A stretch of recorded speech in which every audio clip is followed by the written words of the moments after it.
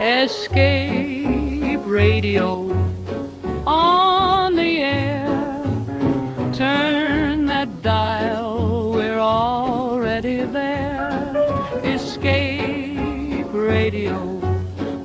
Good evening, my friends.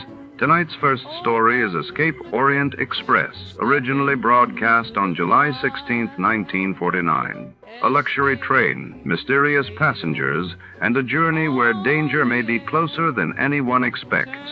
Throughout the evening, we'll follow detectives, adventurers, and unforgettable characters, with the latest news as it was reported on the original broadcast dates, quizzes for old-time radio fans, soft music from our radio orchestra. Now, before to start, our This Day in History segment, where we'll discover what happened on July 16 in the past with Margie. So settle in, leave the dial where it is, and enjoy another great night on the radio. Thanks, Stefano. On this day in history, in 1519, Martin Luther openly challenged papal authority in a historic debate at Leipzig. In 1809, the Paz sparked a revolution, forming the first independent government in Spanish America. And in 1940, Hitler set his sights on Britain, ordering preparations for Operation Fleur. I'll hand it back to you, Stefano, to kick off tonight's next detective mystery. The Orient Express is leaving the station. A glittering murder on the rails tonight's case unspools inside the first-class dining carriage of the legendary Orient Express as it snakes through the Balkan Mountains under a winter moon. Against the backdrop of polished mahogany and fine crystal, secrets simmer among Europe's elite, and the sharp-eyed detective must unravel a web of deception before the train reaches its next stop. All aboard for a journey where every passenger has something to hide before we start. Let's see what happened the day it was aired. It was February 16, 1951. That day, the world reeled as the United States conducted its first atomic bomb test at the Nevada test site, while in the UK, King George VI underwent surgery for lung cancer, sending shock waves through the British public. Fed up with the everyday grind? Tired out by the dull routine? You want to get away from it all. We offer you Escape. Escape, transcribed to free you from the four walls of today for a half hour of high adventure. You're aboard the Orient Express, rushing through the European night, bound for Istanbul. And in your compartment with you, a gun pointed at your head, a small, mysterious stranger is about to take your life.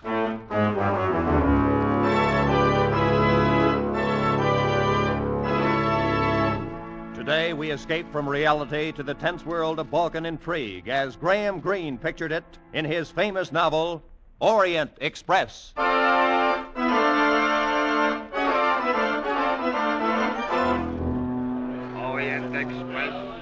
Orient Express now leaving. My name is Gregory Myatt. In 1932, I had to go to Istanbul on business, and I decided to take the Orient Express. After an uneventful trip across the Channel, I found myself at the station in Ostend, Belgium, where the Orient Express began. The porter took my bags and overcoat to my first-class compartment while I lingered on the platform. And, inevitably, somebody bumped into me. Oh, I'm sorry. Oh, that's quite all right. I wonder which way are the second-class coaches, please? That way, I think. Your suitcase looks heavy. May I? Oh, no, thanks. I can manage all right. I always have. Yeah, she had a very nice figure, trim and erect. I wondered whether she was going as far as Istanbul. Orient Express en voiture. En voiture. I made my way down the platform to my coach.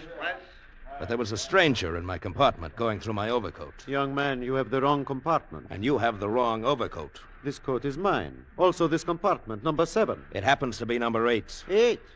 I have made a mistake. 1,000 apologies, sir. Oh, that's all right. Thank you. You are going to Belgrade, perhaps? No, I'm for Istanbul. So, allow me. My name is Richard John. How do you do? My name's Myatt, Gregory Myatt. I am grateful you are a fellow countryman. These little mistakes can be so difficult to explain. Fellow countryman? But I'm American. I also. I am a naturalized American all these many years, but the accent remains. Yes, I suppose it does. Well, we are underway. I will go to my compartment. A most pleasant journey, sir, and again 1,000 apologies.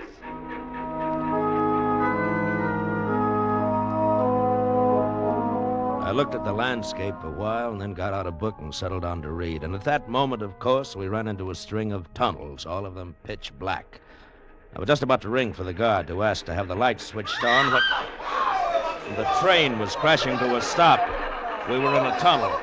I got up and groped for the door. Went into the corridor just as the lights went on. And lying on the floor was the girl who had bumped into me. Excuse me, please. One side, please. Excuse me, please. Madame as conductor, it is my duty to inform you it is not allowed for a passenger to stop the Orient Express. Mr. Myatt, if you will allow me, please. Oh, Mr. John. Hadn't we better get a doctor? I am a doctor, Mr. Myatt. Allow me. So, there is nothing wrong with this young lady. She has only fainted. Oh, good, good. Give me a hand, Mr. John. Let's get her into my compartment.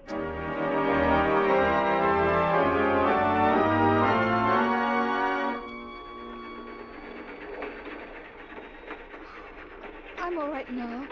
Really, I am. Yes, of course you are. Here you are. Drink this. It's brandy. Drink it, young lady. It will help you. Good. I don't know why I fainted. I never did before. When did you last have a decent meal? Yesterday? The day before? Suppose it was the day before. That's my affair. You have no money? No. How would you like to have dinner with me? Well, Please say yes. I won't say no. Fine, fine. Will you join us, Mr. John? No, I prefer to remain in my compartment. As we dined, I learned her name was Carol Musker. She was a chorus girl, and she had a job waiting for her in Istanbul. I felt a bit sorry for her, but, well, more than that, I remembered how she felt in my arms when I carried her into my compartment. And I wanted to hold her again. I ate a lot, Mr. Myatt. I hope you can afford the check. I think I can. Oh, good. Now, how about breakfast tomorrow? And all the rest of your meals till we reach Istanbul. Mr. Myatt, I hope you don't have any ideas about me. Well, of course I have. You're very attractive. Well, I don't know anything about you. For all I know, you're married and have 6 children. I am not, and I haven't. How about you? I have no one. Well, then there's no reason why we shouldn't have ideas about each other, is there? And by the way, my first name's Gregory. More coffee or dessert? No, thanks. Well, then as soon as I've paid Mr. Myatt. Oh, Mr. John. Excuse me, is this yours? That's my pocketbook. I found it in the corridor outside my compartment. You must have dropped it when you lifted this young lady. He gave me my pocketbook and left the dining car. All my money was there, but one thing I knew, I had not dropped my pocketbook. Mr. John had taken it. Well, Carol and I started through the train. It was about 9 o'clock, and the lights were already dimmed. In the second-class coaches, people were asleep, sitting up in the crowded compartments. Mr. Myatt, here's my compartment. Thank you for dinner. It's, very early. You have to go in? Oh, I'm tired. Oh, it's too crowded in there for comfortable sleeping. And besides, you never know who's next to you. Oh, but I do. That little fat man, see? His name's Joseph Grunlich. He introduced himself. Oh, he did he? You're not jealous. No. But what do you know about him? He might be a thief or a bigamist. Now you're being ridiculous. Well, good night, Mr. Myatt. Gregory? Carol, Yes? you might kiss me good night. No one will notice. All right. What? Oh, young lovers, eh? Oh, Mr. Grunlich. If you're going somewhere, sir, why don't you go ahead? Do not be angry, please. I was not spying, Mr. Meyer. How do you know my name? We all heard of the gentleman gallant enough to take Miss Musker to dinner at the good doctor's suggestion. Doctor? What doctor? Mr. John. He's a doctor, is he not? Now, if you'll please excuse me, I must get some water. I'm quite thirsty. I don't think I like that guy. Carol, How about taking my compartment? Your compartment? Or I'll get you another one. We'll speak to the conductor right now, huh?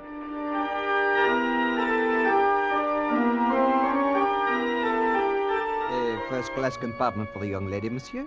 You must wait until we arrive at Cologne. No tickets are sold aboard the Orient Express. We arrive in Cologne in, let me see, precisely 15 minutes.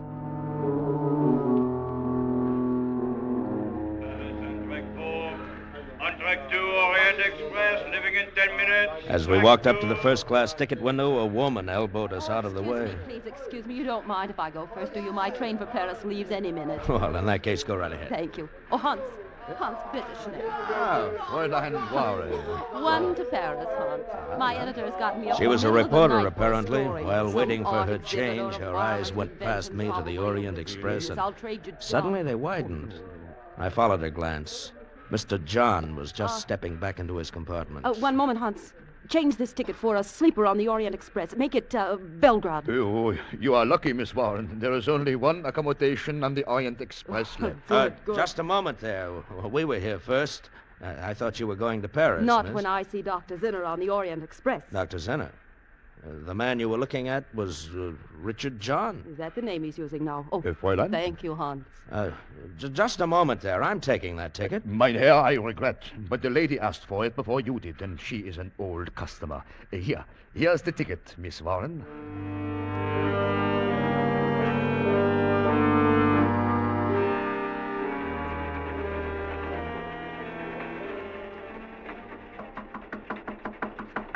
Who is it? Gregory Myatt, Mr. John. I'd like to talk to you for a moment. May we come in? Why, yes. Yes, of course. You are feeling better, Miss Musker? You are getting enough rest? Yes, thanks. That's why we're here. Miss Musker's taking my compartment, and I'm staying in here with you. I wish I could oblige, but I prefer my privacy. Why is that, Dr. Zinner? My name is Richard John. Where did you hear otherwise? From a newspaper reporter who saw you in the station at Cologne. Oh. I don't know what it's all about, and I don't much care, but Miss Musker is going to have my compartment, and I'm going to move into this one with you. Any objections? No.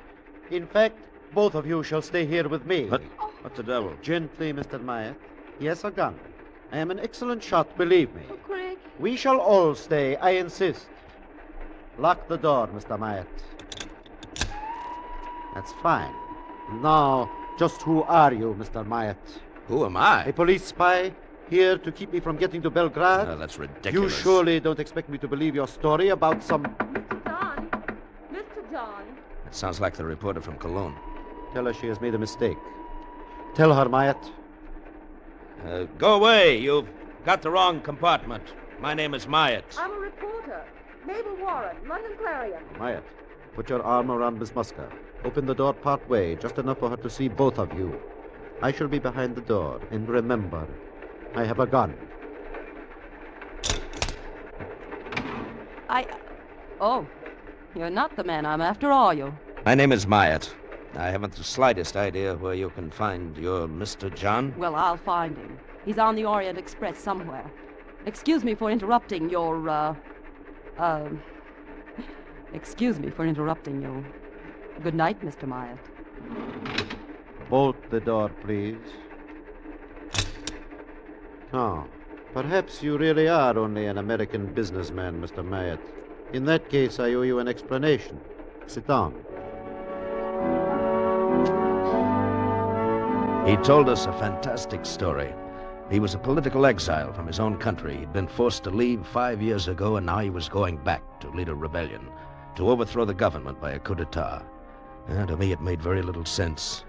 Had it not been for the gun in his hand, I might have laughed in his face. If I am captured before this train gets to Belgrade, I will be executed. Once in Belgrade, however, I am safe. I am very popular. I know the city. There are thousands ready to hide me. And that's very interesting. Now that you believe we're who we say we are, you could put that gun away. I'll bunk here with you, and Miss Musker can go to my compartment. I cannot allow that.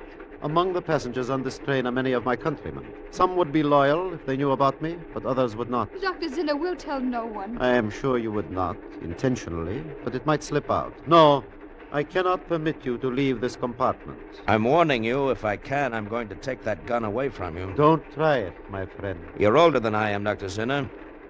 You're tired. Just how long can you stay awake?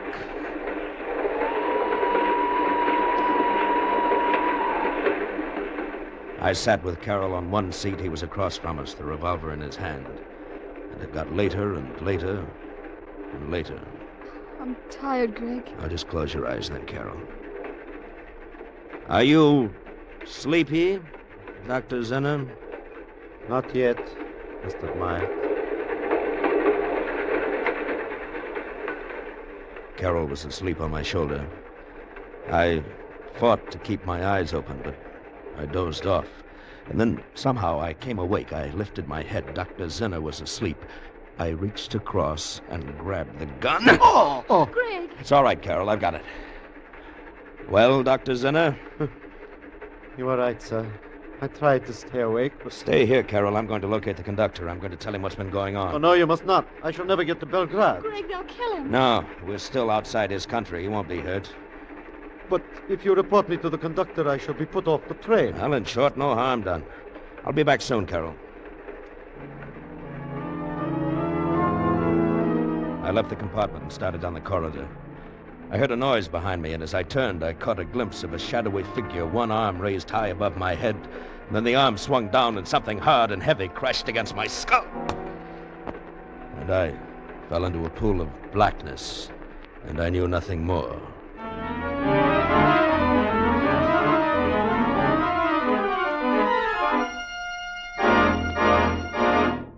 In just a moment, we will return to Escape. But first, the blazing billboard for CBS's 10 great Sunday night shows has an especially big blaze of lights near the top of the list. That's where the names of Spike Jones, Jack Benny, and Amos and Andy are found in succession. Spike Jones, Jack Benny, Amos and Andy, the most unusual sequence of top-rating comedy in radio. Don't miss a single second of their 90 non-stop minutes of mirth tomorrow night on CBS's great Sunday Night 10. Amos and Andy and Spike Jones come to you over most of these same CBS stations, and Jack Benny is heard over them all. And now, with our star, Bill Conrad, we return to the second act of Escape and the Orient Express.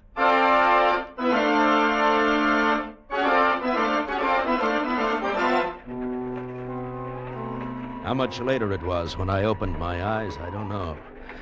Whoever had hit me had done an expert job. Might have been Zinner or even Carroll. Had no way of knowing. The gun was gone. I dragged myself to my feet and stumbled down the corridor back to compartment number 7, but it was empty. Perhaps they'd moved to my compartment. I hurried to it. No, there was nothing in my compartment. My bags were gone, even my overcoat. Inside, I began to feel a strange, unreasoning fear. Why was it so quiet? Where were all the other passengers? I went along the entire corridor. I opened every door in the coach. It was completely empty. I felt as if I were going crazy. And I lost consciousness again.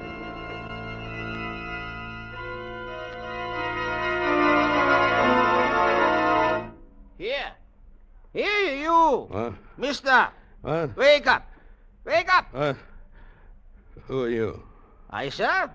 I am the brakeman. No.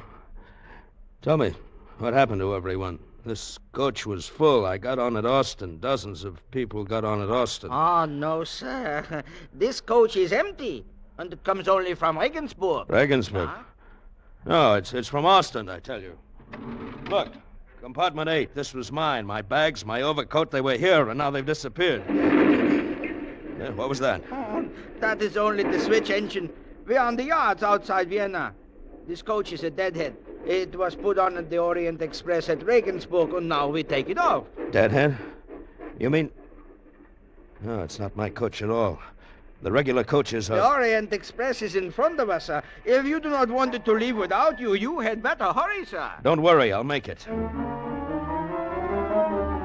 The Orient Express was just getting underway when I dropped off the front of the deadhead. I had plenty of time to run up alongside and swing aboard. I made my way through the train to my coach and knocked on the door of Zinner's compartment. Open up in there. Who is it? Gregory Myatt, open the door. Come in, please. Lying on the berth, bound and gagged, was the reporter, Miss Warren. And standing beside her, gun in hand, was not Dr. Zinner, but Joseph Grundlich. You have a very tough skull, Mr. Myatt. I should have hit you a little harder, no? Where is Carroll? Where is Dr. Zinner? Why have you tied up this reporter? No, please, not so fast. First, as to Miss Warren. I have tied her to prevent her from interfering with Dr. Zinner. Had I allowed her to file her newspaper story, Dr. Zinner would never get to Belgrade. I happen to be an ardent follower of Dr. Zinner. I was standing watch last night when you dashed into the corridor, Mr. Myatt. You had this very gun in your hand. You had obviously broken away from Dr. Zinner. Fortunately, I had a blackjack. Where is Carroll and Dr. Zinner? Do you promise to do nothing to interfere with Dr. Zinner's plan? I promise nothing. No, be reasonable. The Orient Express will soon cross the border into my own country. It makes only one stop at the border for passport identification. After that, you are involved no longer. Why be stubborn? All right, Grundlich. I won't interfere. Mr. Myatt, I thank you. You may go now. Dr. Zinner and Miss Musker are next door in your compartment. Dr. Zinner was seated on one berth dozing, and Carroll lay on the opposite berth fast asleep, traces of tears on her cheeks. She shivered. I covered her with my overcoat, and she woke up. Gregory, I didn't know where you were. Go back to... Gregory, I didn't know where you were. Go back to sleep. Oh, I searched everywhere. I didn't know what to do. And I came back here. Oh, I was so tired. Dr. Zinner made me go to sleep. Everything's all right. In a few hours, everything will be fine. Now, close your eyes and go back to sleep.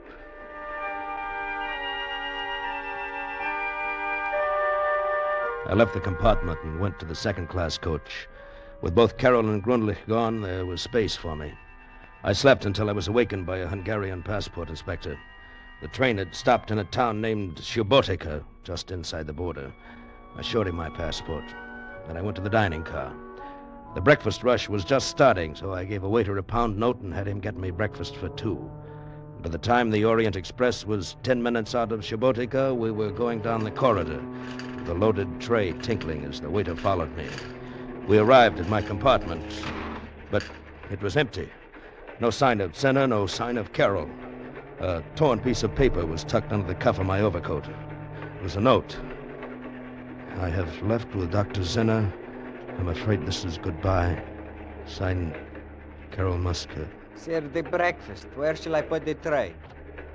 What? The breakfast. Oh. Take it back. I don't want it. I sat near the window and watched the landscape drift past. My suspicions had been right all along. Dr. Zinner had played me for a fool, and so had Carroll. After a while, I became conscious of a tapping sound on the wall of my compartment. It kept on, and suddenly I realized that it was coming from the compartment next to mine, someone's heel banging against the wall. It took only a minute to get next door. It was Miss Warren, the reporter, all tied and gagged. Oh, thank goodness. I thought you'd never hear me. Where's Grundlich? Where are the others? You mean you don't know what's happened? Zinner's going to be executed. Executed? Why, they took him off the train at Subotica. Grundlich arranged the whole thing. He's a government spy. Oh, he can't be. Well, he is. They're probably holding a drumhead court-martial on Dr. Zinner back in Subotica this minute. I see. And Carol Musker's a government spy, too? The girl? No. Yes, she must be. They took her off the train. Well, they had to. They couldn't have any witnesses. Well, what will they do with her? Probably kill her. But... Hey, here, what are you doing? You can't jump out. The train's going 60 at least. I'm going back there. To Subotica? You're insane. Look, there's a small town up ahead. I saw it when I leaned out. Some cars are parked at the station. I saw them. I'm going to pull the emergency cord. Take one of those cars. What can you possibly do in Subotica? I don't know, but I'll do something. Go ahead, Mr. Myatt. I'm going with you. I pulled the emergency cord, and in a matter of seconds, the Orient Express was screeching to a halt right at the station. I flung open the door, and with Miss Warren close behind me, I ran toward the parked cars. Here! You! Come here. Do you speak English? A car, gentlemen, a car very cheap. I want to go to Subotica. It's too far, 50 kilometers. I'll give you 20 pounds. Wait, get in, gentlemen, get in. We were at Subotica inside of an hour. I had the driver stop just before we got into the center of town and told him to wait. Miss Warren and I started down the main street. Mr. Myatt, look. In the doorway of a small restaurant, his back to us, talking to a chef, was Joseph Grundlich. Just keep walking. All right. Try to hear what he's saying. Meal for 2 people. Have it sent to railroad. Good one. Did you hear what he said? Something about a last meal for 2 people to be taken to the railroad station. Don't turn your head. Just keep walking. Okay.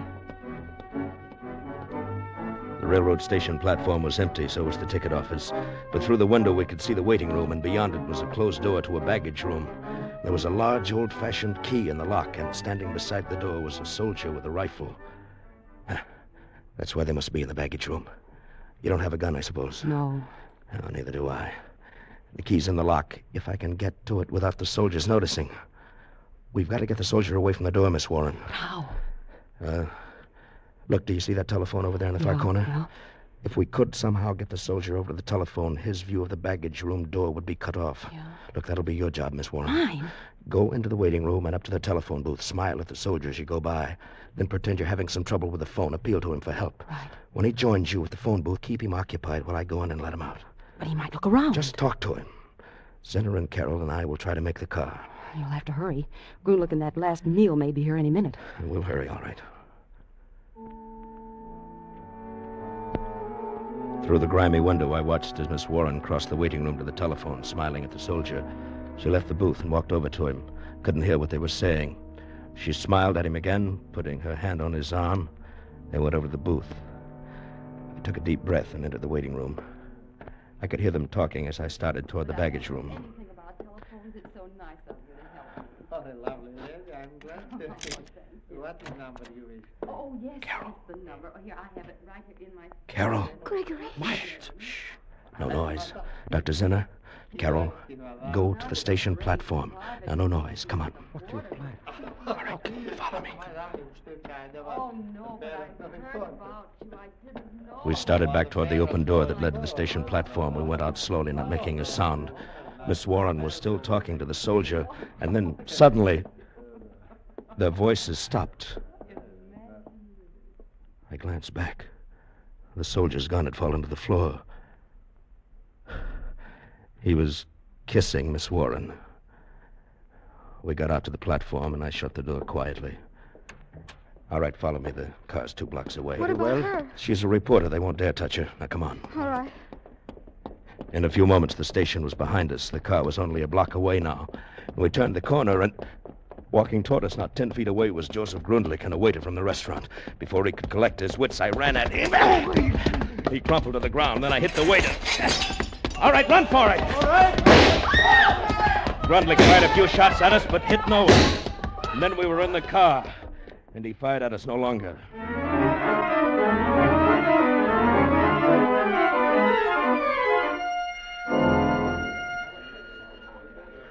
En voiture, Orient Express, all aboard. Goodbye, Dr. Zinner. You sure you won't come along? Oh, I stay here in Belgrade. I shall be all right now, thanks to you. Goodbye, Mr. Myatt. Goodbye.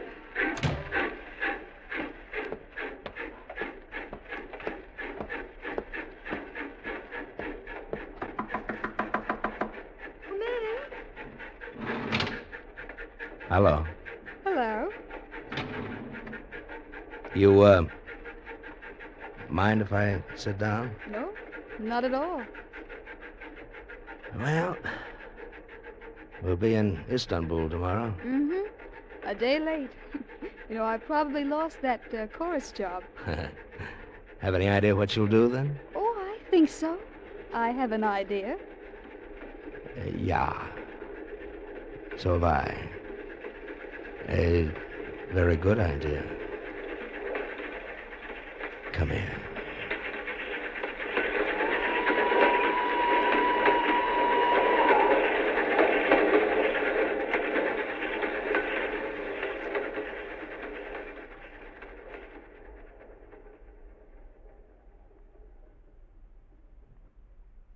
Escape is produced and directed by Norman MacDonald.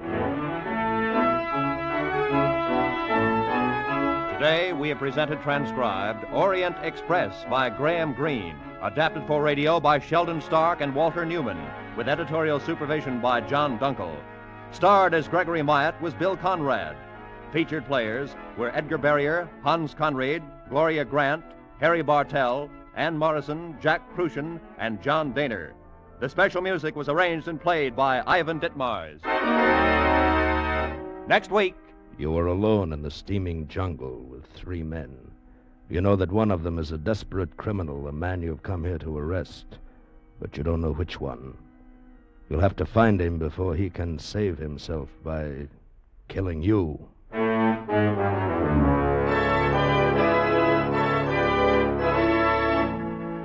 Next week, we escape with L.G. Blockman's exciting tale of a manhunt, Red Wine. Goodbye, then, until this same time next week, when once again CBS offers you Escape.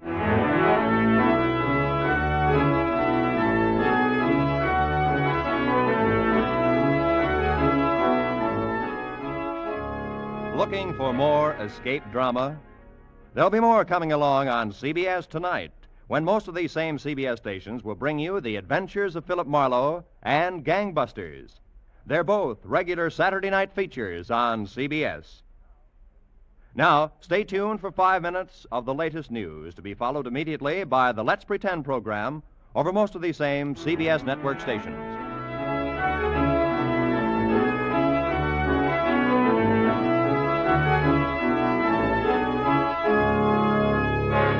This is Roy Rowan speaking for CBS, the Columbia Broadcasting System.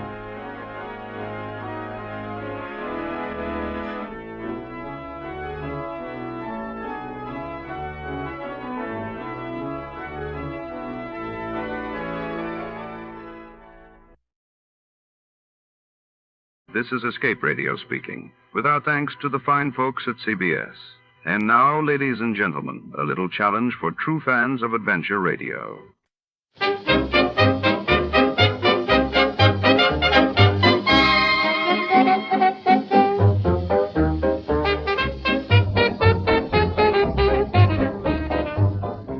This is Escape Radio speaking, with special thanks to the fine people at CBS. Stay tuned, ladies and gentlemen. A little music first, and then tonight's exciting story.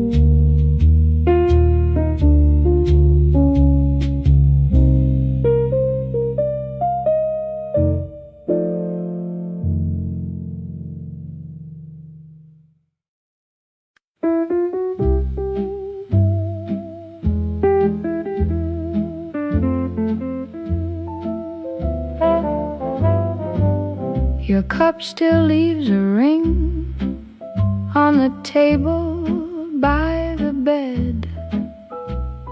I reach for your hoodie sleeve like you never left.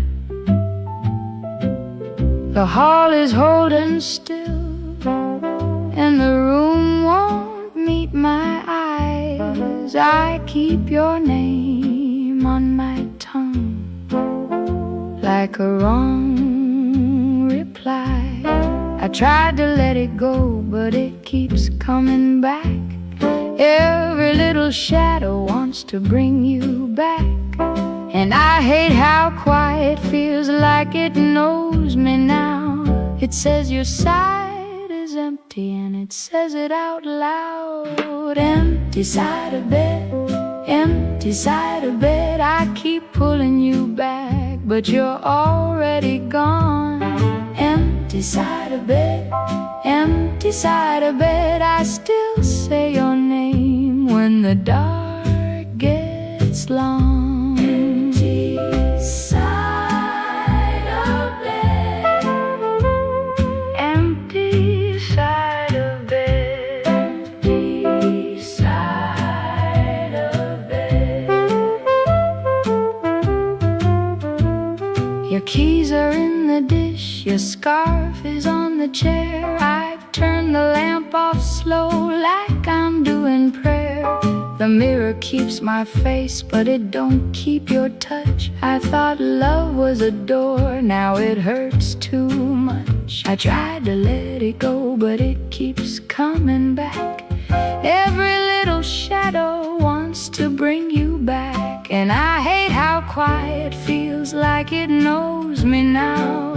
It says your side is empty, and it says it out loud. Empty side of bed, empty side of bed. I keep pulling you back, but you're already gone. Empty side of bed, empty side of bed. I still say your name when the dark gets long. Empty side of bed, empty side of bed.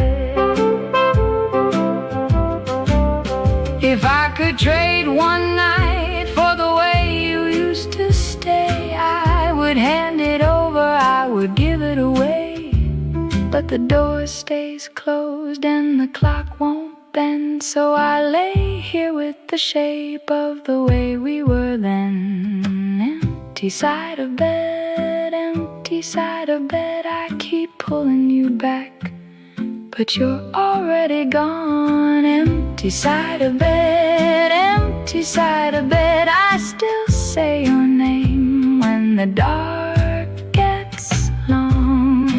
Empty side of bed, empty side of bed, empty side of bed.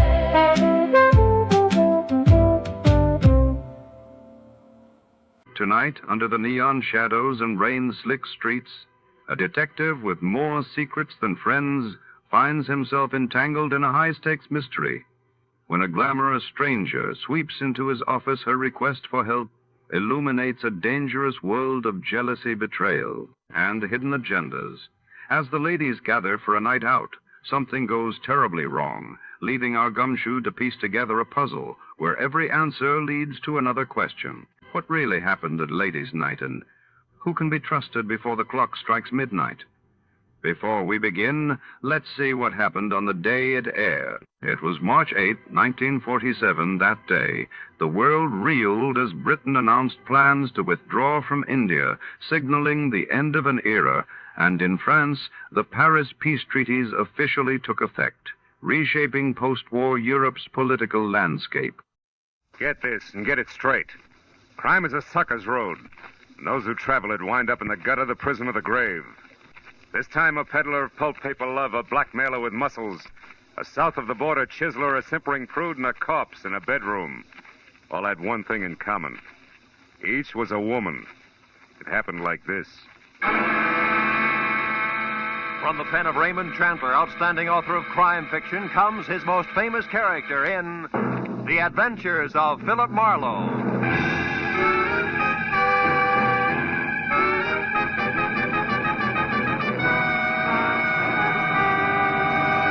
Now, with Gerald Moore starred as Philip Marlowe, we bring you tonight's exciting story, The Ladies' Night.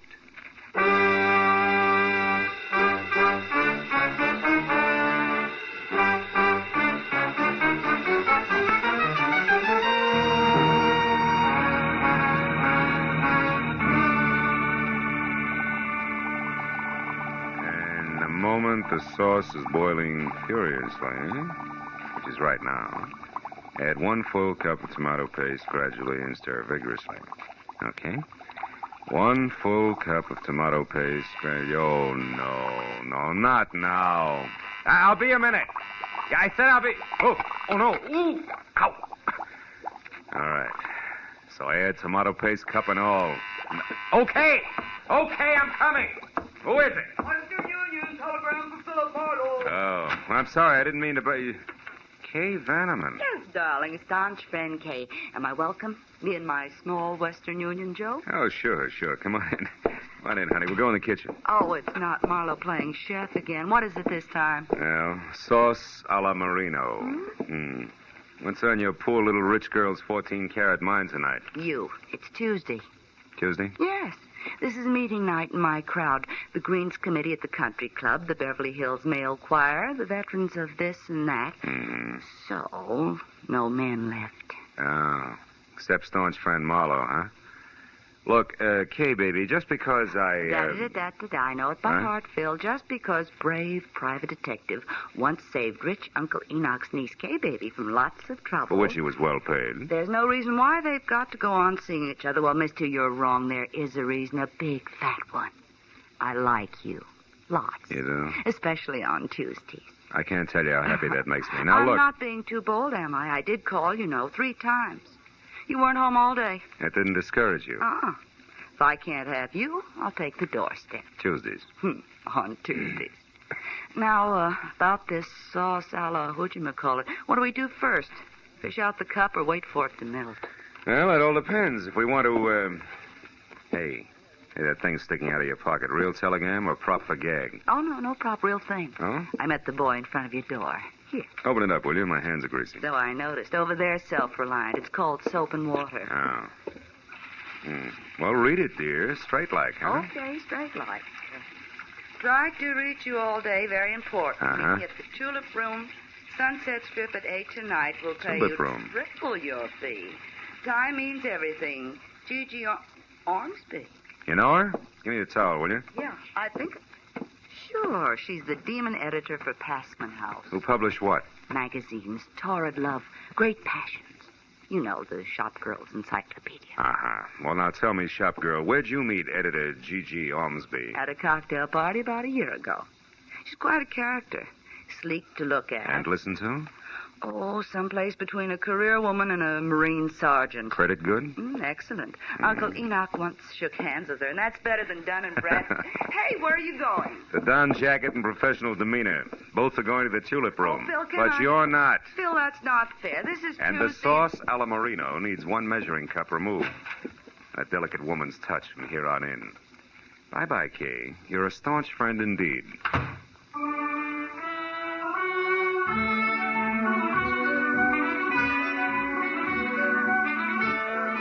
The Tulip Room was one of those extra chic spots, curled up at the foot of the Hollywood Hills, where the velvet and the maitre d's tone of voice made you sure you had egg on your vest.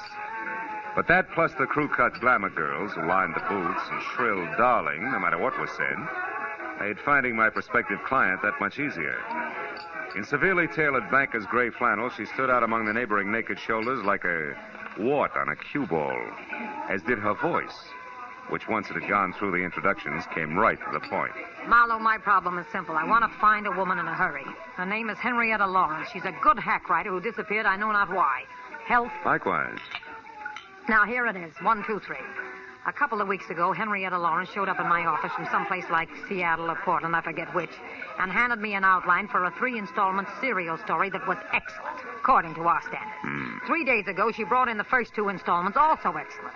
But the day before yesterday, when the 3rd installment was due, I was sitting in my office window when this happened. She only got as far as the front door. What happened? I don't know. She saw somebody going by slowly in a car. Scared the daylights out of her, and she hobbled for a cab. Wait a minute. Did you say hobble? Yes, she limps. Uses a cane. Mm-hmm. Anyway, she piled into this cab and took off. Haven't had a word from her since. I'm worried, Marlowe. She's a nervous thing, the kind who'd go to pieces, little ones fast. So I want you... Gigi Ormsby, as I live and breathe this damn nightclub bed, darling, I want busy, Jeanette, busy. So I see. And what's the handsome gentleman's name, or am I supposed to guess? It's Dracula, darling. We're counting the white throats. Goodbye. Oh, Gigi, you're priceless. Goodbye, Jeanette. This is business strictly. Well, I was only being friendly. Excuse me, darling. Happy business. Oh, what they let loose after dark. Anyhow, Marlowe, I want you to find this girl. She may be in an awful jam. Now, what do you want to know? Well, description might help, Gigi. Okay. Henrietta's about 35 on the drab side. No makeup, no jewelry. Each time I saw her, she was wearing the same thing. A plain brown coat, a plainer brown hat, low heels.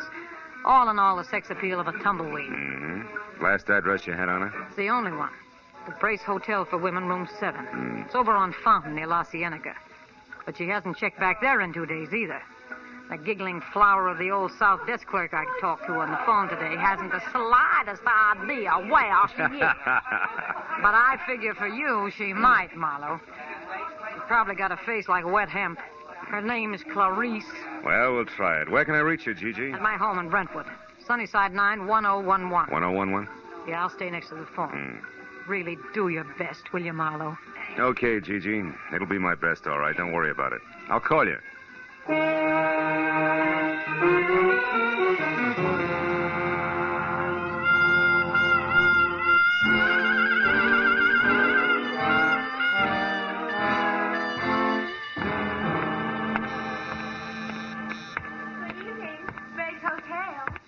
Violet Moore? One moment, please. Go ahead. Oh, hello. Can I help you? Are we alone? Is the switchboard closed? Why, yeah. Good. You see, I'm a private detective named Marlowe, Clarice. A private detective? And you know my name. Oh, we find things out. Oh, how can poor little old me help you? Well, it's about Henrietta Lawrence, the girl with the cane. Mm-hmm. She's in trouble, and I think it's a man. So do I. Who? Well, I don't know. You sure? Positive. She was always so quiet, so mysterious. It was enough to make a body curious. Oh. So one night I followed her. She went to Annie Stringer's Hollywood Health Club. That's a ladies' Turkish bath over on Santa Monica Boulevard in Doheny. Well, maybe she ducked in there because she knew you were following her. Oh, no, I was very careful. Besides, she had something to say to a woman there. I know. I saw him talking in the doorway when I went by. Couldn't see who it was, though. No man, huh? No. But I keep my eyes open when she comes back. Oh, you do just that. Keep them wide open, Clarice. They're lovely eyes. Oh. Good night, honey.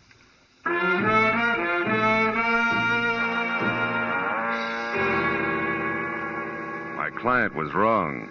Clarice did not have a face like wet hemp. It was more like a batch of biscuits, but the body curious had provided a lead. As far as the corner of Santa Monica and Doheny, and into the white, antiseptic-looking reception room of Annie Stringer's Hollywood Health Club. Women only. My husband said There I forgot about Clarice, hemp, and biscuits alike and thought instead about something a whole lot tastier. Like the girl who was leaning on the corner of a desk marked information while she made pencil marks on a chart. She looked up when I closed the door and started toward me. But when another door in the room opened and a woman who was built like a sack of cement bore down on me, she turned back to her chart. Yes, sir. Can I help you? I'm Annie Stringer. We don't have a men's section here, if that's what you wanted. No, it was something else, Miss Stringer. Annie'll do. Oh. Name's my stock and trade. Something else like what? Henrietta Lawrence. I'm looking for her. Who are you, mister? What's your name? Philip Marlowe. I'm a friend of Henrietta's from Portland. They told me over at the Brace Hotel that Henrietta might be at your place. You see, someone had seen her come in here once. Henrietta Lawrence, huh? Mm-hmm. Well, name doesn't mean anything to me, but... Honey, Mrs. Gordon wants you to come be for a while. All right, Hilda, be right there. I don't recall anyone by that name, Mr. Marlowe, but you might check with my receptionist there. Take care of the gentleman, will you, Mona, dear? Very well, Annie. I'm coming, Mrs. Gordon. I'm sorry, Mr. Marlowe, Mona, dear. Philip Marlowe. Marlowe. Well, I don't recall any Henrietta Lawrence ever having been with us, but why don't we check the registration cards at my desk and be sure? I might be mistaken. All right. She's a woman about 35. She wears no makeup and... Never mind. Huh? I know her, amigo. What? Just listen. You see, Mr. Marlowe, the cards here list everyone who ever visits the club. Why do you really want Henrietta Lawrence? Well, I'm a private detective with interested clients. Who has money, amigo? It could be. What's your connection here? Receptionist. Ah. And good friend to Annie. Her confidant, you might say. All right, say it. Meet me in the alley behind the hardware store across the street in a half hour. We close then. Well, I'm sorry, Mr. Marlowe, but we don't seem to have any listing of a Henrietta Lawrence. But perhaps in the No, future... never mind. Thanks just the same. Well, you're quite welcome. Don't keep me waiting, amigo.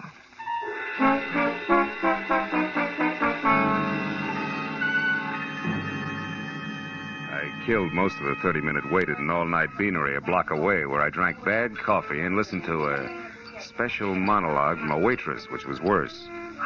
And at exactly 10:30, I stepped into the street and walked to the alley behind the hardware store. Moved cautiously toward the dark shadow of the building until a hand that gripped like a bear trap snapped shut on my upper arm, while another locked my wrist high into my back. 1 inch, Mr. Marlowe, and I'll break it off and hand it to you. I was a lady wrestler, understand? Oh, do I still call you Annie? Never mind the wisecracks. It's been a long day, and I haven't got patience. Now, what's your angle, Flatfoot? Slip, baby, in more ways than one. Start talking. All right. Henrietta came from Seattle, not Portland. So now some advice. Forget Henrietta Lawrence, Shamus. You can't do her any good. You're a liar, Annie, and you know it. Wasting your breath, Shamus. That's bluff, Annie. Hot air. Yeah? I suppose that goes for the letter, too, I suppose. Letter? You slipped again, kid. What about it? You don't know what letter I'm talking about. But Mr. Marlowe, Henrietta Lawrence does. So tell her to call off the bloodhound, or that letter will go right to the cops. They'll know exactly what to do with it. Get going, sweetie. Oh, hey. What? Blow the top of your head off. Go on, feed it while you can still walk. Go. All right. But I'll be around, Marlowe. So don't forget the message I gave you for Miss Lawrence.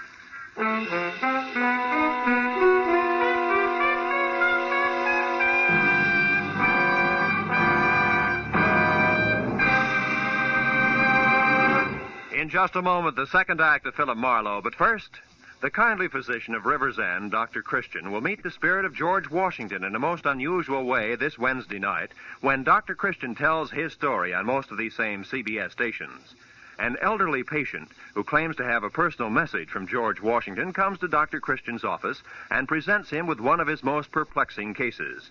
Dr. Christian, starring Jean Hersholt, is a regular Wednesday night feature. Now, with our star, Gerald Moore, we return to the second act of Philip Marlowe and tonight's story, The Ladies' Night.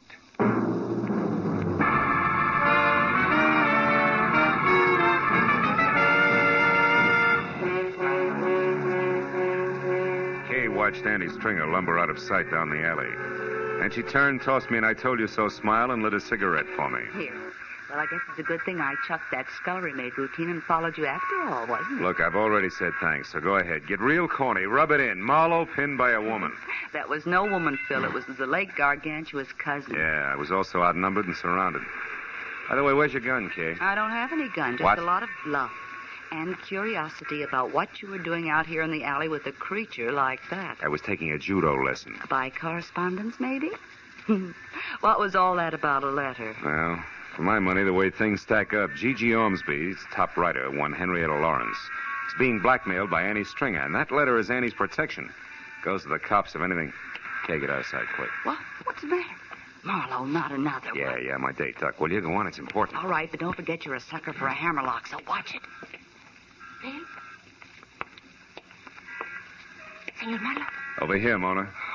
Oh, see. You are here. Are we alone? Yeah, we're alone. Good. It is worth my life what I'm going to tell you. And we like me alive, no? Look, what is it, Mona? You know something about Henrietta Lawrence? See, more than enough. There's a certain letter. Oh, you know about that, huh? Sure. I know where it is and what it says. Bless you, baby. Where is it? I want that letter bad. It's nice. Nice? See, and I would love to give it to you for nothing, but... But what? But my poor mother, she needs an operation. My father, the mortgage on their aunt. Your little sister wants music lessons? Come on, kid. How much? How much is the life of Henrietta Lawrence worth, Phil, dear? To me, to you, to Henrietta Lawrence. Her life, huh? I'll see what I can do. You better do real good, amigo. It's a very serious thing. I take a great risk. Annie Stringer is stupid. But She's also strong like a bull. You come to my apartment, 8310 North Ardmore, number D. 1 hour. D, huh? Okay, I'll be there. Good. And please, amigo, you don't hold hard feelings against me. Not for this. You know, business is business. Pleasure's pleasure, no? Maybe we can mix them. In an hour. I'll be waiting for you, Phil. How do you like that? It was as touching a little scene as I've ever witnessed. Skip it, Kay. This deal is liable to get rough before it's over, and I've got a call to make. Let's go. And I was dumb enough to warn you against the hammerlock. The hammerlock that kid holds is like a pat on the head. Can I go with you just for laughs? Yeah. We're going to call on my client. You're scramming. Come on.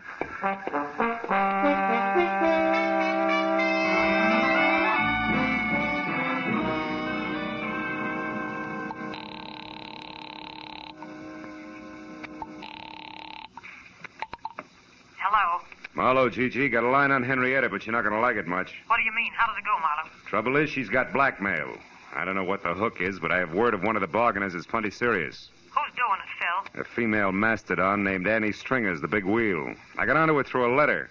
A letter? Yeah. Annie wrote her protection letter. It's got all the dirt in it and goes to the cops if anything happens to Annie. It's a standard routine. Where is this letter? Who has it? There's a double-crossing little Spanish number named Mona. I'm supposed to meet her again in an hour at her place. Phil, we must get that letter. Yeah, it's no cinch, Gigi. Mona's not bright, but she's sly. It's liable to be expensive. That doesn't matter. Okay. Anything I can do to help Henrietta, I want to do now more than ever. What does that mean? I've heard from her, Marlowe. She called me just a few minutes ago. Where was she? That's the tough part. She was crying. Said it was the end of everything. She tried to tell me about the last installments of the story, then she was interrupted. She gasped out something that sounded like American Airlines ticket office. Then the line went dead. There are 3 of those offices in town. Yeah. Well, we better check them. Look, can you take the one out in Beverly Hills? I'll get the others. All right. And Marlowe, where does this Spanish dame live? North Ardmore, 8310, apartment D. I'll meet you there in an hour.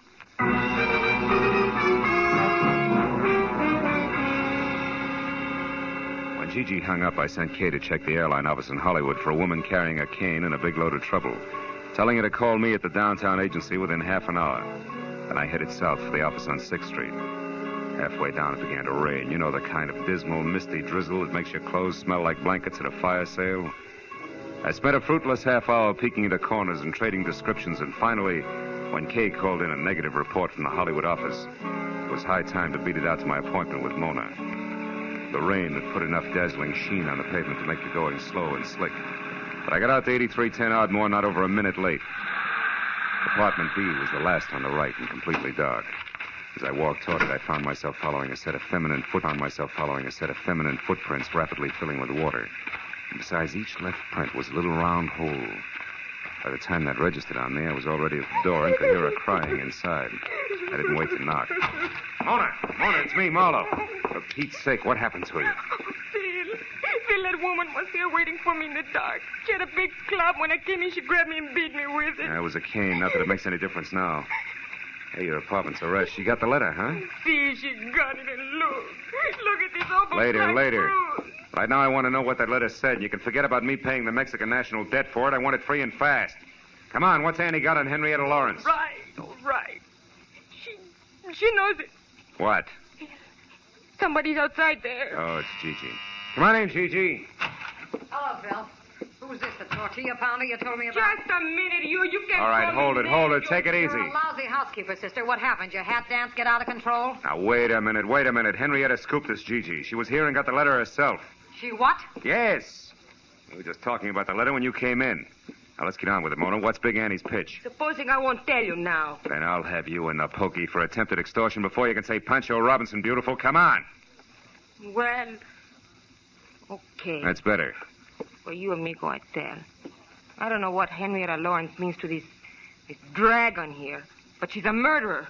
Well, you lying little tamale tosser. That's impossible. Henrietta's a fine girl. You know what you're saying, Mona? Sure I do. I read the letter, didn't I? Henrietta Lawrence killed a woman in Seattle 4 years ago. Annie saw her do it. She had names, dates, places, everything. I can't believe it. I just can't. She's such a swell person. Look, she even left this, the final installment of the story, for me in that Wilshire ticket office. What'll we do, Phil? We gotta help her. Okay. Since neither she nor Annie counted on Mona here reading the letter, the best way to help her is to try to keep her from committing another murder. What, are you crazy? What are you talking about? Come on, Gigi, get with it. The letter was worthless except as Annie Stringer's protection. Yet Henrietta went to all the trouble of getting it. Why? So she could shut Annie up, and there's only one way to do that. Kill her. Holy mackerel, I didn't even think. You should, Senora.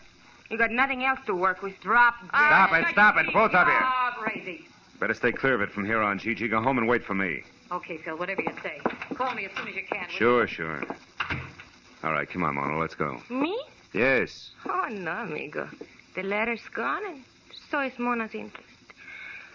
I'm very tired. Now, listen, you cut yourself in on this right up to your sombrero. You know, Annie, so you may be able to help me. It's that or spend the night in a cooler. Add it up, sweetheart. Andale. All right. You're so forceful, amigo. Come on, let's go.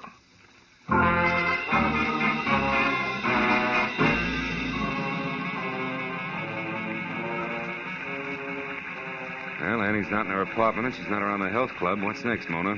Where else would she be? Search me, amigo. Think, will you? Has she had any appointments lately that didn't fit with her regular routine? Well, she went out on Fountain Avenue in a big hurry a couple of days. Fountain Avenue.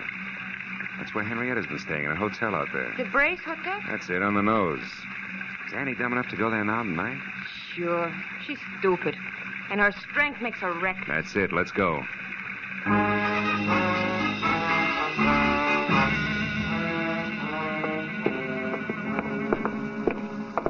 Come on, Mona. It's here on the first floor. Hey there. Now, just a moment there. Where do you think you'll... Oh, it's you again, Mr. Marlowe. Yeah, it's me again, Clarice. You're looking for that Miss Lawrence in number 7? Uh-huh. Well, you're sure in luck, Mr. Marlowe. She's in now. She came back about a half hour ago with a friend, the biggest woman I ever saw. Annie, it's true, amigo. You were right. Yeah, come on. Let's get back there. Oh, Mr. Marlowe, you can't go back there. You're a man, and this hotel is for Now, women look, only. sis, you got a pass key there, haven't you? Come on. This entire night from start to finish has been for women only. Getting sick and tired of it, present company included. Now, where's number 7? Phil, this is it right here. Henrietta! Unlock it, Clarice, fast. Get back.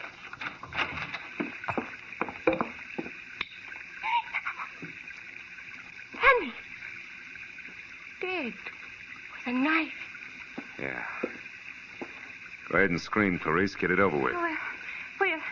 Where's Miss Lawrence? She no doubt left by the window here.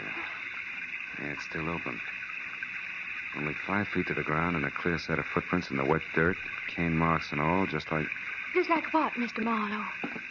I started to say like the ones I saw earlier.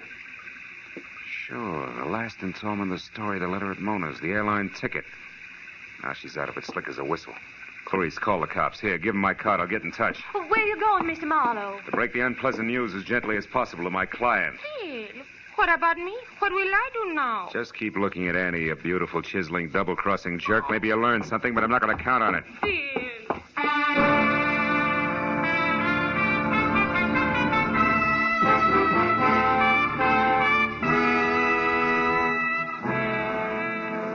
Gigi had a lot of lights on in a glossy Brentwood house. And as I walked up the wet, curving flagstones to a door, I could see her inside, pacing slowly back and forth. An impatient cigarette in one hand, a stiff brace of brandy in the other. Whatever Gigi Ormsby really thought or felt about Henrietta Lawrence then, I couldn't tell. But I was sure that before I left, she was going to despise her.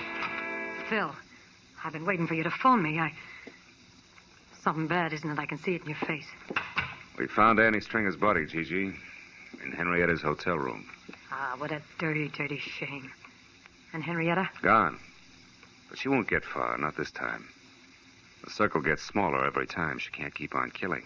It's got to stop someplace. Yeah, I suppose so. But I'm sorry for her, Phil. I hope she got a plane ticket tonight and is miles away by morning. I hope she gets a break this time. She didn't buy a ticket. She's not even running. And she won't get that break. You talk as if you know where she is, do you? Mm-hmm. You've been to Seattle, haven't you, Gigi? Well, of course, but not for years. You lived there. You were a writer before you became a publisher. Why? What is this? You knew Annie Stringer long before tonight, too, Gigi, huh? What are you driving at, Marlowe?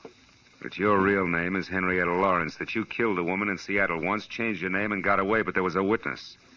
And a couple of weeks ago, purely by chance, that witness, Annie Stringer, ran into you, recognized you as Henrietta, and grabbed at the chance for blackmail. Stop it, Marlowe. So you had to bring Henrietta Lawrence back to life just long enough to get rid of the witness. But first you had to get a letter she'd written and also have someone who tell a straight story to the cops. So you hired me, planted the right leads along the way. Get away from that desk.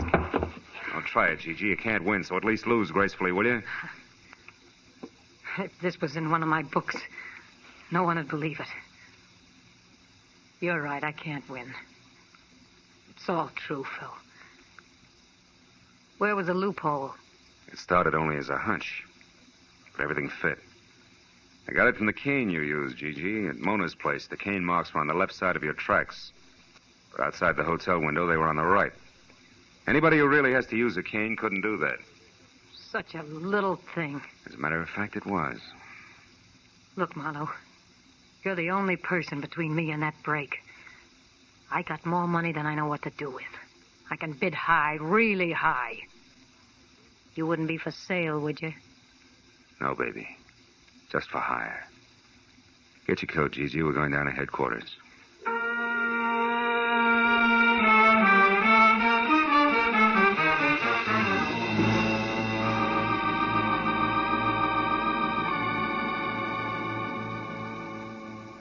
Getting the whole business down on police stationery, one orderly step at a time, is a process as full of, well, as full as the fiscal report of the First National Bank.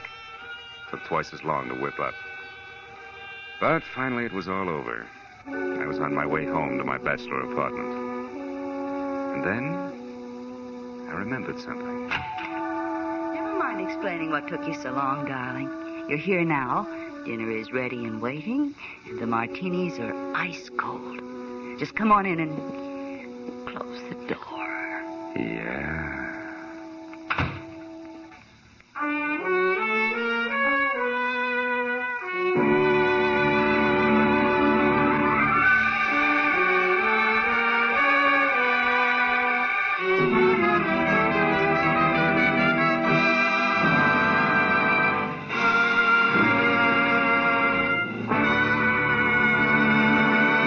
The Adventures of Philip Marlowe, bringing you Raymond Chandler's most famous character, star Gerald Moore, are produced and directed by Norman MacDonald and are written for radio by Robert Mitchell and Gene Levitt. Featured in the cast were Jeanette Nolan, G.B. Hunter, Constance Crowder, Lillian Bayef, Gene Bates, and Michael Ann Barrett. The special music is composed and conducted by Richard O'Runt. Be sure and be with us again next week when Philip Marlowe says... This time a friend with millions, a myopic chemist and a long-haired piano player were thrown into a panic because a brilliant young lady with a gun was taking a big step in the wrong direction.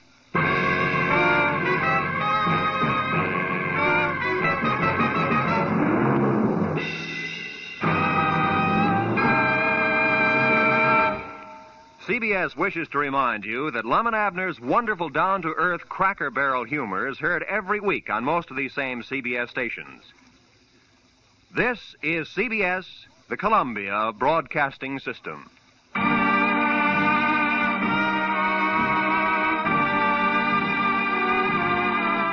From all of us here at Escape Radio, thanks kindly to our sister station, CBS. Now then, let's see if you're true masters of classic radio.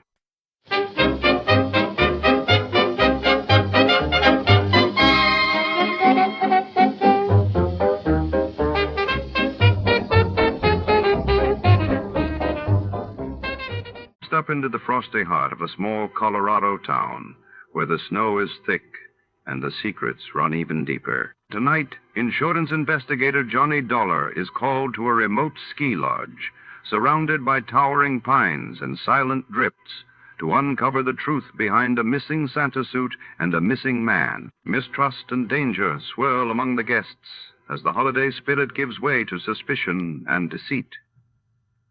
What really happened in the shadowy corridors of Carmen Kringle's lodge? Stay tuned as we follow the clues. But before to start, let's see what happened the day it was aired. It was December 24th, 1956. And that day the world watched as Europe faced a tense Christmas amid the aftermath of the Hungarian Revolution, while across the globe Japan launched its first post-war Antarctic research expedition, marking a bold return to international scientific collaboration. Johnny Dolar. Pat McCracken, Johnny. How's the weather in Palm Springs? A blonde in a bikini just melted past my poolside window. Goodbye now. Oh, don't hang up. Johnny, this job's just a few miles north of where you are. It'll take maybe a day to clear it up. Yeah, you said that last Christmas, Pat, and I got trapped in a blizzard. This season I soak in the sun. Happy New Year. John boy, we have a bonus list in this office. Your name could be on it. Near where I am, huh? It's a ghost town named Calico. An old prospector named Kringle is breathing his last up there. I thought old prospectors never died. He wants to change the beneficiary on his $50,000 policy, but a nephew, Ned Kringle, threatens suit if we let him. So you contact our agent, Gene Craig, in Barstow. Who's the new beneficiary? Carmen Kringle. Carmen? A borough. A borough? Yeah. If I don't hear from you, Johnny, Merry Christmas.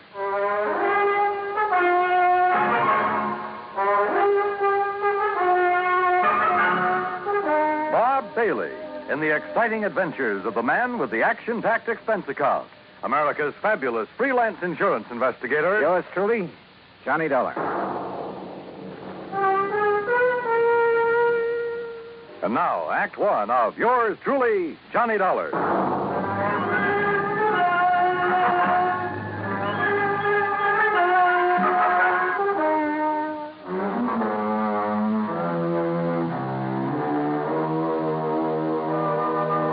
Expense account submitted by Special Investigator Johnny Dolar to the Home Office, Universal Adjustment Bureau, Hartford, Connecticut. Following is an account of expenses incurred during my investigation of the Carmen Kringle matter. Expense account item 1, $1.40. Telegram to Gene Craig in Barstow telling him where and when to meet me. Item 2, $50 even to Al Sterner for his charter plane to the ghost town of Calico. The guidebook says there's something about desert country that's good for the soul. And in spite of the air bumps, I got a panoramic view of the great Mojave that took my breath away. The sun's setting rays hit the weird mineral stratas of the Calico Range and turned them into a patchwork of beauty. Night comes quickly in this country, and I turned to Al when a Christmas tree cluster of blinking lights appeared under our wings. By way of answer, he put the plane into a glide and set us down on the smooth surface of a dry lake bed.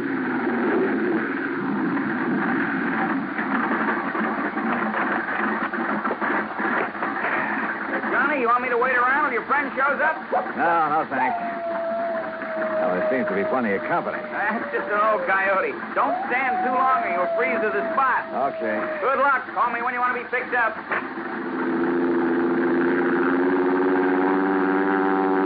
I watched Al's plane until it was swallowed by the darkness.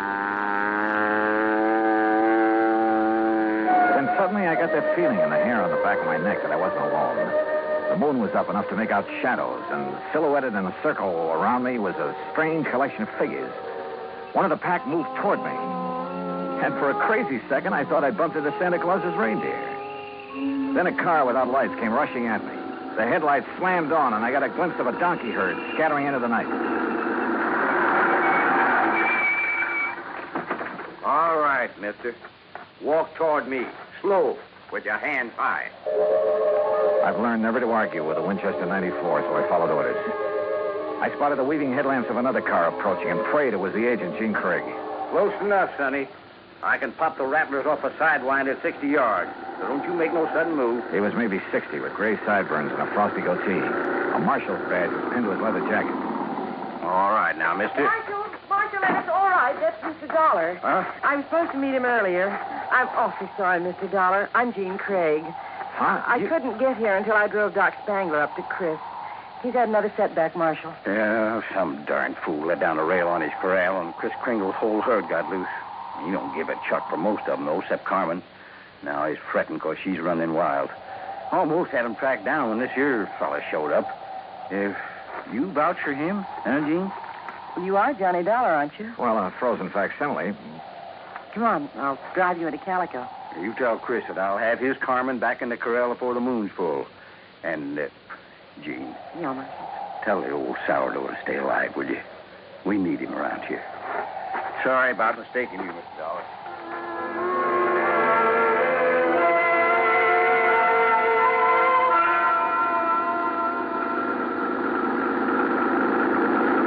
Jean Craig, with a J, knew her way around. She was strictly business and filled me in fast on the old prospector with the odd name and his desire to change the beneficiary of his policy. Everybody calls him Chris because every year he loads up his burros with toys and presents for the miners and their families back in the hills. The kids really think he is Santa Claus. I'm afraid it won't be a very merry one for them this year. Well, what makes everyone so sure Chris Kringle is giving up the ghost? Doc Spangler says there's nothing apparently wrong with him. It's more like he's given up. Oh, what's with this Scrooge character, the nephew? Ned Kringle seems all right. It's the man with him, Willie D'Agostino. He does the talking for Ned. You'd think he was going to inherit the money. Well, maybe he's expecting to. You know, you're making a good case for Carmen. Hannibal will be a beneficiary, Johnny. Chris can leave it to a three-masted schooner if he wants, providing a trust is set up. Could the people of Calico be that trust if they promise to take care of Carmen? Yeah, I guess so. Why? That's the way Chris wants it. That way there'll always be a Christmas in Calico. What happens when Carmen goes to donkey heaven? Or is it burros that never die? There'll always be burros in Calico, Johnny. And one of them could always be named Carmen.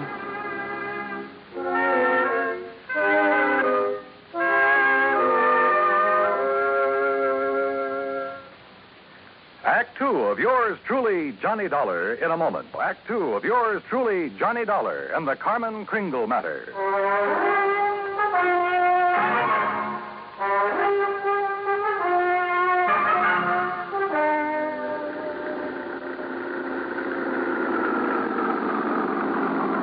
Well, here we are, Johnny. Calico, once the richest silver city in the West. It was unbelievable.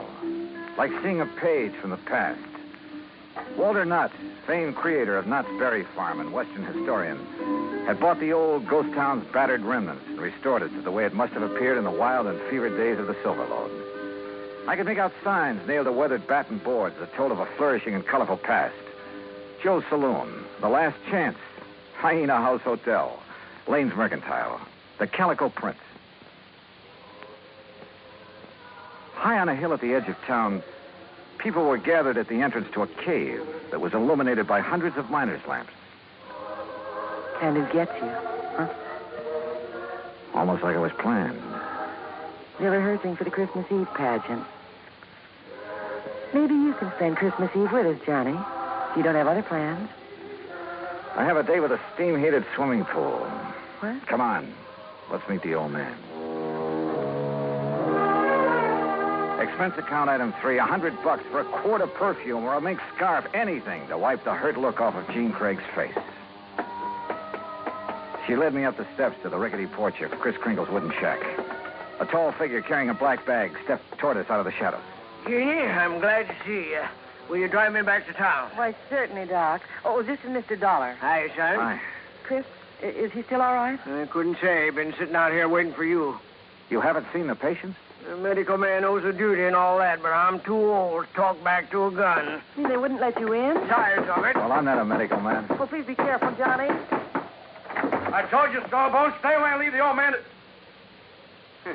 Well, if it ain't little Jeannie, the policy fixer. And who are you, mister? Willie D'Agostino.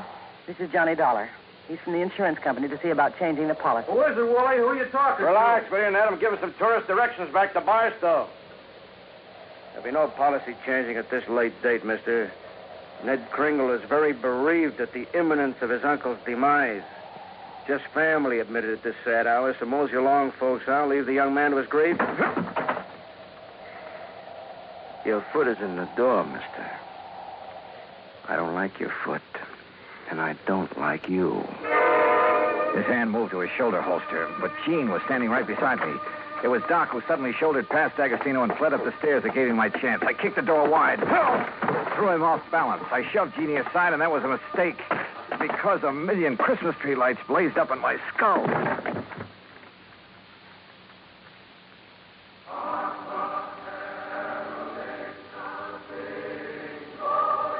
Then slowly the tree lights faded away, and I saw Jeannie fussing over me and looking worried. A young, nice-looking fellow was seated next to a marble-top table. D'Agostino leaned against the stone fireplace and dangled his gun, smiling like he had a stacked deck. He's all right, Doc? A nasty cut, but no fracture. I know how to pull my punches, Doc. The old man. How is he? No better, no worse. Just lying up there staring at the ceiling. I want to see Chris. I have a right to, Ned. I'm an old friend. Wooly, wouldn't it be okay if Gene just went up? No, let him die in peace. He's past carrot hoe season. Wooly, these people have a right. I said no. I'll get a hero boy in his feet and shove off. Go on. Come on, Johnny. Help me, Doc. How's it going to feel, Ned? Sharing blood money with a hoodlum. Your uncle paid for that policy with a pick and a shovel. It took a lot of years, a lot of sweat. And he's had your name on that policy ever since you were born. Old man Kringle never saw pay dirt in his life. Ned had given money to live on, paid the premiums on his policy.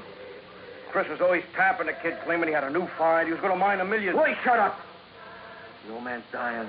Tell him, Ned. Tell him how the old phony was always taking the bows, making like Santa Claus with the money you give him. Willie, haven't you got a... Tell him to hold on to the money! I know he's been waiting a long time for this. Me, Willie D'Agostino, that's who. Is that true, Ned? Yeah. I thought my uncle would make a strike someday. I honestly thought he'd strike it rich. I know he tried. He did strike it rich, Ned. When he dies, every man, woman, and child in this town will mourn him. He'll live in their hearts. What will people remember about you, Mr. D'Agostino? All right, get out and stay out before I... Willie, this rifle will make a hole in your belly big enough to pass a borax steam through. So you just drop that gun. Well, I don't know what the shouting's about, but you're guilty of carrying sidearms. You're threatening violence, Mr. D'Agostino. And ain't nobody does that in Calico, long as I'm the marshal. Now, you better get. Ed Dolar, I love you. Oh, so let Gladys hear that. Well, I'll see how Chris is. Doc, you tell the old buzzard that I got his Carmen back in the corral. Jingle bells and all. Yeah, nice work, Ed. Now, what's holding you, mister? Okay. All right, let's go, Ned. Let the squares have a round, huh? I'm going to stay here, Willie. I want to be here when Chris... Hey, that's a good idea. That way, no fooling around with the will, huh? Smart kid, that Ned. See you at the funeral, huh? I'll go up now. You were wonderful, Marshal. And you too, Johnny. Oh, yeah, sure. I take a nice sock on the head. Say, you folks better come up, too. Chris wants to say something. Oh, wait a second. I figured on this. The corral. Come on.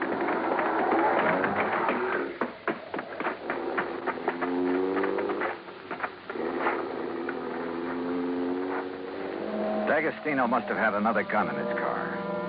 One of the bullets had found the mark he intended. Willie Boy wasn't taking any chances that Carmen Kringle would inherit $50,000. We found the burro lying on her side, quite dead.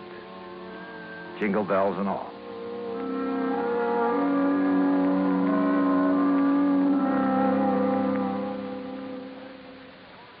Act 3 of yours truly, Johnny Dollar, in a moment. Act 3 of yours truly, Johnny Dollar, and the Carmen Kringle matter.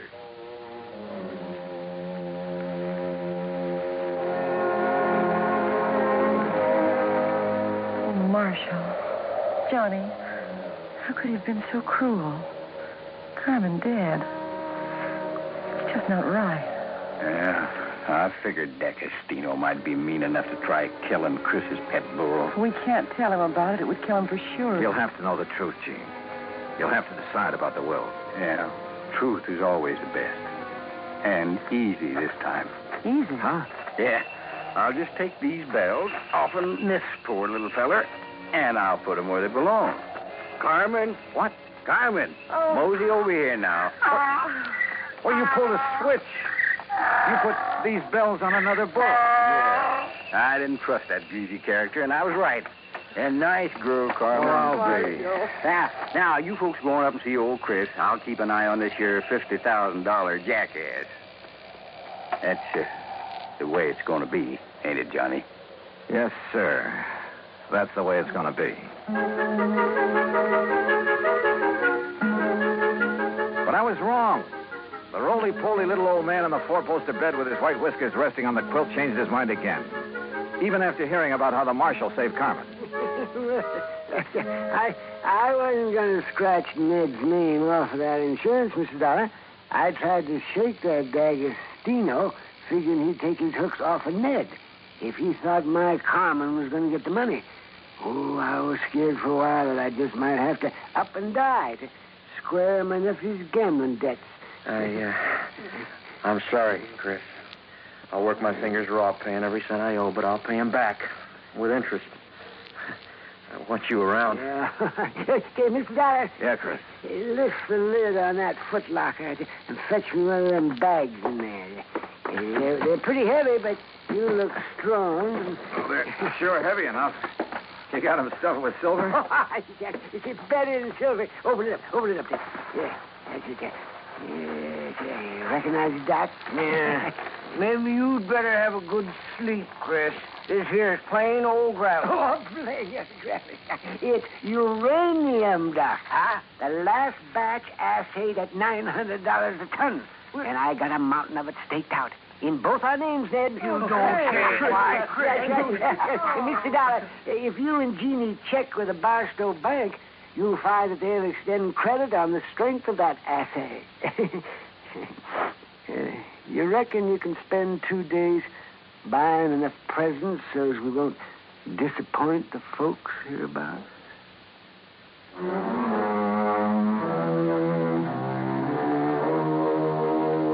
Expense account item 4, $68 even. Telephone calls to 5 principal cities where I thought Willie D'Agostino might be remembered. The police departments had a long list of reasons why they remembered Willie. That was my Christmas present to them. Expense account item 5, another $50. Truck rental to haul the presents we bought for Ned to give away come Christmas morning.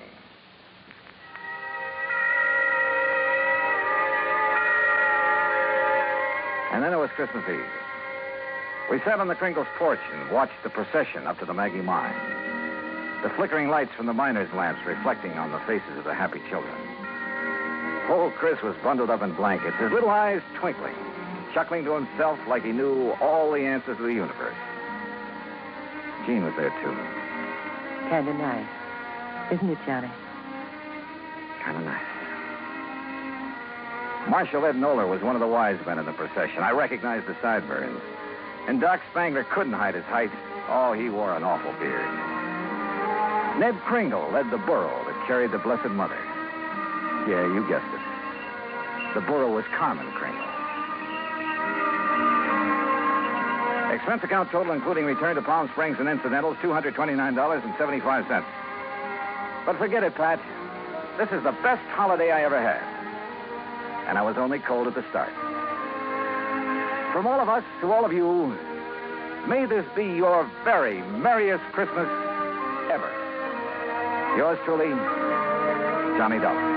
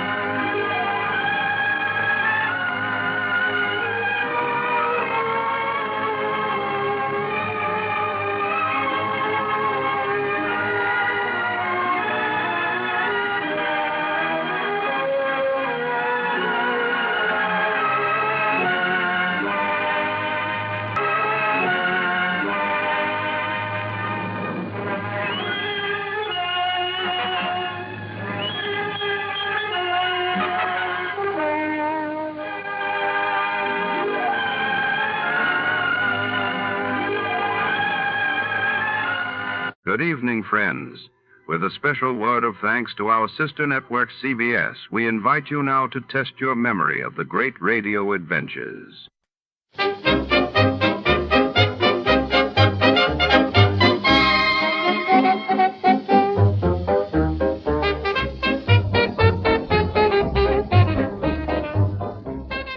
Our warm thanks go out tonight to our sister station, CBS. And before the curtain rises on another thrilling episode, let's enjoy a few delightful melodies for the road.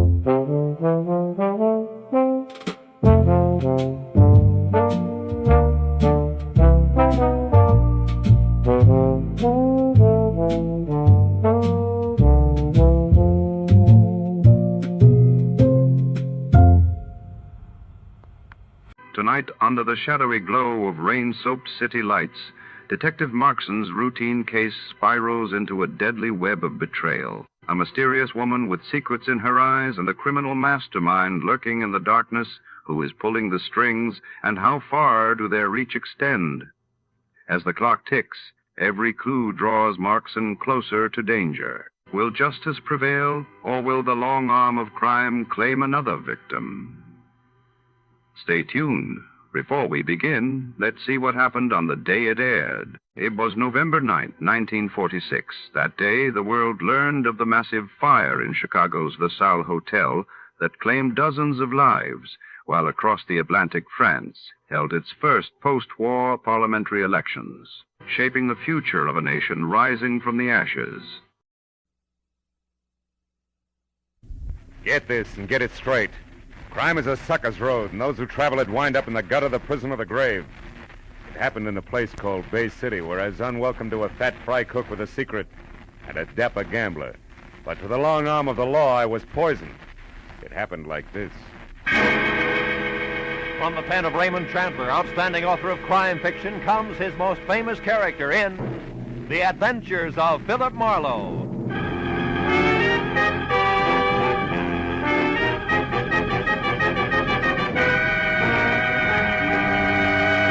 Now, with Gerald Moore starred as Philip Marlowe, we bring you tonight's exciting story, The Long Arm.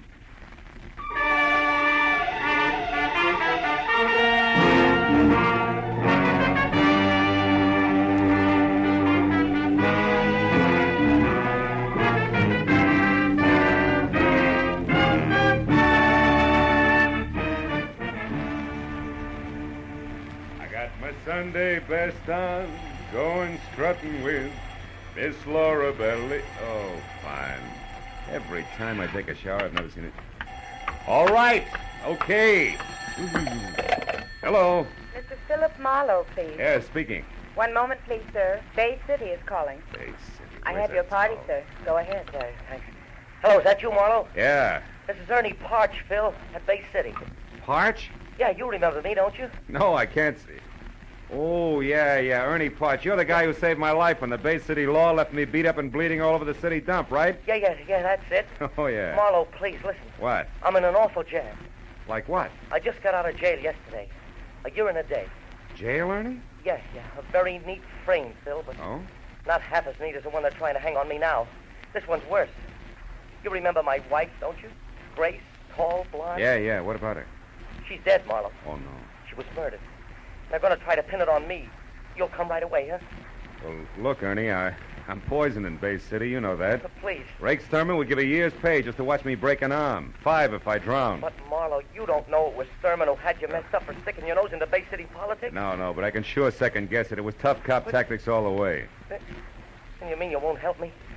Yeah, well, Ernie, really, I'm sorry, kid, but you better get yourself an honest lawyer In Bay City? You know better than that, Phil. Who'd have the guts to knock heads with the police in this town? Especially when they got a custom-tailored pigeon like me standing by with one wing already clipped. Phil, I tell you, it looks like I murdered Grace. Yeah, now look, kid. Phil, I saved your life once. Okay. What's your address, Ernie? It's 38 Orlando Drive.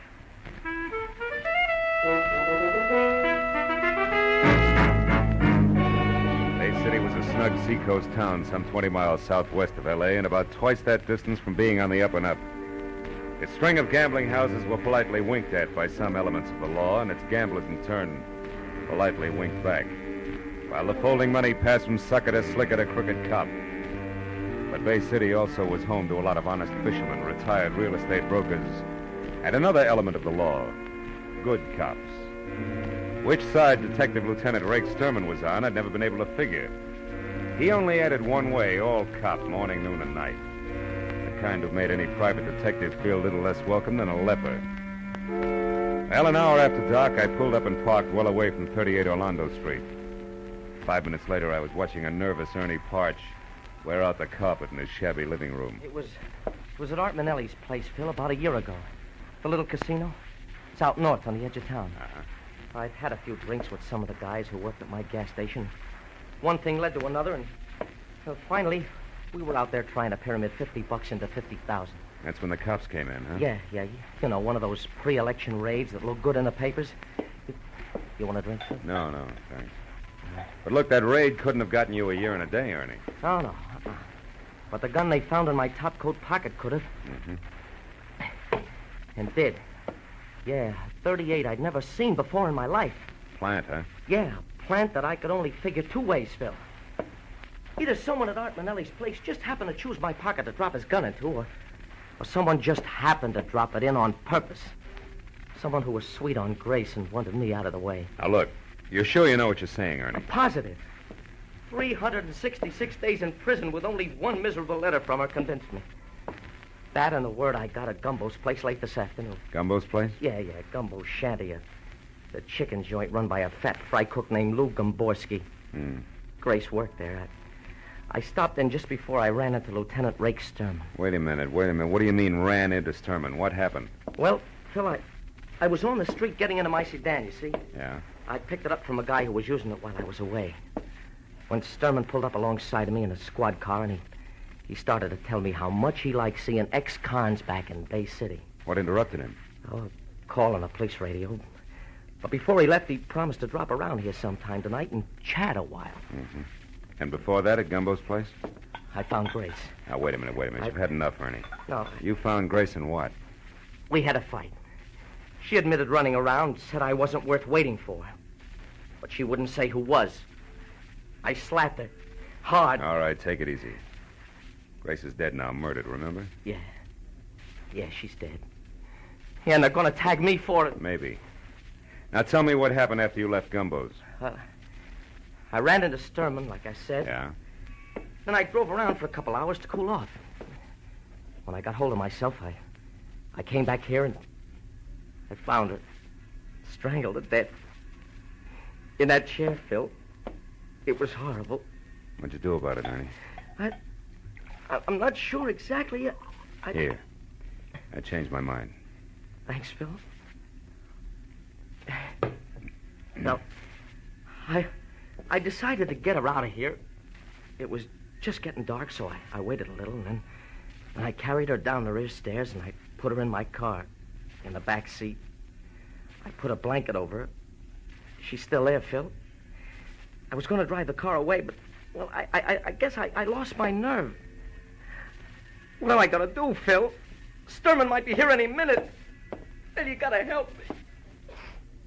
You must have. Ernie, that won't do it. I'm sorry. All right, kid. Are the keys in the car? No. I got them here. What are you going to do? I don't know. But you get out of here. Do something. But what, Phil? Anything. Go to a movie. Act as relaxed as you can. Do anything. Except come back here for at least 2 hours. Now go on. All right, Phil, whatever you say, I'll go to a movie, yeah. Right now. Right away. Thanks, Phil. I know you'll get me out of this. Ernie Parch's vote of confidence made comfortable listening for both of us.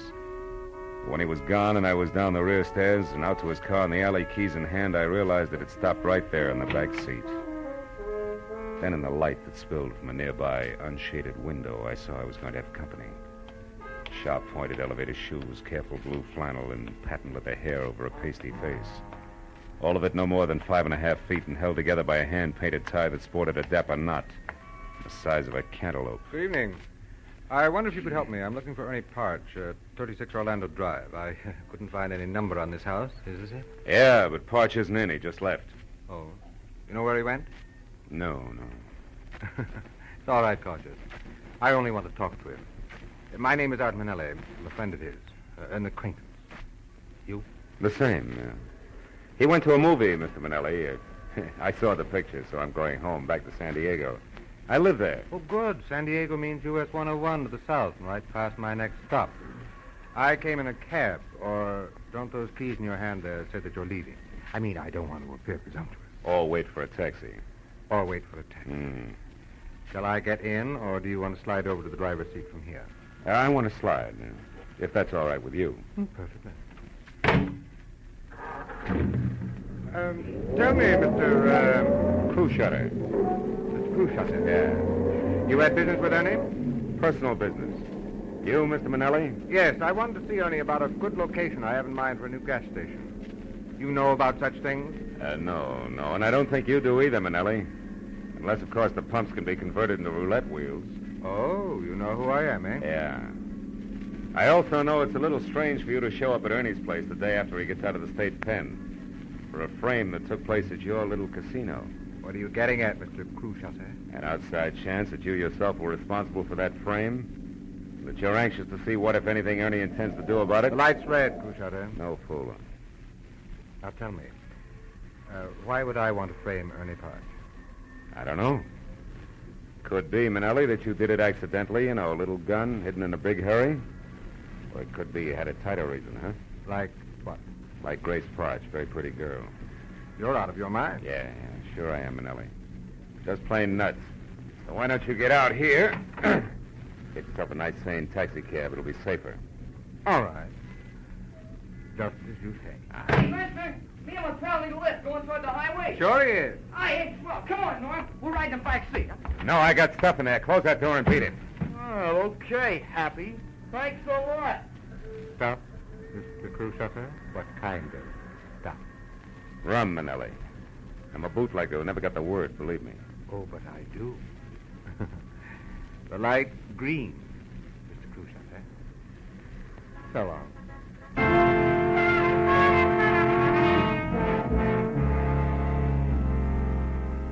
I went 3 short blocks, then I got out of the traffic and drove as far back toward Orlando Street as a vacant lot that was only a block away from Ernie's. Thereafter, I wiped the wheel, the gear shift, everything else I'd touched clean as prints.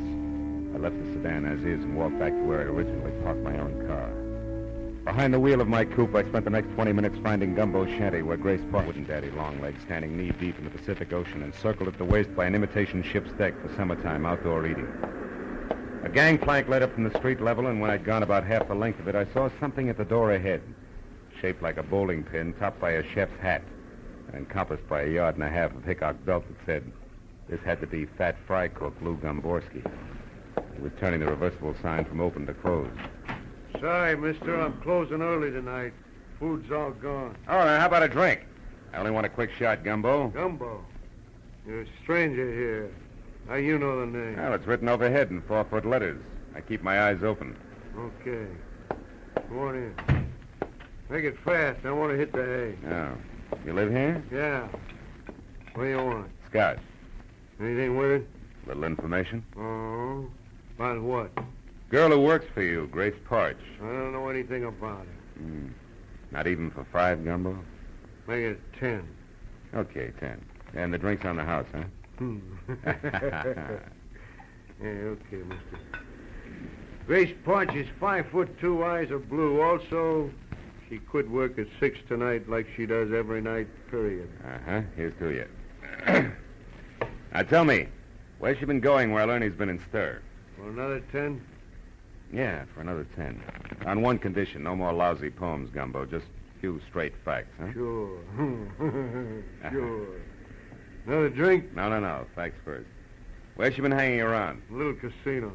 Oh, it's Manelli's joint, huh? Yeah, Manelli's place, where a lot of people hang out. What is it? What are you staring at, Gumbo? A window, I thought I saw someone out there on a deck looking in. Probably seagulls. Forget it. Now, look, I'd like to know... Sure, it is someone getting away in a car. Oh, any idea who it was? Huh? I said any I idea... heard you. Now, go on home, mister. Get out of here. Take it easy, big guy. You got $20. Give it. Yeah. There's your lousy $20 and the drinks on the house, and good night. After one question. The guy in that car that just took off, was it Manelli? I'll repeat myself. Good night, mister. Okay. We'll let it go at good night, Gumbo, but just for now. I wasn't going to get any more out of Gumbo, so I went back to my car, pointed it north toward the edge of town in the little casino where I figured I might get a lead on Manelli's whereabouts. But 30 minutes later, when I was there out of my car and standing in front of what looked like an oversized concrete blockhouse alone in a parking lot the size of the Coliseum, I figured different. A huge sign out front read, "Closed for alterations, will reopen soon, bigger and better than ever." Gambling in Bay City was obviously on the QT like an artillery barrage.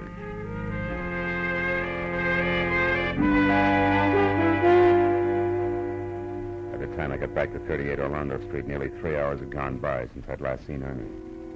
As I started up the steps toward the light in his living room, I wasn't happy over the lack of information I had for him. But when I opened the door and saw what was waiting for me, it didn't matter. In one huge, beefy, freckled hand, there was the usual police department .38 revolver. Hello, kid. The ice-cold gray eyes, the thick, broken nose, the nasty curl of the lips, all belonged to Bay City's toughest homicide detective, Lieutenant Rake Sterling. Hello, Marlowe. I've been waiting for you too long, kid. Why, I would have baked a little cake if I knew I was going to have this much time. Where's Ernie Parch, Carmen? He's under arrest, kid. We found his wife's body. He's under arrest for murder. You know what else, kid? No, what else, kid? So are you.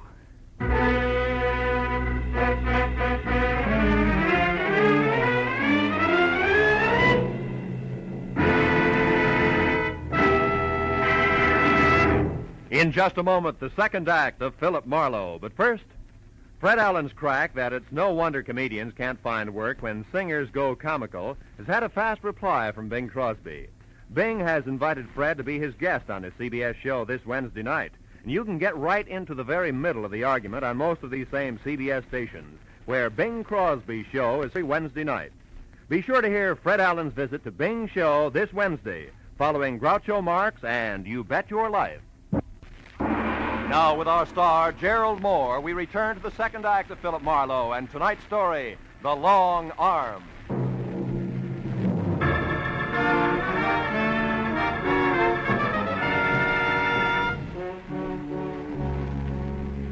Lieutenant Sturman moved toward me. He curled the thick fingers of his left hand into a fist. I braced myself, but the blow never came. Instead, he shoved his face up close to mine, and his mouth twisted into a one-sided grin that was as full of fun as a set of thumb screws. Well, you finally came through for me, didn't you, kid? I don't know what you're talking about. I've been waiting a long, long time for you to pull something in my town, Marlowe, where you can't run back across the line and hide behind the skirts of your cop friends over in L.A. You're having yourself a pipe dream, Sturman. Lieutenant Sturman! And don't forget it. Real sorry, officer. Now, do you mind explaining what this is all about? That's one of my rights as a citizen, you know, even in Bay City. As far as I'm concerned, killers ain't got any rights. Now tell me you had nothing to do with Grace Parch's murder, so I can tell you why you're a stinking liar, private detective. I suppose private detectives have no rights either, huh? None. Ah. We found the girl's body in a car parked at a vacant lot, and somebody overlooked a couple of fingerprints, which I'm going to match up with yours, Marlowe. How come you're so sure? Because we pulled Ernie Parch out of the movies 5 minutes after we found his wife. And jailbirds sing in Bay City, Marlowe. We don't horse around with them. Come on, let's go. Wait a minute. Boy, you pushed too far on the wrong track. There's an angle here you ought to know about. There's always an angle with you, ain't there, bright boy? Yeah, but you're going to like this one. First in that car you're so proud of, you're going to find prints from one Art Manelli. Gambler? That's right. One who stays in operation when everybody else in Bay City is closed up. You better find out whose toes you're stepping on down at City Hall before you start. We got problems in our town, Peter, but that's not one of them. Now, if you got something intelligent to offer, spill it. Without wisecracks. All right. Ernie Parch was framed a year ago in Manelli's joint. No doubt on Manelli's orders. Why? Because Grace Parch was a pretty girl with the end for gamblers, that's why. All the time Ernie was in the cooler, she was running down to Manelli's place, and I got a witness to prove it. She also makes her the kind of little cheat tramp that gets out of hand. Go on, did... Manelli showed up here tonight with no satisfactory reason for it. What's more, you warned Ernie Parch just this afternoon that you were keeping an eye on him. Even if he wanted to kill his wife, he's not stupid enough to have done it tonight. But from Manelli's standpoint, it was a perfect time, you see, because you guys would go for it just exactly as you have. So you think we're stupid? Now, look. I know you got no use for me, Stefano. But you're a cop after all. And as long as somebody's got to take a rap, it might as well be the right guy. You know what, sweetheart? What? Your fairy story makes average listening. Just average, nothing else. Now get going!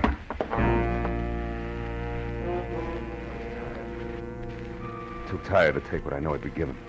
Once Rick Sturman got me inside the Bay City headquarters, I made my decision fast.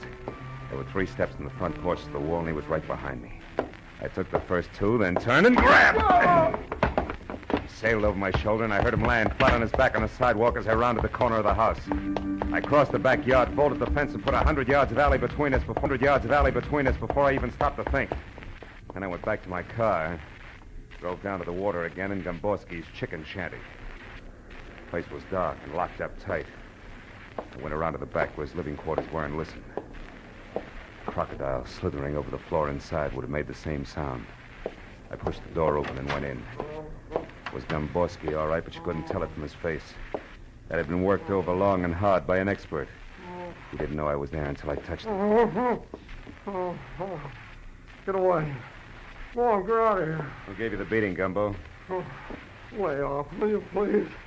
Haven't I took enough already? All right, come on, get up. Up. That's it. Now, look, Gumbo. You told me one thing about Art Manelli, that Grace Parch went to his joint a lot. And you spotted somebody outside the window and you clammed up. I come back now and I find you like this. Isn't it obvious you're wasting your time trying to protect him? Oh, shut up. Shut up and get out of here. Listen to me, you poor sap. Can't you see you're going to be living with this from now on? Every time he gets the jitters, he'll give you another going over to match this one. Till he really gets jumpy, Buster, and then he'll do worse than that. Don't you get it? Now, listen, mister, that's guessing. And I know what'll happen if I open my yap again. I'm just not going to take that chance. Don't you realize we'll never lick Manelli if we don't fight? Leave me alone. Leave me alone. I'm not saying nothing. You understand? Nothing. Not one word. Now get out. Go on, get out.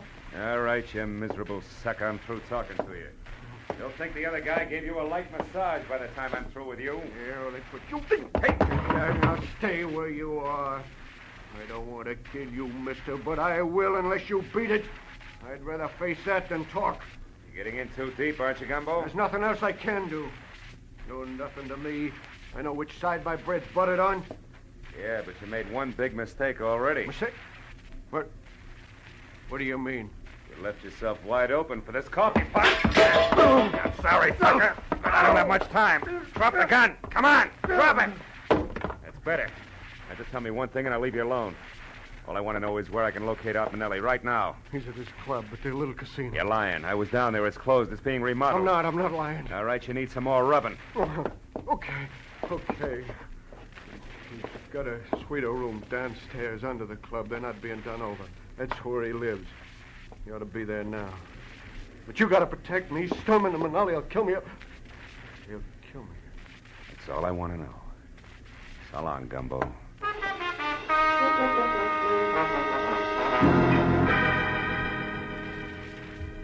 At the first phone booth I came to, I stopped, looked up a Bay City number, and made a call, which took 5 minutes. Then I went on to the little casino. I parked on a side street, then went down the ramp to the underground garage in the rear. There was a door between two ornate bronze urns, Alibaba size, and I started toward it. But on a hunch, I stopped and studied the decoration on one of the urns. I finally found it. A small hole in the side. I took my handkerchief out and stuffed it into the hole. From somewhere inside the apartment, I heard a chime ring. I got my gun out, then tried the door, and it opened. Into a long, lush hallway draped at the far end with a heavy gold curtain. I waded through a green carpet deep enough to mow, up to the curtain and pulled it aside. Manelli sat at a wide, glossy desk, methodically filing his nails. His eyes staring straight at me. You got this far. Come on in. Don't tell me you're all alone here, Manelli. No, I got 500 dancing girls, smart guy. What's on your mind? You act like you were expecting me. I knew somebody was coming. There's an electric eye on those brass jugs over the door. Anybody passes, it rings that chime there. Satisfied? Now what's with the gun? Put it away. In a minute, maybe. Seen Lieutenant Sturman tonight? Why? Should I? You've been rubbing elbows with homicide. But I didn't kill anybody. No, I guess you didn't. But I've got a good idea who did. Ernie Parch, of course. No chance. It was your business partner, Lieutenant Rake Sturman himself, and 5 will get you 10. He's got big news for you. Yeah? Hey, Rake. Steady, Marlowe. Don't move. Well, look what crawled out of the woodwork. I'll get his gun, Rake. Sit down, Manelli. I'll take it myself. Yeah, that's better. Now, don't budge, either one of you. Wait a minute. What is this? Shut up. You said you killed Grace Parch, but you were in love with her. We used to meet her right here in this room. Yeah, that was before she found out a couple of things and began to put the pressure on me. We got in a beef today, and I lost my head. Now, shut up.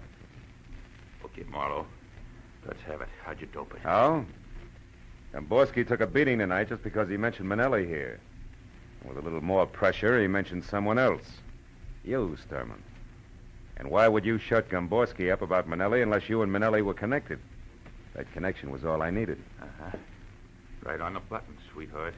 For all the good it'll do you. Listen, I don't get this. I don't understand. You don't have to anymore. You're through. What are you saying, Rake? You know too much about me, Manelli. You know it all. Now, wait, you can't do this? Yes, I can.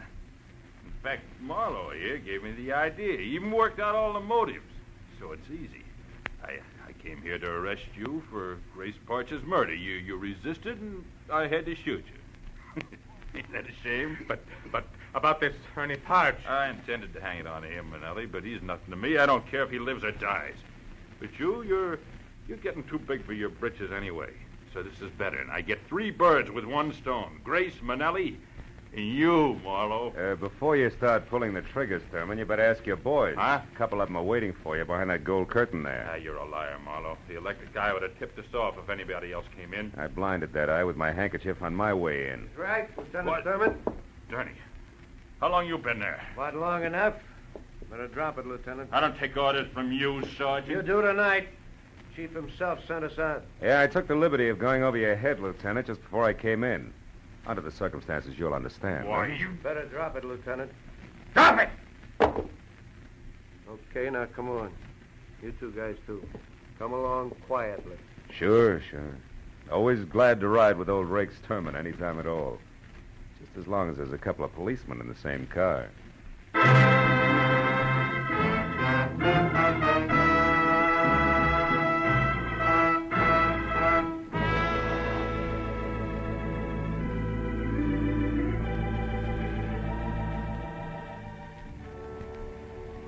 Before it was all over in the Bay City, police headquarters, everybody from the mayor to the dog catcher had put his 2 cents in.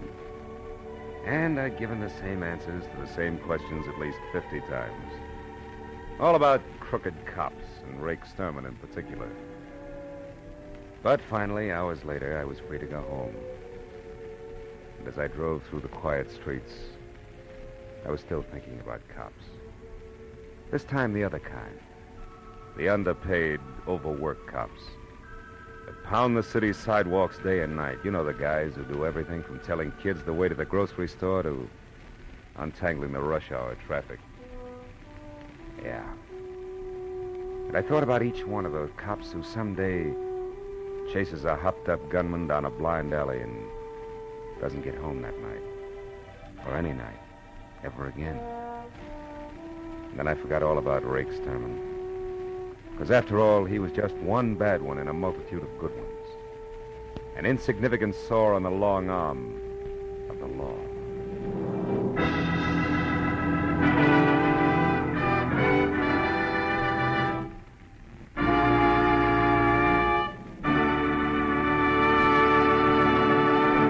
The Adventures of Philip Marlowe, bringing you Raymond Chandler's most famous character, star Gerald Moore, are produced and directed by Norman MacDonald and are written for radio by Robert Mitchell and Gene Levitt. Featured in the cast were Barney Phillips, Ted Osborne, Sidney Miller, Tom Tully, and Bert Holland. The special music is composed and conducted by Richard Arant.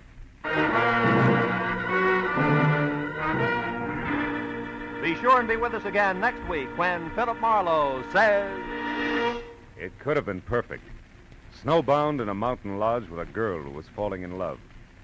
But also present were a widow sick with rage, a bitter old woman, and a jealous man. All with reason to hate me more than anyone else in the world.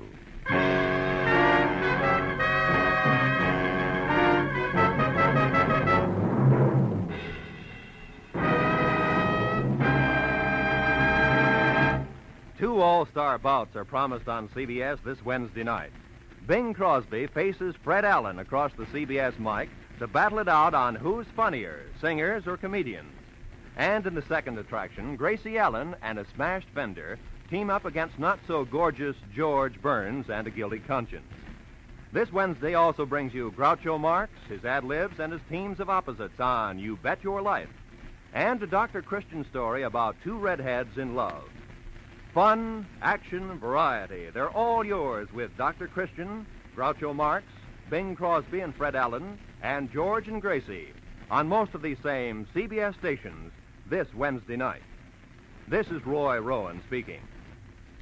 Now, stay tuned for Pursuit, which follows immediately on most of these same CBS stations.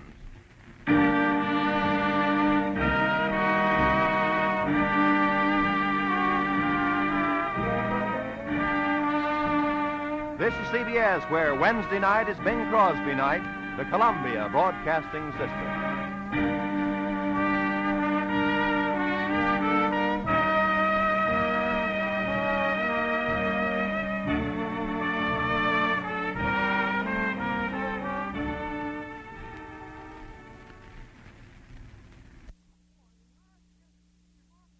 America's airwaves shine a little brighter thanks to our friends at CBS. And now, ladies and gentlemen, let's see if you're ready for tonight's radio quiz.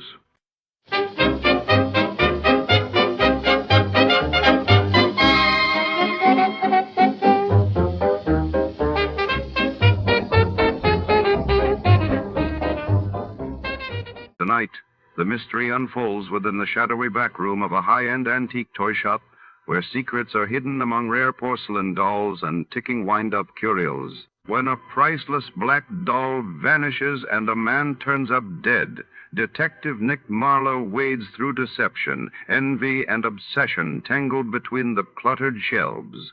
What sinister tale lies behind the glinting glass cases and velvet-lined drawers? Stay tuned. Before to start, let's see what happened the day it was aired. It was January 17, 1949. That day, President Truman unveiled his ambitious Fair Deal program to Congress, promising sweeping social reforms, while across the globe, Londoners awoke to one of the worst fogs in the city's history, paralyzing transport and cloaking the capital in a ghostly haze. Listening enjoyment, John Lund as Johnny Dollar. Philip Shaw, Johnny. Oh, yes, Mr. Shaw. Our company holds a policy on Miss Judith Thompson. She was killed. How? Somebody shot her. You'll have to go to Los Angeles. I'll book space right away. Come on down to the office as soon as you can, and I'll give you the details. Shower and a shave, and I'm yours.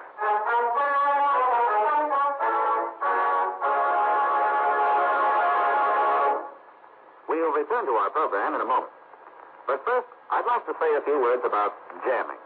And I don't mean Mother's Preserve. During wartime, it has frequently been the practice of an enemy country to jam our radio communications. That is, to cut into our broadcasting with broadcasting of their own so that our radio messages cannot be received with any degree of clarity.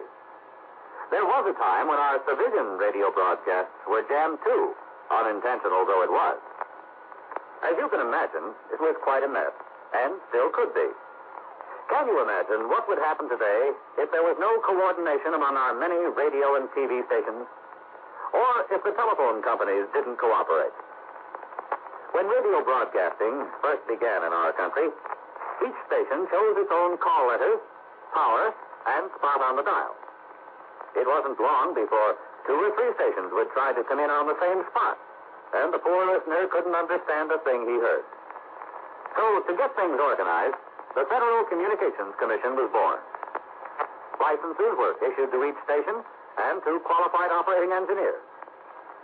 The same thing now applies to TV stations. Today, a radio or TV station may request certain call letters, and if no one else has them, the call letters are issued. But power and the spot on the dial are restricted by laws of nature, and the FCC engineers don't have much choice in what they tell the station operator he can or cannot do. With the telephone and telegraph, however, the situation is different. The FCC makes sure the rates are fair both to the company and to the consumer, and that all the independent companies work together so that someone in Japan or Germany, for example, can call someone else in New York with practically no delay or trouble. So the next time you pick up a stateside broadcast loud and clear, or hear everything your family says to you over the telephone, just remember that you have the Federal Communications Commission to thank.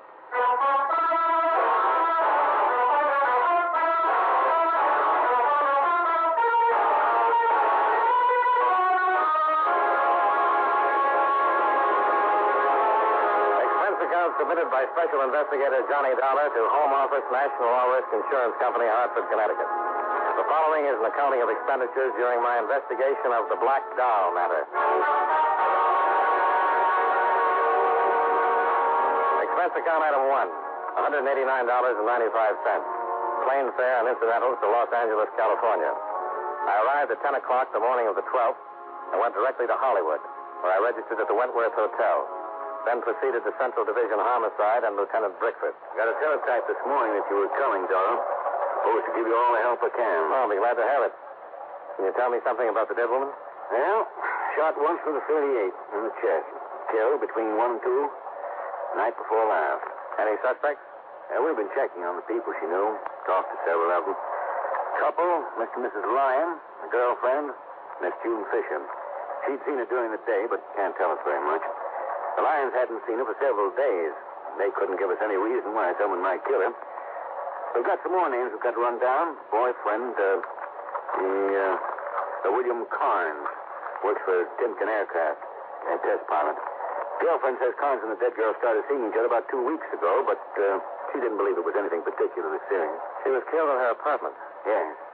Killer entered by back door and ripped the screen, but wasn't robbery. Nothing was touched. Somebody just walked in and killed her. Yeah, that's the way it looks. Lab hasn't come up with anything that'll help so far. No prints. They got the bullet, but we need the gun. What did she do with that light? Well, that's something we still got to find out. We're pretty sure she went out. There were some clothes on the chair, slacks and a coat. Wouldn't wear the coat around the house. What about this boyfriend? I was going out to talk to him this morning. I wanted to check on him first. Pilot in the last war. Went to work for Timken right after he was discharged. Seemed like a pretty solid citizen. A lot of citizens are pretty solid until they kill somebody. Yeah. Well, you want to run out the field with me? If you don't mind. Well, not a bit. Give me somebody to talk to.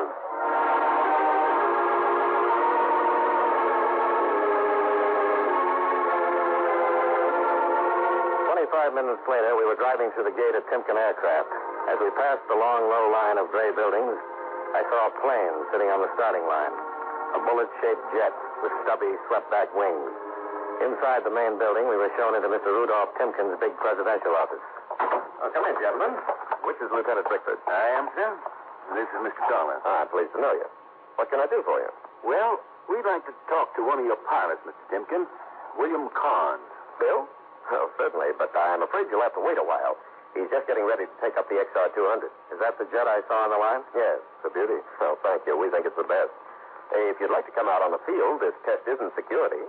The last 2 years we've been under wraps, but since we got the bugs out and the Army's given us a contract, would you like to watch? Oh, sure would.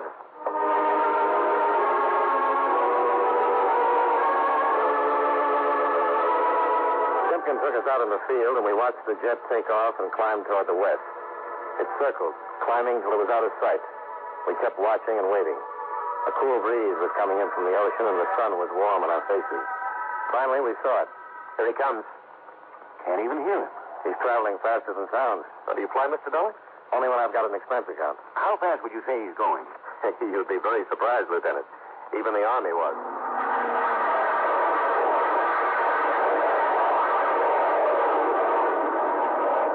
Hey, impressed? Yeah. I'll stick to being a cop. He's in his turn now. Yeah. Come in across field. He's even lower. Here he is.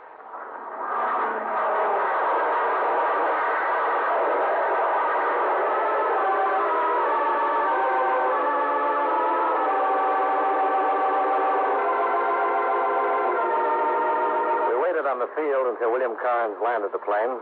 Then we went back to Timken's office. The president of Timken Aircraft gave orders for Carnes to report as soon as he could. And about 20 minutes later, the young pilot was shown in. Timken introduced us and then left. What can I do for you, Lieutenant? Just a few questions. Do you know a Miss Judith Thompson? Yeah, what's wrong? She's dead. Somebody killed her. Killed her? Don't you read the papers, Bill? Yeah, well, usually, but I've been so busy the last couple of days. She was killed night before last. What did you do night before last? Stayed home. Any way of proving that? Well, no, I live alone. I just stayed in. You don't think I killed her? You've known her for about 2 weeks, haven't you? Yeah, I guess it's been about 2 weeks. She's a nice kid. Awfully nice kid. Sorry about it.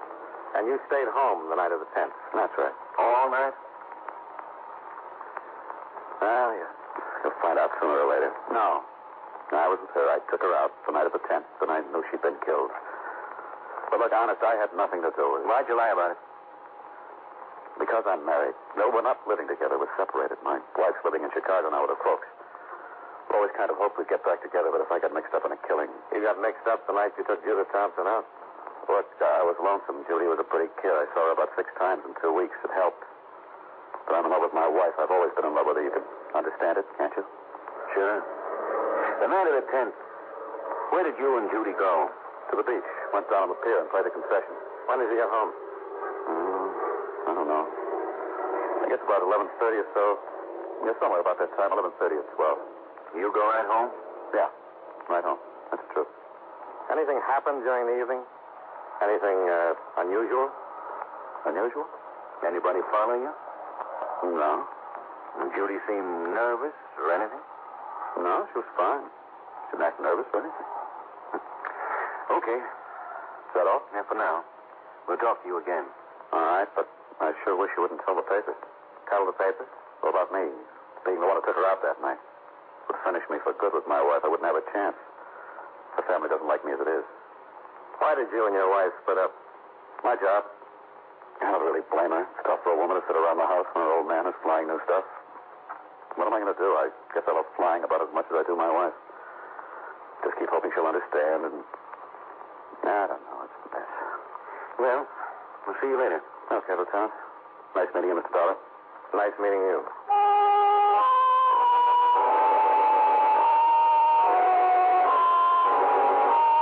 We left time sitting in the big office and located Timken.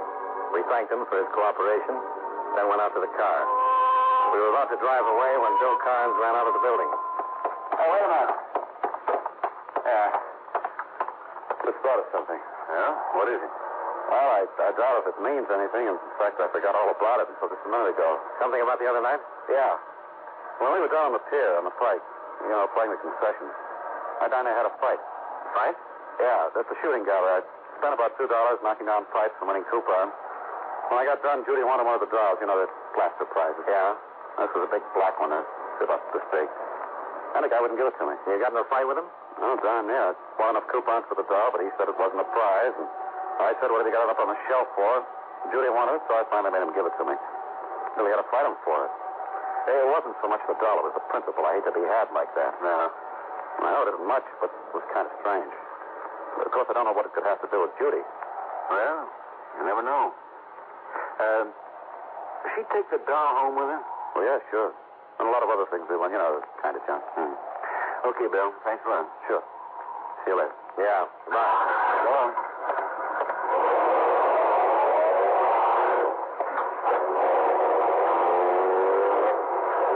Funny. About the fight? Yeah. Said she took the doll home with her. Why? Wasn't it in the apartment? No. All the other junk from the pier was. I remember it scattered all over the dresser. Scattered? Yeah. But no big black doll. You were right. About what? That is funny.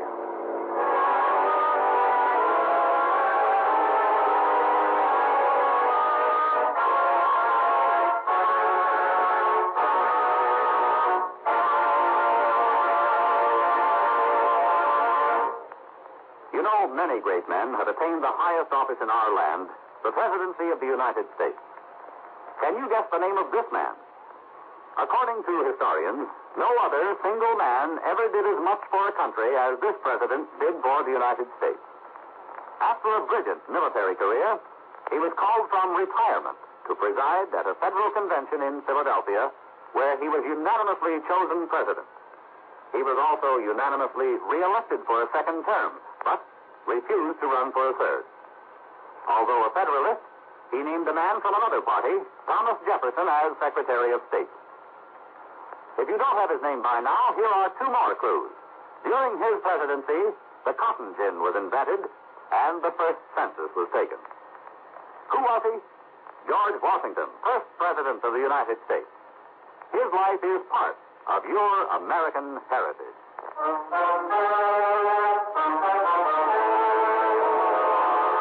And now, with our star, John Lund, we bring you the second act of yours truly, Johnny Dollar.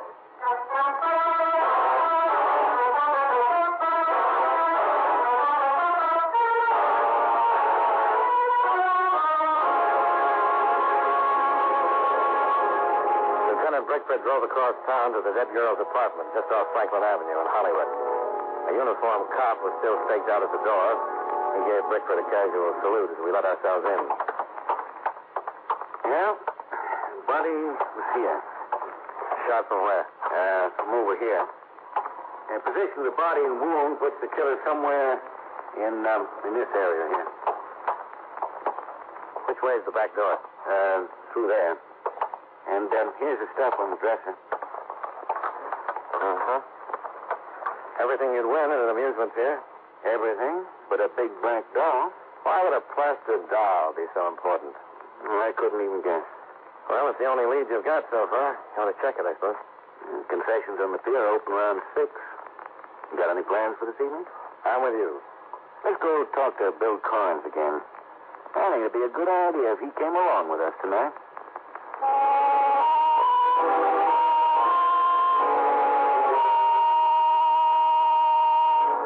We left the dead girl's apartment and drove back across town to Bill Carnes' home near the Timpkin aircraft factory. Bill met us at the door and showed us into an attractive living room. Did you find out any more about... about Judy? Not yet. We'd like to know some more about your argument at the pier. Well, I told you just about everything. It started over the doll. That's right. You're sure Judy had the doll with her when she went home? Well, yeah, I'm positive. Saw her take it into the house, had her arms full of that stuff we want. The doll was the biggest of the bunch. You can't remember anything unusual about the doll? Unusual? No? No, it's just a big black doll about this big, holding an ashtray. You'd know this guy again? Oh, sure, I'd know. He runs a concession. At least he was the only one there. Well, can you go down with us tonight? To the pier? Yeah. Yeah, sure. You think the argument had something to do with Judy getting killed? We don't know. But that black doll wasn't in her apartment. It wasn't? Well, I saw her take it in with her. Well, it looks like somebody else took it out.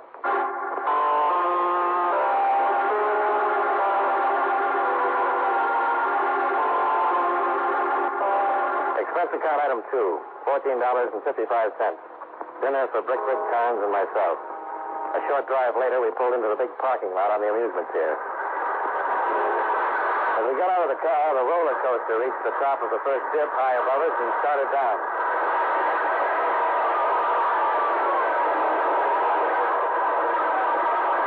We crossed the parking lot and walked out on the pier.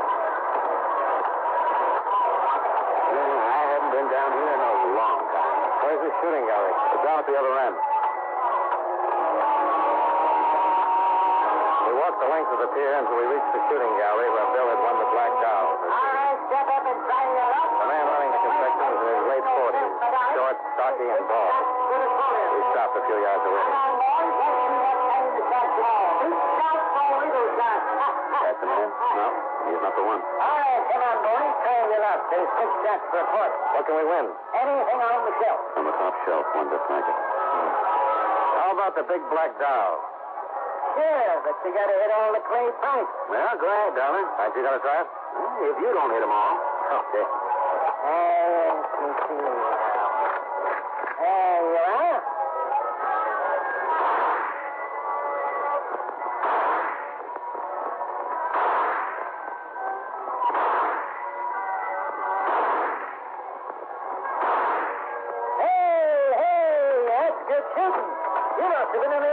Something. You really knocked them down.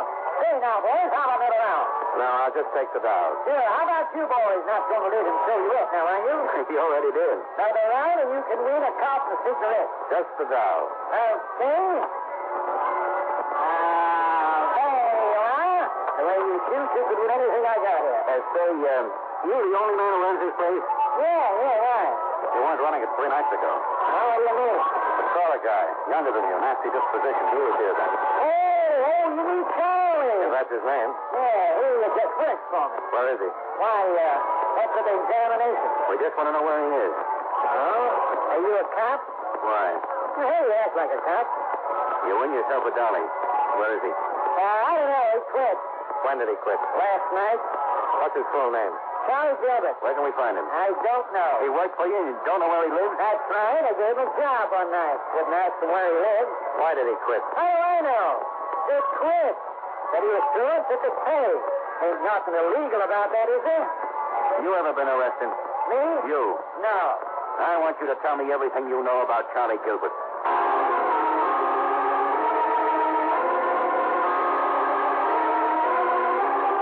Rick and I questioned and cross-questioned the manager of the shooting gallery. He said his name was Virgil Wellman, but he'd never seen Charlie Gilbert till the night he'd hired him 3 weeks before. He knew very little about the man, but readily admitted Gilbert had a bad temper. He He swore he didn't know where Gilbert lived or what he did in his spare time. Well, we left the pier and drove Bill home. The lieutenant dropped me off at my hotel.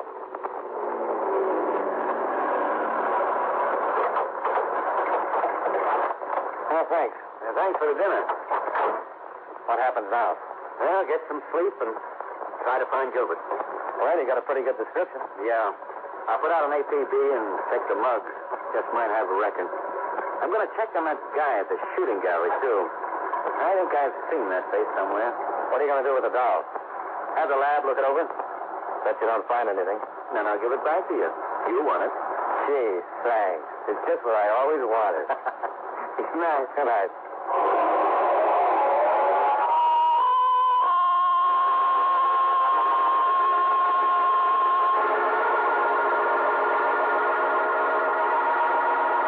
I went to my room, climbed into bed, and tried to put the puzzle together.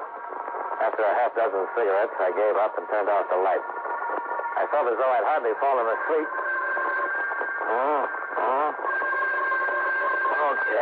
Okay. Yeah. All right, sure. Johnny Dollar. Oh, hi. Hey, what time is it? 2 o'clock? Goodbye. Hey, wait a minute. Something important. Okay. Let me wake up. Well, this will wake you up. About an hour ago, they hauled a man out of the ocean. Been shot twice. About 36 hours. Who is he? I don't know. No identification. Nothing in our file on his prints. So we sent for a kickback from Washington. Why is this corpse so important? Because he fits the description Carnes and Wellman gave us. Gilbert? Yeah. And I went through the mugs and came up with an identification on the guy who was running the shooting gallery tonight. I knew I'd seen him before. Who is he? Right name's Virgil Shelton. Wellman's an alias. Got a narcotics record. Served 5 years. Only been out for a couple of months. Well, that sounds interesting. How about the dead man you found in the ocean? Carnes coming in to make an identification? Already sent for him. You coming down? Right away.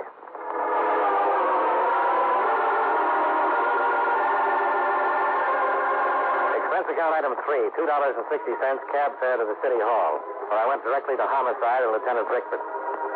Carnes had not yet arrived, so Brickford showed me the mug and record on the shooting gallery owner, then took me down to the morgue. The man they pulled out of the sea certainly fitted the description of Gilbert. Shortly afterward, Carnes was shown in to make the identification.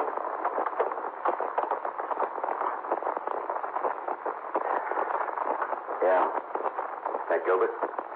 That's the man I had the argument with. You sure? Yeah.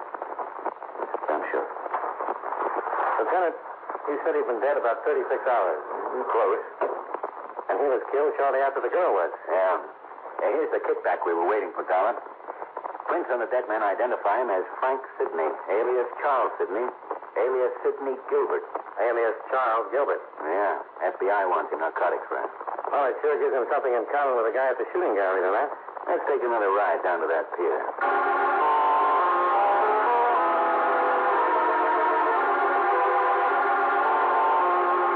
Well, we had our first positive connection. Both of the men who worked at the shooting gallery had federal records and were wanted on narcotics raps. Now all we had to find out is why the girl was killed, who did it, and how did the missing black doll figure. Brickford told Sergeant Hardy to take Carnes home. Then we went down in the garage and climbed into the lieutenant's car.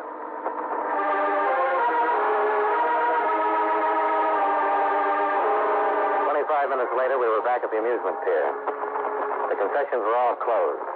The entire pier was dark except for a few work lights at the entrance. We walked to the shooting gallery and stopped.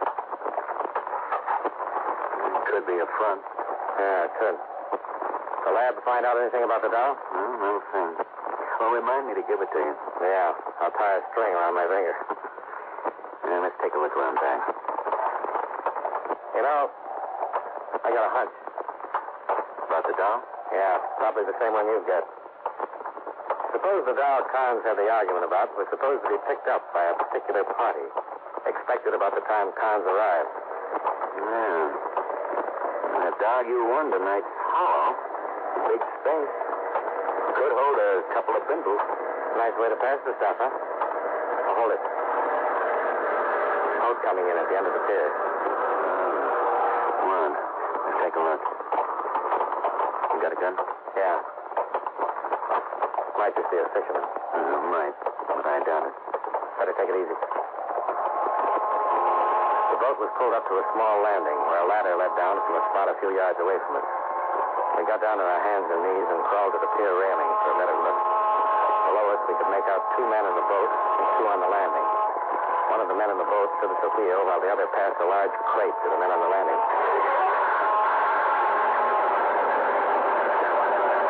Okay, remember this is the last boat for a while. Contact the admiral he's off. The wall's getting a little too nosy. Recognize him? Our friend from the shooting gallery. They're coming up. Take it easy with it. Okay, hand it up. I'll take it. Okay. Now let's get out of here. We gotta be in Fresno by 7. Hold it right there. Look up. Look out.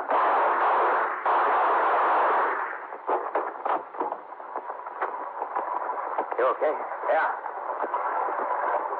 Oh, this one's dead. Virgil's still with us. Yeah. Take his gun for a second. I want to look in that box. Yeah. You got a match? Yeah, right here. Well, looky here. Dolls. Big black dolls. And look what's inside. Mr. Dolar, looks like we've just cracked a king-size narcotics ring. Sure looks that way, Lieutenant.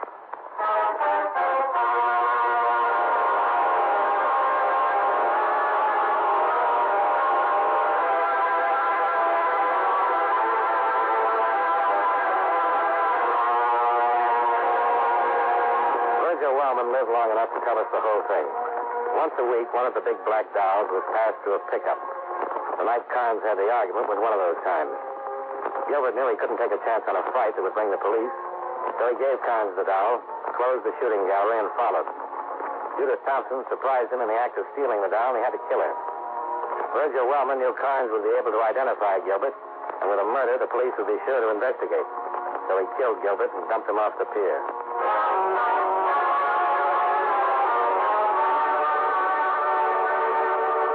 Expense account items 4, 5, and 6. $260.50. Hotel bill, breakfast, and plane fare back to Hartford. Lieutenant Brickford drove me to the airport, thanked me, and gave me the big black doll I'd won at the shooting gallery. It looks awful, but it makes a fair ashtray. Expense account total, $467.60. Yours truly, Johnny Dollar.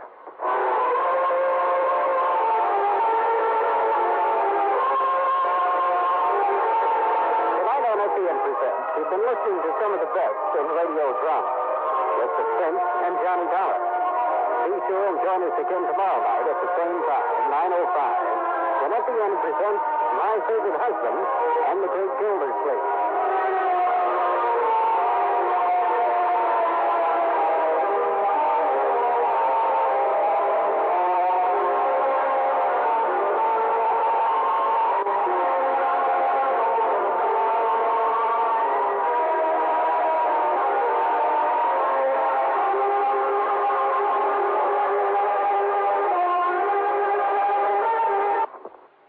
We tip our hats tonight to our partners at CBS. Stay tuned, folks, because before the next story begins, it's time for a fast and fun radio quiz.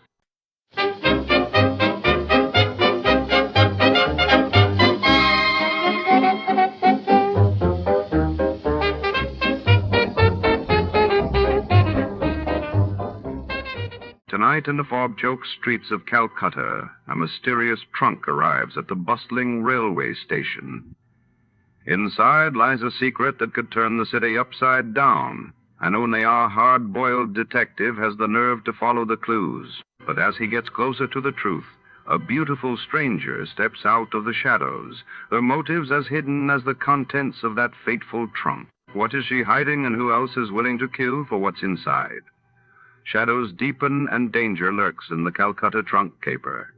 Before we begin, let's see what happened on the day it aired. It was March 7, 1947, that day. British Prime Minister Attlee announced plans for India's independence, while in the United States, severe flooding along the Ohio River displaced thousands and dominated the headlines.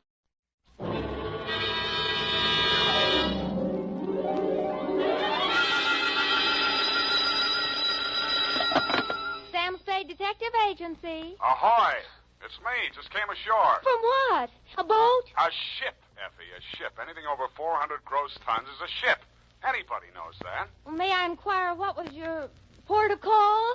Calcutta. My, that was a quick trip. Well, Effie, I'll tell you, I got so homesick for you I couldn't stand it, so I assembled my gear and jumped ship. Why, Sam, how sweet. Fast there, gal. I'll be right down to dictate my report.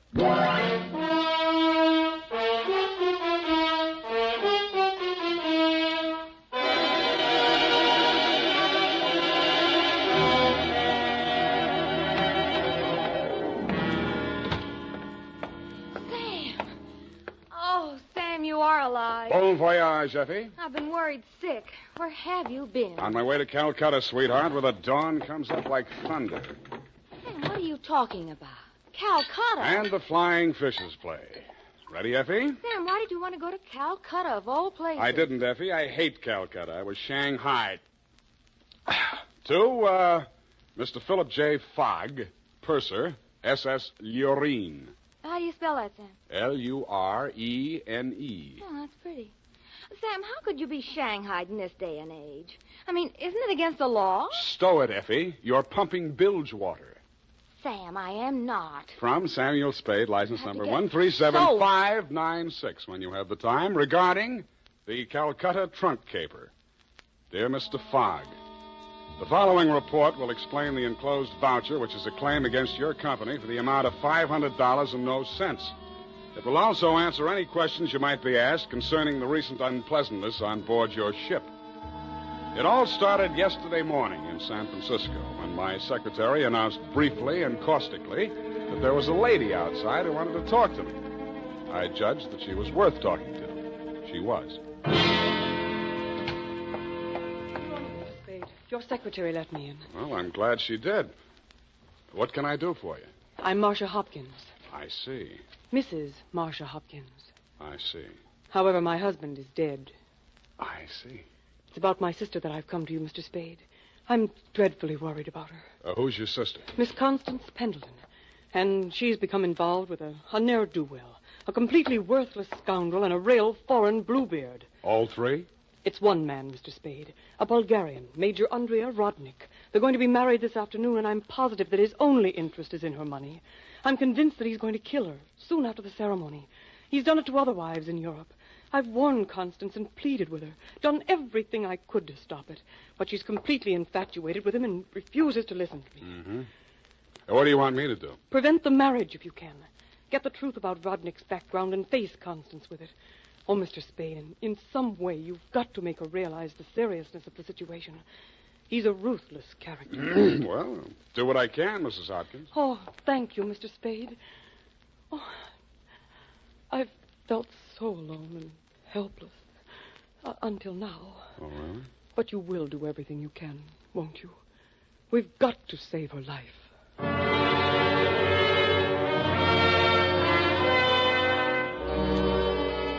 She daubed at her eyes with a stamp-sized handkerchief, patted the red gold hair at her temples nervously, smiled at me bravely, and swayed out. By telephone, I learned that the Vrodnik-Pendleton marriage license had been issued 4 days before, and that on the same day, Constance Pendleton had withdrawn a savings account to the tune of $45,000. I'd always wanted to, so I did it. I called at the Bulgarian consulate. What can I do on you? What do you know about Major Andrea Vrodnik? Ha! Andrea Vrodnik! On him we have hate, great sadness, with shame for the ground that walked under him. Oh? Ha! Andrea Vrodnik! Why is he so popular? On the devil he is driven without horns. 6 women he has killed. 6 times he has insulted the police of Europe by refusing to confess. We have proof of the murders, but never can we prove the proof on him. Yeah, sometimes it goes that way. Ha! Never do we find the bodies of the 6 women. Only their money in the name of Andrea Vrodnik. My pardon. Well, think nothing of it. You're just upset on you. You're interested on him. Why? You go to Europe? No, Vrodnik comes here. Ah, here on San Francisco.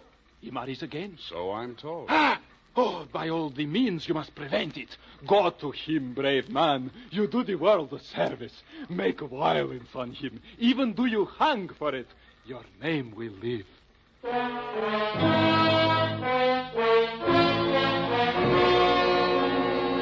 With those valiant words goading me on, I left. The farther I got into the caper, the more it looked as if Marcia's fears for Constance Pendleton were very real and very well-founded. When Constance opened the door of her hotel suite, I could see 3 trunks and a number of smaller pieces of luggage, all locked and ready to be taken out. Yes? Hey, Constance Pendleton? Yes? I'm a detective. My name is Spade. Detective? What do you want? I want to talk to you about that Bluebeard you're going to marry. Get out of here. You listen, I'll talk, and then I'll get out of here. I just left the Bulgarian consulate. Vrodnik has been accused of the murders of 6 women in Europe. Each of them were wealthy. Each of them married him, and each time Vrodnik came into all their money. Are you trying to blackmail me because of the lies about my fiancé's past? If you are, you're wasting your time. Well, no matter what I'm doing, I'm wasting my time. But to put you straight, your sister hired me, and I am now resigning. She's worried about you, not me. Then you should spend more time investigating your clients, Mr. Spade. You could have saved both of us some time. I have no sister. This is my wedding day. Goodbye, Mr. Spade.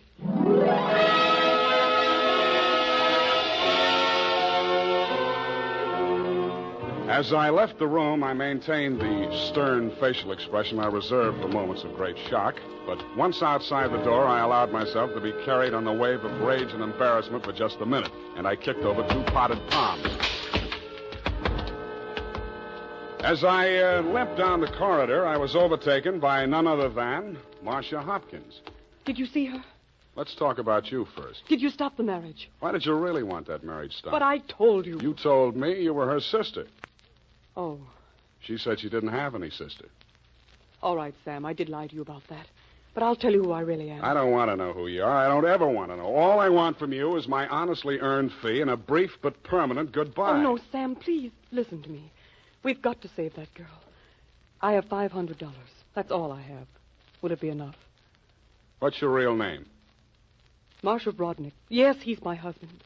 I've been married to him for 10 years. We've traveled all over Europe, and I never knew where the money was coming from. He left me at times for 2 weeks or a month, and then when he'd come back, there'd be more money. I just realized that that's when he must have been killing those poor women. And I know that's what he's going to do this time. I just can't stand it. You've got to protect her. That should be easy. We'll let him get married and meet him at the door with a bigamy warrant. Then you will see me through this. I might. Oh. In my bag, there's $500. Take it. If we can't stop the marriage, then don't let him out of your sight. Not even for a minute. He's a beast, Sam. A beast.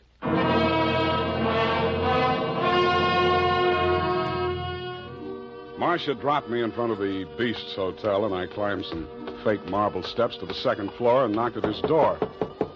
The man who opened it was heavy, handsome in a swarthy, coarse sort of a way, and glowing conceit through 2 eyes, one monocled, one not. You are facing Major Andrei Vrodnik, 1st Bulgarian Horse. What want you? You were facing Saul Fox of the law firm of Fox, Smedley, Van Dusen, and Grip. You overwhelmed yourself. I came here to warn you. If you go through with the marriage to Constance Pendleton, you're going to find yourself tangled with civil law.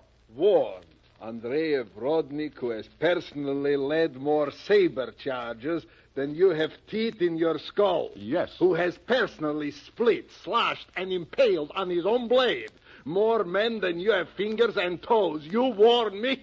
What is this talk? You're going to have a bigamy charge slapped on you 5 minutes after you slip her the ring. The warrant signed by Mrs. Marcia Vrodnik. Bigamy? Ha! I laugh. This is not bigamy. Marcia's your wife, isn't she? That bigamy was committed when I married her. I had another wife then. You call yourself a lawyer, then you know that only the 2nd marriage is bigamy. The ones following that are nothing but interludes. Okay, Major, go ahead and have your interlude. I'm just warning you. Oh, speaks. We are being married on Redwood City from a justice of the peace 1 hour previous. Then we are sailing through the SS Lurin at midnight with our honeymoon. Already a droshky waits for the baggage and luggage. Go now before I'm losing my temper. If you're ever in Calcutta, look me up. Da!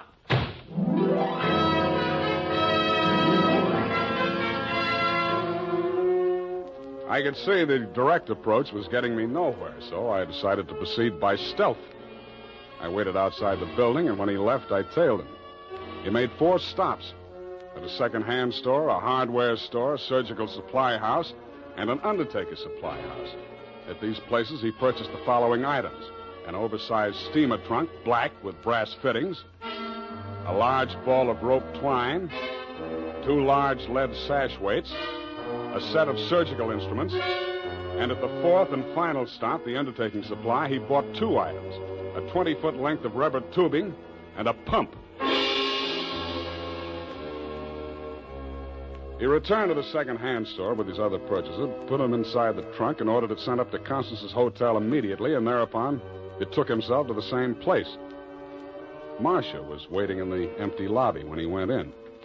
I crouched behind a pillar, turned up my hearing aid, and listened. Did you get the thing? Yeah. Now listen, my darling. We must work fast. As soon as the trunk arrives, before she has the chance to get to the telephone. Yes, Andrea, but please, no cutting in the apartment. As you wish, my darling. Now, you know what you have to do. While I'm getting her into the trunk, you'll change her clothes, put on her traveling dress, the hat with the wet... What is it? What's the matter? Nothing. Come, we must make haste.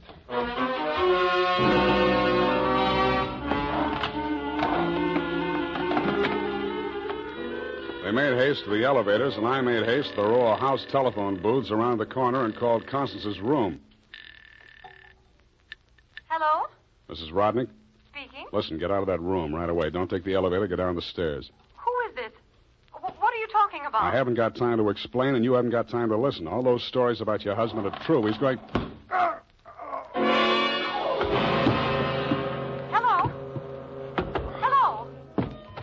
Are you still on the line? My hand clawed out for the door handle, but I couldn't reach it. I felt as if the walls were closing in around me, and just before it got dark, I had the crazy notion that I was inside Brodnick's big black trunk with the brass fittings. I could still hear Constance's voice way off in the distance, somewhere in the direction of Calcutta. I tried to shout to her, to warn her, and then the lid closed over me.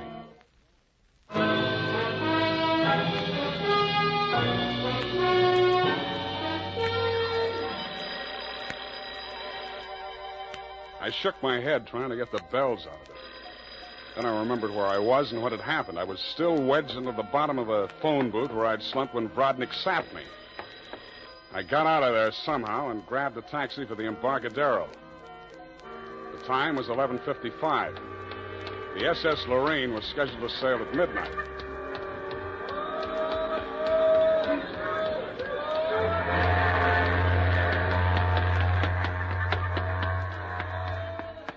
I was no sooner across it than they hauled up the gangplank and the ship started moving out of the berth. I didn't know where she was bound for, and I didn't much care.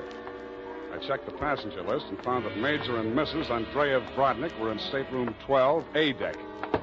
1 minute later, I was hammering on the door of stateroom 12. The woman in Brodnick's stateroom was Constance, and she was not in a trunk. I thought I told you to stop interfering in our affairs. Yeah, your husband told me to, but I didn't like the way he did it. Get out from here. Get out. I see you got your trunk in here where it's handy. Doesn't it make the stateroom kind of crowded? Why don't you give up, Mr. Spade? 2 times already, you are twice a fool. Marcia has no money to pay you, neither have I, even if she had the case. And believe me, she has not. Oh, why do you even bother talking to him, Andre? Mr. Spade, will you go now, or will I have to call the steward and make a complaint against you? I went. I still thought Marcia Hopkins was somewhere on that ship. I still didn't like the look of that trunk. I found the purser's office and went in. You looked at me as if you thought I was a stowaway, Mr. Fogg, and you were right. I'll have to make arrangements for you to ride back with a pilot, Mr. Spade. You realize, of course, that you're subject to a fine. Look, I don't want to do anything illegal. You know, it was just an impulsive thing. Couldn't I book a passage? Oh, there's the matter of your passport. We could arrange your visa and so on in San Pedro. We'll put in there in the morning. Well, that's good enough. How much is the fare? Oh, let me see. That's $483.87, exclusive of tax. Oh, hey, now, wait, I wasn't thinking of taking quite such an extensive voyage, you know. I just wanted to get a little sea air and... how much to Pedro? I'm afraid you don't understand, Mr. Spade. This is not a coastwise steamer. Our first official port of call is Calcutta. Yeah, I know, but... Calcutta? That's in India. Well, don't you have something a little less expensive, like steerage or... There is only one stateroom available, number 14A deck. Take it or leave it. Okay, Calcutta.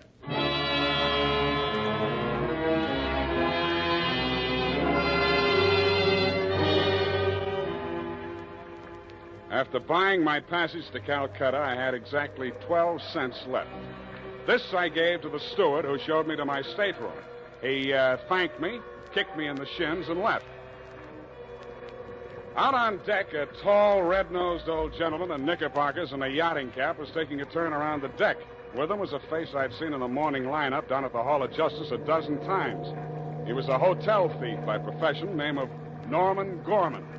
He knew me, too, but he didn't give me a tumble. I fell into step with him. Ah, sea air. Nothing like it, am I right? Yeah, I guess it's okay, but there's so much of it. Brisk bracing, salt spray. Nothing like it. Oh, hey, Norman, my lad. I hate it. I hate boats. Suppose there was a fire on board. Fire? Oh, ridiculous. This your first voyage to the Orient? Yeah. The inscrutable East. You've made this trip before? Oh, yes, indeed. I've worked this line. Yes, indeed. I make this voyage very often. Business interest out in India. Tea, you know. Runs in my family. Sturgis's Golden Orient in the little yellow package. Ever tried it? No, I never indulged. Huh? Don't drink tea. That's ridiculous. Commodore, I need a drink. I ain't happy. Suppose there was a fire on board here. Well, let's all have a drink. Yeah, suppose there was Shall a we? fire. Come on, I'll shot you to a drink, sir. Not me, Commodore. I just remember this is Fire Prevention Week.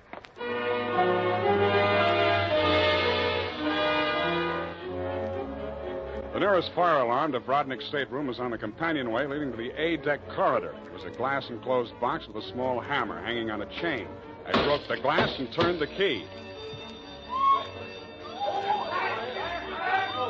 In 3 seconds flat, the entire population of A-deck were shoving each other up the companionway, grabbing for life preservers as they went.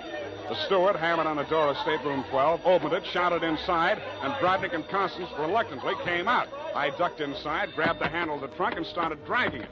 When I got it into my stateroom, I broke the lock and lifted the lid. It was Marcia, all right. There was just time to see that before the stateroom door flew open and the ship's officer stuck his head in. I said move it, you. Didn't you hear the alarm? Why, no, I didn't. What's wrong? Never mind that. Here, take this life preserver. Get going now. Okay, Come on. okay, don't touch me. It makes me nervous.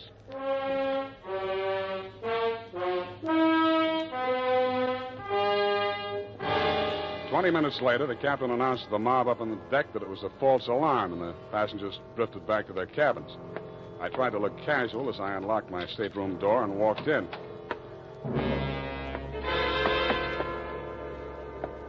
Then I stopped trying. The trunk was still there, but the lid was standing open, and it was empty. I went down to B deck and found the cabin occupied by Norm and the Commodore. That door was locked, so I kicked it in.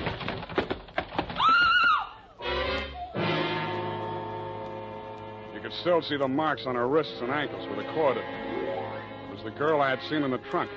It was Marcia Hopkins, and she was very much alive. Oh, I'm sorry. I thought it was... Oh, what am I going to do? What am I going to do? You've got to help me, Sam. Why should I help you? He's crazy. They're both crazy. It all depends on who's in the trunk, doesn't it, Marcia? When it was Constance, you didn't think he was so crazy. Oh, don't you understand? I had to pretend that I'd help him. He was going to kill her right there in the hotel. Help him.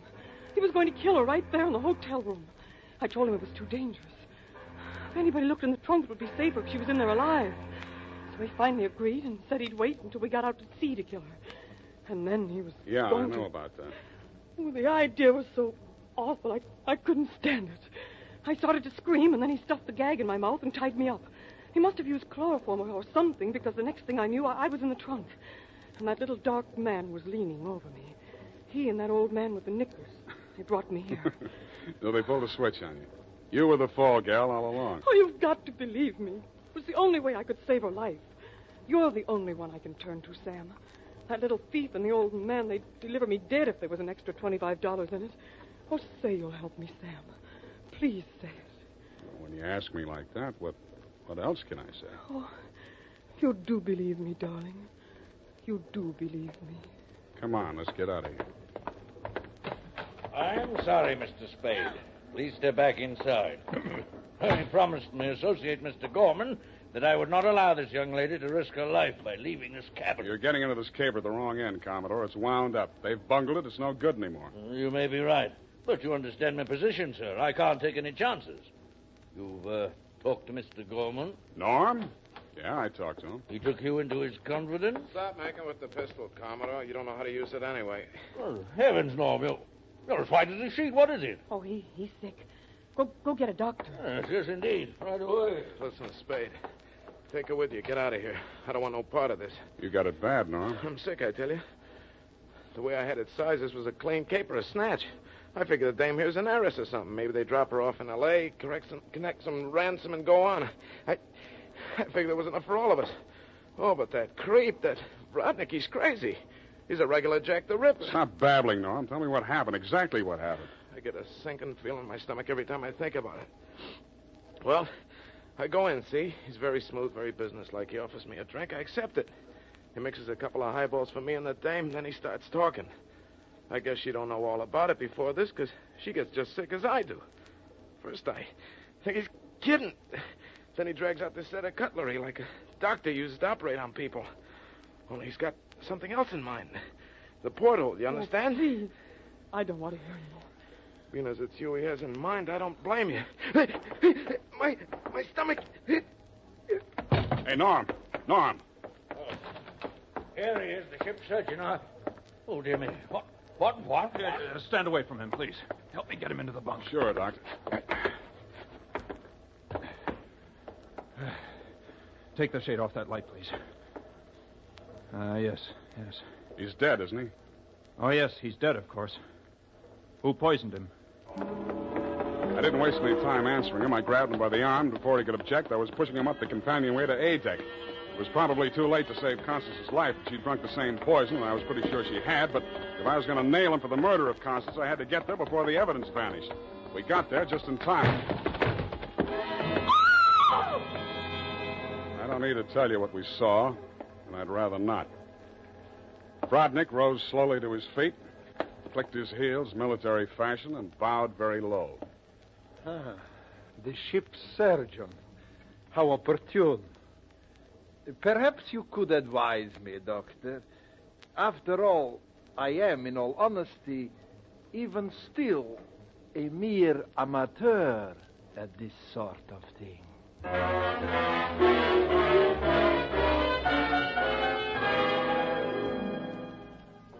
After Rodnick had been taken into custody, we took another turn around the deck. It was daylight, and the ship was lying to off San Pedro. This time, the fresh air really felt good, and so did Marcia. It's all over, Sam. Yes, sweetheart, it's all over. But not between us. Say it, Sam. Say it's not all over between us. How can it be? I knew it. I knew you felt the same way. All my life before, it's been like a terrible nightmare. It never really happened. But it did happen, sweetheart. Oh, but you can forget it, darling, can't you? Please forget it. I'd like to, Marcia. I really would. Hold me close, Sam. Never let me go. You're beautiful. Is that all, Sam? Nothing else? Yeah, lots else. That's why I think we better say goodbye right now. Because when I feel like this, I get foolish. And if I get foolish with you, I'm likely to wake up in a trunk someplace.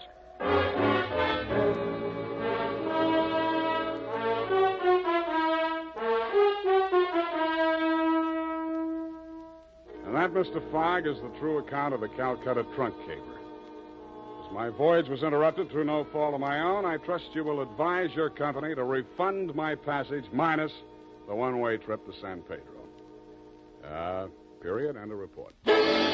Here at Escape Radio, we proudly thank our partners at CBS. And now, folks, a quick challenge before the next thrilling chapter.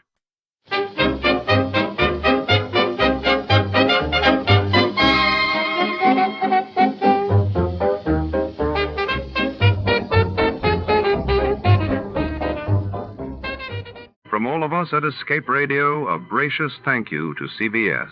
And now, dear listeners, relax and enjoy a few moments of music before tonight's grand adventure begins.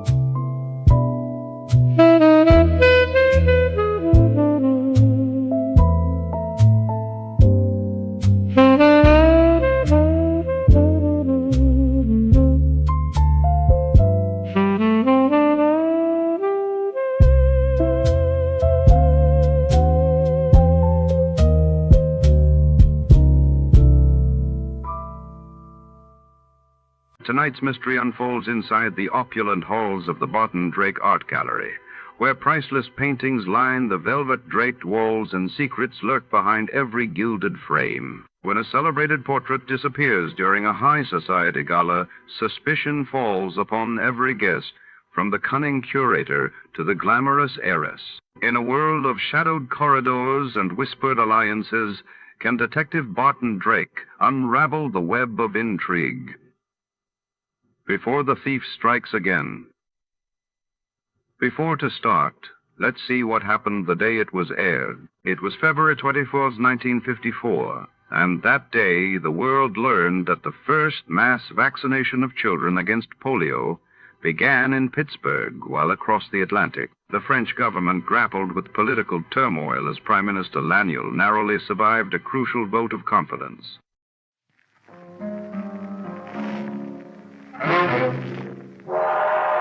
Time now for yours truly, Johnny Dollar.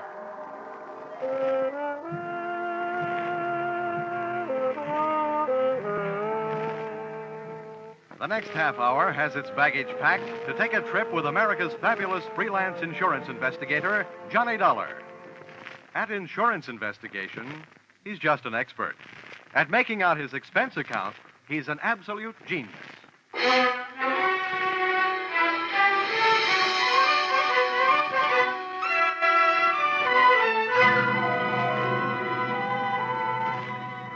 Expense account submitted by Special Investigator Johnny Dolar to Home Office, American Pioneer Life Insurance Company, Hartford, Connecticut. Attention, W.K. Green, General Manager. The following is an accounting of my expenditures in the case of Barton Drake, or how I played ducks and drakes with a drake who ducked. Expense account, item 1. $100 I'm charging you for 1 hour's sleep I missed answering your telephone call at 9 o'clock in the morning. Expense account, item 2. $1.50. I had to go out for breakfast. The Easter Bunny didn't leave me any eggs. Item 3, cab fare to your office, $1. Tip the driver, $1.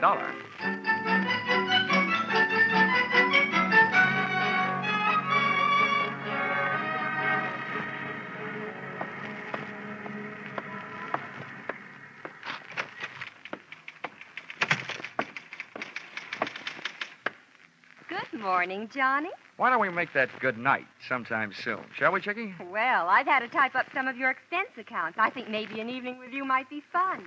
But business first. Old Stonewall's waiting for you. Oh, hasn't he gotten out of that military kick yet? No, he still thinks he's a general. But to me, he's still just what he was before he ever went into the Army. His belts never stopped fighting the battle of the businessman's bulge, huh? Well, forward march.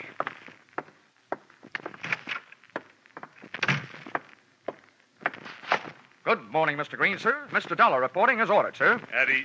Huh? Oh, yeah. What's this saluting and heel-clicking about? Oh, I thought you might be homesick for some military courtesy. Yeah, I'd be surprised to get any kind of courtesy from you. But we're not paying you to be polite. Sit down. Here. I got a job for you. Here. I had a copy made of the file in that case. You can take it with you. Thanks. Barton Drake, huh? Oh, yeah, I remember him. Let's see. Life insurance, $30,000. Beneficiary, Mrs. Barton Drake. Well, what is it? Is he dead or just dying? Neither, we hope. Well, if you'll pardon a little before-noon philosophy, just by living, a man is slowly dying of old age. We have a statistical department to worry about that, Dollar. Your job is to find this man, Barton Drake. Okay. What's the story? And as far as the company is concerned, the story started one night just short of 7 years ago. Oh, that would make it 1942. Yes, the same year I was called upon to fight for my country. Yeah. In the insurance division, Pentagon Building, Washington, D.C. Huh? But don't get me wrong. Those who served can be just as proud of what they did as those who fought.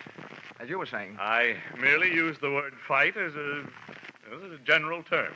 Yes, General. Barton Drake, one night about 7 years ago? Yes. When we issued the life policy on Drake, he listed his occupation as that of hardware store proprietor. Hardware? As I recall it, he specialized in unregistered pistols, handcuff keys, and hacksaws. And if I'm not wrong, at the time he disappeared, he was under suspicion of grand larceny and wanted for assault with intent to kill a police officer. Yeah, that's right. At the time, he was suspected of a number of large robberies. Yeah. Refresh me on that cop shooting. How'd that happen? You remember. When the police arrived at the house to pick him up, he opened fire from the bedroom window, made a dash for it out of the back to his own car. There was a chase during which the car skidded and went through the rail of a bridge into the river. Oh, yes. Now I remember, yeah. They never did recover the body or the loot. All they got back was a wet Buick. Dollar, that was 7 years ago. At least it will be 7 years in 1 more week. At that time, Barton Drake will be declared legally dead by the probate court.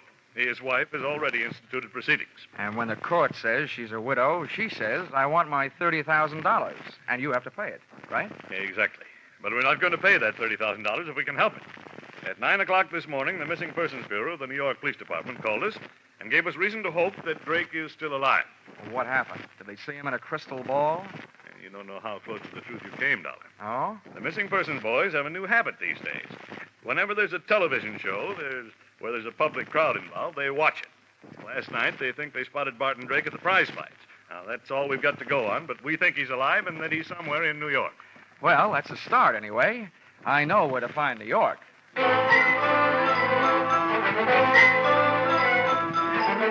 Expense account, item 4, $7. Mileage, Hartford to New York.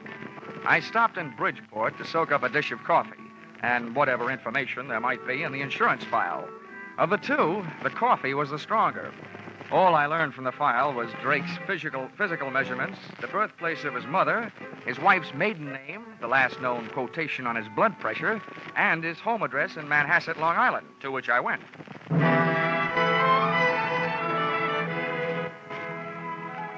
The house had a $40,000 look about it, and its grounds were being manicured by a gardener who had a $12 a day look about him.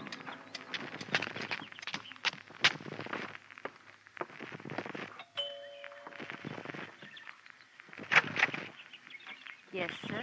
I'd like to see Mrs. Drake. Here's my card. Yes, sir. Step in, please. Thank you. If you wait here in the hall, sir, I'll go tell her you're here. The maid had a $40 a week look about her and completed the picture of prosperity. For a hardware merchant, Barton Drake had died leaving his wife living a soft life. Either that or he was still alive and not giving his wife grounds for divorce on the basis of non-support. Or she was that certain kind of gal who wouldn't have any trouble making that certain kind of man get up that certain kind of money. And when I saw her, I knew not only that I couldn't afford her, but that Drake probably hadn't been able to, which probably led to his undoing. Just to give you an idea, she was wearing a diamond necklace and a negligee, and it was 2 o'clock in the afternoon. Mr. Dolar? Mrs. Drake? Yes, Stella Drake. I'm having breakfast. Won't you come in and join me? Well, I'll join you, but no breakfast. I just had a tomato surprise. Hmm? Lunch. Oh, I'm glad you didn't mean me. Come on, right in here. Are you sure you won't have some breakfast? No, thanks. I couldn't bring myself to hurt that poor, tired trout you've got there. Oh, please. That's a genuine English kipper. Oh, I beg your pardon. I didn't recognize it without its monocle. Oh, you're more fun than an eye-opener. I should have you around when I get up every day. Well, I have something to tell you that should make you really feel good. You don't mean that bunch of stuffed shirts at the insurance company have decided to give me my money without going through all that fuss at probate court? Oh, I've got better news than that. You may not get that money. But we think you have a good chance of getting your husband back. What? Yeah, the New York police think they saw him last night. Alive. Oh, maybe I was wrong. Maybe that doesn't make you happy. Why, yes. Yes, of course it makes me happy, but to live without a man for 7 years and then have a stranger just sit across the table and calmly tell you he's alive, it's just too much. Tell me, where did they find him? They didn't. They think they spotted him at the fights they were watching on television. I imagine they're looking for him. I know I am. Well, it's impossible. If he were alive and back in New York, he'd come to me. That's what I was hoping, Mrs. Drake. Well, I don't believe it. Why would he do a thing like that to me? Why would he make me suffer all these years? I think you'd better go now. I've got to be alone. I've got to think. Oh, Barton, why? Please, Mr. Dollar. I want to be alone. I figured if she wanted to be alone, it was for a good reason. Because that lather she'd gotten into was strictly from soap opera. She flooded me to the door on a tide of tears. Once outside, I picked up the hedge clippers the gardener had conveniently left near the front walk and pruned the telephone wires leading into the house. Then I took a plant on the place from the other side of the street. I figured Mrs. Drake would want to share her troubles with somebody, and with the phone wires cut, she'd have to leave the house to do it, giving me a chance to follow her. And that's the way it worked out. She led me someplace, all the way into New York City, but not to Barton Drake. That would have been too easy. Once in Manhattan, she headed for a drugstore and a telephone booth.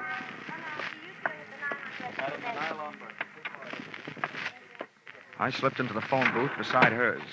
I got the receiver off the hook and my nickel in the slot in time to use an old trick of mine. As she dialed, I tried to duplicate it with my phone. She dialed. And I dialed. I was just one number behind her all the way. When she was through dialing, I held off dialing the last number on my phone until she got an answer.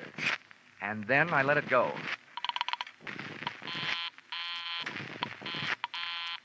The number she was calling was busy. There was still room for coincidence, but it was good enough for me. I jotted down the number I'd gotten out of my little telephone game of tag and then listened. I've got to see you right away. We're in trouble.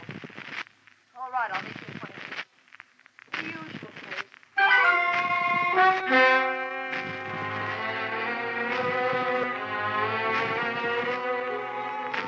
The usual place turned out to be the usual place to meet trains, Grand Central Station. But no train ever pulled into where Mrs. Drake went. As a matter of fact, no man ever did. Unless he was a plumber, maybe. That's right, where the ladies go to powder their noses and things. She came out 30 minutes later alone, but she never hit the street.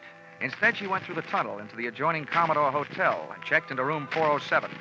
The only room I could get was 1313. Expense account item 5, $10. Tip to hotel detective for keeping an eye on the Eiffel in 407. Item 6, $35. Purchase of portable phonograph. Item 7, 65 cents. Purchase of phonograph record, Frank Sinatra singing night and day.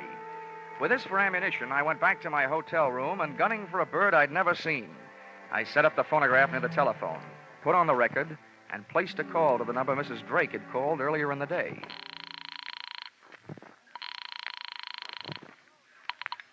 Hello.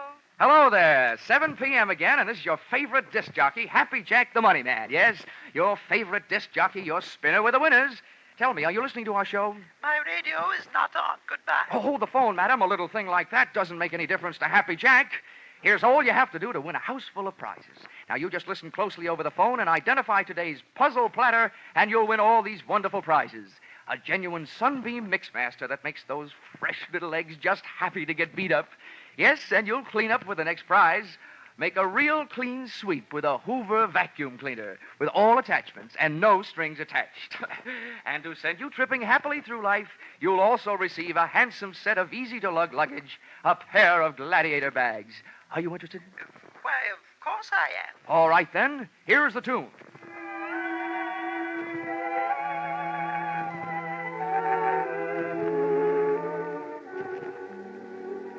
Night and day. There it is. What's the title of that song?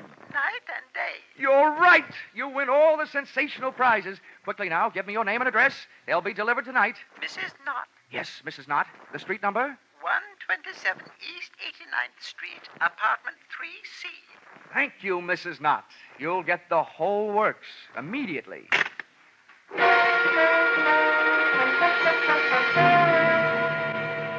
Expense account, items 8, 9, and 10.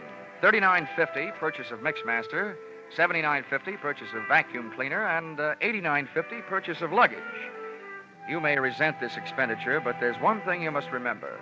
Nobody can resist trading their name and address for something for nothing.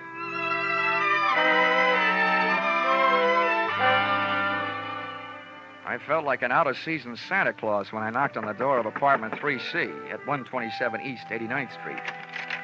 The frame suddenly became a picture frame encasing a live version of Whistler's grandmother, complete with wheelchair and crocheted afghan. Just bring them in and set them down. Yes, ma'am. I'm Happy Jack, and I'm glad to meet you. Right in here and set them down. Ah, yes. There you are, Mrs. Knott. You lucky woman, you. Is that all? Almost. Now, all we need from you is a little information. Just some background on today's winner to pass along to my radio audience. Be off with you, young man. I'll write you a letter. Oh, but come now, Mrs. Knott. Never mind. I have no time now. Just a few questions while I check you out on the Hoover. I don't need any checking out. Now go away. I must say, Mrs. Knott, you're a bad winner. So now I'm afraid I'm going to have to stick around to find out how good a loser you are. What do you mean? Come in. You. Stella, do you know this man? Do I know him? He's that insurance investigator, Johnny Dolar. Granny came flying out of the wheelchair, multiplying in height by 3. When I first saw Granny's hand flying toward me, it looked like there was an old-fashioned wedding ring on each finger. But just too late, I saw it was only a set of brass knuckles. Oh.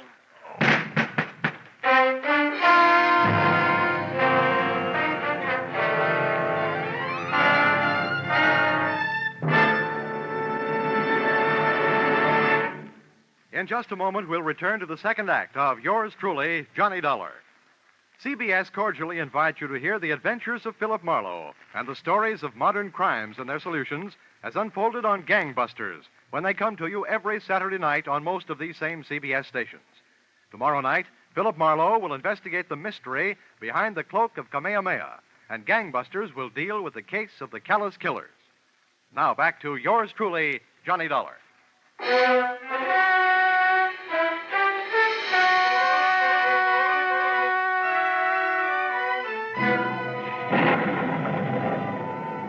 When I woke up, the thunder and lightning in my head was getting an answer from the sky. And I started getting some answers, too. You, James, give me a page. Granny's voice had changed to the bass register, and its owner was smoking a big cigar. I stayed on the floor and quiet. I didn't want those brass knuckles crooning me another lullaby. Come awful close to fouling up the whole deal. I told you I didn't want you to try to collect on that insurance. Why'd you do it? It's $30,000, that's why. To hear you talk, you'd think you were going hungry. What do you think I am, some empty milk bottle you can run down to the corner and get your nickel back on? What were you trying to do anyway, sell me out? Sell you out? You know what started this trouble. You had to go to the fights last night. Oh, a big man. Dumb cops, you call them. Don't worry about me. They haven't found me. I'll take care of myself. But not with you lousing me up, getting mixed up with dirty dealers like this guy Dolar. Oh, you're so smart. Why did you let him in here? Shut up! He wanted to give me something for free, that's why. Well, I've got something for him. A free boat ride. Wheel that chair over here. We'll take him out in that. The wheelchair ride was short, to the street. The auto ride was longer, to the ocean. And from what I could gather on the dock, the boat ride was to be even longer, to my doom. I was still playing Sleeping Beauty and listening to the supposed-to-be dead man, Barton Drake, telling his wife Stella how he was going to make my slumber permanent. Come on, get a move on. I've got his hands tied. Hurry up with his feet. I'm almost through. There. Now what? Now stand back while I heave him up on the deck. Well, aren't you going to tie him to something? For what? If they ever find this boat, they're going to find it empty. One good wave out there, and this guy goes for a swim. There. The wheel's lashed. He's got plenty of gas and plenty of ocean out there. That'll teach Mr. Happy Jack. Now I'm giving him away.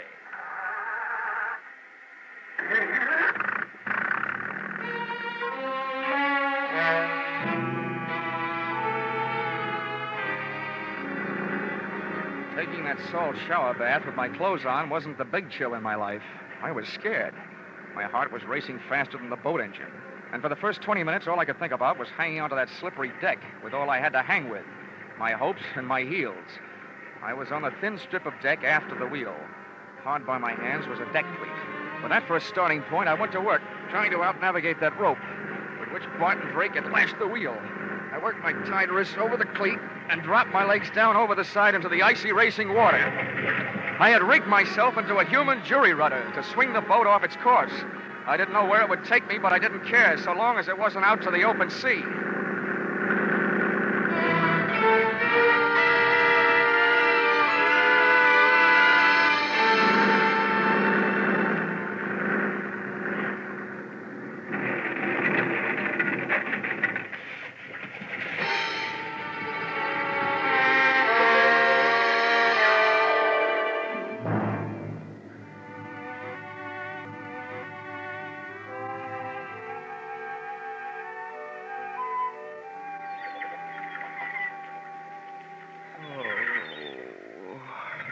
Oh, waking up, eh?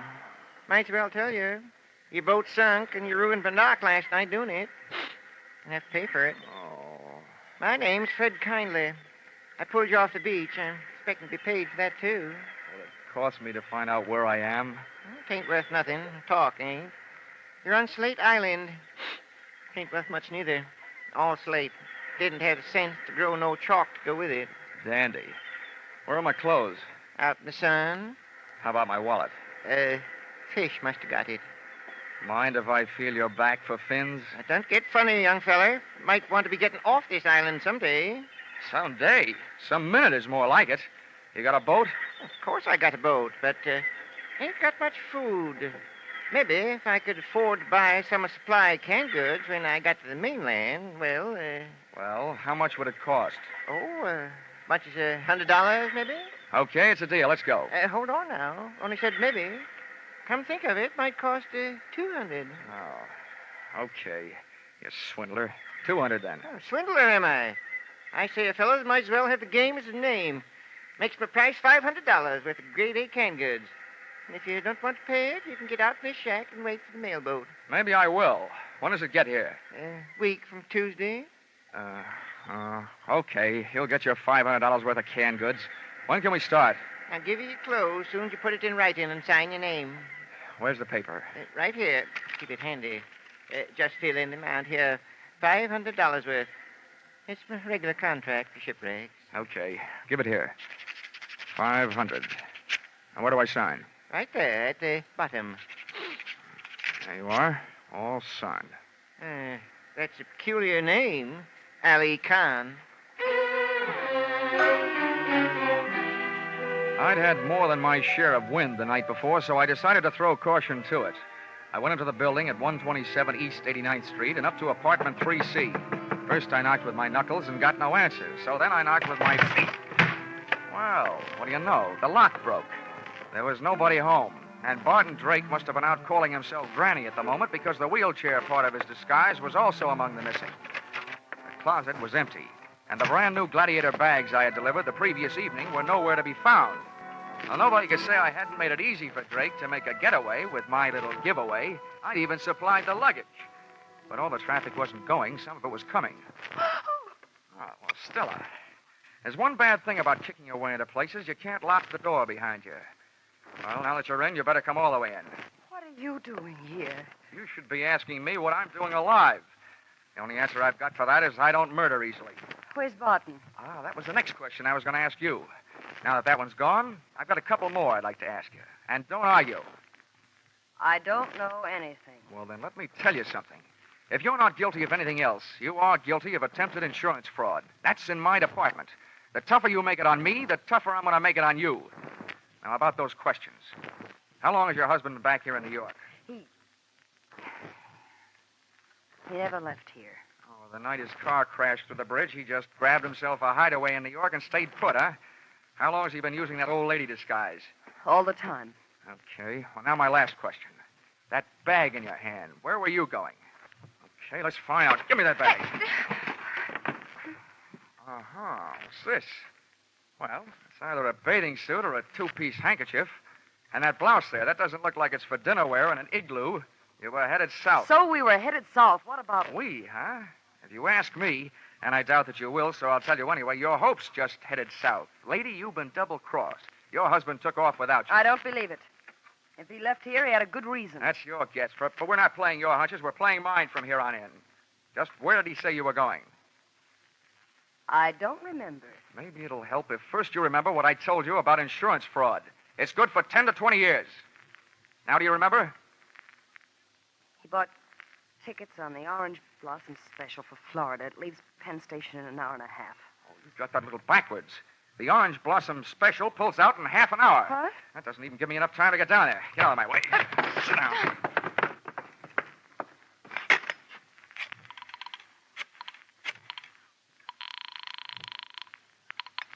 Information. Hello. Information. Look, I want the telephone number of the Penn Station branch of the Travelers' Aid Society. This was once when I didn't want the society to aid the traveler. I told them that Barton Drake was my invalid aunt and as nutty as a fruitcake. With Stella's help, I described his costume from the daisies on his hat to the buttons on his shoes.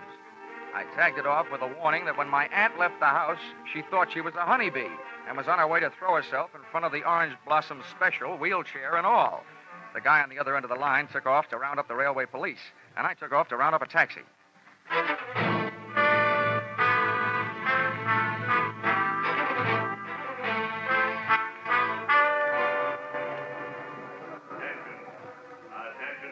I rode the escalator into the main waiting room. And halfway down, I spotted Barton Drake in his grandmother get-up. He was surrounded by police, and the police were surrounded by a small crowd. I walked over. I don't know what kind of a practical joke this is, young man, but it's not funny.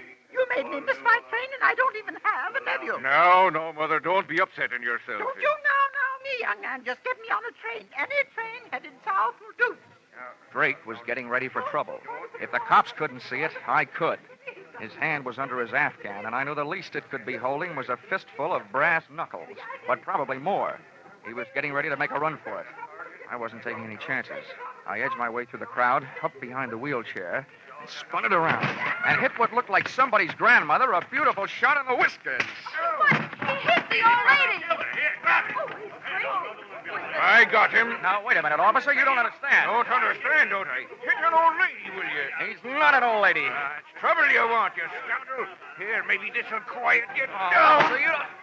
Oh.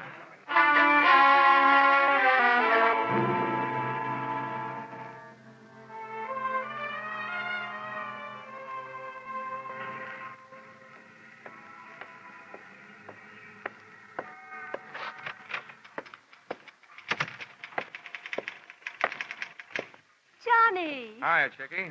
Oh, that bandage. What's the matter with your head? No brains. Where's the general? Oh, when he found out you'd saved American Pioneer $30,000, he decided to take the morning off and celebrate. He's out playing golf. Oh, great. To celebrate my getting hit on the head with police clubs, he goes out and swings golf clubs. Oh, Johnny, I was sort of Now, hoping don't that... worry, Chickie. I've still got enough energy left for nightclubs. You want to help me with this expense account? I'll get it out of the way. Oh, that's all that stands between us. Uh-huh. Expense account submitted by Special Investigator Johnny Dolar to Home Office, American Pioneer Life Insurance Company.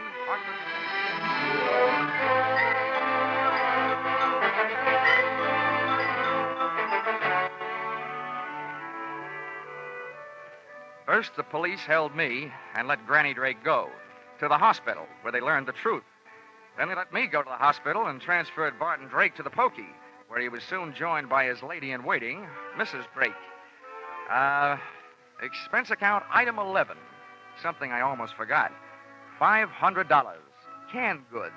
For the man who got me off the rocks on Slate Island, Mr. Fred Kindly. Even if he did rob me, I didn't feel like robbing him. The only thing I did do was remove all the labels from the $500 worth of canned goods. I'm sure that this will see to it that Mr. Kindly had some very unbalanced meals, because I happen to know that there's no difference in the sound of canned tomatoes and canned peaches when you shake the can. Expense account total, $1,482.63. Yours, truly, Johnny Dollar.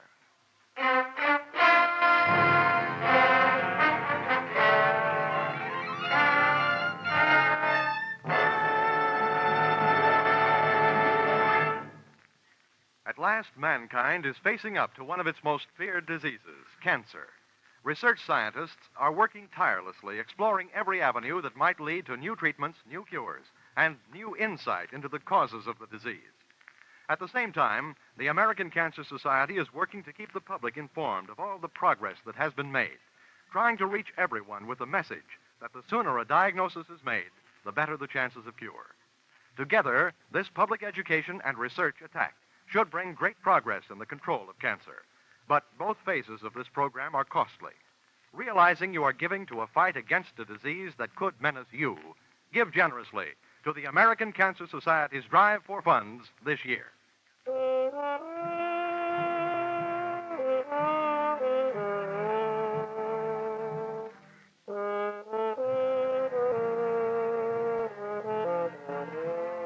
Yours truly, Johnny Dollar, stars Charles Russell as Johnny. Our music is composed and conducted by Leith Stevens. Yours truly, Johnny Dollar, is written by Paul Dudley and Gil Dowd and is produced and directed by Richard Sanville for CBS, where 99 million people gather every week, the Columbia Broadcasting System. Before tonight's tale continues, we'd like to extend our appreciation to the fine people at CBS. And now, listeners, sharpen those minds for a quick radio quiz.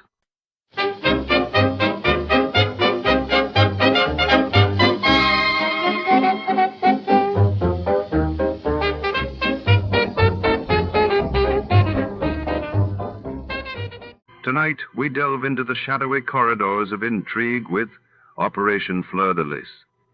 The year is 1943, and the setting is the echoing marble halls and labyrinthine back offices of the French embassy in wartime London. Documents vanish, Coded messages flicker between diplomats, and every chandelier-lit room hides secrets, dangerous ones. As the clock ticks toward midnight, loyalties are tested, and betrayal lurks behind every polished door. A single coup could change the fate of nations. Before to start, let's see what happened the day it was aired.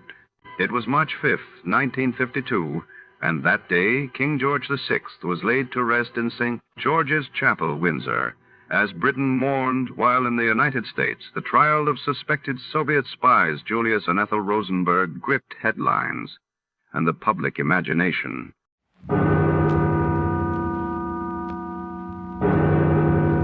Escape. Escape tonight to occupied France and the underground.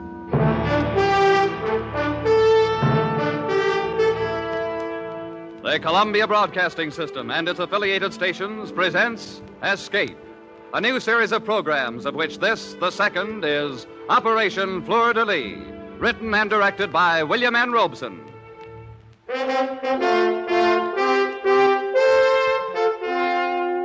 Today, the 14th of July, the people of a free France celebrate the anniversary of their escape from the tyranny of the kings of Versailles.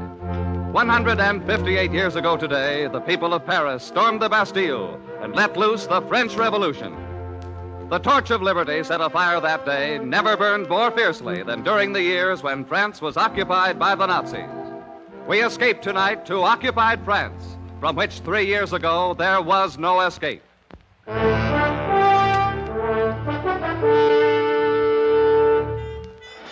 You can call me Duke, but don't use my right name. I might want to go back to France someday. And there are a lot of people in the world that wouldn't understand that what I did was justified in a war. No, I don't have any regrets. Moral ones, that is. It isn't what I did to Renee that keeps me awake at nights. It's just the memory of her. There isn't much about her in my official report on Operation Fleur De Lys, but then it isn't customary to include descriptions of slim, sunburned legs and wide, deep brown eyes in a military document. And anyway, she was only an incident in the operation, even if she became somewhat more important to me. Operation Fleur De Lys began, like all the others, in the grubby, undistinguished house in London, which was the headquarters of the OSS, the Office of Strategic Services, otherwise known in various parts of the world as screwballs, cutthroats, spies, cloak and dagger boys, and American underground agents. Gentlemen, Operation Fleur De Lys is planned to assist the advance of our forces once they've secured a beachhead in Normandy. Is that where we're going in, Major? That is one of the possibilities, Lieutenant. Yes, sir. You will jump over Grandmont in northern France, here on the map. You're to set up roadblocks on these 3 state highways. Here, here, and here. There is an underground contact near Grandmont's? Yes, Alcine Duton. He's leader of the local Maquis, expecting him. In addition, you're to block these railroad lines entering and leaving Grandmont. These operations are to coincide with the advance of our ground forces. If they land in Normandy. If they land in Normandy. You will enplane tonight at 2100 hours and will drop over your objective at, I should think, approximately 2230. Any questions? No, I don't think so, sir. Well, yes, sir, I have a question. Yes, Lieutenant? How many of us are going on this mission? Just the 2 of you.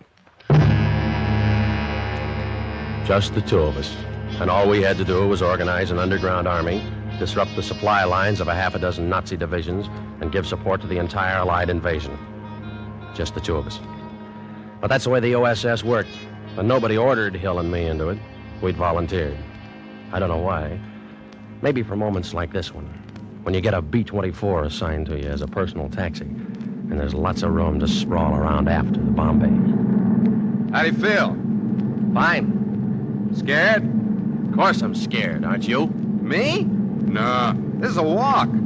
You forget how tough it was when we were at paratroop school at Benning. Yeah, that was real rugged. If the wind wasn't right, you might land in the Chattahoochee and get all wet. And there was always the chance that you'd sprain your ankle coming down too hard. And the sun was so bright on some of those daylight jumps. Whereas we got none of those things to worry about here. A nice pitch-black night over France, no sun to blind us, no Chattahoochee River to fall into. Hey, Lieutenant. Yes, Sergeant. Skipper wants to talk to you on the intercom. Thanks. Here, use my cans. Thank you. Duke here. Lieutenant, I'm over your objective. Any signal from the ground? Yes, the one arranged. 4 dots, 2 dashes. Green. Very well. You and Lieutenant Hill move into the Bombay catwalk. I'll open Bombay doors in 30 seconds. Roger. Good luck. Thanks. Sergeant, stand by to dump those supplies as soon as we're clear. Yes, sir. Come on, Ed. This, as someone has said, is it. So soon? Just as I was settling down to a good book. Bombay doors are opening, sir. Okay, Sergeant. All right, Ed, let's check your harness. It's a frightful mess. I just can't seem to do a thing with it. I know, but this is the last party you'll have to wear it on. Okay. How am I? Well, don't look now, but your chute's showing. Tuck it in. Let's get out on that catwalk. Why, what a refreshing breeze! And all of France at our feet. You see the signal? That's what I'm looking for. There it is. Over to the left. You got it? Got it! Let's go! You kid. Sure you kid. It helps. But for those 10 seconds while you fall free, nothing helps. You hang on to the ripcord and you count off the seconds, and you try not to count too fast. Your hand on that ripcord is the only certain thing in the world as you tumble head over teacups with the wind tearing sound from your ears. And there's only one thought, always the same thought, whether it's your first or your 50th jump. Will the chute open? It does. Yanking at your armpits, knocking the breath out of you, slowing you down, and you swing there like a rag doll trying to get your bearings. First, you make out the horizon. That's where the black becomes darker black, where the stars stop. And you wonder about Ed, but you can't risk calling out. And now that you're located where the stars aren't, you look for the signal light, and there it is, slightly to the left. So you tug at your shroud lines, spilling a little air to guide you toward it. And it's coming toward you awfully fast. And you hope this particular French patriot has picked out a field free of trees and church steeples.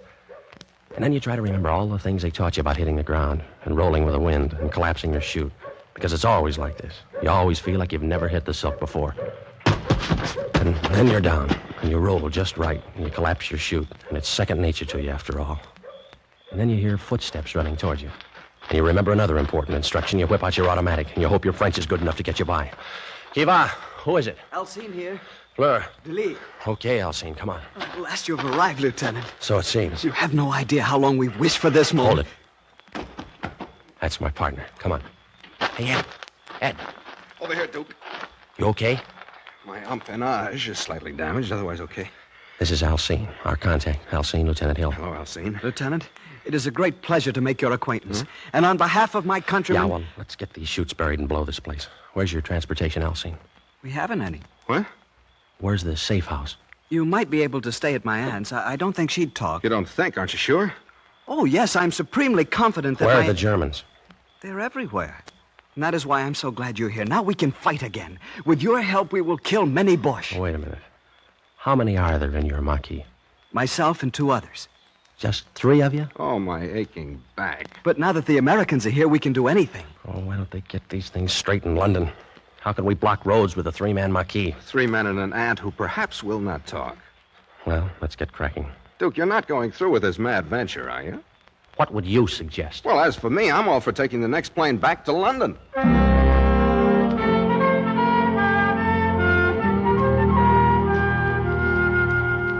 Another piece of bread, Lieutenant. No, thank you, ma'am. This bone chicken is delicious. How do you call it? K-ration. Supreme. We've had nothing like it since the Boche came. Yeah, well, you get used to it. And cigarettes, Tante Marie. Cigarettes made of real tobacco. Ah, you Americans have everything. Madame, Alcine, you are kind, you are hospitable, but the comforts of K-ration will not block roads. We need men. We must form a Maquis. But we have a Maquis. Look, Alcine, there are 3 of you and 2 of us. Sure, we've got guns and we've got ammunition and supply chutes somewhere out in that field where we landed. We've got arms for 50 men. But if we had those men, we still couldn't go to war against the German division. And you said yourself there's at least a division garrisoned in Grammont.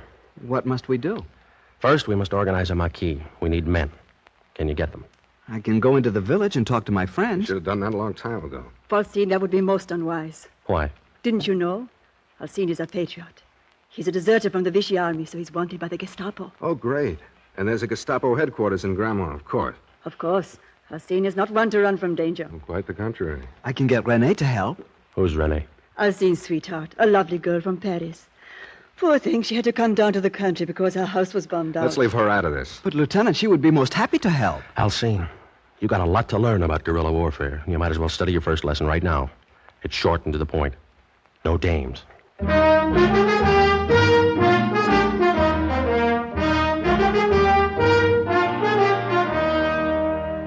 Well, the next day, we collected the supplies, which had been dropped with us, and we set up a camp deep in the woods.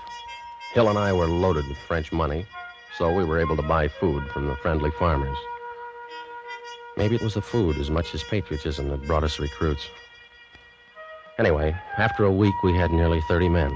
Our marquee wasn't big enough for the job we had to do, but it was growing in the right direction. And then one night, as I was winding up a report to London... Oh?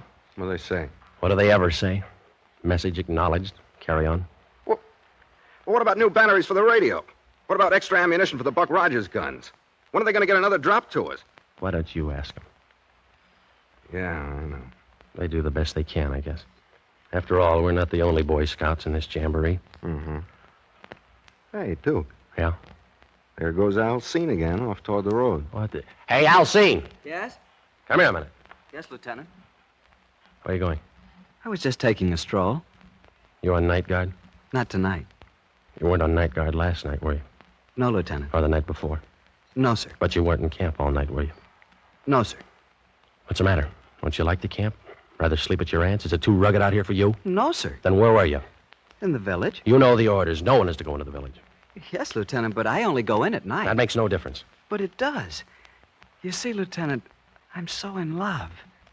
Oh, great. The girl from Paris? Yes. You should see her, Lieutenant. She's the most beautiful, the most charming, Don't you know you're endangering the whole marquee by disobeying my orders? Oh, no, sir. There's no danger with Renee. She hates the bush. Why, she wants to join us. You've told her about us? Oh, yes, sir.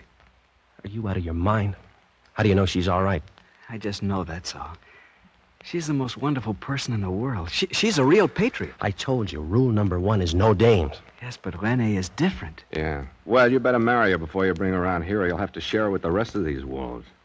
Lieutenant, do I understand you? Forget it, Elsie. It's just an American figure of speech. May I tell Renee she can join us? Well, not quite yet. Later, maybe. Yes, Lieutenant. Is that all? Yeah, that's all. If you got to take it, Alcine, take it easy. I do not understand. Just another American idiom, Elsie. Good night. Good night, sir. Hey, Duke. You gonna let him get away with that? Well, what are we going to do? Slap him into the guardhouse for 30 days. Only this isn't the American Army. We haven't any guardhouse. Yeah, stinks from a security standpoint. I know. If we try to keep these boys from sneaking off home every now and then, we're not going to have any marquee. These French. An immoral race. I don't know about that. Remember Phoenix City, Alabama? Yeah. Oh, yeah, I see what you mean.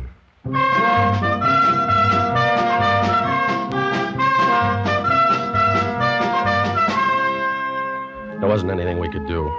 If we'd ordered Alcine to stay in camp, he'd have sneaked off anyway. He had that dreamy, faraway look that's baffled parents, teachers, and first lieutenants since the beginning of time. I didn't worry too much about it because our marquee was growing, and Ed Hill and I were breaking our backs pushing those French kids through an ersatz basic in 3 weeks. Headquarters in London didn't tell us much, but we did know from the BBC that the boys had landed at Omaha Beach, and it wouldn't be long before they'd be needing our roadblocks. And then one morning, about D+4, I think it was, I was out in the woods running a squad through concealment drill. No. Hit the dirt. Don't wait or you're dead. When you see the signal, hit the dirt right now. Pardon me, Lieutenant. Huh? Oh, I'll see. Where have you been all night as though I didn't know? Lieutenant, I've got to talk to you. Okay, I'll be through here in a half hour or so. I've got to talk to you now. Huh? All right, I'll see. Okay, boys, take 5. Come along, Alcine. What's on your mind? Lieutenant, my family's been killed. Oh, no. Yes, by the Gestapo. They set fire to the house. My mother, my father, my 2 sisters. They ran out. The Gestapo shot them. You're sure of this? Yes, I heard it this morning from a neighbor who saw it happen. You poor kid. When can we attack, Lieutenant? When can we stop this endless training and fight the bush? No, I want only to kill and kill and kill until I pay them back for my father, my mother, my 2 sisters. Yeah, I know. You'll get your chance, Alcine, but not yet. We gotta wait. We're not ready yet. I'm ready. Before I wanted to fight the bush for my country. Now I want to kill him again and again. For them. I know, but you gotta be patient. This should happen to me now. Only last night Renee said she'd marry me. Come to live here with me in the camp. I was so happy. And this morning I learned this news. When did you hear from your mother last? Not for a month since we began to work, but I've written her every week. You have? Who mailed the letters? Renee mailed them for me. She's so kind and thoughtful. She offered to mail letters home for the other boys, too. Oh, that was nice of her. Did they take advantage of her offer? A couple of them. Who? Paul and Jean. I told them about it, and they wrote their families. And Renee mailed the letters, huh? Yeah, she's a wonderful person, Lieutenant. You're going to love her. Yeah, I think I am. She's all I've got in the world now.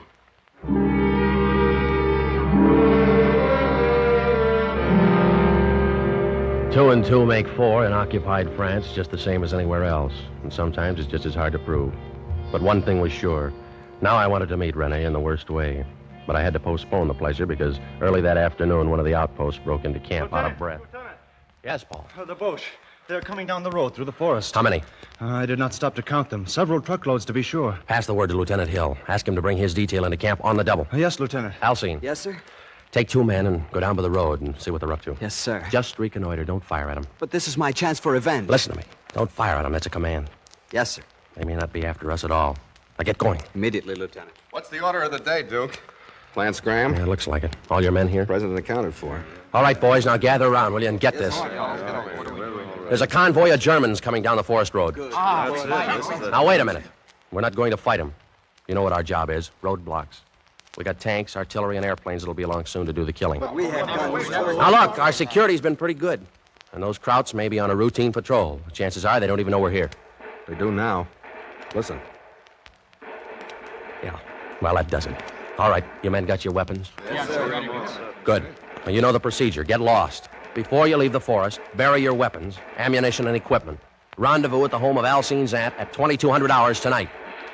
Good luck. Come on, Ed, let's scram. Well, he who doesn't fight and runs away lives to fight another day. Or something like that. Who tipped them off? I'm not sure, but I got a pretty good idea.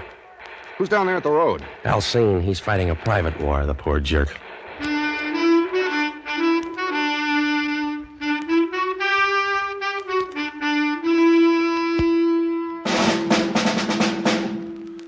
The basic rule of 3 in guerrilla warfare is surprise, kill, vanish. However, when you're surprised, the only rule is vanish, and we did. There were about 50 Germans and a half a dozen dogs to track our scent. They spent the day thrashing through the woods, firing into the underbrush, and finding nothing. It was a classic withdrawal, and Hill and I were proud of our little army, with the exception of Alcine, its self-appointed hero. When we arrived at his aunt's house that night for the rendezvous, a half a dozen of the boys were already there. Who is it? Fleur. De Lys. Ah, Lieutenant, come in. Good evening, madame. Alcine is already here. I'm so proud of him. Ah, Lieutenant, I was just telling Tante Marie and the boys it was magnificent. I got 2 of them. I killed 2 Boche. Your orders were not to shoot. But, Lieutenant, what would you? What happened to the other boys who were with you? Jean was wounded and captured. Antoine became frightened and ran away. That blows the Marquis. They'll get the full particulars from Jean. They haven't got him already. I'm sorry, Lieutenant, but... Quiet. Answer it, madame. Who is it? Fleur. De Lys. Open it. Good evening, madame. Come in, boys. Running any trouble, boys? As you see, we're here. Yeah. But not for long. Lieutenant, Yes, Raoul Paul. and I wish to withdraw from the Marquis. Quit? Why?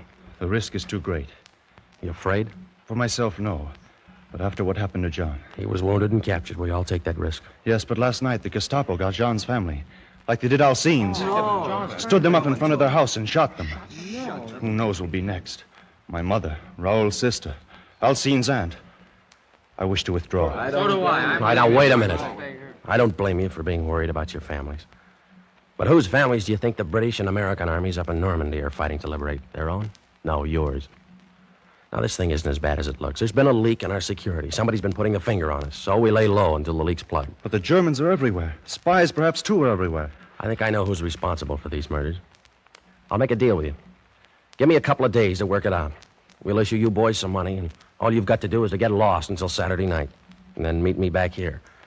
If I haven't patched up our security by then, you can all quit the Marquis and become collaborators. Oh, it is not that, Lieutenant. No one wishes to collaborate. But one must think of one's family. Okay. Ed. Yeah, Duke.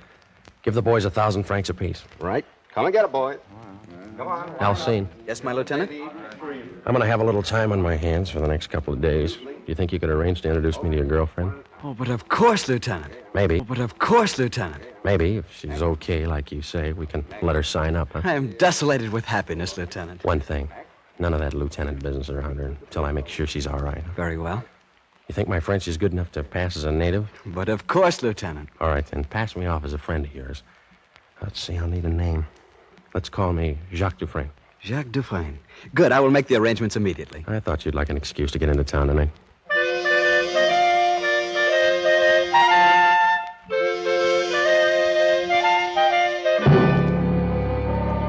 The next afternoon, Alcine brought the girl out to the woods near his aunt's house. I stood behind a tree to watch and make sure they weren't being followed. She was all right. Tall, long, sunburned legs, her hair caught in a blue ribbon like a little girl's. I let them walk by, and then I stepped from behind my tree. Oh, there you are, Jacques. Hello, Alcine. René, this is my good friend Jacques Dufresne. He's from Paris, too. Jacques, this is René de Cibourg. Glad to meet you, mademoiselle. And I'm honored to meet you, monsieur. Where do you live in Paris? Near the Porte du Lilas. But my home is no longer there. It was bombed out. Alas, so was mine. My family remain with friends, but I've come out into the country to fight with the resistance. Jacques has much influence with the commander of our Maquis. Oh, I hope you will be able to persuade him to let me join you, monsieur. I shall do what I can. It would be a privilege and an honor to work with a patriot like you. See, Jacques, I told you René was all right. You didn't tell me the half of it. Mademoiselle, you understand that we must be cautious. There are questions I must ask of a confidential nature. Why don't we meet again? Alone. Why not? Say, tonight? I have a little car. But- We might take a drive. Fine. But, René, you promised me I that... can see you some other time, ma chère. Remember, France comes first.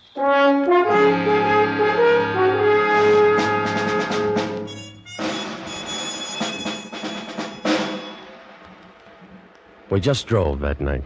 She was wearing a white ribbon in her hair and a loose white dress and no stockings. We just drove around in her little Citroën with the top down and the wind blowing her hair like a girl in a magazine ad. Then we came back about midnight and parked by the bridge. I felt like I was back in high school in Illinois. Look at those stars, Jacques. Yeah. So many of them. So close you can almost reach out and touch them. Yeah. I had them all once, Jacques. I reached out and gathered them all in my arms once. Yeah? I want you to know all about me, Jacques. I want to. Don't think it's wrong of me. But I've been in love. There's nothing wrong in being in love. He was a soldier, Most everybody is these days. a German soldier. Oh, Don't you think that love is bigger than war or hate or anything? yeah, I guess so. He's dead now. That's good. I'm sorry. I mean, I didn't mean to hurt you. I'm not sorry he's dead. Jacques, I'm so confused. I want to understand things. I want to be intelligent about things. But everything gets so mixed up. Like now. Like now? Yes. Jacques, I've never been so happy as I am tonight. Not even with the German? Not even with him. Why does it have to end? Why do those blessed stars have to go out one by one to make way for another day of war? Why can't we stop time, you and I, and gather all the stars together, just for us? I don't know, baby. It's never been done before. But we can try.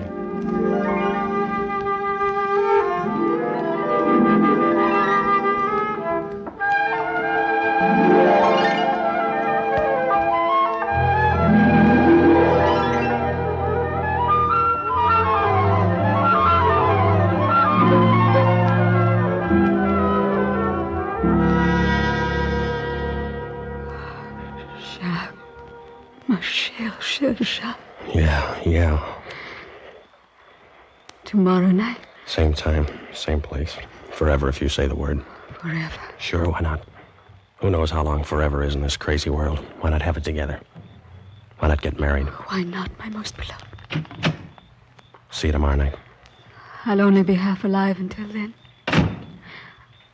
Sherry, if you want to write to your family in Paris, give me the letter tomorrow night, and I'll mail it for you.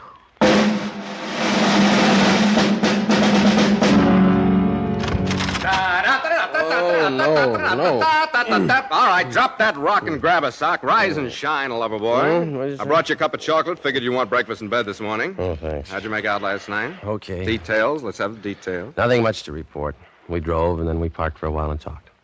She give anything away? No information. She's a funny kid. Her dialogue's as corny as a bobby soxer. She knows she's pretty, so she wants to be admired for her mind. But I'm sure she's Armada Hari. How come? She offered to mail a letter to my family. That's consistent. I asked her to marry me. What? She didn't believe me, but she pretended like she did. Oh, I don't know why she's doing what she's doing. Thrills, maybe. French juvenile delinquent, huh? Maybe. Tonight's the night. The night you get married? No, the night we get her. The boys are meeting us here at midnight, you know. What's the plan? Well, I'll take another ride with her. And about midnight, we'll be back and parked by the bridge. You'll be there out of sight. I'll have some brandy along, and I'll slug her drink with a capture pill. When she's passed out, I'll give you the come-on, and you join me.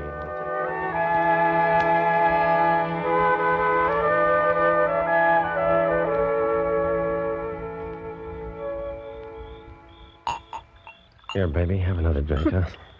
I shouldn't, Jack. Brandy always makes me sleepy. Well, what of it? This is a celebration of our engagement. Oh, kiss me, Jack. Again and again. Sure. Jack, the stars are nearer. Nearer than they've ever been.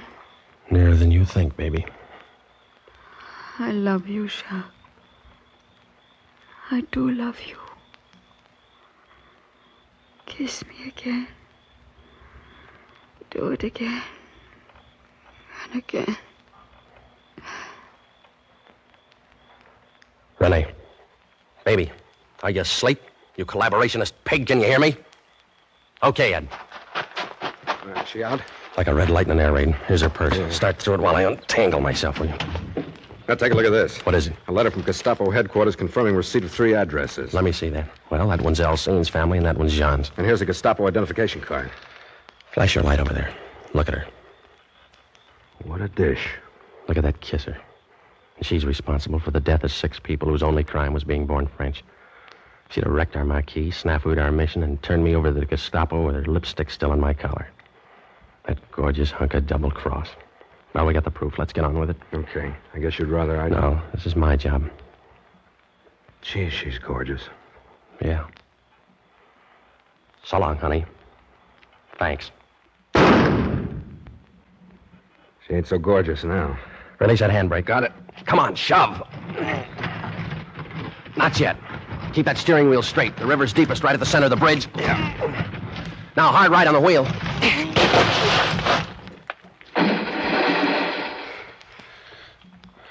You know something, Ed? Huh? I think she finally did gather that armful of stars.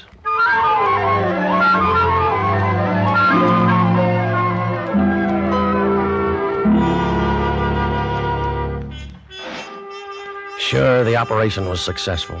When the time came, our roadblocks tied up 3 German divisions while Patton rolled on to the east. But I still lie awake at night thinking I should have married that dame. Yeah, the operation was successful, but the patient died.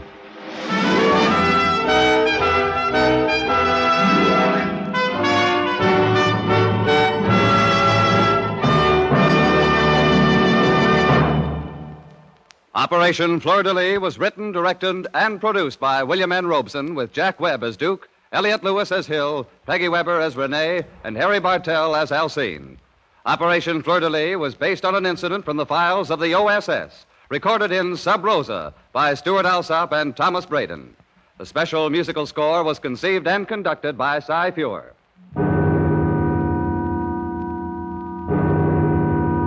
Escape is presented by CBS and its affiliated stations each week at this time. Next week, we invite you to escape with F. Scott Fitzgerald in his unforgettable story, The Diamond as Big as the Ritz.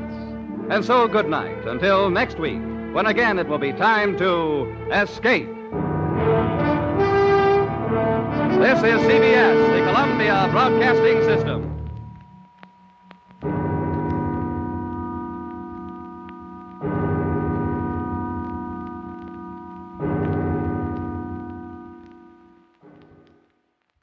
We tip our hats tonight to our partners at CBS.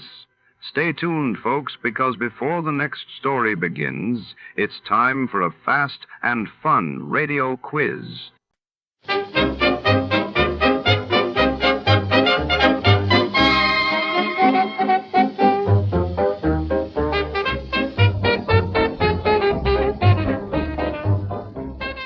Tonight, our story unravels beneath the flickering neon lights of the opulent Edelstein & Sons jewelry store, where secrets are locked away as tightly as the diamonds in their vault. When a mysterious buyer arrives after hours, a routine transaction inside the gleaming marble-floored cellar quickly twists into a labyrinth of deception, betrayal, and hidden motives. What did the buyer truly come to claim, and who is pulling the strings from the shadows? Stay with us. Before to start, let's see what happened the day it was aired. It was February 13, 1953. That day, the world watched as the Soviet Union confirmed the arrest of Lavrenti Beria's rivals in a dramatic political shake-up while across the Atlantic, devastating floods swept through the Netherlands, forcing thousands to evacuate and drawing international aid. Johnny Dollar. Johnny, this is Don Riegel at Worldwide Mutual. Oh, sure, Don. Out in Chicago. No, guess again. You've been moved? Yeah. Where? I hope it's been a promotion. Well, Johnny, I'm sitting here looking out the window of my office at the vast blue expanse of the mighty Pacific. Or at least I would be if the fog weren't so dark and thick this afternoon. San Francisco. Right. One of my favorite towns. Go on. I'll bet you say that to every city in the United States. No, I mean it. I have some real fond memories. Oh, yeah? Who is she, Johnny? I mean memories of nice, big, fat fees. You know, Don, every case I've handled in that fair city of yours over the years has paid me very nicely. How about this one, Don? Let's wait and see, huh? What's the problem? Man missing. Anybody I might know? Well, I doubt it. His name is Harvey Lehman. And, Johnny, I find we have the gentleman insured to the tune of exactly $250,000. Wow. Yeah. Okay, Don. I'm on my way.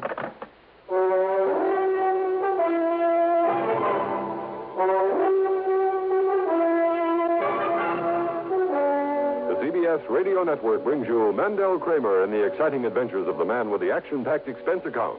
America's fabulous freelance insurance investigator, yours truly, Johnny Dollar.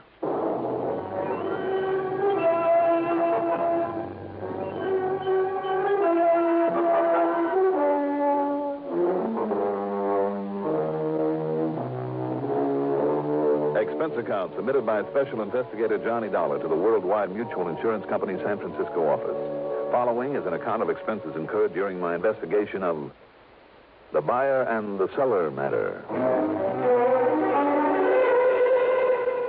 Item 1, after a quick early dinner, is $6 for a cab out to Bradley Field, and item 2, $175.70 plane fare. It was quite late by the time we set down at San Francisco International Airport, so item 3 is another $6 for a taxi into the Huntington Hotel, high on famous Nob Hill, where from my window I could look out over Telegraph Hill and Chinatown, Fisherman's Wharf, the Embarcadero, and other familiar spots of this wonderful, colorful city. First thing in the morning, I dropped in on Don Riegel at his office right near station KCBS that carries these reports of mine on CBS Radio every week.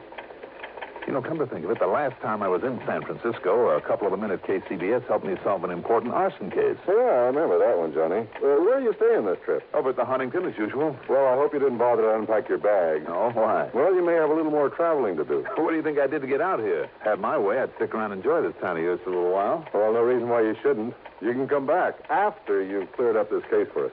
And believe me, I hope you can, Johnny. What's it all about, Don? Well, as I told you on the phone, the man's name is Harvey Lehman. As I also told you, he's disappeared. And if somebody's knocked him off, you'll have to pay a nice hunk of insurance. Yeah, exactly $250,000. But if that man ever had an enemy, I'm crazy as a bedbug. Well, I've always suspected that. Who's the beneficiary? His wife, Doris Lehman. They've been getting along all right? No, to be honest with you. Uh-oh, here we go again. Oh, no, wait a minute, Johnny. Don't start jumping to any fancy conclusions. Why not? That's a lot of money. Yeah, sure it is. But Harvey Lehman is only 48, 49. All right, so why wait around for him to grow old and die before collecting on him? No, Johnny. What I mean is that he has a good business going and will be worth a lot more over the years than any hunk of insurance is now. Even 250 G's? Even that.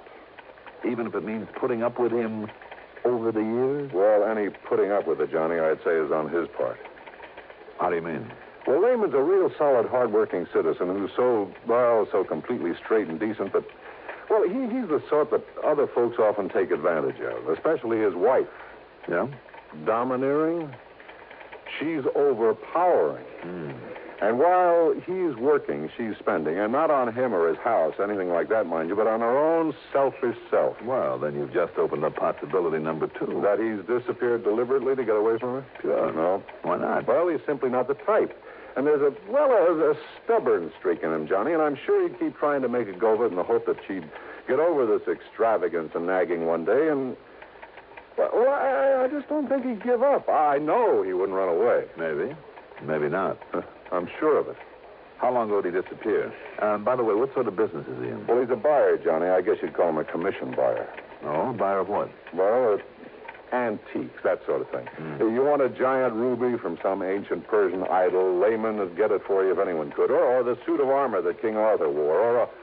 Or even a whole room from some Scottish castle. You know that sort of thing. Well, anyhow, he left here just a week ago.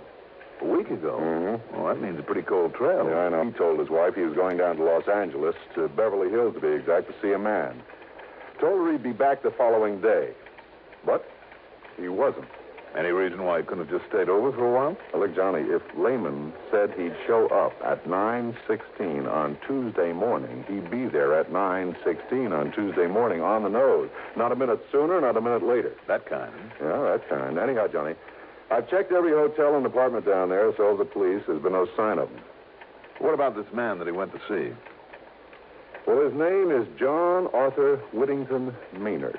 I've been on the phone with him. The police have been on the phone with him half a dozen times. Lehman never showed up. Maynard.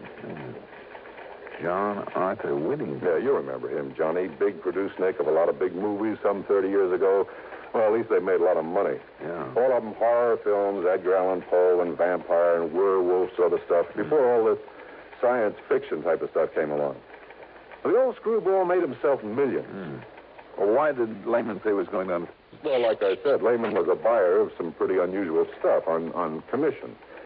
And I understand Maynard has a house full of it. Oh, wait a minute now. Don, isn't he the one who had an old movie set, an old castle moved onto some property to use for a home? Yeah, that's the one. You've probably seen it in one of the picture magazines. But now, to get back to Lehman. You better give me his description. Let's see. Here's the dope on him, Johnny, all scribbled out for you. Thanks.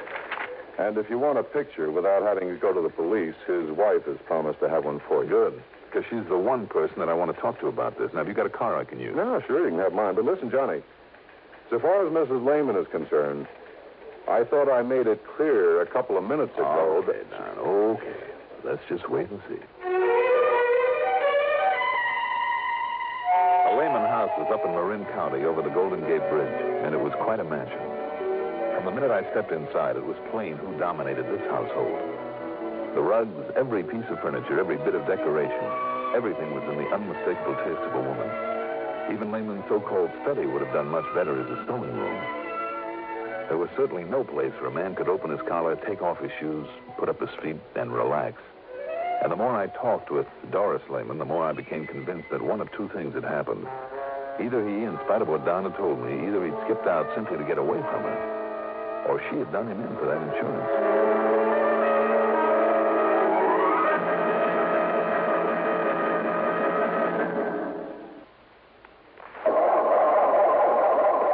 Or cars left out at night, or in unheated garages.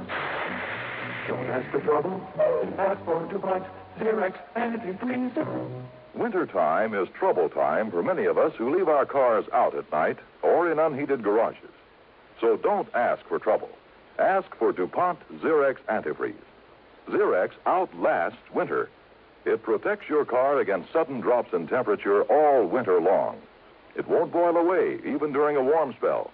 And Xerox has an exclusive rust inhibitor, MR8, that protects all engine metals, including aluminum, against rust and corrosion. So, for safe, dependable protection, do as millions of motorists have done for over 20 years. Ask for Xerox Antifreeze. It's made by DuPont. Remember, For cars left out at night or in unheated garages. Don't ask for trouble. Ask for DuPont Xerox Antifreeze.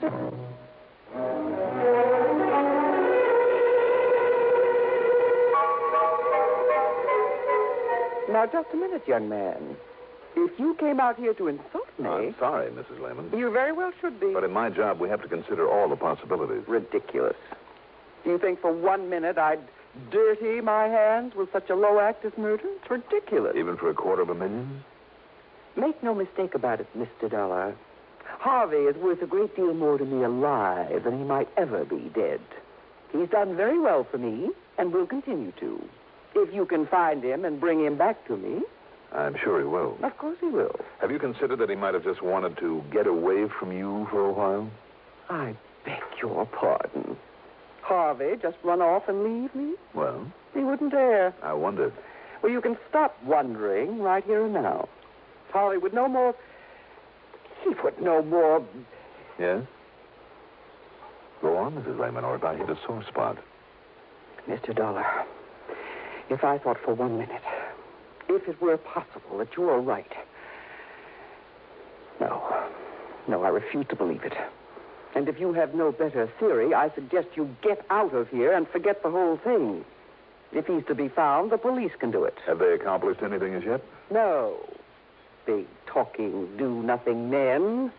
They haven't accomplished a thing.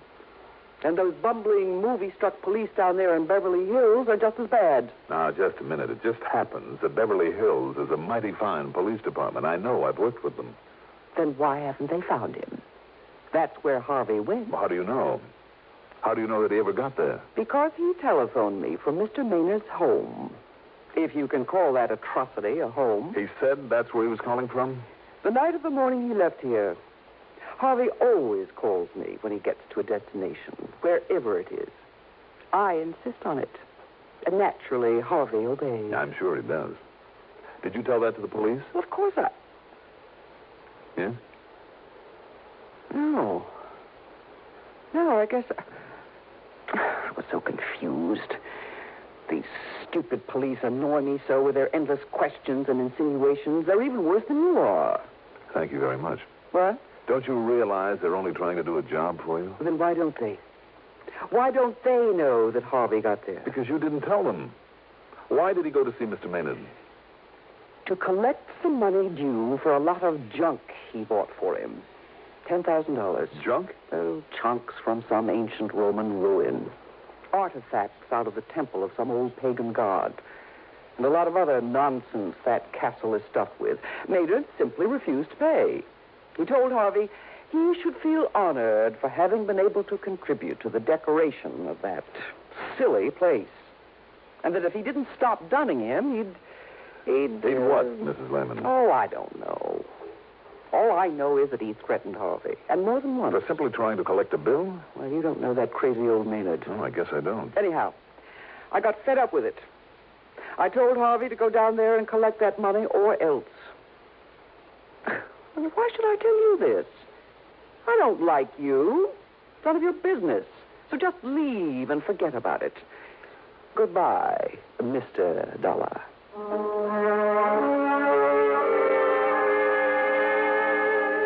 I was afraid if I lingered any longer, she'd literally throw me out. So I got the next bit of information, her telephone number, from the phone book in my room at the Huntington. Then I put through a call, not to her, but to an old pal of mine. Under the circumstances, it wouldn't be diplomatic to give his right name, so we'll just call him Brady. Sergeant Brady, the Beverly Hills Police Department. And 15 minutes later, he called me back. Johnny Dollar. Brady, Johnny. Yeah. Well, as you suggested, I snooped the phone company, and yes, there was a call to that Marin County number the same night Lehman should have arrived down here. All right, then, Brady. So maybe old Maynard called to see why he hadn't. He must have known Lehman was planning to come. I don't think so. I don't think Maynard would have called because I don't believe he did know Lehman was heading your way. Oh, you don't, huh? What's more, it was Lehman himself who made that call. Now, wait a minute. You're sure of that? Yes. At least that's what I was told by... Yeah, Johnny? Well, maybe I'm not sure. Well, if you're thinking that maybe Lehman did get here and that maybe they had a fight or something, well, Johnny, we thought of that, too. You see, we know that wacky old Maynard pretty well. He's a real nut. And if you don't believe me, just dig up some of those old horror pictures he used to make. Wow. I know what you mean. Made a lot of the props for him, too, with his own little hands. Anyhow, just in case, some of the boys and I went through that joint of his from stem to stern. And? Nothing. Zero. No sign of Lehman or anybody else. We even tapped on walls and took measurements, looking for hidden rooms or secret panels, that sort of thing. Nothing. But you did suspect him. Did? Yeah. But only because that crazy old man, just to be dramatic, might try most anything, just for kicks. Even murder? Murder. So what's a murder to him? I mean, after all those he put on film? But you know something? No? If that ham ever did kill somebody, why, Johnny, he'd be the first one to ask us over. He'd probably lead us right to where he'd hidden the stiff after fixing it so we wouldn't see it. Just to show off. Yeah, sure. That's why we went over the place so carefully. Even poked around in all the old suits of armor that he kept pointing out to us. Brady, how long are you going to be on duty? Well, I'm off in half an hour, but now listen, Johnny, if you think you have some Well, ideas... I'm not sure, but maybe I'll run on down there. If so, I'll holler. Yeah, you do that.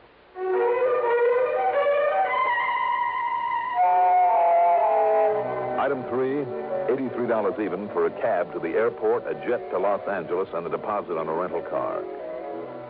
I drove into Beverly Hills to police headquarters. As I suspected, Brady wasn't there, nor did a phone call raise him at his home. However, the officer on the desk promised to keep trying and gave me some directions, so I took off. After leaving a pleasant residential section, I took a narrow dirt road high up the side of a mountain. I could see all of Beverly Hills and most of Los Angeles spread out below me, and Catalina Island over 20 miles out in the blue Pacific like a jewel, fairly sparkling in the late afternoon sun. I could also see the crummy castle where John Arthur Whittington Maynard lived alone among the tattered glories of his past in the film business.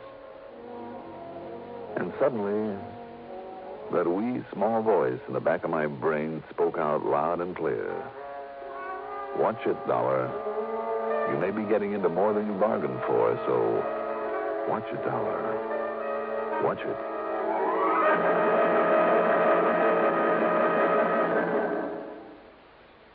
In thousands of communities throughout the nation, this is the time of year when we strive to help our less fortunate neighbors. Not that we don't try to help all year round.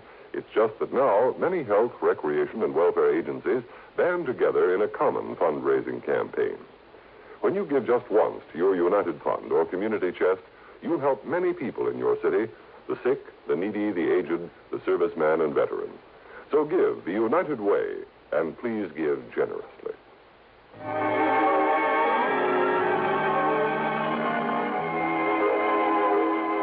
Picture it for yourself. This castle, once a movie set, built up among the rocks and boulders at the top of a mountain. Complete with gray stone walls, battlements, a gallery between the towers, and believe it or not, even a moat with a heavy wooden drawbridge. I almost expected to see the bridge thumped down and half a dozen fully armored knights come galloping out to challenge me with lances at the ready. Instead, as I drew up in front of it, the bridge was lowered slowly. There was something almost ominous about the creaking and clanking of its iron chains. And then standing there, the man. Or rather, the caricature of a man. He was short, heavy-set, and in a way almost grotesque. The ugly face, the eyes of a pig, the long, black, straggly hair and 3 or 4 day growth of beard, the heavy, beefy shoulders hunched forward. I thought of Quasimodo, the horrible hunchback of Notre Dame. Welcome, sir. Welcome to my castle. Oh, how do you do, Mr. Maynard, is it? That's right. Surely you heard of me. As a matter of fact... Come in. It's not often I have visitors. Someone to show my place to. So few people even know of my beautiful castle. My name is Dolar, Mr. Maynard. I'm an insurance investigator. Insurance? Not a salesman. I'll have none of it. Get out. Leave my place. No, I said I was an investigator, Mr. Maynard. I'm trying to find out what happened to a Mr. Harvey Lehman. Harvey? Oh, yes, of course. A very old and very dear friend of mine. Come, Let me show you some of the wonderful things he has brought me over the years. Well, I would like to ask... Magnificent suits of armor, regal pennants and banners, beautiful tapestries.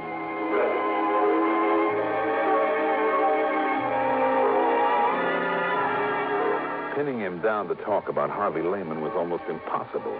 But I must confess that the trip around that phony castle was interesting, to say the least. Much of what he showed me deserved a place in a museum. Real collector's items. And some of the props from old horror pictures that he's made were just fascinating. Especially down in one of the dank, dark, dirty dungeons. Ancient instruments of torture, the rack, the wheel, the Iron Maiden, a metal boot to be filled with boiling oil. From my pictures, Dolar. From my pictures. Realism, that's what I had in all of them.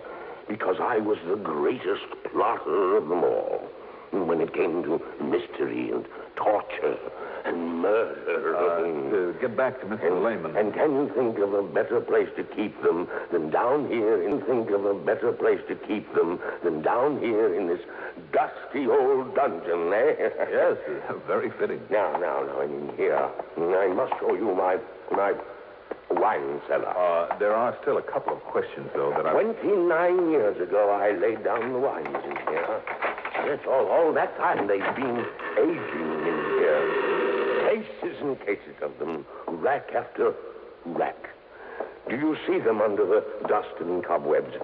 Finest vintages of all. Yes, sure. Now, Mr. Maynard... Yes, 29 years ago, when I retired and moved into this place, I put these wines down here. So you said. You can tell how long by the dust and the cobwebs. Yes, I know. Spiders. Here undisturbed for 29 years. One thing more, though, about Mr. Lehman. No, I told you, Mr. Dolar. I know nothing whatsoever about him. When did you see him last? Oh, almost a year ago. You sure about that? Yes, I'm sure. Oh, look here, this case of port. No label.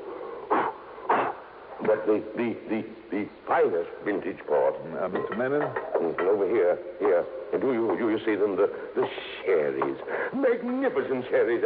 And the longer they lie there, undisturbed, the finer they'll be. You never drink them? Drink them? Such treasures. Drink them indeed. Look at this one. The color of this ancient sherry. Hold it up to the light. There. Do you see? Yes, I'm afraid I do now. What? I see. Realism, you said. Didn't you mean what looks like realism? By the time it was shown on a movie screen? I don't understand, Mr. Dolar. Tell me the truth, Mr. Maynard. These torture machines, for instance, in the other room, and some of that armor upstairs. Some of that armor cost me a fortune because it's genuine. Maybe so, some of it. But how about the rest? You mean you could tell? That it's only imitation? Stuff that was made up for some of your old movies? But I made it myself. I have a skill in such things. I thought it was perfect. It would have fooled me, all right. Well, then I don't understand. Even as the dust down here and the cobwebs fooled the police, too, didn't they? What? When they came around here a few days ago for a look. Now, just a minute. I'll bet by way of showing off, you dragged them down to this wine cellar, too. You were so sure of yourself. Dolar. Phony cobwebs are almost like the real thing. Phony? All the dust. What is it, Maynard? Fuller's earth that you've scattered around? You don't know what you're talking about. The whole setup would have fooled me royally if you hadn't picked up that bottle of wine and held it up to the light. I'm going to take a look under some of these cases, Mr. No! You leave them alone. Why? Because they cover up something you don't want me to see? No, don't do that. What was the name of that gruesome old picture in which you had a man buried under a cellar floor? I said stop it. If you don't, I'll pull this trigger. Oh, I see. There. That wild, silly guess of mine paid off. That's right. Harvey Lehman is buried under your feet, and you will join him there. Now, put down that gun, Mr. Maynard. Stand back, Dolar. You heard him, Maynard. What? Put it down. The police. I'll kill you. Watch him, Brady.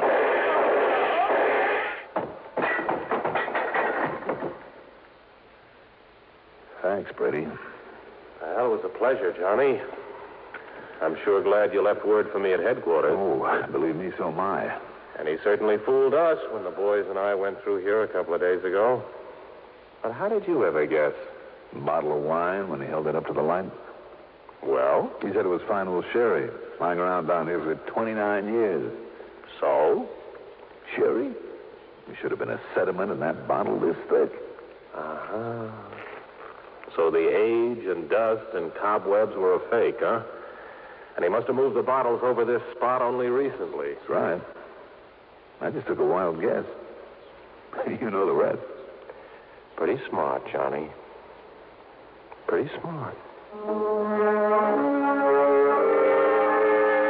Needless to say, wild as the whole thing may seem, they found Lehman's body buried there in the cellar. Expense account total, including the trip back to Hartford by way of San Francisco to pick up my clothes, $477.30. Yours truly, Johnny Dolar.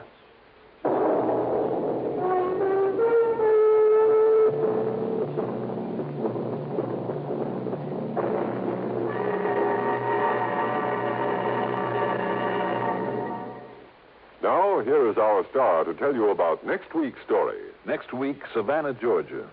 After one of the cleverest crooks I've ever had to tangle with. Join us, won't you? Yours truly, Johnny Dolar.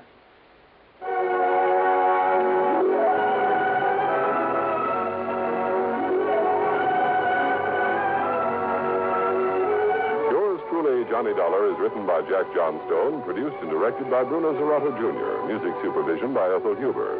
Johnny Dolar is played by Mandel Kramer. Also featured in our cast were Leon Janney as Maynard, Gertrude Warner as Doris Lehman, William Redfield as Brady, and Carl Frank as Don Riegel. Be sure to join us next week, same time, same station, for another exciting story of yours truly, Johnny Dolar. This is Art Hanna speaking. Don't just stand there. Enjoy the Gary Moore Show weekdays on the CBS Radio Network. From all of us here at Escape Radio, thanks kindly to our sister station, CBS. Now then, let's see if you're true masters of classic radio.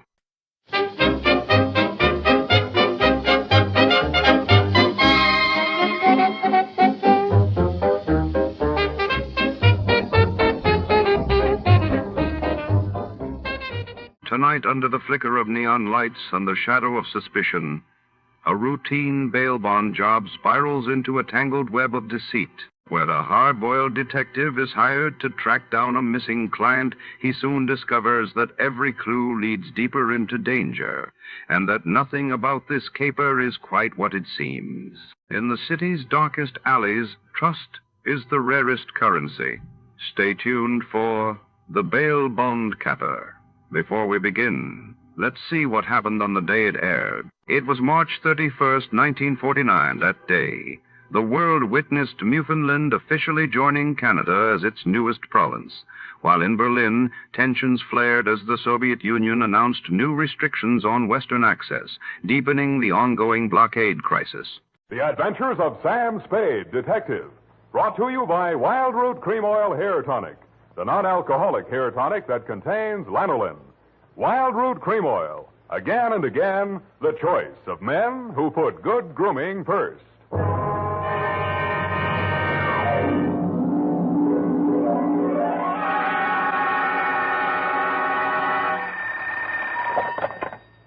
Office of Samuel Spade, Private Investigations. Good morning. Evening. Effie? Miss Perrina's on a vacation. Perhaps I may be of assistance, no doubt. I don't know. To whom am I speaking to? I am sorry. I cannot divulge that information to an entire stranger. May I take a message? Look, Miss Whoever you are, I don't want to discommode you, but I am sorry, but I will have to ask you in no certain terms to resist from this line you are handing me. I am not the type secretary. Forget it. I'll just call Miss Perrine long distance and dictate my report over the phone. Oh, my stars and garter. How utterly gouch of me, Mr. Spade. Oh, I'm Bernadine, Effie's relief. I mean yours. I could use some. Oh, shall I send out for some medicine? Yeah. The phone number's on the wall behind the water cooler. Tell them the 100 proof bonded and hang the expense. I'll be right down to dictate my report on the bail bond caper.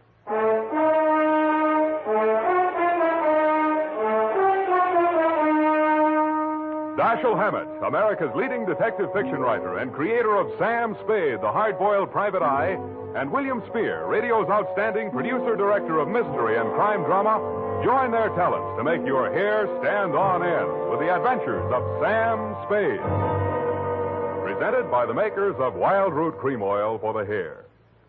Only 3 days left, gals, and June, the month of weddings, will be over. But don't worry, there are still 187 days left in leap year, still time to snag the man of your dreams. You know, the one who uses Wild Root Cream Oil on his hair. He and millions of other men use Wild Root Cream Oil daily because Wild Root Cream Oil grooms the hair so neatly and naturally, relieves dryness, and removes loose dandruff. Any smart man who wants to look smart always insists on Wild Root Cream Oil Hair Tonic. Again and again, the choice of men who put good grooming first. And now, with Howard Duff starring as Spade, Wild Root brings to the air the greatest private detective of them all in the adventures of Sam Spade.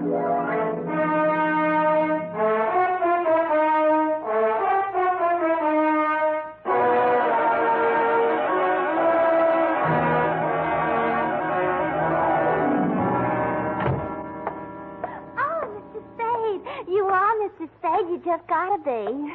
Yes, but why? It was fate. I knew it was going to be like this. I had my qualms, too, Bernadine. Oh, that's good. I sent the other back. The other what? I called that number, but it was euphonious. They said whiskey. Is something the matter? No, nothing at all. I'm perfectly calm. Well, I'm glad. My previous employer was very nervous, which is why I just happened to be tentatively at large when Effie reproached me about being a relief to her. Figures. Bernadine, now I'm not being fresh. Honestly, I'm not. But do you take shorthand? Yeah, but I don't speak it. What is that you speak? Don't answer. Ready? Rodney. I mean Roger. Date. I'll have to ask my mother. Down, Bernadine. Date, June 27, 1948, to Miss Effie Perrine, care of Perry's Lodge, Kanab, the Pearl of the West, Utah. What? Oh, wrong letter. I'll get to that later. Date, June 27, 1948, to Leo M. Scarlett, care of Leaf Branch, Root, Knox and Wood, attorneys at law, 333 Pine Street, San Francisco, from Samuel Spade, license number 137596. Subject, the bail bond caper. Dear Leo, I'm sorry things turned out the way they did, Leo, and I'd like you to know how I got into it. It wasn't for the reward. I don't take rewards. I'm not in love with your wife, no matter what she says, and I wasn't sore at you about anything. I was just sitting in my office, minding my own business, when the door opened, and Vivian walked in. She looked every bit as beautiful as she did when she lived under me in Ma Tuttle's boarding house in 41. In fact, I didn't recognize her until she slithered out of her mink. Hello, Sam. Surprised to see me? Yeah, but I'm trying not to show it. What's on your mind? Is that all you've got to say to me, Sam? Well, you're here on business, aren't you? All right, I don't blame you. It all happened pretty sudden, Leo and me. I should have written or phoned you, I suppose, but somehow... Forget it, Vivian. Now, what do you need a detective for? You, thinking of divorce already? Oh, please don't, Sam. If it was a mistake, I'm the one who has to live with it, and I made up my mind when I married Leo. This time it's for keeps. No matter what. Mm-hmm. What's the what? He's in trouble, Sam. Well, that's nothing new. Well, this time I don't think it's his fault. When Leo went legit, he meant it. What's he say he's doing now? He's a bail bond broker. Judging from your new look, I'd say he's a success. Sam, a man called him on the phone today. I answered. He said his name was Holliday, but I recognized his voice. It was an old friend of Leo's, Charlie Rosenfoy. Charlie, huh? When did he get out? A couple weeks back. He was paroled. I don't know what he said over the phone, but Leo looked scared and sick. I don't wonder. The word around town was that Charlie took the rap for Leo. Well, I don't know anything about that. All I know is Leo's on the level now, and Charlie never will be. He did plenty on his own during that time he served. Well, I won't argue that, but from where I sit, it looks like Leo better start wearing a gun again. He has. That's what I'm so frantic about, Sam. You hear any of the conversation from Leo's end? He didn't say much. But I did hear him say, all right, 10 tonight. I'll meet you there. That wasn't very smart of him. I know, but that's the way he is. It might be only for a payoff. I thought of that, too. But Leo hasn't got that kind of money. He's been dropping a lot at the racetracks lately. And even if he had it, he's not the type to pay blackmail. I don't like it. Why should I stick my neck out? Why did you have to come to me anyway? Because I trust you, Sam. I know you were jealous of Leo. I was? Sam, if we ever meant anything... If you meant half the things you said to me when we... Stop it. That's blackmail. Oh, I feel so lost and alone. I don't know where to turn. Okay. I'll see what I can do. Oh, Sam. I'll make it up to you somehow. You see if I don't. Sure you will.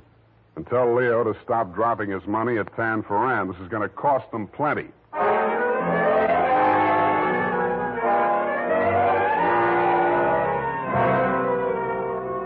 Vivian had said that your rendezvous with Charlie was scheduled for 10 in the p.m. and that you were too upset to go to work that day, so you'd be at home, 1246 Dunbar. I took a plant in your apartment building from a sleepy lagoon-type cocktail bar across the street called, you guessed it, the Sweet Leilani. Your wife joined me, and after a while, we got around to talking. At least she did. I bet you can't guess what I'm thinking about. Huh? Listen, Sam. You remember that night we drove to Half Moon? Bay. Oh, you do remember. Oh, we used to do the craziest things. I should have married you, Sam. Please, not while I'm drinking. You know what? The trouble with crooks, they have to work day and night. Yeah. Hey, you're not listening. No, but everybody else in the place is. Let's talk about you, Sam. Did I ever tell you how I met Leo? No, and please don't. And then he opened a bucket shop. You know what a bucket shop is? Yeah. It's stockbrokerage. Yeah, that's right. Only it's crooked. That was the first business Leo started when he went legit. Mm-hmm. He had to shut it down on account of those securities. Somebody was always stealing out of the safe. Were they insured? Yeah, but they wouldn't renew his policy. So after the second nightclub burned down and he couldn't get any insurance at all, even on his own life. That's why I'm so frantic, Sam. Hey, give me a nickel. I want to play Sweet Leilani.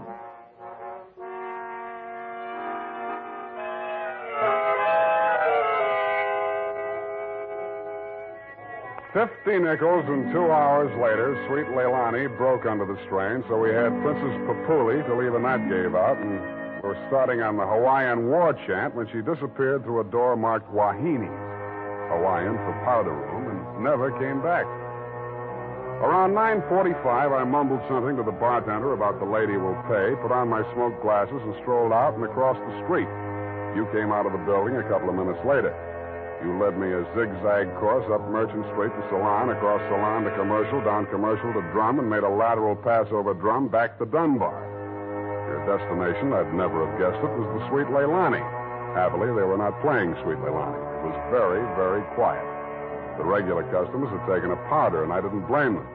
In the new crop at the bar, I counted 10 broken noses, at least 5 broken paroles, assorted knife scars, and 4 pairs of cauliflower ears, and 1 maverick. You slid into a booth at the end of the bar, took the gun out of your shoulder holster, and laid it down on the table in front of you. I walked over, turned it around so it was pointing at the jukebox instead of me, and sat down. Some other time, Spade. Some other time I drink with you. I'm waiting for a friend. Why the gun? You selling it to him? Maybe I give it to him. Go on, you drink at the bar. It's kind of crowded. Looks like Charlie Rosenfoy's old mob. Who are they gunning for? You or Charlie? Why don't you ask them? What are you drinking, Leo? I was with that bottle all day. Got a bad taste. Do me a favor, Spade. There's a bar 2 doors down the street. Go drink there. There's my friend coming in the door. Any friend of yours is a friend of mine, Leo. Look, Spade. Hello, Leo. What's the matter? You bring a bodyguard to meet your old friend Charlie? This Shamus threw his weight in here. I didn't ask him. I don't need him. Huh. That sounds like the old Leo Scarlatti I used to... The name is Scarlet. Oh, pardon me. I've been on the rock for so long, it's hard to catch up on all the changes.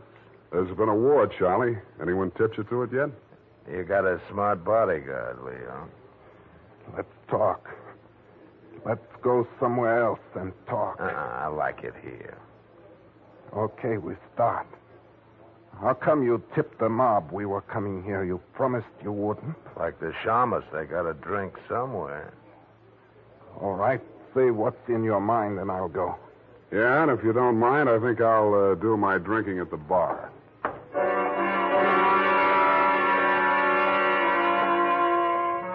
Both of your guns were on the table. It didn't look as though you were going to use them on one another, and I figured that neither of you was going to do much talking in front of me anyway, so I strolled back to the end of the bar to look at the television. The 10 o'clock news roundup was on, and the ticker tape that was moving across the screen said ... in Atlantic City today, period. I ordered a highball, and then the ticker tape started again. This time it said San Francisco, $1 million bail bond robbery. $1 million in negotiable bonds is tonight in the hands of a group of daring hold-up men who commandeered an armored truck at the very portals of the police department in the Hall of Justice. And it said, this concludes the 10 o'clock edition of the television news roundup.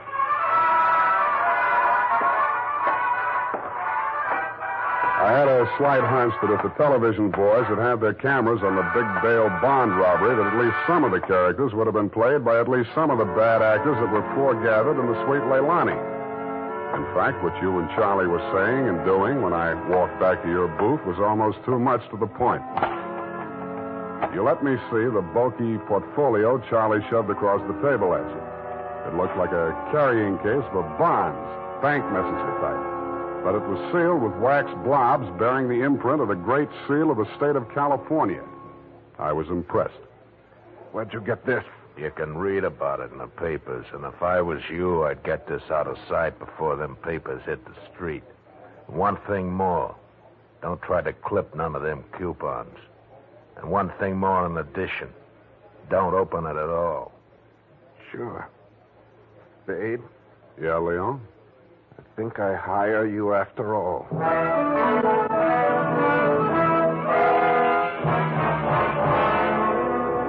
I took the job, and you handed me the portfolio. Outside, we flagged the taxi, and you gave the driver an address on Portsmouth Square. Your office, I hate to remind you, was behind one of a bunch of neon-lighted storefronts across from the Hall of Justice.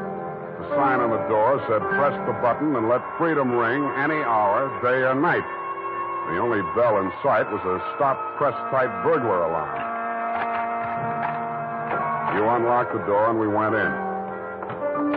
You paused in front of a big green safe with a combination lock and started twirling the knob. The tumblers clicked into place.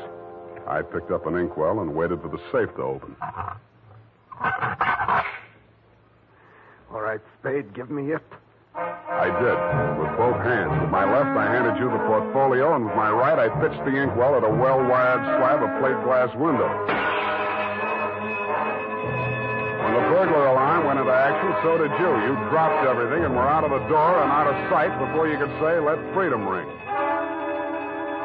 While I was waiting for the cops to arrive, I helped myself to a $500 bearer bond I found lying loose in your safe. I had a feeling I might be needing some bail myself.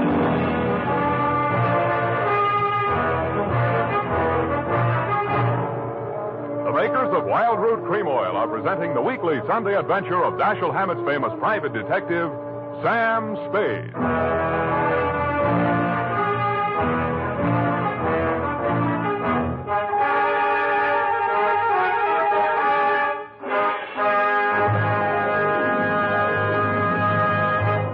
Now, here's important news on good grooming. If you want the well-groomed look that helps you get ahead, socially and on the job, listen. Recently, thousands of people from coast to coast who bought Wild Root Cream Oil for the first time were asked, how does Wild Root Cream Oil compare with the hair tonic you previously used? The results were amazing. Better than 4 out of 5 who replied said they preferred Wild Root Cream Oil. And no wonder. It gives you the advantages that men consider most important. Wild Root Cream Oil grooms your hair neatly and naturally, relieves annoying dryness, and removes loose dandruff. What's more, non-alcoholic Wild Root Cream Oil is the only leading hair tonic that contains soothing lanolin. That's like the oil of your skin. So ask for Wild Root Cream Oil Hair Tonic. Again and again, the choice of men who put good grooming first. By the way, smart girls use Wild Root Cream Oil, too. And mothers say it's grand for training children's hair.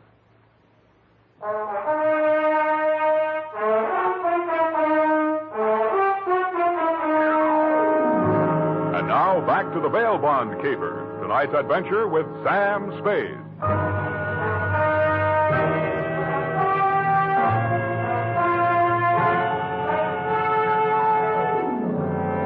I had hoped, Leo, when I made my spectacular move in your bail bond office and set the bells to ringing, that I'd get the caper off my neck and onto the capable shoulders of the police, where it now belonged. Then I told myself I could go home and get some sleep. I had never been that fond of Vivian anyway. I was holding the $1 million portfolio, complete with its big official seal still unbroken, ready to hand it over with a flourish to the first boy in blue that rushed in. But then I saw something that dashed my hopes. There was a strip of Scotch tape across the bottom of it. It wasn't up to me to tamper with important evidence, but I didn't have to. It was only a question of what magazine had been cut up to replace the $1 million in bearer bonds. That question was answered at headquarters 20 minutes later. It turned out to be the last 52 issues of Radio Life, which even Captain Walsh of the robbery detail admitted was no help.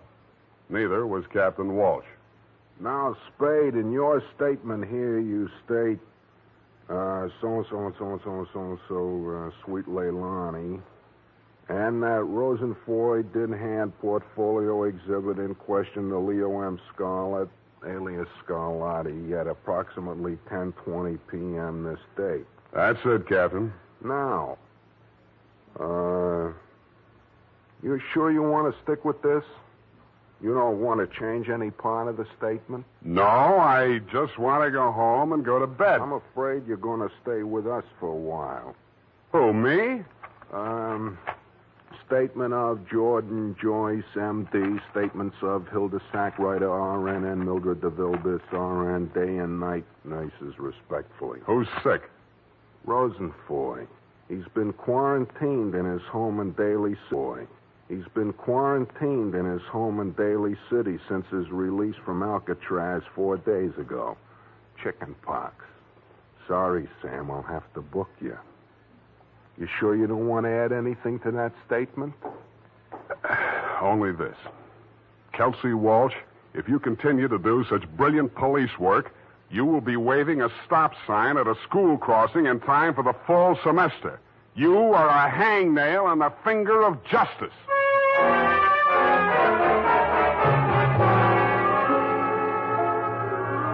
I thought I had been courteous and cooperative, but even so, it was the middle of the afternoon by the time they set my bail. $1,500. That made it light.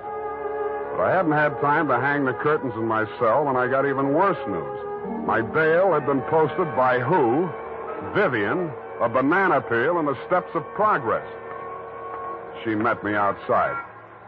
Well, aren't you going to thank me? What for? Getting me in jail or getting me out? Getting you out, of course. It was all the money I had in all the world. Leo's money was impounded, you know. But, Sam, when I thought of what you and I once meant to each other, and maybe we still... Yeah. Well, you'll get your money back. I'm not really guilty. Oh, I know that. What else do you know? I guess it's safe to talk. Leo phoned me today. Where is he? He wouldn't say. Some pay station. He kept putting in nickels. Sam, you've got to talk to him. You've got to convince him it's best to give himself up. Now you're beginning to make sense, sweetheart. But how can I get to talk to him? I've arranged it. He's to meet us at the Club Leilani. You know, where we had our reunion yesterday. That place on Dunbar? Yeah. Oh, that's great.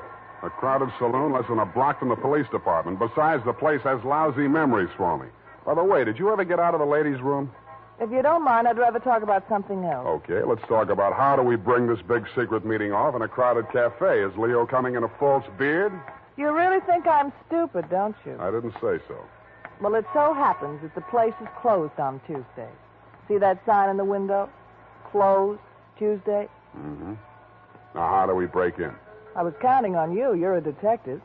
Can't you use a glass key or something? Did you say that bail bond you bought for me was all the money you had in the world? That's the truth. Then get ready to forfeit it. It's a risk I've got to take. You've got to take. Sam, please, if we ever meant anything... Yeah, I know. Half Moon Bay. But sometimes I wish we hadn't been childhood sweethearts. Wait here. I'll case the alley.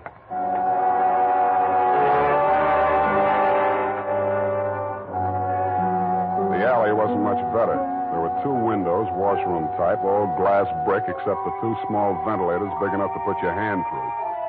The only hope was the kitchen skylight. I didn't have any trouble getting up to it, but once I was there, things didn't look so good. The view from the roof was a garage door with 2 green lights flanking it. Then it struck me where I was and why I was there. The Club Leilani backed directly on the Hall of Justice where the big bail bond robbery had taken place at 5 p.m. the night before. Without further ado, I put my foot through a pane of the skylight, reached in, unlatched it, and dropped. Hurry up, let me in, Sam. Up at the front of the building, I could hear Vivian clamoring for admittance. I decided to let her clamor for another minute or 2. It isn't a thing I often do, but I walked resolutely into the ladies' powder room. It was very well equipped. It had furniture, a telephone, and more clues than I needed. The magazines were there, the razor blades were there, the Scotch tape was there. There was even a scraping of red sealing wax on the steel frame of the window slot. But best of all was what I found in the paper towel dispenser. I lifted it out and moved it next door to the men's washroom. Then I let her in. What kept you so long? You'll spoil everything. I was afraid you'd... Here comes your husband. Oh. Come on, let me in. What happened, Leo? You're early. Any objections? I just got itchy, that's all. How are you, baby? Don't, Leo. I'm so nervous. Straining. What are we going to do, baby? What's Spade going to do for us? Tell him, Sam. I'll leave you 2 alone to talk it out. I'll freshen up a little. Haven't had my face on all day. Poor kid. Well, Spade, let's have it. Yeah, she's right, Leo. I can do a lot for you. But you've got to do something for me. Spade, this is level. I never saw those bonds. I know that. Then what are you after? The truth. It's the only thing that can save you, and if you take this rap, I take it too. I'm in clear up to my neck. Okay. Charlie Rosenfoy came around to Vivian and made her this proposition. He was going to pull this bail bond job and plant the goods on me to get even for the rap he thought he'd taken for me. Vivian pretended to play along with him, only she got hold of the package long enough to take the bonds out and put the old magazines in instead. Yeah. The idea was the mob would think Charlie had double-crossed them, taken the goods for himself, and delivered a phony packet to their banker, which was supposed to be me. Sure. Only you had to get smart and set off that burglar alarm. Now I'm getting the squeeze on all sides. The mob, the law, Charlie are all gunning for me at once. Don't worry about the mob and the law, and don't worry too much about Charlie. What are you driving at? That'll be him now. Who tipped him I was here? Get back in the corner. It's dark in here. He'll never see you. I'll take care of him. All right. Hello, Charlie. Oh. Come on in. Oh! Good boy, Spade. Get his gun. You're my friend. Sure, I'm your friend. Come here. Yeah, sure, Spade. Pleasant dreams, fellas. Now I act. Hey, Charlie! No, Leo!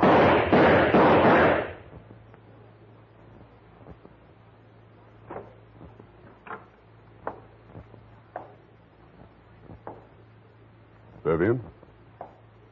Sam? That you? Yeah. The last of your boyfriends. You mean Leo? Charlie? Yeah. They just knocked each other off. Oh, Sam. I can't see. Dark. Where are you? Right here in front of the jukebox. You sure? Hope to die.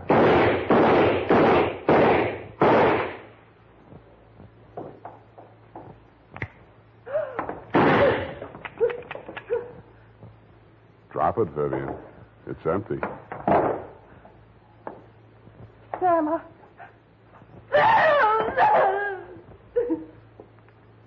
Vivian, how could you? After Half Moon Bay.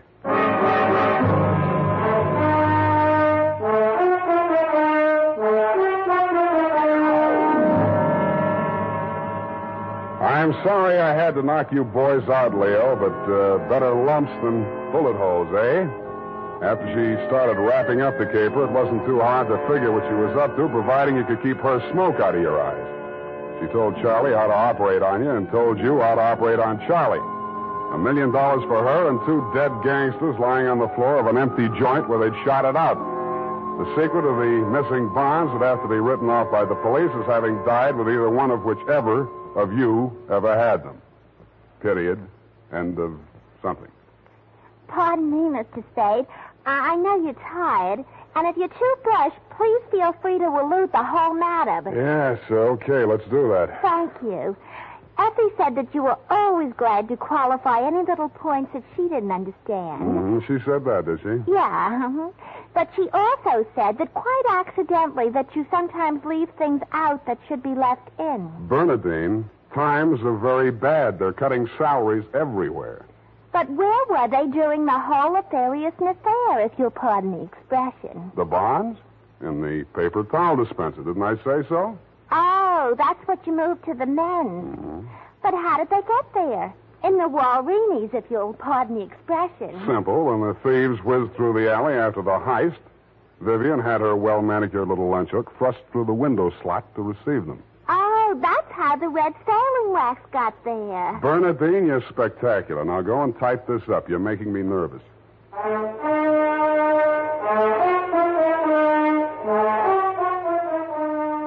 You know what they say about people who like mysteries? Once a mystery fan, always a mystery fan. And that goes for hair tonics, too. Once a Wild Root Cream Oil fan, always a Wild Root Cream Oil fan. Just try it and you'll see what I mean. Wild Root Cream Oil grooms the hair neatly and naturally, relieves annoying dryness, and removes loose, ugly dandruff. So tonight, or first thing tomorrow, step up to your drug or toilet goods counter and ask for Wild Root Cream Oil. Get the big economy bottle and the handy new tube that's easy to pack when you travel. Also, ask your barber for a professional application of Wild Root Cream Oil Hair Tonic. Again and again, the choice of men who put good grooming first. Well, here it is, Mr. Spade. I hope it's not too erroneous. Oh, I'm sure it's quite offensive. Don't you mean inoffensive, Mr. Spade? Have it your way.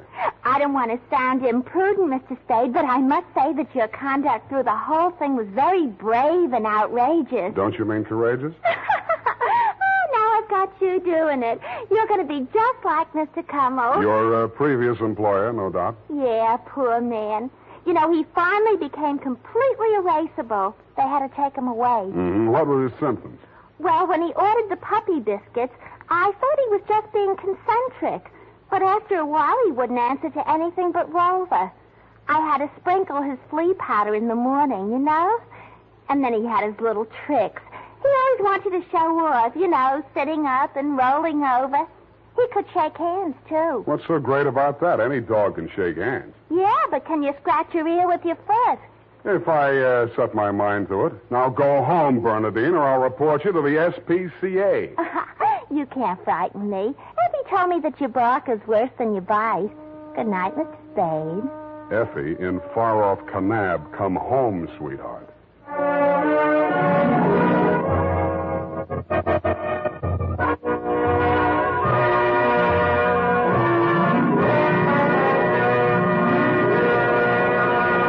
The Adventures of Sam Spade, Dashiell Hammett's famous private detective, are produced and directed by William Spear. Sam Spade is played by Howard Duff. The Adventures of Sam Spade are written for radio by Bob Tolman and Gil Dowd, with musical direction by Lud Gluskin. Gil Dowd directed tonight's broadcast in William Spear's absence. Join us again next Sunday for another adventure with Sam Spade, brought to you by Wild Root Cream Oil. Again and again, the choice of men who put good grooming first. This is Dick Joy reminding you to get Wild Root Cream Oil, Charlie. It keeps your hair in trim. You see, it's non-alcoholic, Charlie. It's made with soothing lanolin. Your better get Wild Root Cream Oil. Charlie, start using it today. You'll find that you will have a tough time, Charlie. Keeping all the gals away. Hiya, Baldy. Get Wild Root right away. This is CBS, the Columbia Broadcasting System. America's airwaves shine a little brighter thanks to our friends at CBS. And now, ladies and gentlemen, let's see if you're ready for tonight's radio quiz.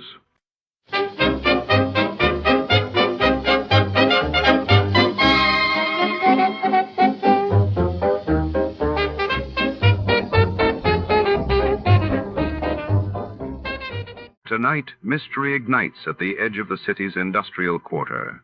A luxury convertible erupts in flames inside the cavernous underground parking garage of the prestigious Leclerc Hotel.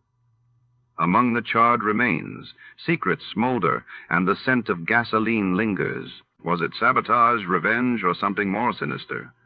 As Detective Carr arrives, the shadows of high society flicker against concrete pillars. A story of betrayal and danger unfolds. Before to start, let's see what happened the day it was aired. Just a thriller. It was March 29, 1957, and that day the world watched as the Treaty of Rome was signed, establishing the European Economic Community, while in the United States headlines reported the tragic crash of a TWA superconstellation near Cincinnati, claiming 15 lives. From Hollywood, it's time now for Johnny Dollar. Earl Poorman here. Poorman? Tri-State Life and Casualty. I'm the branch office manager down here. Oh, sorry, Mr. Poorman, but the answer is no. Well, this is an arson case, Dollar, and we're already having to make one payoff on I'm sorry, but it'll have to wait. I'm going to get as far away from this New England winter as I can. Well, for that, I don't blame you, but there's no reason you shouldn't come Look, down. I've had a rough year of it. I'm tired, and I'm cold. And unless I can get down to where the warm, balmy breezes waft in... Dollar, I have got to have you on this case. There's a lot at stake. Now, my office is down here... No, sir, I'm sorry. You down see... here in Sarasota. I just can't do it, Mr. Poorman. I've already made a plane reservation for Sarasota, Florida. And this is one time I'm going to... Where did you say your branch office is? Sarasota, Florida.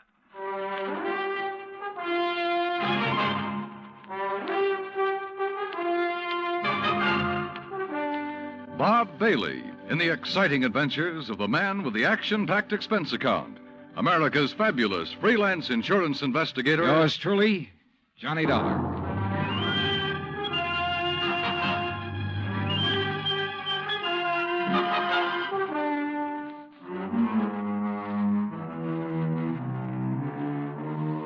Expense account submitted by Special Investigator Johnny Dollar to the Tri-State Life and Casualty Insurance Company, Home Office, Hartford, Connecticut.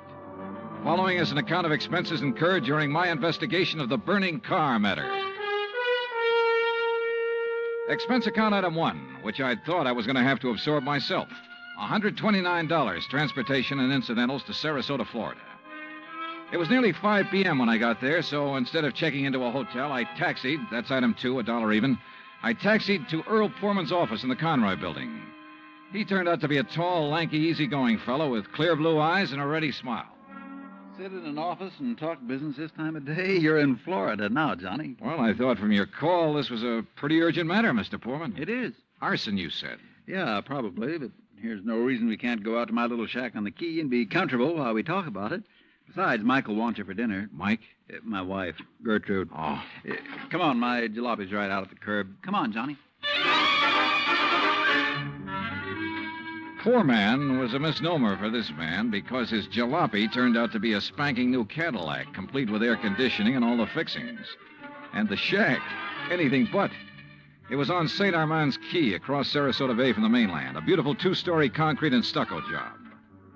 The big yard backed on a quiet bayou, and there, tied up at a private dock, was a 24-foot lap-strake speedboat, ideal for fishing the Gulf of Mexico. After all, as long as you're down here on expense account. Yeah, but it's charged to your company, remember? Oh. Hey, there she is at the door. Huh? The big, fat, overbearing broad I'm married to. This was another switch. For Earl's wife standing in the doorway was the cutest little trick I'd seen in a long time. Petite, pretty, and blonde, and with eyes that you noticed right away because they were almost green. Eyes that suddenly narrowed as she looked at me. And I wondered why. Johnny? Dolar, did you say? That's right. Insurance investigator down here to look into those fires. Oh. Any objections? No. No, of course not. Just set your bags here in the hall, Johnny. All right, thanks. And wouldn't you like a drink after your long trip? Yeah, and you can get me one, too. Scotch, Johnny? Martin's EVO. Oh, great. With soda, please. Sit down, sit down. Thanks. I take it Mike isn't too interested in the insurance business, huh?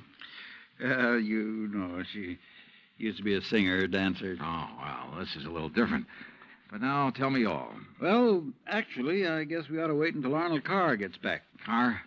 Carr Brothers, Lumber Enterprises. Arnold runs the business, and his brother Edward, well, Ed just shares the profits. Real black sheep of the family, from what I've been able to learn. Oh? Anyway, they have yards all over the state. There's one here in Sarasota, one up the coast a ways at Fort Pierce, and still another at Arcadia. That's about 40 miles inland, just east of here. And there was one up in Orlando. Was? Completely destroyed by fire a couple of weeks ago. And a $120,000 claim has been filed. Wow. That's where Arnold Carr is then, in Orlando, trying to clear things up. Here's your drink. Oh, thanks. Here, Earl. Yeah. Well, to the gods and goddesses and us. But shouldn't I be up in Orlando then? Arnold's on his way back here now. He lives here. He just went up there to arrange for clearing off and selling the property. You mean he's planning to just pocket the money? If Tri-State pays off, I mean. Looks like it. But I take it you suspect arson. Yes, Earl suspects arson, Johnny, and so does Arnold Carr. At least he says he does, but they have no reason. No? How about the other fires? Or attempted fires? Oh, where? At Arcadia, for one, but they got it out in time. At least that's the way Arnold Carr reported it. The way he Let me tell it, Mike. Oh. There was another at the yard here in Sarasota. Arnold himself discovered it one night when he was just driving around. But nothing to indicate it was attempted arson. No, Well, and the authorities up in Orlando found no indication of it there. Mike, you know as well as I do that a lumberyard fire will obliterate signs of arson better than any other kind of fire in the world. Yeah, but she has a point, though, Earl. Unless there's some evidence of arson. Of course. Yeah, why send for me? Well, mostly because... Actually, because Arnold Carr suspects him. But he's given you no real reason. None at all. I think he has a real reason, but he just won't tell us. Wait till you see him. He's going to call when he gets in. We'll run over to his place on Longboat Key. What about his brother? Edward, did you say? I've never met him. He's always stayed in Orlando. I was wondering if he might tell things that Arnold is holding back. Edward Carr wouldn't know anything. You can never be too sure. Look, why can't you agree with me for a... that must be Arnie now. Excuse me. Hello. This is Arnold Carr. Oh, hi, Arnie. Johnny Dolar arrived, so we'll be... Well, here, I'll let you talk to him. Here, Johnny. No. Okay. No, Earl, listen. What? I told you before it was arson. It was arson again tonight. Tonight? What's that? Arcadia just went up in flames. The whole yard. Good Lord. Did you hear that, Johnny? Yeah, I heard it. Well, can you prove it was arson tonight in Arcadia and before in Orlando? I have proof. Well, Arnie, we'll be over just as fast No. as... What? No. Wait for me there at your home. Well, but look now. You mustn't come here. And I mustn't stay here because I... Now, listen, man. You... Arnie? Well, I guess he's ready to tell us now. A suspicion began to grow in my mind. A suspicion that Mike apparently shared with me. That Arnold Carr himself might be responsible for the fires. After all, he was the only one who had seemed to know about the two unsuccessful attempts. He himself had planted the idea of arson. He'd lost no time in filing claim for the Orlando burnout. But Earl said I was wrong. Arnold was too honest a man. Earl had also said we were only 15 minutes from Carr's home. So when half an hour passed, we called him back. Got a busy signal. After the fourth try, the three of us took off in Earl's cab.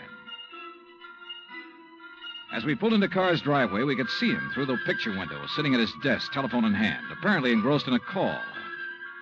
Then, as we walked up to the door, I noticed something else. Arnold Carr looked enough like me to be my brother. Maybe that explained Mike's reaction when she first saw me. Hey, Arnie. Can't you see? He's on the phone in there. Well, the least he can do is hear his own doorbell. Earl, wait. Good Lord. What's the matter? Through the window. Oh, no. Earl? Stand back. Earl, for heaven's sake, what is it? Couldn't you see from out there? No, what's wrong? Oh, Well, Johnny? Right through the forehead, Earl. Looks like a 38. Before I could stop him, Earl took the phone out of the dead man's hand and called headquarters. Mike turned pale and slumped into a chair. And I gave the place a quick rundown, checked doors, windows, etc. A few minutes later, an officious young sergeant named Larkin arrived and took over. 38 caliber straight through the middle of the forehead. Were all three of you here when it happened? Mr. Foreman, Mrs. Foreman, and who are you? The answer to your first question, Sergeant, no, none of us was here. And this is Johnny Dollar, insurance investigator. You insurance guys work pretty fast. You related to Mr. Carr? No, why? Look a little like him. Who busted in the front door? The killer? I did. When we drove up, we saw Mr. Carr sitting there at his desk. We rang the doorbell and knocked, but... And when he didn't move, you took things in your own hands and busted in, huh? That's right. You haven't moved anything, have you? No. Except I took the phone out of his hand to call you. Dollar, if you're any kind of investigator, you should have known better than let him touch anything. Now, let's see. The shot must have come from somewhere near this window by the fire. Ah, sure, here we are. Bullet hole right through the pane. Bullet was fired from outside. You're sure, Sergeant? Sure, I'm sure. Look for yourself. You call yourself an investigator? Hey, Cummings, Woolway, check the area around that window beside the chimney out there for footprints. Maybe an empty cartridge case. Now, you folks get out of here so I can call Doc Hanley over and get on with my investigation. And no, Dollar, I don't need any of your help. Well, thank you, Sergeant. Your job is fires, not... Hey, where did Mrs. Foreman go? Out to the car. Why? Who told her she could leave? Who told her she had to sit here looking at a corpse? All right, Dollar, all right. Just be sure the three of you stick around town in case I decide to question you further. Oh, of course, Sergeant. Yeah.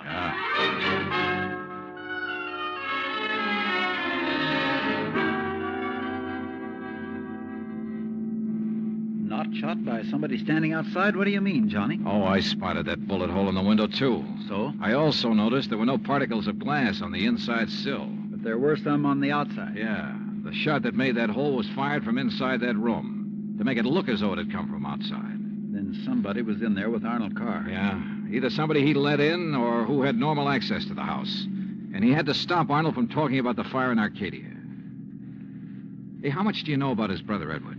Well, nothing really, outside of what Arnold told me. Was either of them married? Family of any sort? Arnie wasn't. But Arnold's death means Edward will own the business then. Well, yes. And he lives up in Orlando, scene of the first big fire. Yes, very good heavens. Johnny, you don't think his own brother... Where can I rent a car? Take Mike's Chevy. It's in the carport at the house. But what are you going to do? Drive up to Orlando by way of Arcadia.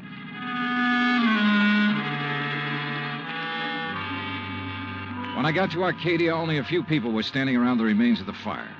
One hose company was still working on it, and a couple of police were poking about in the embers. Walking toward it, I almost stumbled over a little old man sitting alone in the darkness beside a palm tree, hunched over, his head in his hands, sobbing. He didn't even look up when I stopped beside him. It's like losing part of my own life, it is. You lost someone in the fire, sir? No, son. Only part of my life. I helped build up that yard. Me and Mr. Arnie. Arnold Carr. All along, he's been worried about it. And last week, when him and me smelled smoke and come over here and put out the barrel of trash that was smoldering, he knew. Knew what? That somebody was trying to burn him out? That's why he stopped by tonight on his way home. That's why we drove over here, him and me. And I brought my gun just in case. Yeah. Well, we got here too late. It was already blazing. And when he seen the automobile pulling away... What auto? Yes, Frank, he said to me. I knowed he was the one trying to burn me out, he said. Who, old-timer? Who do you mean? He didn't say. Then he called the fire department. That car that pulled away, what was it? Just a auto, big white Buick. But he tied it in with whoever set the fire. All he said was, I knowed he was the one. Do you know who it was he meant? Well, he told me even if I did know, I should never tell. Even the police. Well, who do you think it was? Break my word to Mr. Arnie? Never, son. All right, look, old man, I'm sorry to have to tell you this. Mr. Arnie's dead. What? But he can't be. He was... You. Huh? Maybe you thought in the darkness I would know you. But I do know you. Oh, now, just a minute, old-timer. If Mr. Arnie's dead, it's because you killed him. What? Just like you set the fires. No, I'm not who you think I am. And I'll kill you. That's what I'll do. Put down that gun. I'll kill you.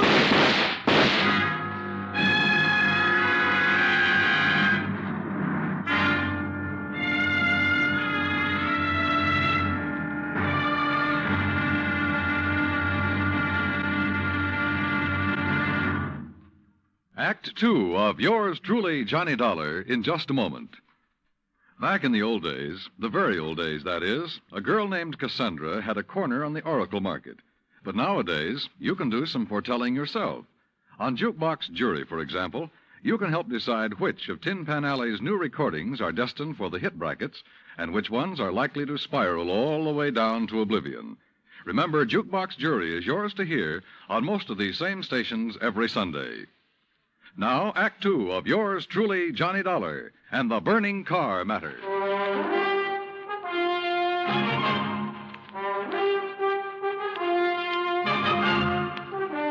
Expense account, item 3, $5.15, gas for the borrowed Chevy to keep me going to Orlando. Either the old man's eyesight was bad or he was just a lousy shot. Either way, it was okay by me. I hated to slap him down, but there was no point hanging around Arcadia trying to explain things to the local authorities. So after making sure I hadn't really hurt him, I appropriated his gun and took off fast. He'd thought I was someone else. Even I had noticed a family-type resemblance to myself and Arnold Carr. Sergeant Larkin had asked me if I was related to him. And now the old man at the fire had apparently thought I was the one who... Oh, well, I'm afraid I made the rest of the trip to Orlando in somewhat less than legal time. And at police headquarters, I barged into the office of Lieutenant Cal Hudson without bothering to be announced. Early in the morning? Sit down while I finish up a report, Mr. Carr. Thanks. I was trying to reach you, but we got no answer to the phone at your house. Well, that's very interesting, Lieutenant. I'm afraid I have the painful duty of notifying you that your brother Arnold down in Sarasota last night... Why did you say very interesting, Mr. Carr? Or had you already learned... I'll be doggone. Yeah. You're not the first one. Who are you? Johnny Dollar, insurance investigator. I can't believe it. Dollar, you look enough like Edward Carr to be his twin. You even sound a lot like him. I take it you haven't located Edward yet? Well, no. Lieutenant, I think Edward Carr is the firebug we're after. And the killer. Wait a minute. Briefly as possible, I told him of Arnold Carr's phone call to Earl Foreman, his emotional upset just before he was killed. I told him Arnold had been murdered by someone inside the house, someone close to him, and that everything indicated that someone could very well be Edward Carr. That's still all just theory, Dollar, without any proof. Well, I will admit that Edward is a pretty worthless playboy living off the profits of the lumberyard. In any event, the lieutenant promised to put out an APB on Edward Carr. That was at breakfast for the two of us. Item 4, $3.25. Before I left him, he gave me Ed Carr's address, 1726 Allen Place. As I expected, there was no answer to the doorbell at 1726, so I tried visiting up the street. It quickly became clear that Ed Carr wasn't very popular in this otherwise quiet, well-ordered neighborhood. Those big, noisy parties at all hours of the night, cars parked up and down the street, blocking respectable people's driveways. Yes, ma'am. You know, well... once in a while you expect a person to have callers and such. Me, I have the Ladies' Bridge Club every third Wednesday, for instance. Well, that's nice. But these are all ladies, not like some of the trash that man and his friends have, dancing and drinking and carrying on at all hours. Yes, you mentioned cars, Mrs. You know, people like Mrs. Hereford Robbins. She's awfully nice. And Janet Osterworthy. Now, she's a widow. Well... And, you know, she could have her pick of anybody she liked, but does she ever look at another man? No, sir. And then there's Mrs. Harper, Yes. you mentioned cars. Do you know what kind Mr. Carr drove? Why, yes. It was a big white one. And the make? Well, no. My husband, when he was alive, always drove a Maxwell, and I guess that's the only kind I ever got to know by name. But Mr. Carr's is white. Only I guess that isn't much help to you, is it? All the white cars here in Florida, I mean. Look. Now, even that blonde hussy who's around him all the time drives a white car. Oh, I really shouldn't use a word like that, though, should I? But it fits. Wait a minute. What blonde, Mrs. Harper? Mr. Dolar, I don't pay any attention to people like that. Why, you'd think she owned that house of his, the way she keeps popping in and out all hours as if she belonged there. Mrs. Harper. And drives all the way up from Sarasota, too. Do you know who she is? I do not. I refuse to pay any attention to people like... And the way she dresses, too, like a newly rich chorus girl with all her fancy clothes and furs and things. How do you know she comes from Sarasota? By the license on her car, of course. Every city has its own number. You know that very well. And hers is 12WW something. And you don't know her name? Of course not. Flaunting all those expensive furs as though she bought and paid for them herself. And if there's anything I hate to see, it's a little shrimp loaded down with furs. Now, a tall person I like see. me... And Well, her thanks. Eyes, oh, if there's anyone I don't trust, it's a person with green eyes. Why, Thank you, Mrs. Harper. Her description of Carr's girlfriend stopped me in my tracks. That description could fit Mike Poorman to the letter. Petite, blonde, green eyes, and she came from Sarasota. And then I remembered Mike's reaction when she first saw me. Her dismissal of Edward as a possible suspect. There was obvious friction between Earl and Mike, too. I figured it was just normal in a couple who'd been married for a while. But now... Item 5, a $1.30 phone call from the nearest booth I could find to Earl Poorman at his office in Sarasota. No, she isn't, Johnny. Why? Well, do you know where Mike is? When I woke up this morning, I could hear her talking to her girlfriend, Betty, on the phone downstairs. Betty? Betty lives here in Sarasota. They used to be on the stage together, sister act, you know. Yeah, well, Well, then when I went down for breakfast, she was gone. Took my car, too. I had to come here to the office in a taxi. Yeah, well, okay, Earl. Thanks a lot. Hey, now, wait a minute. How are you doing? You found out anything I ought to know about this arson and murder business? No, Earl. Nothing that you need to worry about. Liar. I sat down at a corner drugstore. That's item 5, 80 cents, over a sandwich and a Coke to try to think things out. But I'm afraid I didn't like anything that I thought. Finally, I drove over to Allen Place again. I parked a couple of blocks away and walked to 1726. I rang the front doorbell, knocked a couple of times. Then I slipped around to the back door, finagled a lock on it with a little celluloid pocket calendar, finally got it open. I left it open for the sake of a quick exit if such became necessary. But I guess that was a mistake. For a couple of minutes later, as I rounded a corner from the den into the living room, I felt the barrel of a gun poked into my back. Out of town, huh? Now, wait a minute. Don't move, Eddie boy. Trying to stall off pay me the $5,000 by saying you're going to be out of town, huh? Okay, so you think I'm Edward Carr? You kidding? Don't you know what happens when somebody tries to stall me? I don't know exactly how long I was out, but when I came to, it was dark. Except for the glow from a streetlight outside. And what roused me was the sound of footsteps, feminine steps, cautiously entering the back door. Then, briefly, silhouetted against a window, I saw a trim, petite figure that was all too familiar coming toward me. Then she saw me, too. Darling, you're hurt. What happened? What do you think? Who did this? Who struck you? You don't know? Yes, of course, it was Tony. Because you didn't pay him soon enough for the Arcadia job. Here, Eddie, let me help you. No, just let me rest for a minute. I thought that was Tony I passed on the road in from Sarasota. Why'd you come over from Sarasota? To see you. I knew you'd be here. Oh, why? Why, so the police could surprise you with the news of your poor dear brother's death. But why did you come to the house? Because I hoped you'd come here, I guess. Eddie, you should have waited until I could raise the money to pay off Tony. You mean for killing Arnold, too? Of course. No. Are you trying to say you didn't kill Arnold? But I saw you from outside in the Buick. You'd swear to that, wouldn't you? I don't know what you... Eddie, you sound like you don't trust me. We're in this thing together. Yeah, you sure of that? What do you talking about? Whose idea was it to knock off Arnold? But you had to. When he saw you at Arcadia, he knew that you were having the yards burned up. That's the way you figured it from the beginning, wasn't it? Now, look, baby. First burn up the lumber yards and collect the insurance on them. Then convince me that you and I should have it all by putting Arnold out of the way. But you had to kill Arnold. I don't understand you, Eddie. Yeah. And I wish I didn't understand you, Mike. Mike? Come on. Let's turn on the light. No. No, somebody sees us. Eddie, you... Who are you? Are you kidding, Mike? Wait a minute. Who are you? You're that insurance investigator, Johnny Dollar, that Mike told me. Let me out here. Oh, no, you don't. You're staying right here. Mike Poorman's sister, aren't you? Well? Oh, sister.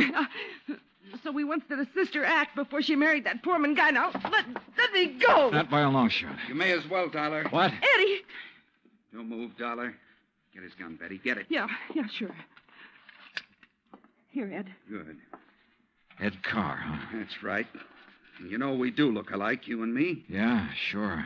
Enough for Betty here to have told me all I need to know. Don't believe him, Eddie. He's lying. I heard, No, baby. Eddie, I thought he was you. Don't you see? Sure. Why'd you come up here anyway? Because Mike told me that Dollar was coming up here. You been shooting off your mouth to her, too? She knew about us. She thought you might have something to do with the fire. She was my friend. She was trying to get me out of this whole mess, and I wish I'd listened to her. Well, it's too late now, baby. Eddie, what are you going to do? Now I got to get rid of both of No! them. And figure some way to shut up Tony's mouth. Ed, please! You know you'd never get away with it, Carr. Oh, no, I'll call him. That's what I'll do. Yeah, Betty, and he'll come here to get his money. Then I'll call the police, see? Tell him to come right away. Tell him I found out about you having Tony start the fire. What? That's right, that you had him burn up the yard so there'd be even more money for you to bleed from me, like all the dough you got from me already. You're crazy, Ed. I'll tell the police to meet me here. And when they come in, it'll just be in time to see me kill Tony in self-defense. After getting here too late to save you, I'll tell them. You're out of your mind. They'll check that gun of yours so fast. And that'll prove it. Because the only shot out of my gun will be the one that gets Tony. This gun of yours is the one that's going to knock you two off. And they'll think it's Tony's. Oh, Eddie, please, you're drunk. Are you crazy? Crazy? To save my own life? To keep you and Tony and Dollar from putting a noose around my neck? If you think that harebrained scheme of yours will ever work, you're off your rocker. It's got to work, because it's my only chance, so it's going to work now.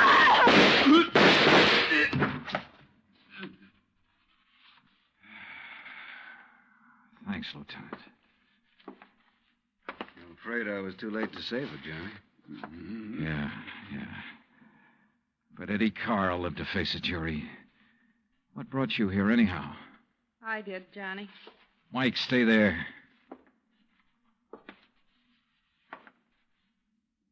Stay right here, Mike.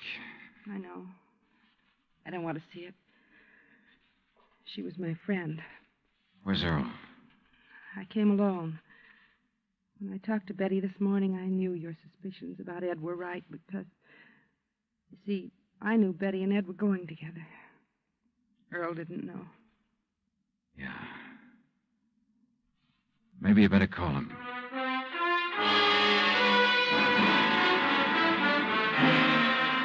Expense account item 6, $9.80, gas and incidentals for the drive for the two of us back to Sarasota. Remarks?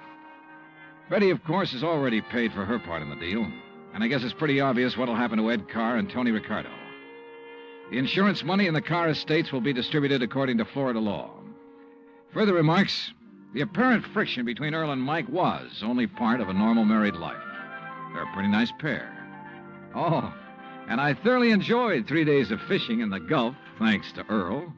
Expense account total, including all the incidentals I could think of, $385.26. Yours truly, Johnny Dollar.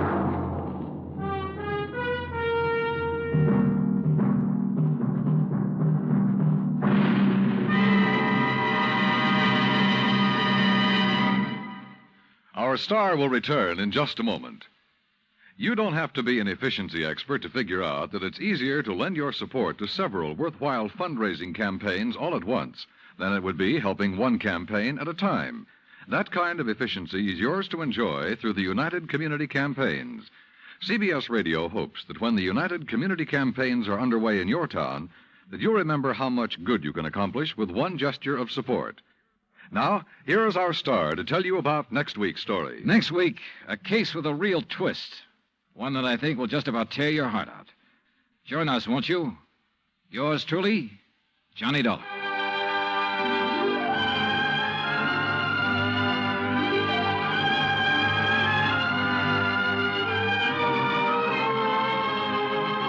Yours truly, Johnny Dollar, starring Bob Bailey, originates in Hollywood. It is produced and directed by Jack Johnstone, who also wrote tonight's story. Heard in our cast were Virginia Gregg, Harley Bear, Victor Perrin, Bob Bruce, Harry Bartell, Vivi Janis, Tony Barrett, and Junius Matthews. Musical supervision is by Amerigo Marino. Be sure to join us next week, same time and station, for another exciting story of yours truly, Johnny Dollar. Dan Cubberly speaking.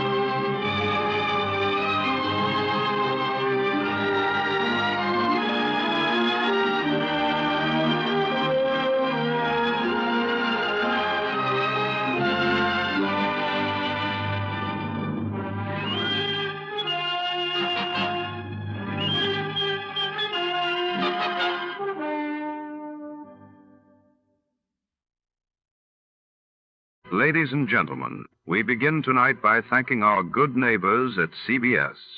And now, before the next adventure reaches your radio set, a quick listener challenge.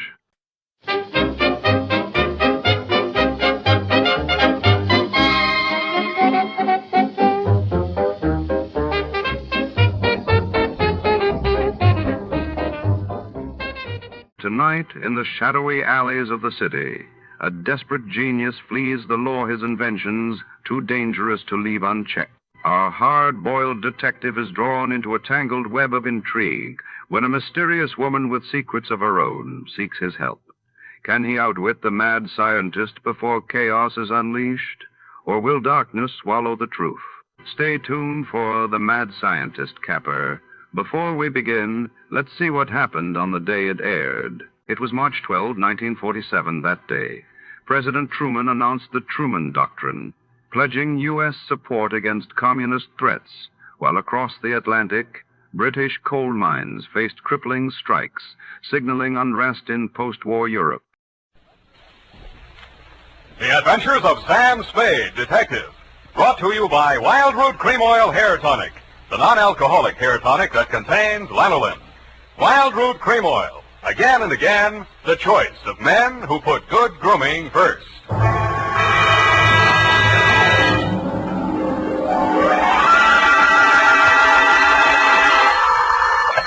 Sam Spade Detective Agency.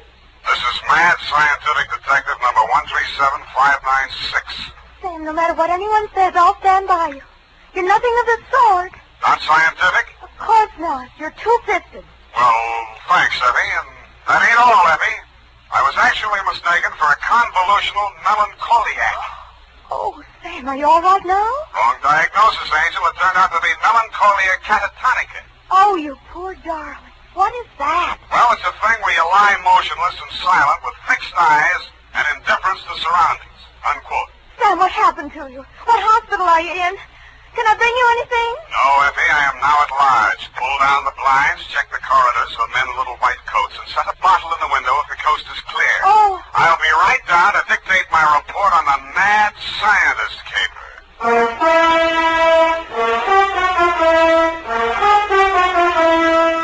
Dashiell Hammett, America's leading detective fiction writer and creator of Sam Spade, the hard-boiled private eye, and William Spear, radio's outstanding producer-director of mystery and crime drama, join their talents to make your hair stand on end with the adventures of Sam Spade. Presented by the makers of Wild Root Cream Oil for the hair. Nobody has to tell you that a neat personal appearance can have a lot to do with helping you get ahead on the job. Now, the first step to a good appearance is well-groomed hair. And I mean hair that's groomed with Wild Root Cream Oil. Wild Root Cream Oil always grooms the hair neatly and naturally. It relieves dryness, removes loose dandruff. Yes, men, to look your best at all times, spruce up with Wild Root Cream Oil Hair Tonic. Again and again, the choice of men who put good grooming first. And now, with Howard Duff starring as Spade, Wild Root brings to the air the greatest private detective of them all in the adventures of Sam Spade.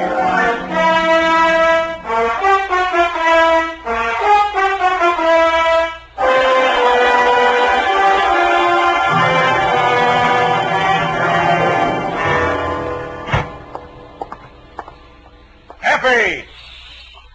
Come in, Sam. The coast is clear. Where are you? Why is it so dark in here? Well, I had to put the lights out. The blind stuck. I couldn't get it down. The heat's off, Effie. Let there be light. Oh, I'm so glad. Let me look at you.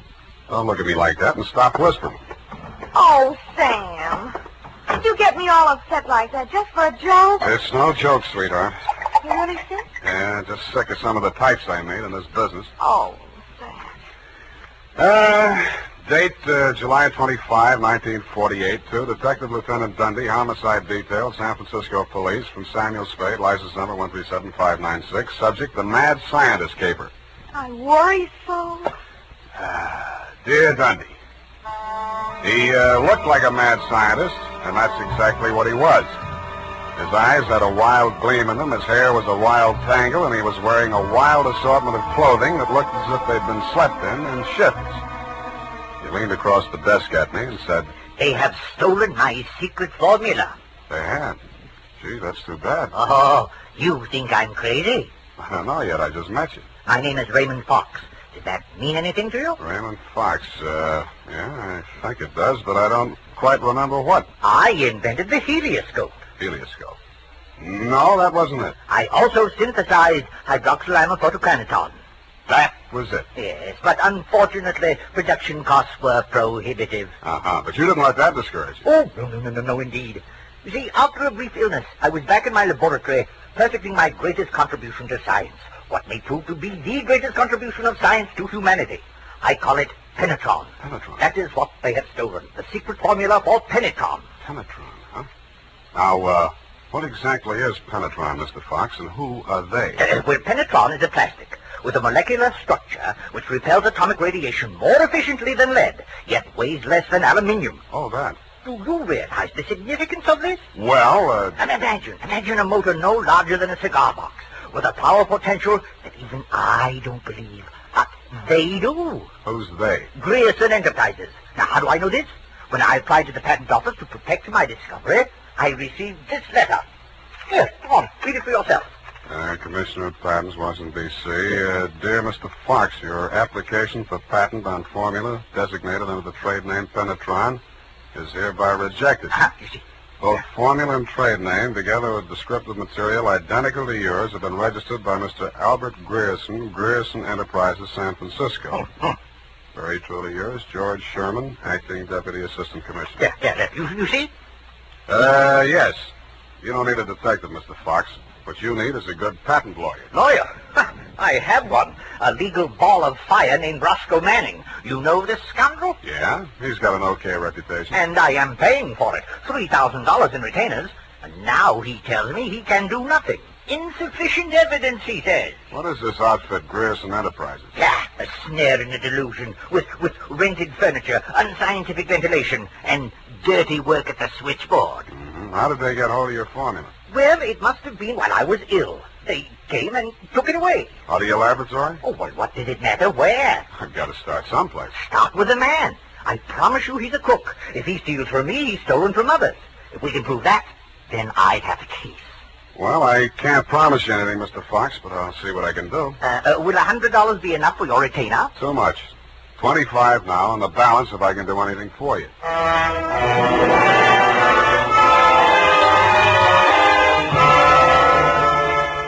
I doubted if I could even earn the 25, but if he wanted to gamble, it was okay with me. The offices of Grierson Enterprises were pretty much as he described them, a beautiful front, especially at the switchboard. Hey, Grayson Enterprises, good afternoon. No, Mr. Grayson's out of town. No, I don't know when to expect it. I'll be right with you. That's good news. Grayson Enterprises? No, he is not. No, I do not, and he doesn't want to talk to you in any case, Mr. Manning. Oh, if it would just stop. Can't you shut it off? I might as well. Nobody seems to believe me anyway. You weren't looking for him, too, I hope. Oh, please, just tell me you're selling magazines or collecting salvage or just anything. My card.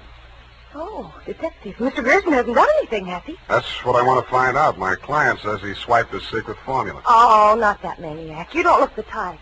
You know he's mad, don't you? Maybe yes, maybe no. Personally, I'm crazy about money. Mad money, pin money, or dirty money. Your employer didn't happen to leave any lying around, did he? No, but he has a charge account at a bar downstairs in the building, and it's nearly 5 o'clock. Could you cross-examine me there? I thanked her as gallantly as I could under the circumstances. She said, wait here, I won't be a minute. And while she was gone, I made a quick frisk of the office. The file cabinet was empty. Ryerson's desk contained nothing but 2 unsharpened pencils, tobacco crumbs, a rubber band, some rusty paper clips, an old gas bill, a glass ampule, broken, labeled sodium denadrine for intravenous injection, and a business card from one Roscoe Manning, attorney at law. I stuck the card in my pocket, went back to the switchboard, and in less time than it takes to tell, I was calling her Lois, and she was calling me Sam over cocktails for 2. That's all I know about it. I didn't think anything about his taking his correspondence out of the files. He often took work home with him. Mm-hmm. When was the last time you saw him? Oh, it's been nearly 6 weeks. You haven't heard from him in all that time? He was with Mr. Fox just before he left. They had a terrible quarrel, but then Mr. Grayson managed to get him calmed down, and they left the office together. And that's the last time you saw Grayson? Yes, and it's all very strange. What did that maniac tell you? That Grayson swiped his invention. Do you believe that? I didn't even believe in the invention. Now I'm beginning to think it was worth stealing. Oh, Mr. Grayson wouldn't. He's a brilliant man, you know. What else has he invented? Well, I don't know.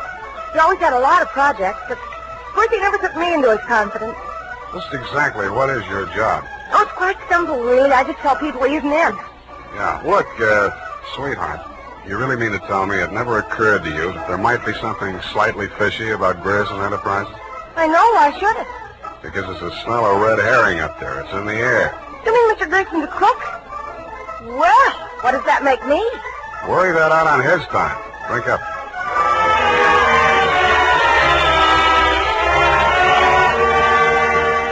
She looked as if she were telling the truth. But with women, especially blue-eyed women, that doesn't always mean anything. If she had anything more to tell, she obviously wasn't ready yet to tell it. I asked her to come up and listen to my Herb Jeffries records. She said my apartment needed a woman's touch. I handed her a broom. She hit me on the head with it and left. And so to bed. Up the Times and phoned my client. He wasn't in. Then I phoned a guy I know who sometimes knows about things and asked him what sodium denadrine was. He said it was a sedative and or a truth serum, a mental-type drug. I wondered what Grierson had been using it for during office hours. I also wondered what else he'd been spending money for. I phoned another guy who knows about other things, and he called me back with the name of Grierson's Bank, Golden Gate Trust. An hour later, to my surprise, I actually had something to go on. Because in the past 6 weeks, checks totaling $50,000 had been deposited to Grierson's account, all drawn on the Citrus Exchange Bank of San Anselmo, and all bearing the signature of one Carl Birdwell, M.D. He wasn't hard to find. It was a big place in the outskirts, and the sign on the gate said, Mary F. Hotchkiss Hospital for the Mentally Deranged. Dr. Birdwell's cottage was one of 5 without bars on the windows. He was spraying his roses. So that cystectomy of Dr. Kober's, how it is convulsions? Coordination all right? Can't complain. Got the use of your fingers back? Good. Pick up those shears. I want all those ragged edges. Cut off the hedges. Well, why don't you hire a gardener? Or did those checks to Grierson use up all your ready cash? Eh? Oh, I thought you were the cystectomy. Good Lord, you're that convolutional melancholiac. You're not allowed out on the grounds. Guard! Guard! Now, wait a minute, Doctor. This one acting up. Take him back. I sent for the cystectomy. This is the wrong man. You're crazy. Come on. Let go of me. I'm not a patient here. I'm a detective. Yeah, and I'm Sherlock Holmes. Come on, now, back to the violent war. Come on, lay off. I got an office in San Francisco. I can prove it. 137596. Okay, Dr. Watson, but come on, come on.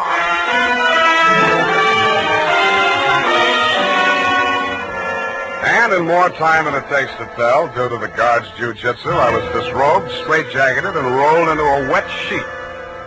A full-fledged inmate of the Mary F. Hotchkiss Hospital for the Mentally Deranged, which is exactly where I belong for having taken Mr. Fox's $25.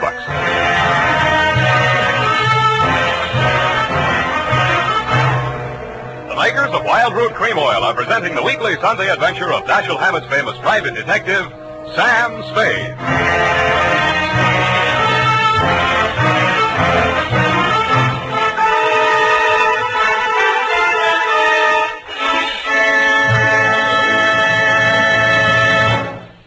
If you want the well-groomed look that helps you get ahead, socially and on the job, listen.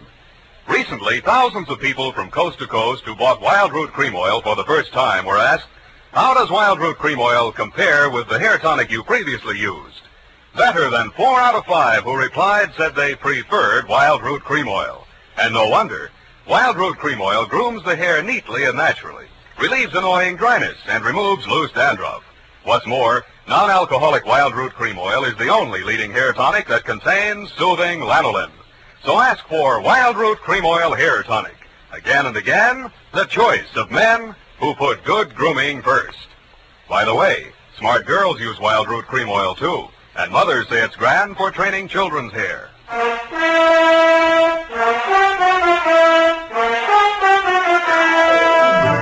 And now, back to the Mad Scientist Caper. Tonight's adventure with Sam Spade.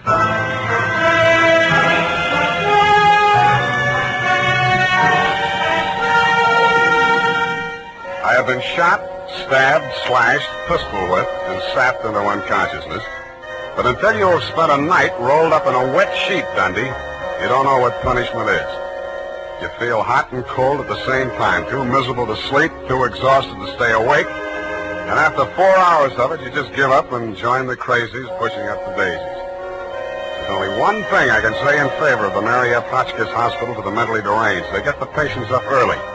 By 6:30 in the a.m., I had been rolled out of the sheet. By 6:45, I had thawed out enough to be taken out of the straitjacket by an orderly.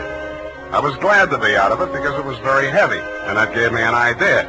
I picked it up and swung it.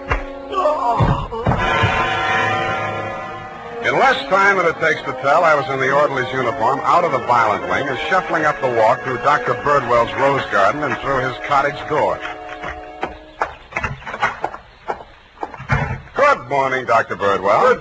Good Lord, who let you in here? What do you want? I was trying to tell you yesterday when I was so rudely interrupted. Hey? Oh, yes, the detective. Did you say Grierson sent you? I didn't say that.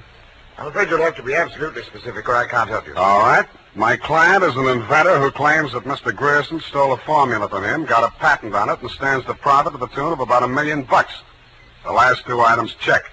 I don't know whether Grierson's a crook or not. He's into you for $50,000, so you might know. This inventor. Pale eyes, contracted pupils, big mop of hair. That's a fair description. Fox. Raymond Fox. He's a patient, escaped from this hospital. That man, Mr. Spade, is a homicidal maniac. If you'll jog your memory, you may recall the case. Sacramento, 1935. Sacramento. Wait a minute. Chemistry professor, lab explosion? That's the case. 2 of his colleagues, whom he irrationally suspected of stealing the formula for the explosive he used to blow them up. You sure they didn't? The man was adjudged hopelessly insane. He must be returned to us. He may murder Grierson, he may murder you, but he will commit a murder if he remains at large. Perhaps more than one murder. You must help us, Spade. Like you, Doctor, I can't help unless you're absolutely specific about a couple of things. Your connection with Grierson, for instance. I invested in Grierson's firm. Uh-huh. How did Fox meet Grierson? He was allowed a certain degree of freedom here during his rational periods. I guessed that he went through my papers or overheard one of my conversations with Mr. Grierson. Mm-hmm. Do you know he retained a lawyer? Huh? Manning, smart patent lawyer. You must think Fox has a case. Oh, surely not. Grierson thinks so, too. You've talked to Grierson? No, but I've examined his bank statements. The bank allowed that? I told him I was Grierson's attorney. The point is, Grierson is broke. Why? Because he's paid out every penny you gave him to the order of Roscoe Manning, attorney at law. And you know what I think, Doctor? Yes? I think Raymond Fox is crazy like a fox.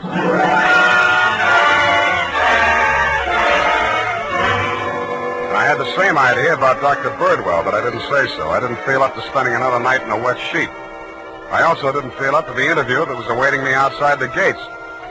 A limousine, only a little longer than a hearse, was standing at the curb. A round pink head with a gray Homburg on it bobbed out at me from the driver's seat and said, Mr. Spade? Yeah? Roscoe Manning. How'd you do? About $49,975 less than you've done in the caper so far. The law is a lucrative profession, my boy. Get in. I'll drive you back to town. No charge? Yeah, I'll even give you some free advice, sans retainer. Well, sir, you were an elusive chap. I've had the devil's own time catching up with you. How did you? I won't ask why. And I am not without resources. Now, as to our mutual client, Mr. Fox, obviously you've learned a good deal about him. Dr. Birdwell says he's cuckoo, and it's only a toss-up which one of us is going to blow up first. Just about what you'd expect from a medical man. If you'd listened to as much conflicting medical testimony in court as I have, you'd take them all with a grain of salt. Or should I say soda mint? Or sodium denidraine? That's a mysterious remark. I was just trying it on for size. It didn't fit. Well, sir, here is my proposition. As to Fox's sanity, it's of no importance. He has money, and I think he has a case. We can always get a doctor to say he's back in his right mind. Where do I fit into your scheme? You just keep looking for Grierson. And watch that secretary of his. I don't trust her. Anything else? Oh, I almost forgot. Here's $500, and here's your ticket to Chicago.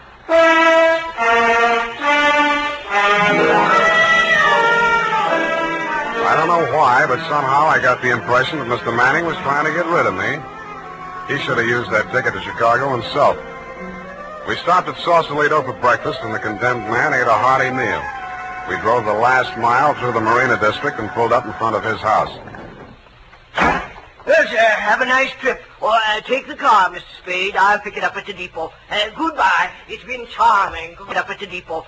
Goodbye. It's been charming. Goodbye. He backed across the sidewalk, waving, and I waved back. Then he went up 3 steps, put a key in his door, and opened it. It didn't do much damage to the house, but all the king's horses and all the king's men couldn't put Roscoe Manning back together again. I got out of the car and just made it up the steps when it happened again. I hated the look, but I did. For the limousine had been parked with me in it was a smoking heap of scrap metal. I then headed for the nearest phone booth and, pausing only to inspect it for mines and booby traps, dialed the number of Grierson Enterprises.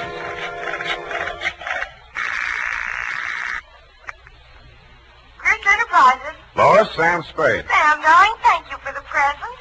What present? I haven't had a chance to open it yet, but I think I can guess what it is. A traveling clock. You mean a package arrived and it ticks? Oh, darling, don't be such a tease. Now, Lois, listen. Oh, all right, I'll open it now. Throw it out the window. No, don't do that. Pedestrians, innocent bystanders. Have you got a metal wastebasket there? I think so, yes. Well, fill it up with water and throw the package into it. And ruin my lovely clock? It is not a lovely clock. It's a lovely booby trap. Oh, go on. I'm serious. Manning just got one of them, and what's left of him is on the way to the morgue. Oh, I think I'm going to faint. Lois! Lois! Wake up! Pour some water on yourself. Hello, hello!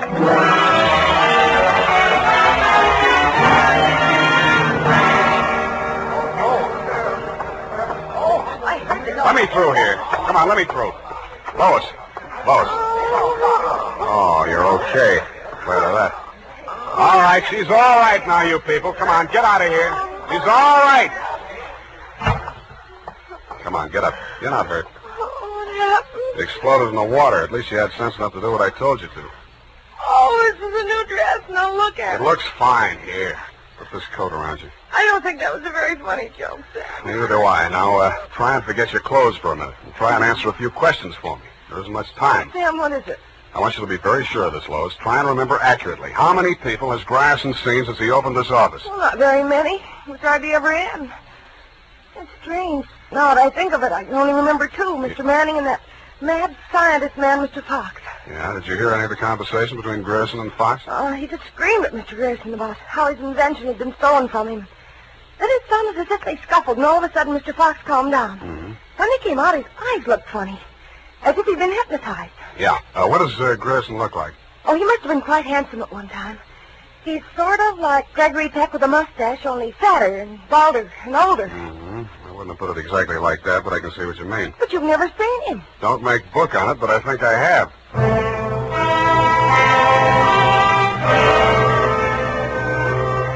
I made 3 phone calls. One to a crime reporter I don't like very well, giving him a false story on the death of Lois, Grierson's secretary. Another to my client, the mad scientist, alias Raymond Fox, and one to Dr. Birdwell. Then I went to my apartment and waited. My client arrived 5 minutes before the doctor. When Birdwell came in, my client said, Aha! That's he. He stole my secret formula. Oh, now, Raymond, you're getting confused again. Oh. I'm the doctor, don't you remember? That's not true. Your name is Grierson. Oh, he's much worse. His identification. Now, you must try to remember, Raymond. Nobody's going to hurt you.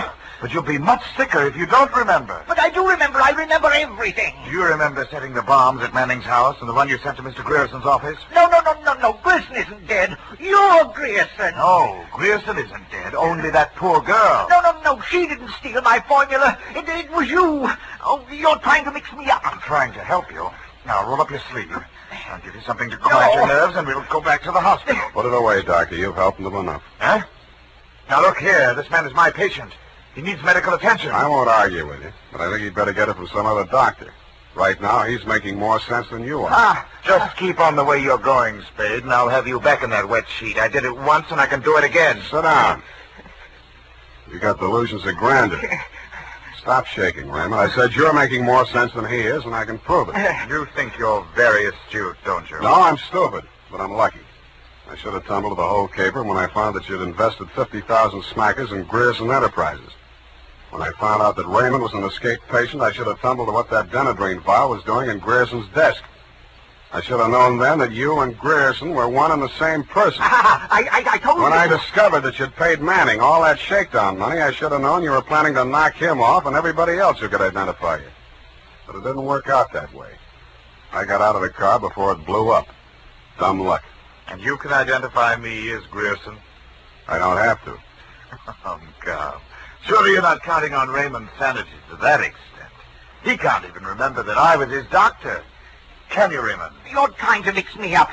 You stole my formula. I didn't kill them, did I, Mr. Spade? Now, lie down on the couch and relax, Raymond. Don't worry about a thing. Well, Doctor, what now? You relax, too. Okay, Lois, come on in. What? Lois! Why, Mr. Grierson, have you been sick? How dare you? How dare you ruin all my plans like this? You stupid girl! Okay, that's enough. Come on, get back there. Get back. Sorry, sweetheart. I didn't mean to let him get that close to you. What were you trying to do? It was an experiment, just to see what would happen. It did. So that's the way you scientific detectives work. For a hard-boiled chap, you have the vaguest way of doing things I ever heard of. Well, plans are all right sometimes, Doctor, and sometimes just stirring things up is all right if you're tough enough to survive and keep your eyes open so you see what you want when it comes to the top or something. Spade, Dundee. I'm at home. I've got 2 homicidal characters here, one sane and one insane. Now, if you can tell the difference, I'll let you give the story to the papers.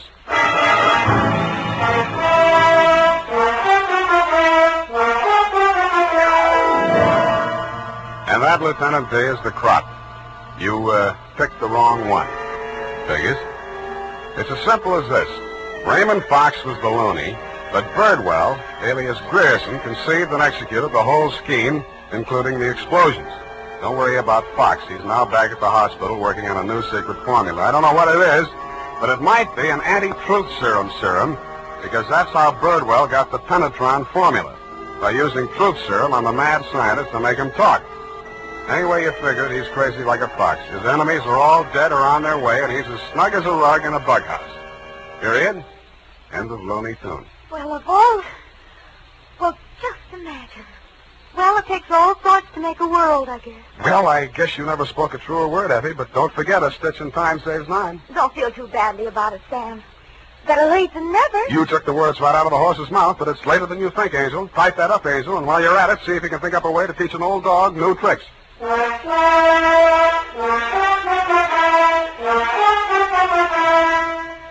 Say, mister, if you haven't tried Wild Root Cream Oil Hair Tonic, why not get it tonight or first thing tomorrow? You'll be glad you did, for Wild Root Cream Oil grooms your hair neatly and naturally without giving it that plastered-down look. Wild Root Cream Oil also relieves annoying dryness and removes loose, ugly dandruff. Simply step up to your drug or toilet goods counter and ask for Wild Root Cream Oil in the big economy bottle and the handy new tube that's easy to pack when you travel. Also, ask your barber for a professional application of Wild Root Cream Oil Hair Tonic. Again and again, the choice of men who put good grooming first.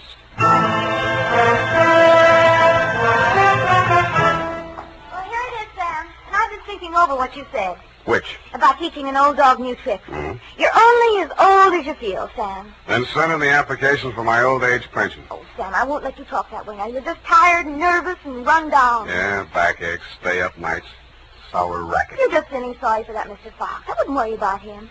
As you pointed out, he's safer where he is for all concerned. And after all, necessity is the mother of invention. What's that got to do with anything? Well, he's an inventor, isn't he?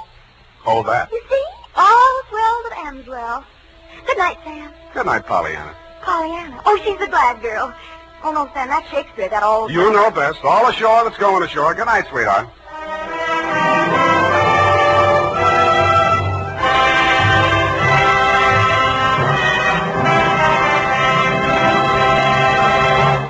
The Adventures of Sam Spade, Dashiell Hammett's famous private detective, are produced and directed by William Spear. Sam Spade is played by Howard Duff. Lorene Tuttle is Effie. The Adventures of Sam Spade are written for radio by Bob Tallman and Gil Dowd, with musical direction by Lud Gluskin. Gil Dowd directed tonight's broadcast in William Spear's absence. Join us again next Sunday for another adventure with Sam Spade. Brought to you by Wild Root Cream Oil, again and again, the choice of men who put good grooming first. This is Dick Joy reminding you to... Get Wild Root Cream Oil, Charlie. It keeps your hair in trim. You see, it's non-alcoholic, Charlie. It's made with soothing lanolin. You better get Wild Root Cream Oil, Charlie. Start using it today. You'll find that you will have a tough time, Charlie. Keeping all the gals away. Hiya, Baldy. Get Wild Root right away. This is CBS, the Columbia Broadcasting System. You're listening to Escape Radio with special thanks to our friends at CBS. Stay right there. The next episode follows a quick test of your radio knowledge.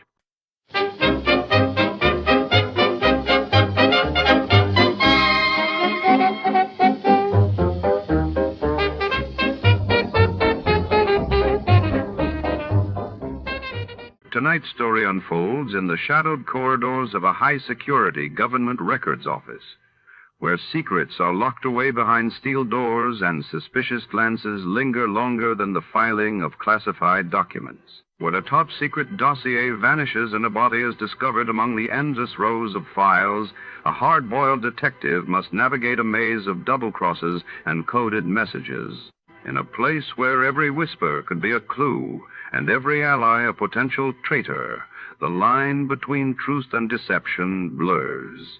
Before to start, let's see what happened the day it was aired. It was March 20, 1950. That day, the world watched as the United States charged Klaus Fuchs, a British atomic scientist, with espionage over the leaking of atomic secrets while in Europe. France and Vietnam signed an agreement granting greater independence to the state of Vietnam.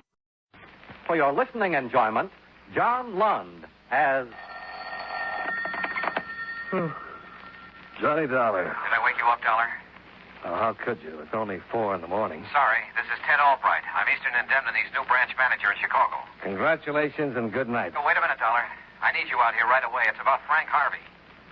One of your claim adjusters? Then you do know him. I worked on a lot of cases with him, yeah. Well, you won't work on any more. He's been murdered. I'll take the first plane out.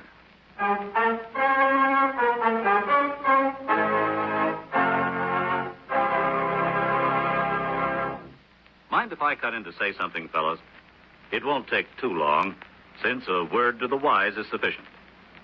And in the English language, there is one word which is important to just about everyone in the world. That word is security. Security has several different meanings, however.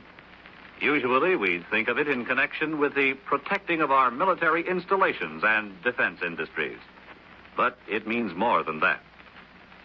There is a security which applies to every man, woman, and child in America. The security which comes from being in good health, having a good education, and being well taken care of in case things get a little too tough to handle by oneself. This kind of security is the problem of the President's newest cabinet member, the Secretary of Health, Education, and Welfare. This department ties together the work of several governmental agencies. First, there is the United States Public Health Service, which strives to make certain that the general health of the people in our country is in the best of condition. Then there is the Food and Drug Administration, which guarantees that the food we eat is pure and safe to eat. The Social Security Board, which takes care of old people, children, and the blind who need assistance, also comes under the Department of Health, Education, and Welfare, as does the United States Office of Education. This office does research on the educational possibilities, changes, and opportunities, and passes on its information to the various state boards of education. As you can see, the Department of Health, Education, and Welfare is one of the most important agencies in our government, assuring us, as it does, of a normal and healthy way of life.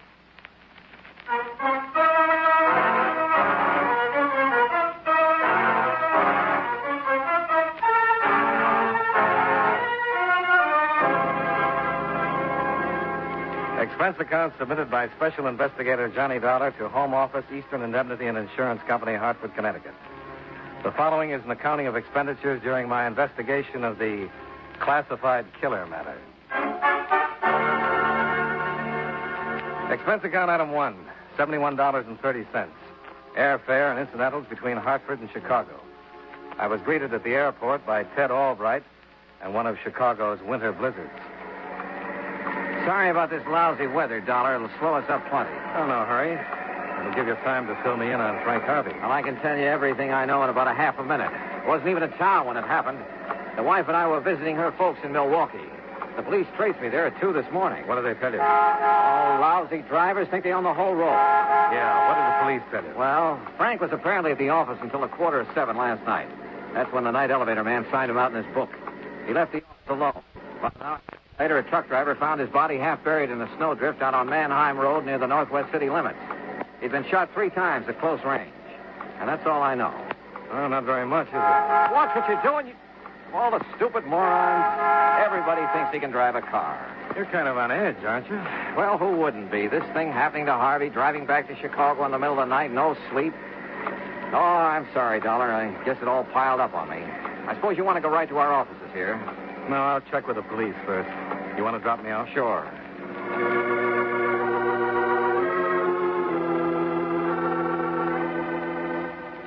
By the time we got down to 11th and State, the snowplows were out in full force.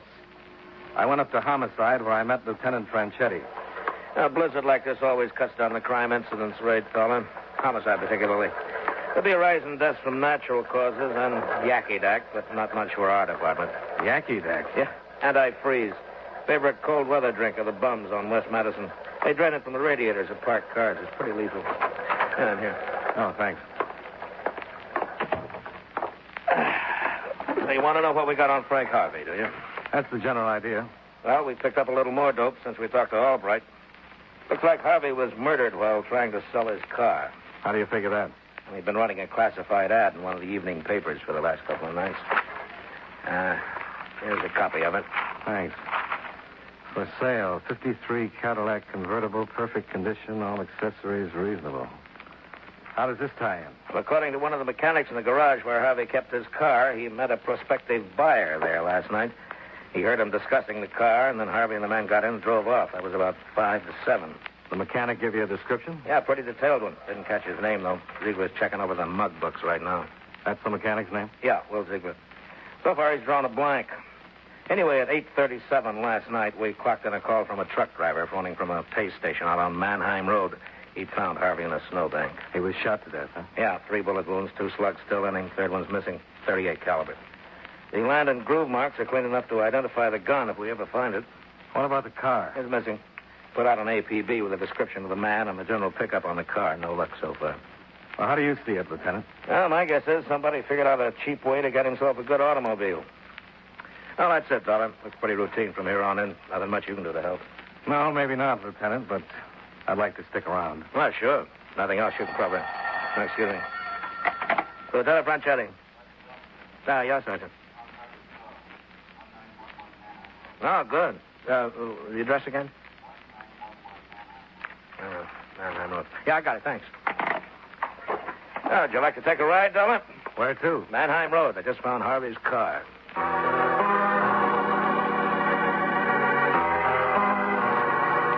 It took us some 45 skidding minutes to make our way through the storm out to a beer and hamburger joint on Mannheim Road. A precinct car and a handful of reporters were already there when we arrived. A detective sergeant filled us in on the background. The owner of this place came out about an hour ago to open up, Lieutenant. He saw the car parked out there in the parking lot and phoned in. Uh-huh. It's Frank Harvey's car, all right. Been out here a long time, all that snow piled on it. Yeah. No doubt about where Harvey got shot. Not with all those blood stains on the seat. Uh-huh. You sure that mechanic said it was a man Harvey drove off with last night? Does something give you a different idea? There's a woman's compact back here on the floor.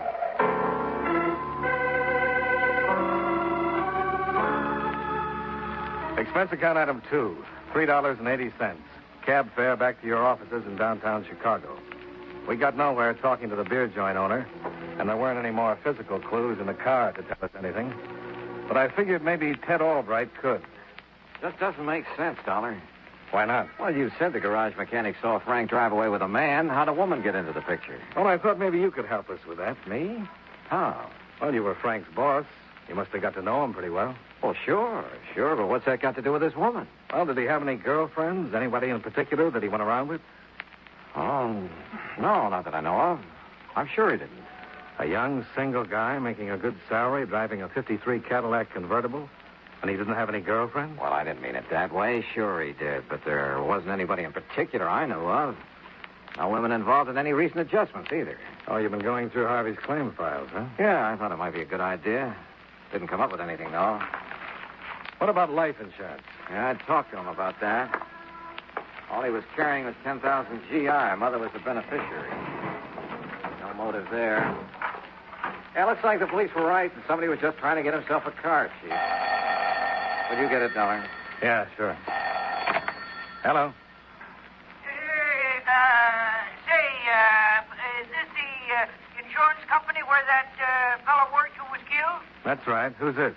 Well, what I want to know is, you guys willing to pay something for finding the guy who done it? Do you know something about it? I know plenty, mister. Yeah, plenty. But I ain't telling nothing without getting paid for it. Not that I don't believe every patriotic citizen should ought to do his duty.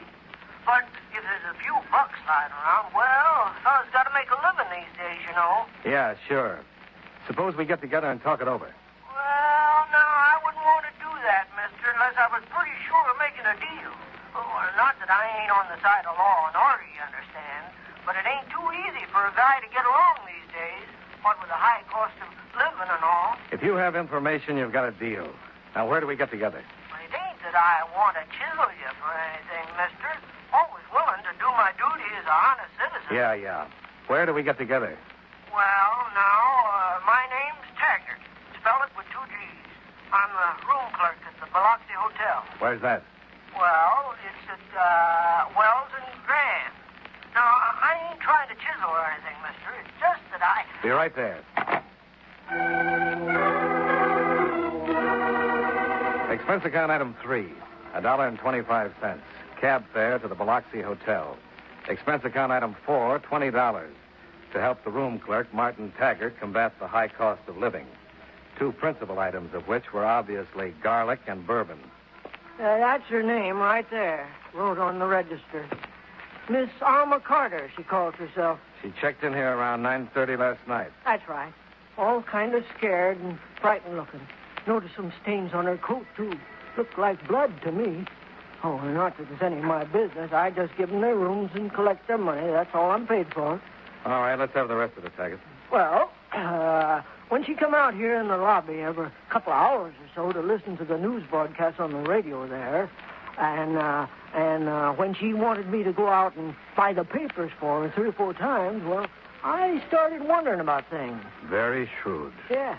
Well, when I heard the news about that woman's compact being found in the car, that kind of clinched things. I figured then I'd better put through a call to you.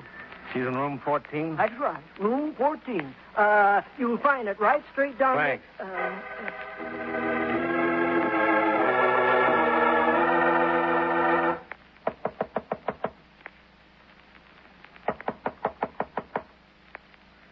Yes, who's there? Miss Carter, I'd like to talk to you. Who are you? My name is Dolar, insurance investigator. Insurance and... All right, come on. Thanks.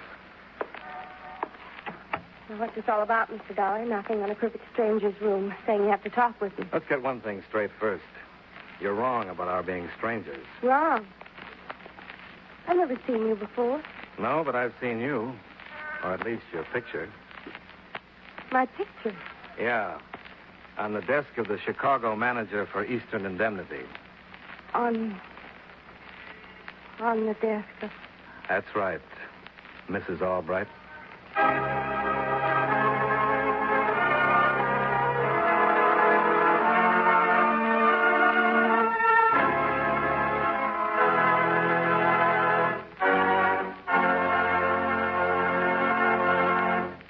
You know, many great men have attained the highest office in our land, the presidency of the United States.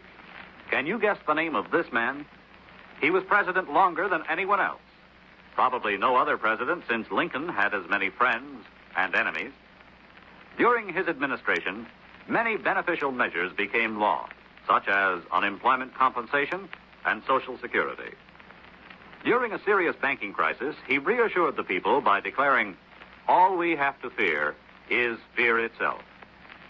When he was 63, a brain hemorrhage put an end to one of the most controversial administrations in our history.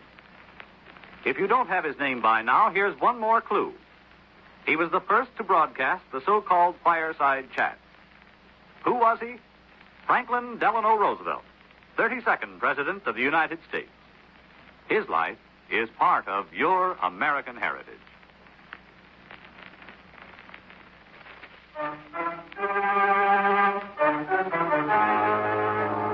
And now, with our star, John Lund, we bring you the second act of Yours Truly, Johnny Dollar.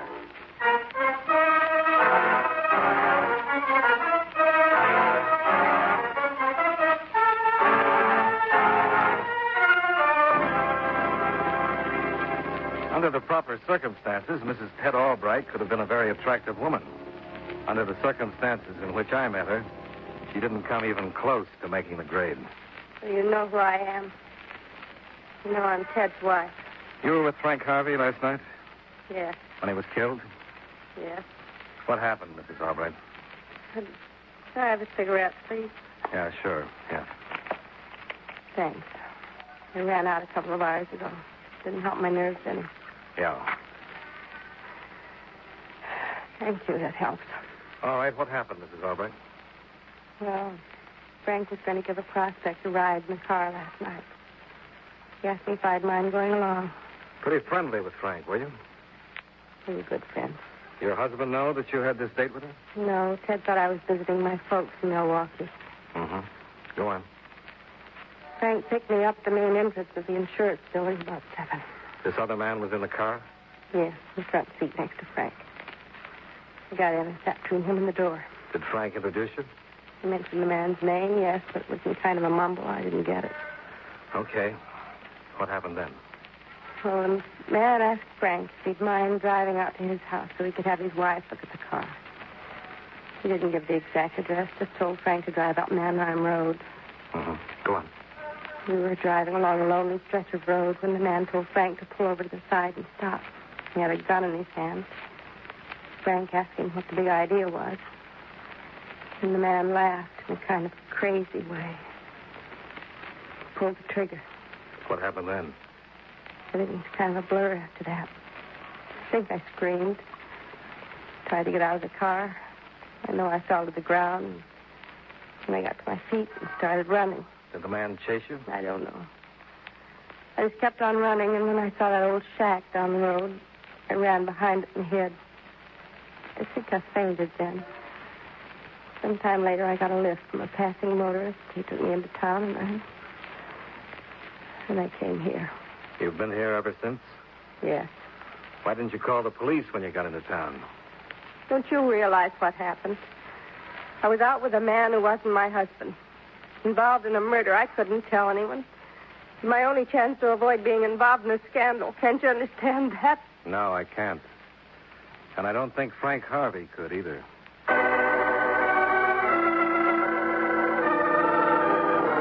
After Mrs. Albright told her story to Lieutenant Franchetti and a police stenographer, she was booked and held as a material witness. Then Franchetti sent out a pickup for Ted Albright. Now, looks like it's boiling down, Dolar. Fellow's husband hires a gun to knock off his wife's boyfriend. It's a classic pattern. Yeah, maybe. What about that garage mechanic? Ziegler? Yeah. You have any luck with the mug books? Yeah. Came up with 3 that he said looked pretty close, all ex-cons, long records. We're running them down now. How does Mrs. Albright's description of the killer fit? Not too close. I showed her the mugs, and she said no. But then she would. Why? Well, once we get the guy, he'll put the finger on her husband. That'll be a stinking mess. Well, it's not exactly reminiscent of a rose right now.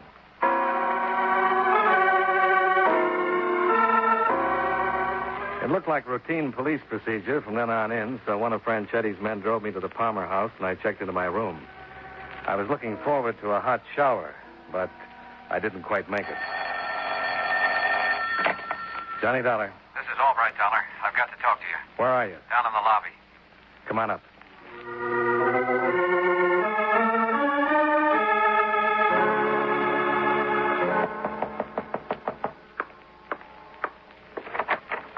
Come in. Where's Alma, Dollar? Have the police got her? Yeah, material witness. Dear God in heaven. They got a pickup out for you, too. For me? Well, why should... Hey, wait a minute. Did the police think that I killed Frank Harvey? Or hired someone to do it. But that's incredible. It's insane. You knew Alma was seeing Frank, didn't you? Well, I suspected it, yes. I wasn't sure, You were but... pretty sure she was out with Frank last night. That's why you went up to Milwaukee, to check on her story about going to visit her parents there. Yes, I did. But I didn't get there until almost 10 o'clock, and that's the first I really knew she wasn't there. Don't you see, Dollar? That's my alibi. The police won't think so. I don't care what the police think. It's Alma I'm worried about down there in some stinking, rotten cell. There's got to be some way of getting this mess straightened out. I know what the first step is. What's that? You're going to turn yourself in. Expense account aisle 5, $2.25. Cab fare from the Palmer house to police headquarters at 11th and State, where I dropped off Albright in care of Lieutenant Franchetti, and then went out to the garage where Frank Harvey had kept his car. I found the man I wanted in a paint booth at the rear of the second floor.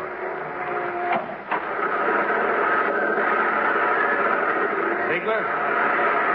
Your name's Ziegler? Hey, Mac? I'm looking for Will Ziegler. Is that you? Yeah, that's right, Mac. What can I do for you? My name is Dolar. I'm an insurance investigator. Yeah, that's so. I'd like to ask you a few questions. Oh, hey, I get it, Mac. Insurance investigator. Yeah, that guy Harvey, he was in the same racket, wasn't he? You know, the guy who got killed. Yeah, that's right. Yeah, it was rough. Guy getting himself bumped off that way, real rough. I was standing right there when he and the joker who done it drove off, you know. Yeah, that's what I wanted to talk to you about. Yeah, sure, Mac. Be glad to tell you what I can, but I already gave that lieutenant, what's his name? Franchetti? Yeah. Yeah, I already gave him all the dough. I picked out 2 or 3 guys from that Rose Gallery book that looked like the Joker I seen. Had you ever seen that man down here before? I couldn't swear it, Mac. I don't think I ever seen the guy before, no. What about Ted Albright? Who? Ted Albright. He was Harvey's boss. Ever see him down here? Albright. Well, the name don't mean anything, Mac. Could be he's a customer here, but I never run across him. Okay, let's get back to this man who drove off with Harvey. Huh? Did you notice anything strange about him? Anything different? Peculiar? No, that's the trouble. Like I told that lieutenant, you never can tell about them kind of jokers. What kind? You know, them psychos. Like that guy is.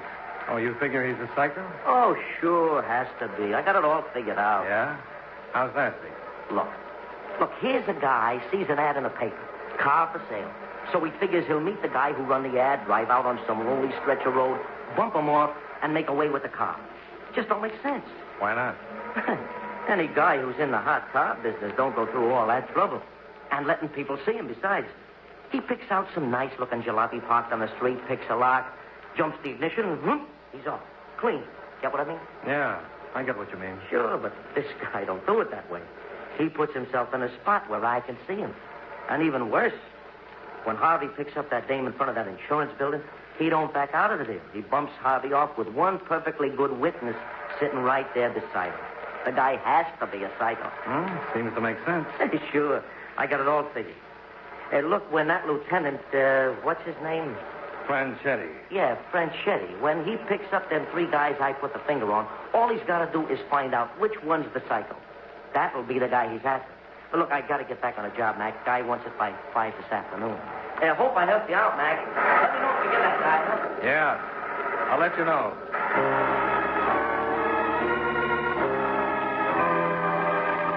Expense account item 6. $1.85. Cab fare back to police headquarters, where I had a talk with Alma Albright. Tell me Ted's been arrested, Mr. Dolar.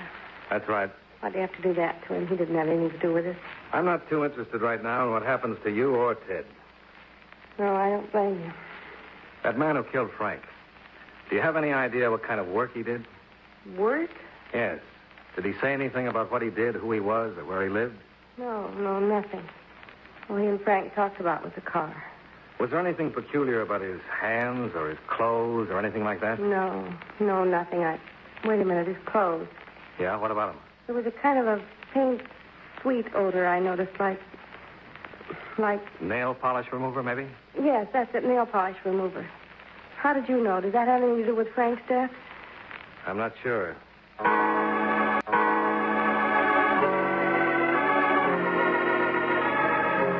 Expense account item 7. $1.85. Cab fare back to the garage. Ziegler had finished the paint job and had punched out for the day. Expense account item 8. $2.95. Cab fare to a rooming house out on the west side of town.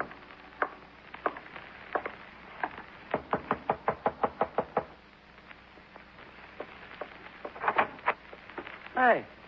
Hi, Mac. Come on in. Come in. Thanks.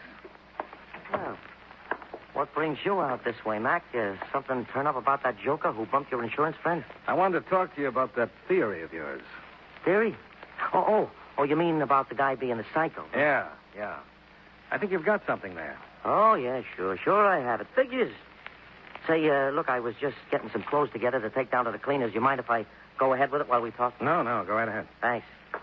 Hey, about that psycho routine, yeah. That's the only thing that makes sense about the whole business. You know, him knocking off your friend with the girl in the car and all.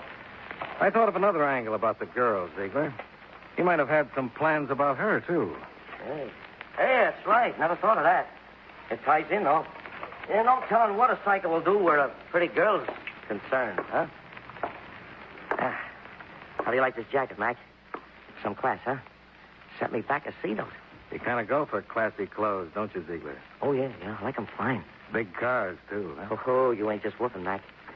Nothing gives a guy class like sharp clothes and a real fine car. What did you think of Frank Harvey's job? That? Mac, that was the end. A real dreamboat. Car like that, clothes like these. I could really have the dame standing in line waiting for him, huh? Mm-hmm. Yeah. You always take that many clothes to the cleaners at one time? Oh, yeah. You gotta take good care of rags like this, you know. Should be cleaned after every time you wear them. Did they have any trouble removing the acetone odor from them? Acetone? Yeah. The solvent you use in your auto paint. Oh, yeah. Yeah, that stuff really cleans. That's what Mrs. Albright said. That right? Who's she? The girl you and Frank Harvey picked up in front of the insurance building last night? Oh. Yeah. Yeah. She, noticed it, huh? That's what she said. Nice-looking babe, that Mrs. Albright. Real nice. Just the kind to fit in with classy clothes and a dreamboat car like Harvey's, Oh, huh? man, you're saying it. A doll like that, a car like that, a guy'd really be sitting on top of the world, huh? Yeah. How'd you know, Mike? That, acetone stuff tip you, huh? It helped. Mm-hmm. Your crack at the garage about picking up the girl was the real tip. Yeah, that's right. I shouldn't have known about that, should I? How do you like that? Always did shoot off my mouth too much. Well, you want to ride in with me or wait till the cops get out here? Might as well ride in with you, Mac. I'll get my coat and hat, huh? Don't try it, Ziegler. Okay, Mac. I quit. I always get excited at the wrong time. Like I did with Harvey. Oh, that was too bad. Killing him? No. Doing it in the car that way. Spoiled that great upholstery. Couldn't even use the job after that. That was a mistake.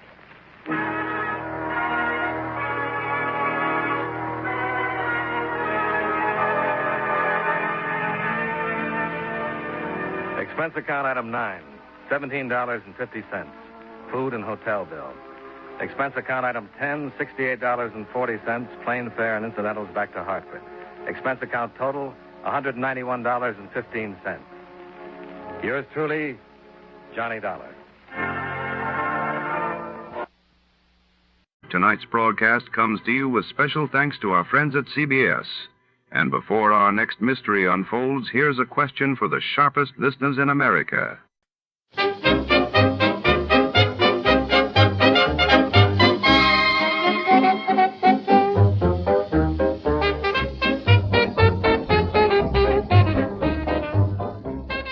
Tonight, under the flickering neon lights and the ever-watchful gaze of the city, a secret unravels behind the velvet curtains of daytime television. When the leading lady of a beloved soap opera vanishes during a live broadcast, our hard-boiled detective is plunged into a world of scripted passions and unscripted danger. Who's pulling the strings, and can he solve the case before the final curtain falls?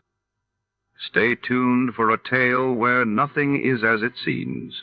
Before we begin, let's see what happened on the day it aired. It was March 17, 1947.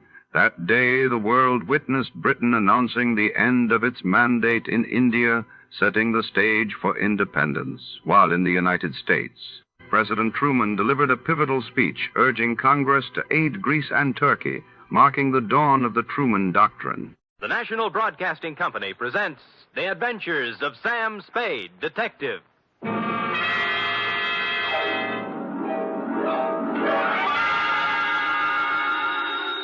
Sam Spade Detective Agency. Me, sweetheart. Was it awful, Sam? Excruciating, Ep. I suffered, girl. How I suffered. But there's no other way, Sam. When fate turns against a man. True, dear one, true. But from somewhere I must find strength. You must. To pick up the shattered fragments of my life, to raise my eyes once again to the horizon and piece by piece put them together again. Sam! And the two of us, dear one, hand in hand, shall go marching down the years together. Oh, yes. Brace yourself, sweetheart. I'll try, Sam. Gather together the homely, humble tools of your trade. Find 6 dry handkerchiefs and prepare to greet me with a smile behind the tears. I'll be down before you can change stations with a report entitled The Soap Opera Caper.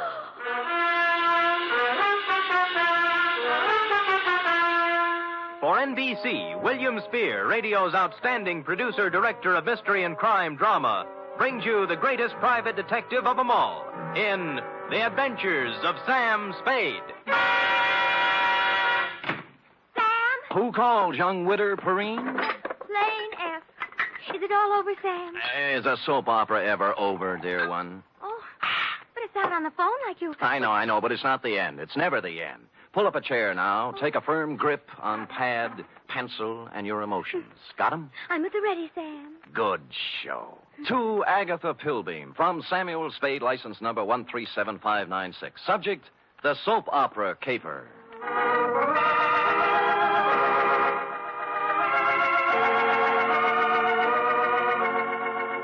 How was I to know what was on her mind?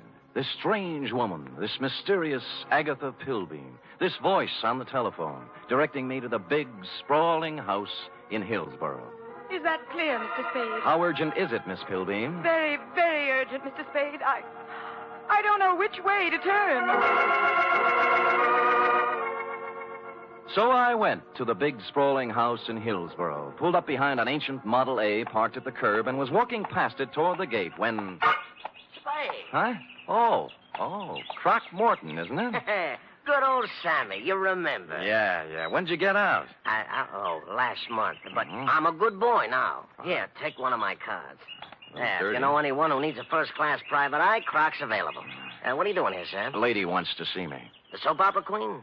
Is that what she is? Sure, 6 or 8 of them she writes.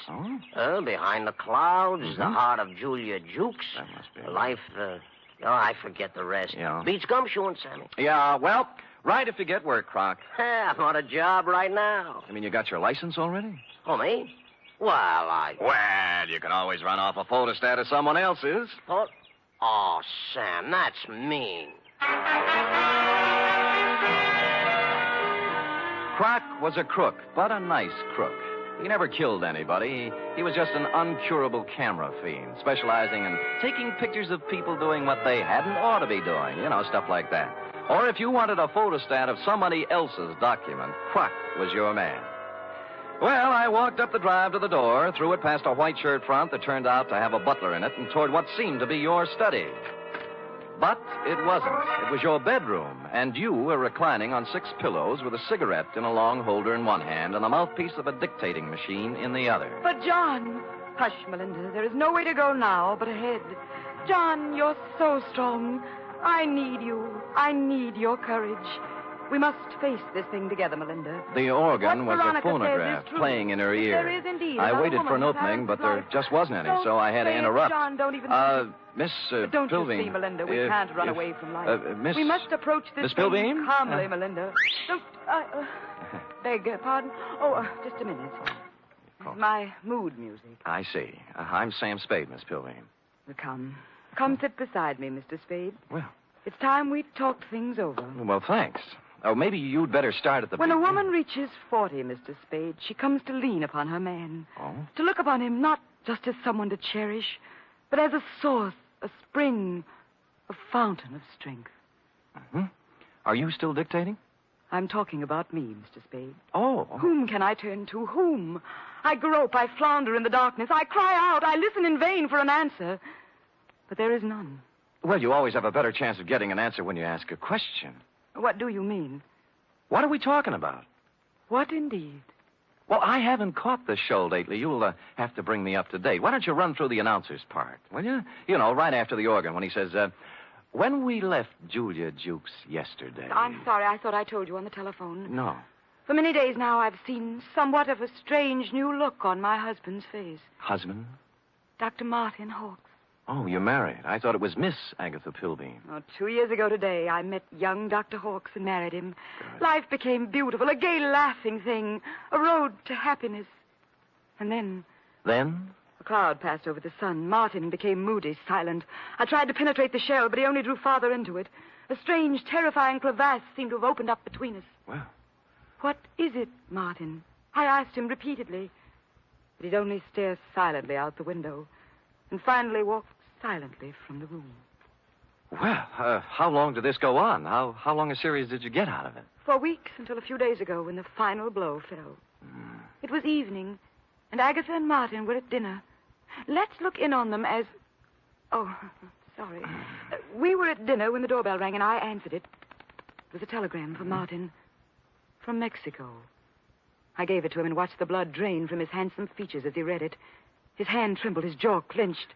But you forced yourself to speak. Yes. What is it, Martin? I asked. Tell me, please, for the sake of our love. And he... Looked down at me as if I were a stranger. What? And then he crumpled the telegram, threw it savagely into the fireplace, and strode silently from the room. Here, I rescued it from the flames. Read it. Thank you. Regret must confirm your worst fears, Cardoza. What is the terrible secret of Martin Hawks? Yes. Why did he act so strangely when the mysterious telegram arrived from Mexico? And above all, where is he? You mean he didn't come back? He's been gone for 4 days, Mr. Spade. I must find him. Now, of all times, I need his love.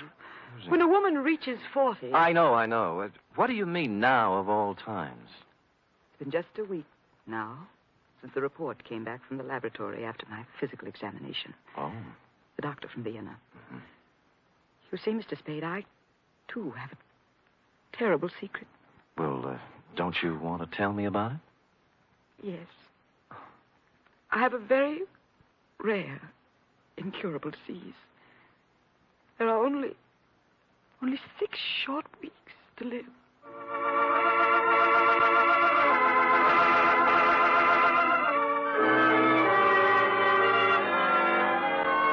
Well, less than an hour after his distressing interview with Agatha, our boy Sammy walked into the beautifully appointed office of young Dr. Hawks at 450 Sutter to find his nurse, pretty young Nora Sheldrake, a new character, working at her desk in the reception room.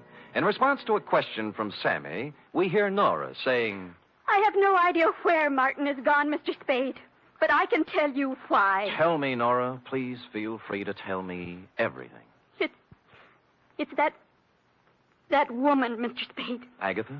Yes, Agatha. Mm-hmm. She never understood Martin. She doesn't understand Martin. She never has tried to understand Martin. Do you hear me? She never has tried. I take it you don't care for Agatha Pilby. I hate her. Nora? I do. I hate her. She thinks her money can buy everything, even Martin. Well, it won't. She knows that now. Well, calm yourself, Nora. Try and think back now to the last time you saw Martin Hawks. It was Monday. 4 days ago? Yes. The call came from some legal firm named Bennett and Hatch. Now, let me write that down. I switched the call into Martin. I was worried for him. I was concerned. I have to admit now I did a terrible thing. Ah, you listened in. I did.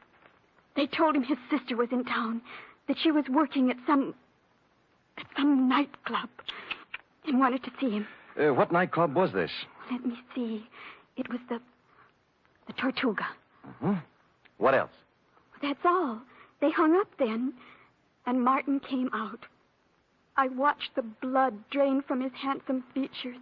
His hand trembled, his jaw clenched. Yes. I'm going out, Nora, he said. If I'm not back, don't worry. That's all. It was so like Martin.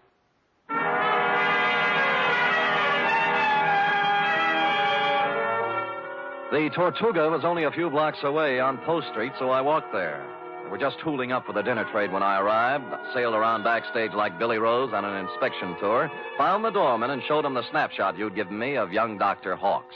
Or tried to. Look, young feller, I told you we don't have no dancer here named Hawks. I ain't got time for... Doorman, please, take a look at the picture. No, I ain't got to... Picture? What is it? Yeah. Yeah. Hmm? That fellow was here at that. Monday night it was. Well, who'd he come to see? Well, wasn't nobody named Hawks, mister. It was Beth Jardine. Well, bless you, Doorman, bless you. Bless you, too. Thank you.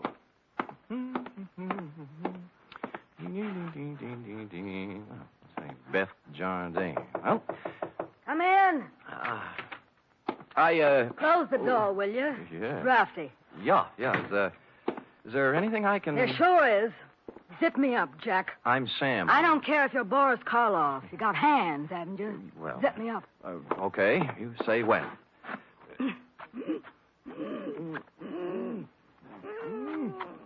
When?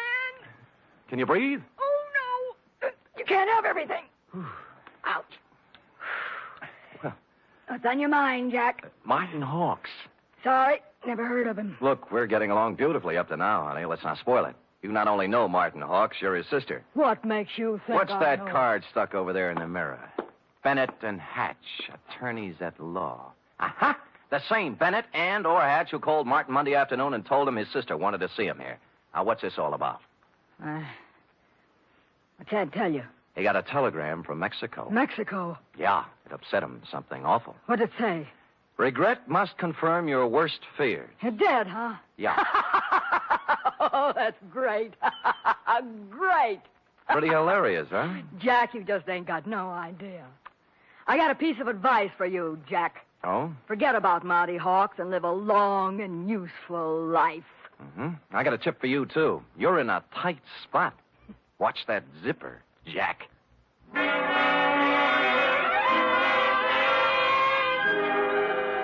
One of the heavier soap opera types, Beth was, with a throaty voice and the talent for besmirching reputations. What was the mysterious influence she wielded over young Dr. Hawks? How much did she know about his strange disappearance? What about the cryptic telegram from Mexico City? And what about dinner? The last question I could answer. I stopped at Schroeder's for sauerbraten and potato pancakes, ran into Larry Mahoney of Homicide, who was off duty, and we stopped in at a handy alley and bowled until 11. I was walking back down Market Street when I passed the Flood Building, which reminded me of the firm of Bennett and Hatch, who resided there. As a matter of fact, it looked like they were there right now, since the light was on behind the second-floor window with their name on it. Now, the sensible thing would have been to call around 9 in the morning, but as I seldom do sensible things, I hustled up the stairs and down the corridor to their office. Someone other than Bennett or Hatch had put in some time, obviously. The drawers of a dozen or more file cases had been pulled out and dumped on the floor, the desk drawers likewise. And to mark it clearly as the work of a thoroughgoing professional, the safe door was off its hinges. All this took me back to the Model A parked in front of your house this afternoon, Agatha, and I was contemplating same when... Hello? Bennett. Yeah? Good, Christopher. I was scared you wouldn't be there. Tried to get you home. Do it, baby, do it. Pull the string. We'll never make it with this guy. We're through. Pull the string here. Do it, baby, do it. Make it... Hello? Operator! Operator! Operator! I finally got someone at the Tortuga Club who knew where Beth Jardine lived, an apartment on Russian Hill. I didn't stop to ask which apartment, and when I got there, I found I didn't have to. All right, stand back, everybody! Stand back! Dugan! Oh, hello, Sam. What happened? Dame just knocked herself off. Oh? Jumped from a room on the 8th floor. Stand back, you yahoos! There was no need to, but I looked at her anyway, just to make sure. It was Beth, all right. When she said she was through, she meant it. I was just turning to go, and something big in a tan camel's hair brushed past me and bent over the body. Where is she? Where? Beth! Sister! Beth! Beth! Oh! I recognized him from the snapshot. Wild-haired, with a 4 days' growth of beard on his lean, handsome face. It was Martin Hawks, on the verge of collapse. Officer Dugan and I helped him through the crowd toward the ambulance that had just rolled up, sat him on the running board, and began to question him. What was that again? Your name. What's your name? My name. Of course, my name, I don't know. I don't know my name. It happens to everyone in soap operas, sooner or later. When he filled out the forms on poor Beth Jardine, old Doc Peterson gave Martin a double O, blew his nose, and announced with a twinkle in his eye, Appears to me like young Dr. Hawks has got himself a case of amnesia.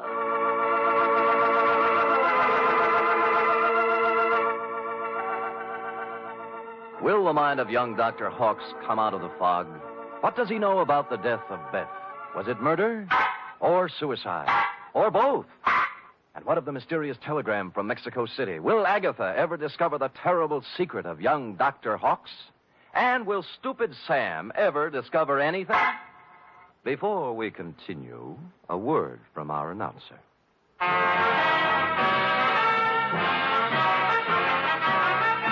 You are listening to the weekly adventure of radio's most famous detective, Sam Spade.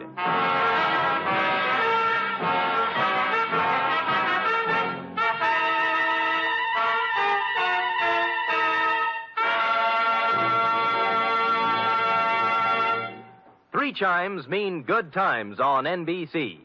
Saturday night is date night, but tomorrow poor Dennis Day has trouble with his girlfriend Gloria. However, Dennis manages to sing his way out of trouble in his charming, boyish fashion. And say, why not let Dennis help your Saturday evening along, too? And for more music and fun tomorrow, there's the Judy Canova Show, starring Judy in a melodic and carefree half hour of laughs. And Grand Ole Opry with singing MC Red Foley and his special guest, cowboy troubadour Ernie Tubb.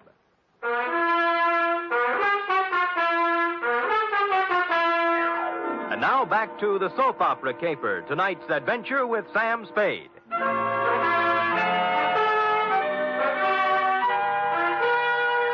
It's a half hour later now in the sterile whiteness of a hospital room that the three of us, you, Agatha, I, and old Doc Peterson, gather around the pale, quiet form of young Dr. Hawkes. Martin. Martin, speak to me. Martin, darling. Who are you? Agatha, dear. Your own Agatha. Come, Agatha. Better leave him be for now. Doc, I can't go on. When a woman reads... I know. You gotta be strong, Agatha. Sam, we better leave him be for now. Well, you're the doctor. Oh, Doc, what could have done this to Martin? Oh, shock sometimes.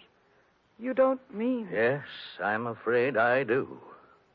Seeing his sister, then? Could be. Or sometimes it's just a matter of a body getting into such a fix his mind backs off and refuses to have any part of it. The wire from Mexico City. Eh? His terrible secret.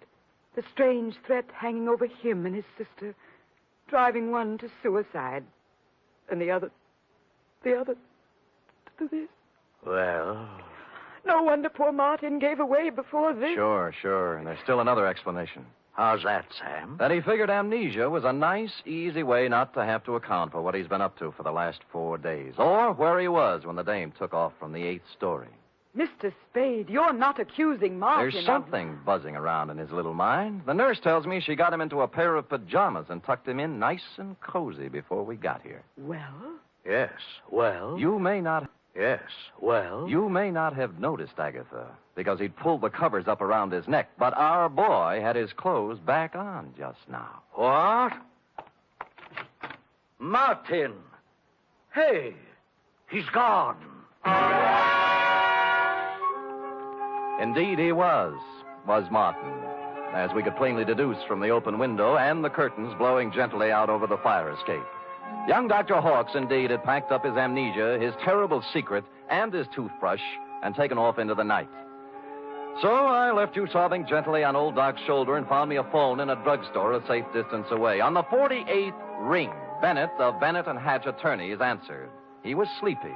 I used all my soft answers, and he used all his hard ones, and finally we got to the point. All right, Spade, all right. The Jardine dame left a sealed envelope with us. What was in it? How do I know? It was sealed, marked personal and confidential, to be delivered to the city attorney in the event of my death. Signed, Beth Jardine Hawkes. Signed how? Beth Jardine Hawkes. Not Beth Hawkes Jardine. No. Is it important? Just a tiresome detail, Bennett. So she brought you the envelope, paid you a fee, and you stuck it in the vault for her. Then what? Well, she had us call her brother and tell him to meet her at the Tortuga. Period. That ended our part of it. We didn't even get our feet wet. On the contrary, Bennett, you're up to your ears. In what? Blackmail. Bye. Which explained many things. To wit, A, the wire from Mexico City from the lawyer named Cardoza. B, the murder of Beth Jardine. And C, the reason for young Dr. Hawkes' mysterious flight from the hospital, his mind still fogged with amnesia. It did not, however, explain why stupid Sam had kept Croc Morton's business card in his vest pocket for 21 pages without doing something about it. The address was near 3rd and Howard, not one of the better business sections, even for a private detective. I walked down 3rd Street, past the sherry and muscatel joints, looking at numbers, and then discovered it wasn't necessary. The old Model A was pulled up in front of what might have been a respectable office building before the earthquake, but now couldn't decide whether to be a warehouse or a tenement. Thus far, a harmonious picture. But behind the Model A was something twice as long and 3 times as shiny, with a motor running. out of place by about $4,000. Out kind of late, aren't you, Nora? Sam! Nora. Sam! Nora. Don't reach for the horn. But he told me... Sure, and you believed it, like everything else he told you. Come on, get out. I will not get out. Oh, but you will, or I'll pull you out by your pretty blonde hair. Now, come on. You... There, that's it. You can't do this to me, Mr. Spade. Nothing can stop Martin and me.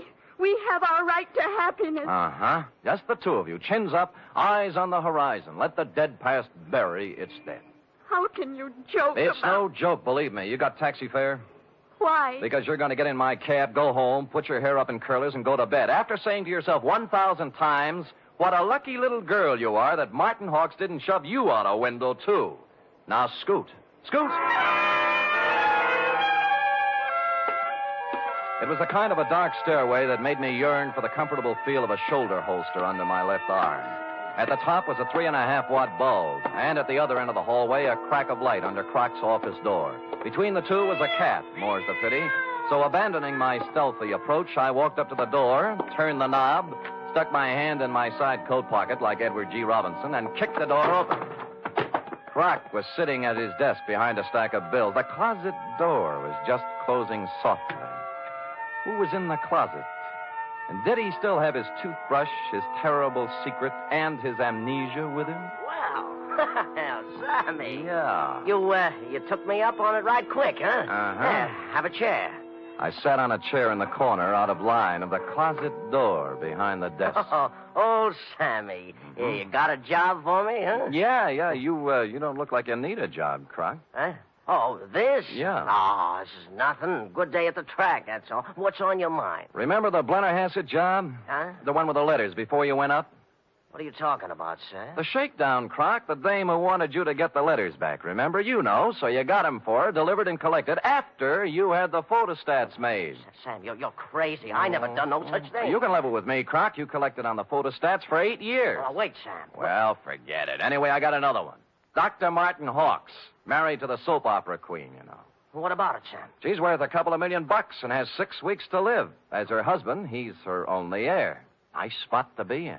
Yeah. Only he isn't her husband. Huh? Because the Mexican divorce from his first wife, the late Beth Jardine Hawks, wasn't legal, you know. What? She blew in a month ago and began shaking him down after leaving the marriage certificate and a batch of other papers with some lawyers for life insurance. Sam, I just ain't interested When in you whether... hear the payoff, Croc, it's just like the dame with letters. Oh, what do you mean? Hawks hired someone to crack the lawyer's office and get the papers out of the safe. Some smart guy, yeah.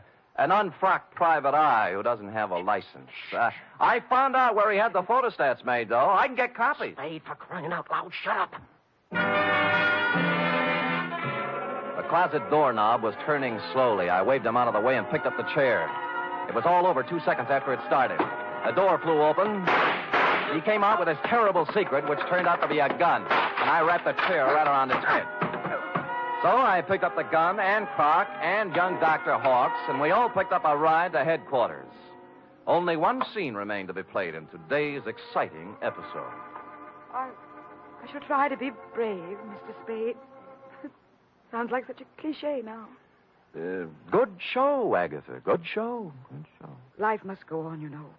Even when a woman... You were born in 1911, I believe. Yes. As I say, life must go on, even when a woman reaches... Indeed it must. Indeed it must. We have our happy moments and our sad ones, our pleasures, our trials, our joys, and our heartbreaks. And sometimes, Mr. Spade... Yes?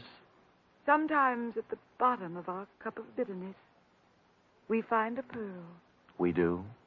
The laboratory test. A mistake, definitely. They got yours mixed up with someone else's, and you have no incurable disease and many years of happiness ahead of you. Yes, Mr. Spade. But happiness? I wonder. Can a woman past 40, whose husband is a convicted murderer, find happiness? Alone? Good show.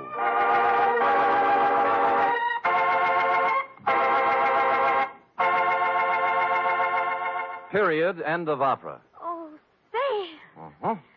Sam, I can't wait for tomorrow's episode. Be sure to tune in at this very same time, Cherub, and meanwhile, answer me this. What, Sam? How long will it take a woman past 20 to turn out a 25-page report? Yes, sir. I'll have the answer after a brief word from our announcer.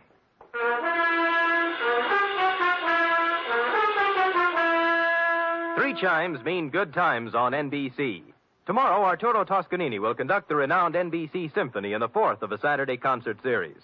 For tomorrow's 1-hour performance, celebrated Maestro Toscanini has chosen works by Debussy, Respighi, and Edward Elgar. You're invited tomorrow to the NBC Symphony and Toscanini. Oh,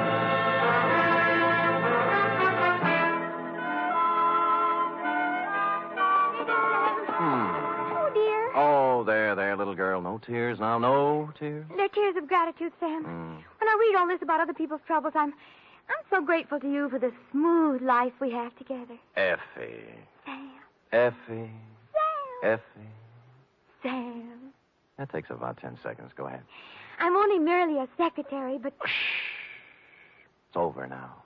Matter of fact, we're 10 seconds over. Oh, well, Sam, I haven't even your wife to be versus... Nothing but peace and quiet. And fairly regular paycheck. With only a corpse now and then to produce a ripple on the mirror smoothness of our bliss. Oh, that's beautiful, Sam. I thought so. You don't have a single terrible secret either. No, but just to keep you interested, dear one, from time to time I shall pick up a piece of paper, read it, let the blood drain slowly from my face, then clasp you to me thusly, Sam! Holding you close, and just before striding silently from the room, mutter in your shell-pink ear. I know. Good night, Sam. Good night, sweetheart.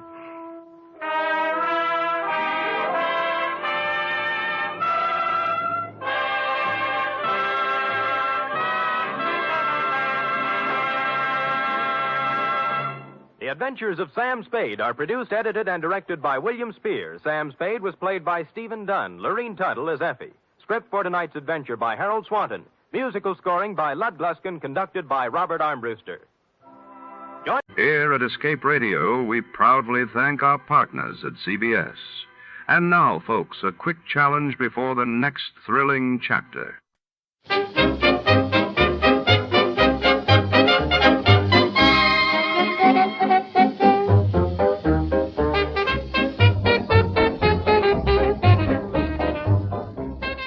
Tonight's case takes us deep inside the labyrinthine archives of the Burma Import and Export Company.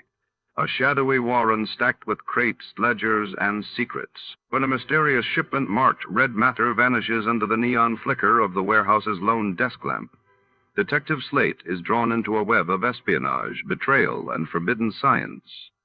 Who wanted the red matter, and why? As the rain beats against the barred windows and typewriters clack in the background, nothing is as it seems.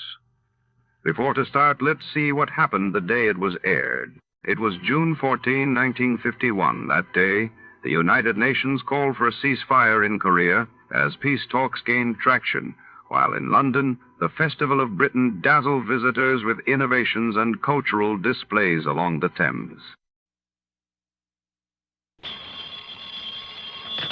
Johnny Dollar. Well, at long last. What? I say it's high time. It is, huh? Well, isn't it? I don't know. High time for what? High time you answered that phone. And listen. Well? This is Jimmy Bartell. Oh, Jimmy. You know, over here at Mono Guarantee Insurance. Of course I know. How are you? Well, what happened to you, Johnny? Where have you been? I've been trying to reach you for about 4 weeks now. Didn't you try my call service? Yeah, I tried you.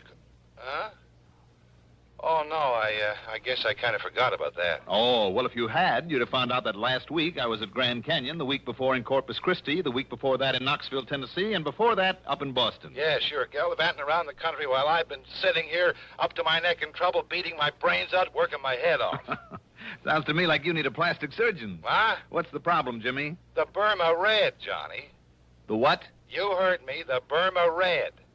Jimmy, are you sure you want me and not the State Department? Yeah, I'm sure. All right, I'll bite. Who is the Burma Red? Not who, but what. Well? And listen, we carry the insurance, $500,000 worth. You hear that, fella? $500,000. I am deeply impressed. And, baby, if you can't get it back for us, that's exactly what we're going to have to hand over in cold, hard cash. 500 G's. Well, maybe I had better get to work on it. Good. And I don't need to tell you what your commission will be if you do recover it. What else do you think I'm thinking of? Then the job is yours, Johnny. And, brother, I sure hope that you can find it and get it back. The Burma Red? Right. Just one thing, Jimmy, if you don't mind. Sure, Johnny. Before I start gallivanting around the country, as you put it, looking for this thing... Yeah? Don't you think that it might be nice if I have some slight idea, some inkling of what it is, this Burma Red? I told you. Oh, yeah. Yes. Yeah, okay. Come on over here and I'll tell you all I know about it. Okay. We interrupt this program to bring you a special message. To the parents of schoolboy patrol members who were taking the Washington trip, the buses with the patrol will arrive at Durham Union Bus Station this evening about 7:15 to 7:30. We repeat, the Durham Schoolboy Patrol Washington buses will arrive at the Union Bus Station this evening at 7:15 to 7:30. Parents are asked to be present to pick up their children. The parents are also asked to use the Sears parking lot. 7:15 to 7:30 the time. Expense account submitted by Special Investigator Johnny Dolar to Mono Guarantee Insurance Company, Home Office, Hartford, Connecticut. Following is an account of expenses incurred during my investigation of the Burma Red matter.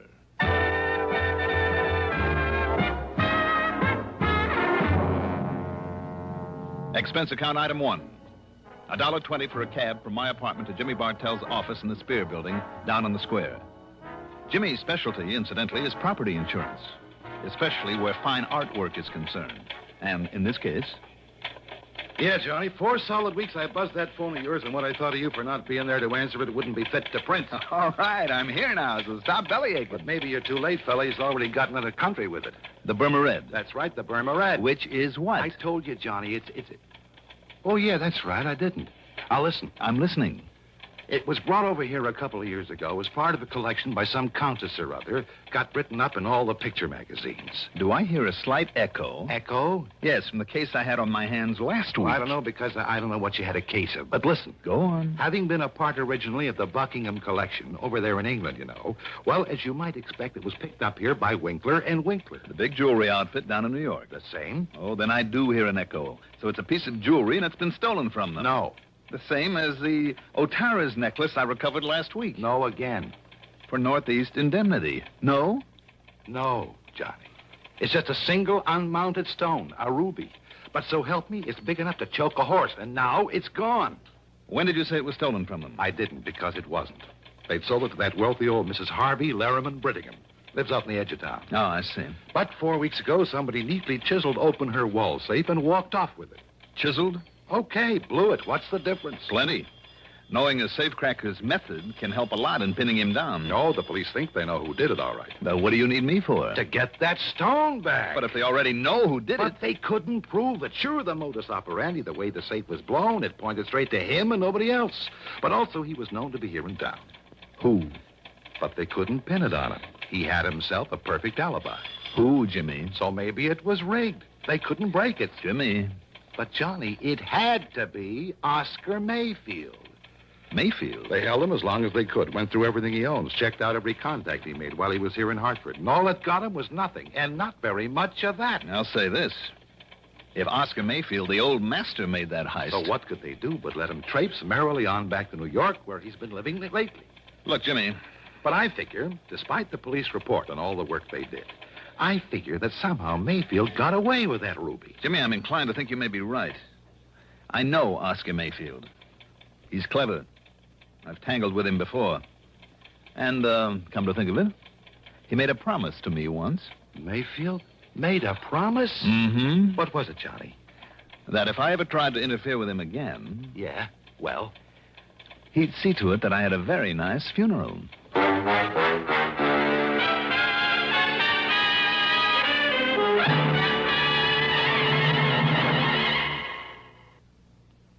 To look neat in the heat, look for Dacron on the label, 'cause Dacron is a man's best friend.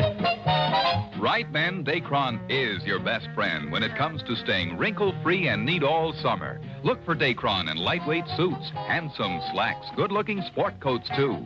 You'll stay well-pressed and well-dressed thanks to Dacron by DuPont. There's just no denying in the clothes he'll be buying, Dacron is a man's best friend.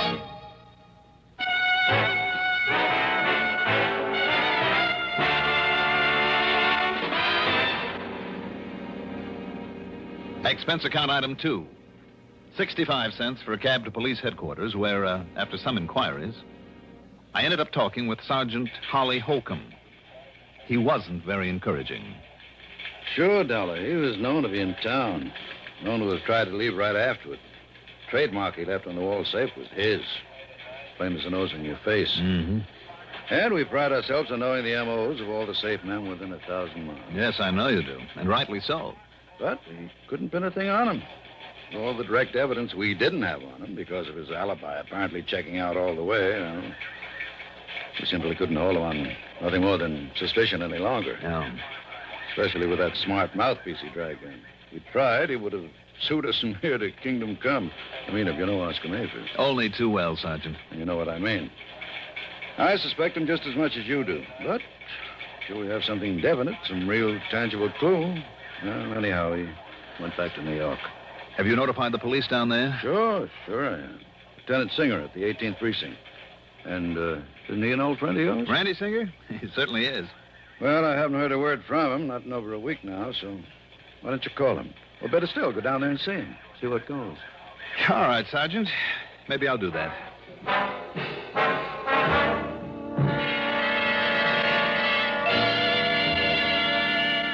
There was some more talk between us, and Sergeant Holcomb gave me every detail of the job. Told me what they'd found and what they'd done about it. And yes, all the completely unconfirmed evidence pointed straight to Oscar Mayfield. Unconfirmed and unconfirmable evidence because of the man's unshakable alibi. Item 3, 85 cents for a phone call to Lieutenant Randy Singer, 18th Precinct, New York Police Department. You mean to say you just now found out about that heist? That's right, Randy. I just found out. You see, Johnny, if you didn't spend so much time gallivanting all over the place, you might be of some use around here. You didn't get a promotion for all the gallivanting I did for you last week. Oh, darn it, I guess I should have worked that case myself. Well, how about this Mayfield? You've kept an eye on him? I've done everything but tap his phone line. And? Nothing, Johnny, absolutely nothing. You just didn't get on this one soon enough. I know what you mean. Unless he's changed these last couple of years. Oscar Mayfield is not one to hold on very long to whatever he's lifted. Right. And if he did snatch that stone, you can be sure he passed it on and collected for it long before this. And yet there's always the chance. So, in the case of a big hunk of rock like that, it means one of two things. The guy who bought it from him is either carting it out of the country and far away, or having it cut up into little ones that nobody will ever be able to identify. I guess Mayfield would have passed it along in one big fat hurry. I know we couldn't find it. Anywhere on or around him. We tried every trick. And I mean trick, Johnny. Until he started to yell at the DA, and the DA started yelling at us. Johnny, I understand. I've just heard this, mind you. Yeah? Well, I understand that one of my boys... Oh, well, he was off duty, of course, so it was completely unofficial, you understand? Yeah. Well, I heard he even went so far as to roll Mayfield one night in the alley back of a nightclub. What? Not a sign of that, Ruby. Randy, if the department ever catches up with these unofficial tricks of yours... Look, I told you, Johnny, I only heard that. But I know myself it isn't hidden anywhere in his apartment. Oh, you do? I do. Randy, didn't you and your clever little boys completely overlook the Otara's necklace that was hidden in the back of a camera just about a week ago? Oh, now that was different. So that I had to get lucky and find it for you? Okay. So you happen to guess right. For once.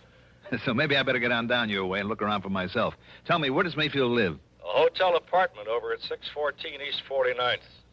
But it's no use, Johnny. Why, just because he's always gotten rid of things quickly in the past? No. Or because you knuckleheads couldn't find the ruby? No, Johnny. You haven't been able to hold him on suspicion and make a real investigation? I mean because by the time you can get here, he won't be. All right, then I'll grab the first plane I can and... What was that? Your pal Mayfield has paid up his rent and he's moving out. He's got himself a reservation on a plane to Mexico City this afternoon. Uh-oh. And by the time you get to his place, he'll be gone. Randy. Yeah? Can't a genius like you come up with some excuse to hold him there for me? Oh, flattery will get you nowhere, Johnny. The answer's no.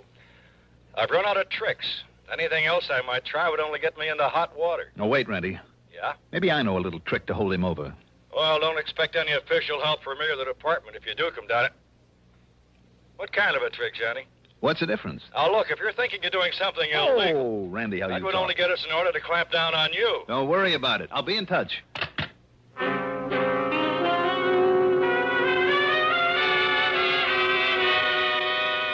Illegal? I don't know why, but I'd suddenly remember that during my run-in with Mayfield a couple of years ago, there'd been talk about a man who was fencing his stuff. A man who had been only vaguely identified as Hugo. The last name had never come to light. Okay, maybe that name still meant something to him. If so, it justified item 4, $1.26 for a telegram to Mayfield. It read as follows. Urgent, that before you make any deal, you call me immediately at Plaza 3, 9970, and I signed it, Hugo. And I had them put a rush on it, hoping it would give me some much-needed time. Item 5, $6 for a cab to Bradley Field. Item 6, $10.12 for a plane to New York. And when I got there, item 7 is $5.80 for a taxi to 614 East 49th Street. It was a smart, good-looking apartment hotel, which is more than I can say for the stuffy uniformed doorman. Mr. Mayfield, did you say? That's right. Mr. Oscar Mayfield. Is he still here? Is he in? Whom shall I say is calling, sir? Don't. Don't? Just give me his apartment number. Your name, please? Now, don't worry about it. I'm sorry, but I must have your name, sir. It's Dolar. Now, what's the apartment number? Dolar. Very well. No, you don't. Just put the phone down. I beg your pardon. It's granted. Now, the number of his apartment. Not unless I announce you, sir. Now, look, I am a special investigator. Oh, you are? Yes, and if you'd like to call the police and check on me, only I haven't time. Look here. These are my credentials. And I tell you, sir, that unless I... Oh, I see. Mr. Johnny Dolar. That's right. The insurance investigator. Yes. I didn't know. Well, you do now. Well, nonetheless, Mr. Dolar... Just give me Mayfield's apartment number, please. Now, what is it? Well, it's 7G. Okay, thank you. And I'll phone that you're on your way up, sir. You do, and I'll break your neck. 7G, Just in case he remembers what he once promised, I better make sure that this thing is working properly.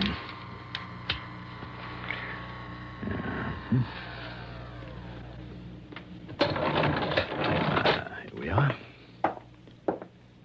Now, let's see. Oh, yes, 7A. 7... Oh, there.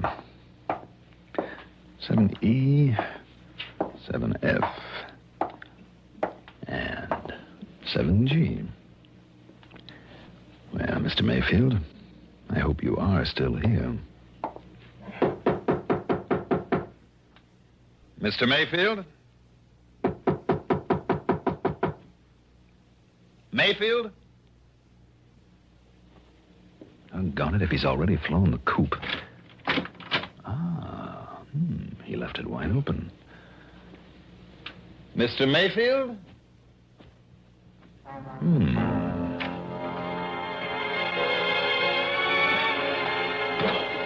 The well-furnished living room was empty. And so was a kind of study off at one side and a little bar kitchenette beyond it.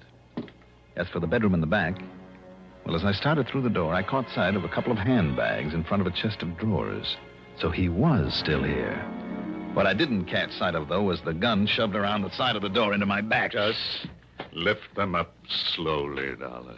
Slowly, while I see whether you're armed.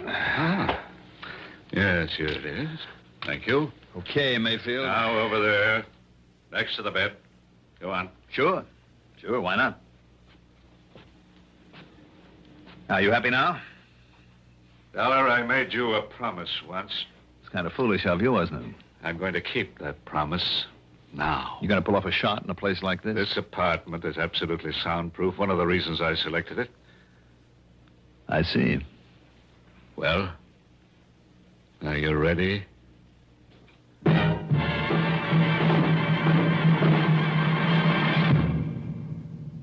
Have you tried the mild, kind taste of Kent? You should, because... You'll feel better about smoking with the taste of Kent. Kent with the micronite filter refines away harsh flavor, refines away hot taste. It makes the taste of a cigarette mild as a balmy day in the month of May. Kent is the best for the flavor you like. Kent is the best for the flavor you like. Yes, Kent is the best for a mild, kind taste. Smoke a carton of Kent without switching. Discover the kind taste of Kent's blend of the world's finest quality tobaccos. Then try your old brand. What a difference in taste. Kent with the micronite, Kent with the micronite, Kent with the micronite filter. Refines away harsh flavors, refines away hot taste. You'll enjoy the mild, kind taste of Kent with the micronite filter.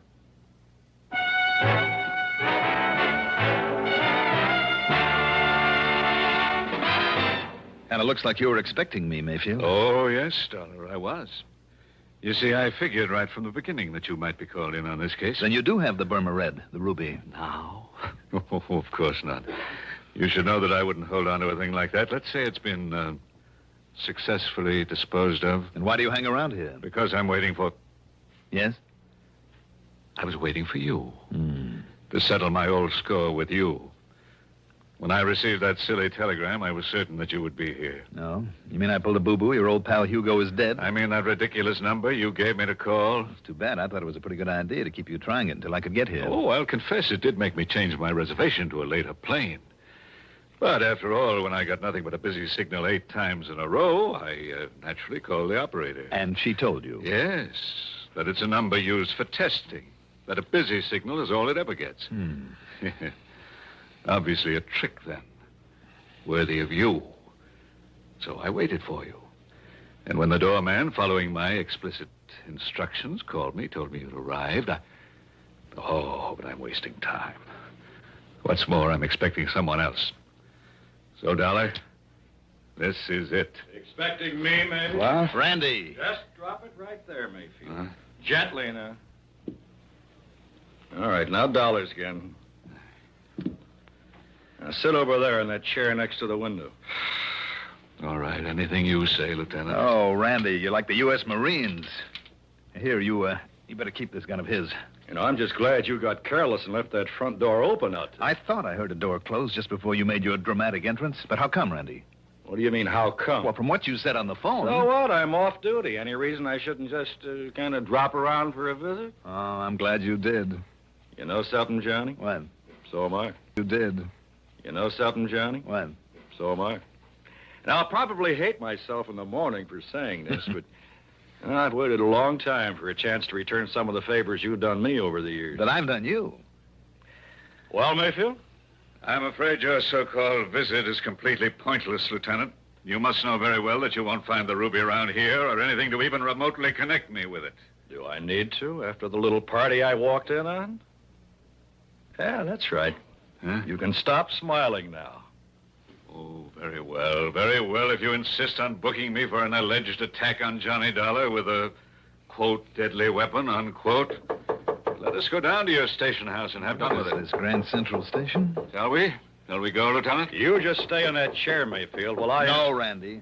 While I answer the door. Okay, but leave this one open so I can hear. Right. Yes?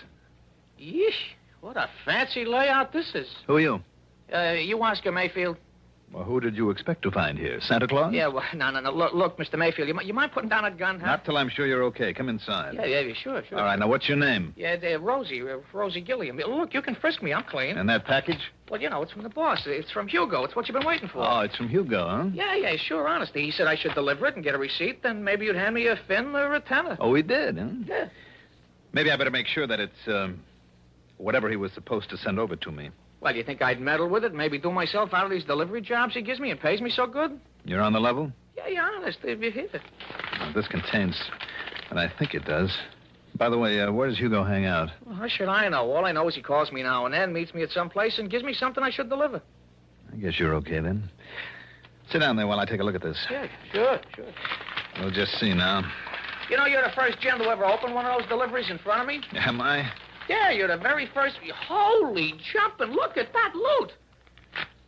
Where is he waiting to pick up the receipt, Rosie? Yeah, I don't know. He only hunts me up when he's ready. Look at all that dough. What kind of a receipt, Rosie? He said you'd know what kind. Oh, man, would you look at that? Would you look at it? All right, I'll write you one. Yeah, maybe I could have a 20 for bringing it.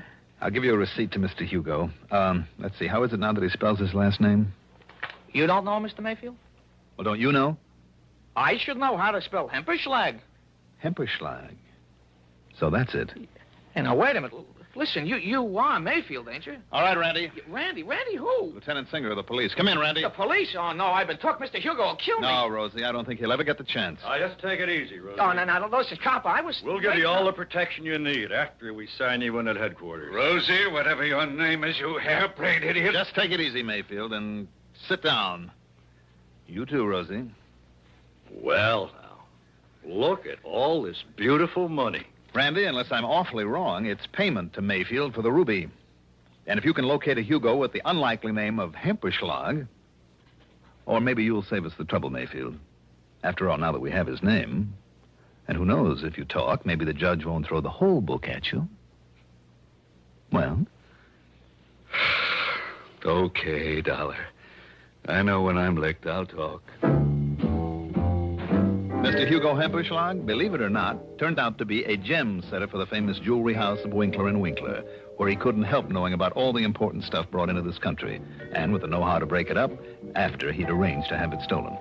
Expense account total, well, in view of the commission I'll get on this one, forget it. Yours truly, Johnny Dollar.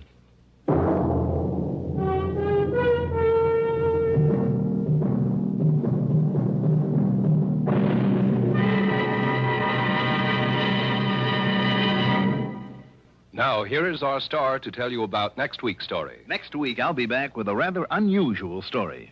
Join us, won't you? Yours truly, Johnny Dollar. Yours truly, Johnny Dollar, is written by Jack Johnstone, produced and directed by Bruno Zerato Jr., music supervision by Ethel Huber, sound patterns by Joseph Cabibo. Johnny Dollar is played by Mandel Kramer. Also featured in our cast were Paul McGrath as Oscar Mayfield, Al Hodge as Lieutenant Randy Singer, Ivor Francis as Jimmy Bartell, Jack Grimes as Rosie, Santos Ortega as the Sergeant, Mercer McLeod as the Doorman. Be sure to join us next week, same time, same station, for another exciting story of yours truly, Johnny Dollar. This is Roger Foster speaking. Durwood Kirby's favorite program, The Gary Moore Show, weekdays on the CBS Radio Network. CBS for Durham, Raleigh, WDNC. Here at Escape Radio, we proudly thank our partners at CBS. And now, folks, a quick challenge before the next thrilling chapter.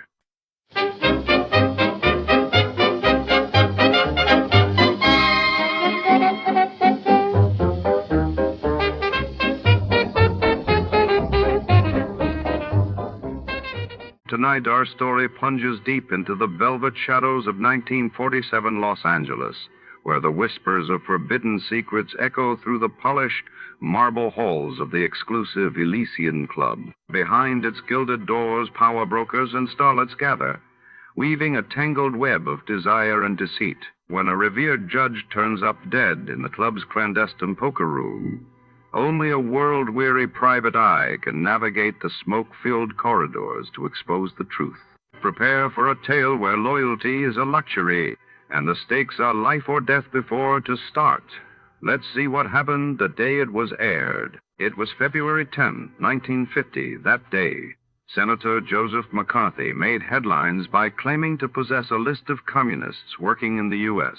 State Department, while across the Atlantic, the United Kingdom was gripped by news of the great Brinks robbery trial unfolding in London.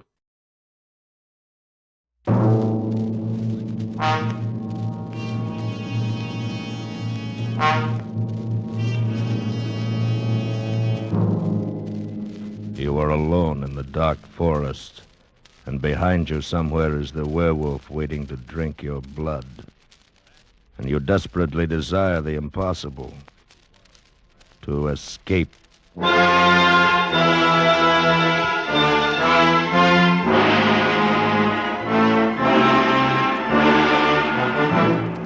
Escape, produced and directed by William N. Robeson, and carefully plotted to free you from the four walls of today for a half hour of high adventure.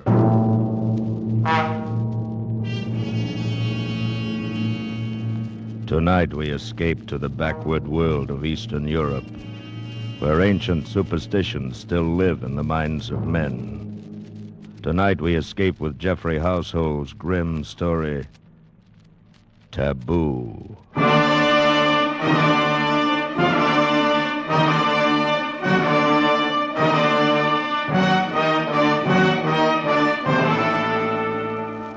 Among semi-civilized peoples, there has always been widespread belief in werewolves, those fantastic creatures supposedly able to turn from man or woman into wolf and back again at will. This belief is still widespread among the simple folk of eastern Hungary, in the district around Zweibergen, high in the gloomy Carpathian Mountains, and I must admit not without some reason. Before the late war, I often spent my vacations in that area, drawn to the dark loneliness by the pull of my Slavic blood. It was the same with her, perhaps, and our kindred ancestry no doubt drew us together. Her name was Kira Vaughan, and she was there with her husband, a pleasant young Englishman. They were obviously much in love, and I felt almost like an intruder when I found myself the only other vacationer in the village. However, they made me welcome and invited me to dinner. It was an excellent dinner. Won't you have some more strawberries, Mr. Shirabiev? Huh? Thank you, no, Mrs. Vaughan. I've eaten far too much already. I cannot say when I've had so excellent a dinner. Thank you. I'm sure I shall get nothing like it at the inn. I should hate to have to stay at the inn. You see, Shirabiev, my wife is one of those delightful creatures who cannot stand to be shut in. She must run free, preferably in the woods, with her hair streaming in the wind. She's quite unusual. Indeed she is, my dear Vaughan. And you may count yourself most fortunate. Oh, I do.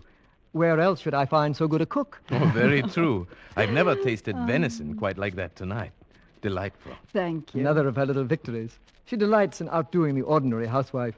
She disdains the village shop and gets her meat right off the hoof. Oh? You do your own hunting? Oh, dear, no. Not that. She's much too kind-hearted and loving a person for that. She's found a new source. The district game warden brings fresh venison to our door. Oh, it's not he, but his son. True, the game warden's slightly moronic son, who is, I'm sure, in love with her. Oh, that's ridiculous. Oh, not so. It's quite understandable. I'm beginning to fall in love with her myself. You see, my dear. Thank you, sir. Seriously, though, I can understand this wild desire to be free. This wish to, as you put it, run in the woods with the wind in your hair. It is some legacy of our Slavic blood, no doubt. Yours and mine and the game warden's moronic son. Somehow we feel at home in these dark forests. Oh, you too. Yes. And I don't. I confess it, I don't. There's something here that frightens me. Something strange and inhuman and taboo. Darling. I'll confess something, Shirabiev. I don't like Kira to go out into these forests alone. Maybe I'm afraid that someday this emotional impulse of hers will get the better of her and she'll just disappear. Like those two men last week. Oh? What was that? Have I missed some exciting happening? No, not really. Though you'd think so to hear the villagers talk. A fellow coming home through the woods after dark just disappeared. Probably got fed up with life here in the village and lit out for Budapest. And, what about the other one? Oh, yes. Well, a search party went out the next day to look for the fellow. When they got back, they found one of their party was missing. Evidently, he'd taken the opportunity to skip out, too. Is that what you really think? Well, why not, my dear? If those men had been done away with, it might have been by something supernatural. And there's no such thing. But might it not have been some wild animal? Oh, the bears around here are harmless and the wolves are not in pack. At any rate, there would have been some sign, some blood, track, something. There was nothing. They simply disappeared, vanished, skipped out. Richard, how can you be so callous? You see the paradox? My wife, who loves the woods, believes the fantastic tales of the villagers. I, who confess to finding the woods strange and frightening, do not believe them. Perhaps it is because you are frightened that you are afraid to believe them. What do the villagers say? Well, you know this district well enough. They're talking of werewolves and such tommy rot. Oh, it's utterly fantastic. Yes, to you, an Englishman, it would be. And it isn't to you? Fantastic, yes, I suppose, but perhaps Mrs. Vaughan and I, who feel at home in this forest, can understand and believe such fantasy a little more easily than you. Yes, I remember many times as a child, I dreamt of being an animal. I thought then that I would love it. The freedom of the forest. Exactly. That primitive instinct is so deep within us all. A heritage of some dim, distant past. In us Slavs, it lies closer to the surface. Takes very little to bring it to light. Yes, that is true. Well, you've placed my wife in a new life, Shuravyev. You'll have me suspecting her of changing into a wolf and running out to the forest to murder people. Oh, please, Vaughn. You take me too literally. And besides, it is a shame to spoil so delightful a dinner with so gloomy a conversation. Right. Shall we go into the living room? There's a cheerful fire in there. Oh, yes? What is it, Frida? Beg your pardon, sir. But a message just came from the village. Oh? What is it? They want you and Mr. Sharaviev to come down there now. They're organizing another search party. What? Yes. There's another man missing. Kira! Catch her, Sharaviev. She's fainted.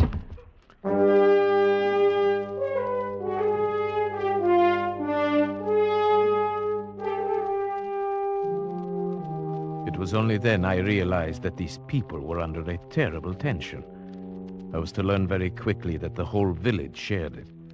Every able-bodied man in the district was at the inn when we arrived. The magistrate explained the situation. The grocer. He went into the forest late this afternoon hoping to bag a blackcock for his supper. A little after dusk, a solitary shot was heard. That was 3 hours ago, and he has not returned. But only 3 hours? Isn't there a chance that he might still return? A chance, perhaps, but the other two did not. It will do no harm to search for him. We may still be in time to save his life.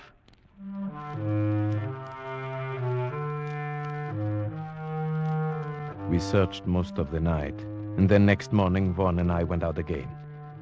We climbed to my favorite spot for hunting blackcock, and then followed the trail down to the village, the trail the missing grocer would have taken. I was beginning to be a little exasperated at Vaughn. He seemed to be so casual and uninterested, as if he were convinced that this one, too, had merely skipped out. But I underestimated him. He was a skilled tracker, and suddenly he did show some interest. Wait a minute. Someone has turned aside from the path here. Hmm? He was in a hurry. I wonder why. I think you are right. There are some broken branches. Why? Why here?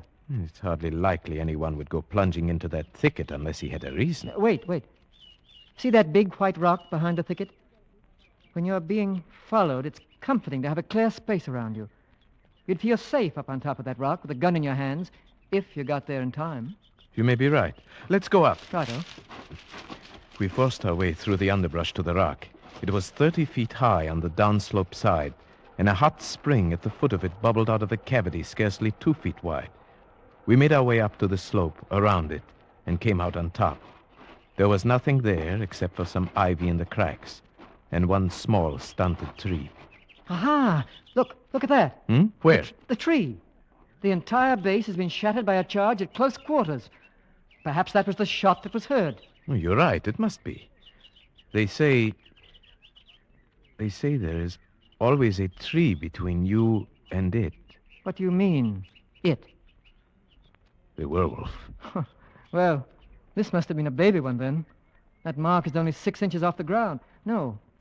I think the man's gun went off as he fell. Perhaps he was followed too close as he scrambled up. About here would be where his body would have fallen. Do you see anything? I don't. No blood stain. Yeah, wait. Look here. Oh, but it's just a tiny spot. Well, it's enough. It's blood, all right. And something more. A tiny bit of tissue. Let me see. Yes. Brain tissue. It must have come from a deep wound in the skull, made by something like an arrow or a bird's beak. Or maybe even a sharp tooth. But where's the body? There is absolutely no other sign. No evidence of its being dragged off anywhere. No, I can't see any either. It's very strange. But at least we know one thing, Vaughn. This man did not just skip out. This man was dead or dying.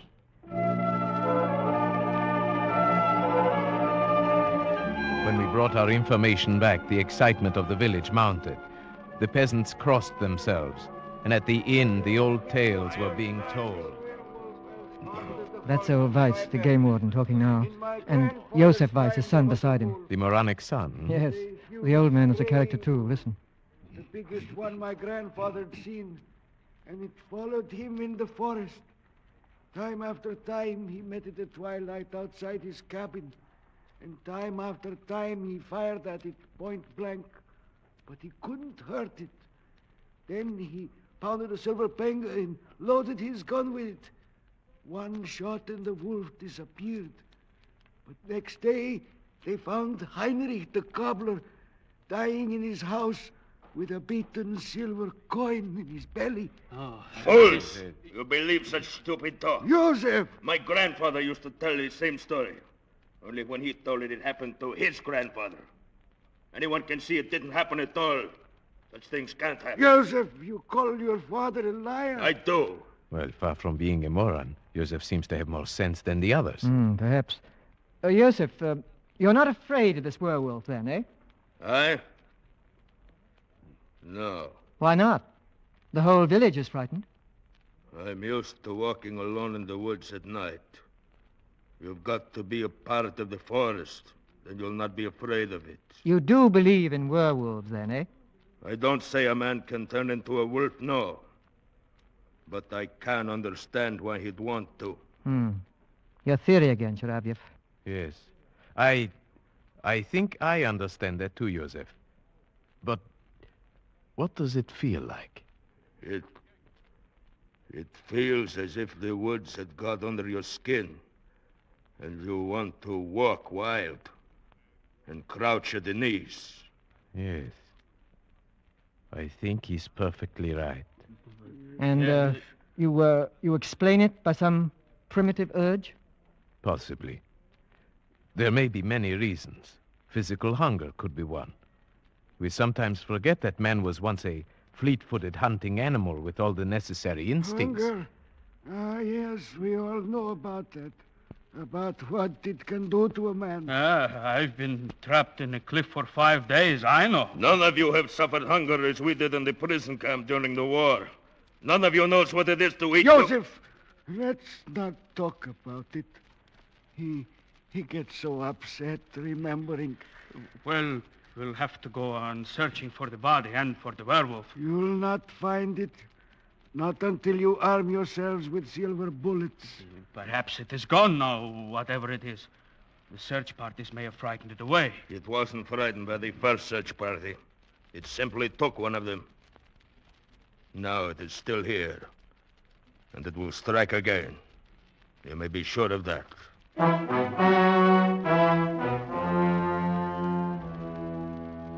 The whole village believed that Joseph Weiss was right. They traveled in the woods by twos now. No one went alone. For a week, village life was disrupted. The men beat the forest, the women tried to comfort each other. Kira wore herself out trying to be useful. The village women could not help loving her. But there was something else. Something strange. One day I spoke to Frida, the maid, about it. Yes, she is a strange one, Mr. Sharivia. Even now I have seen her going out to walk alone in the woods at twilight. The women in the village think she is possessed. What do you mean, possessed? I hesitate to say, sir. Come, tell me. They are beginning to say sometimes the werewolf can be a woman.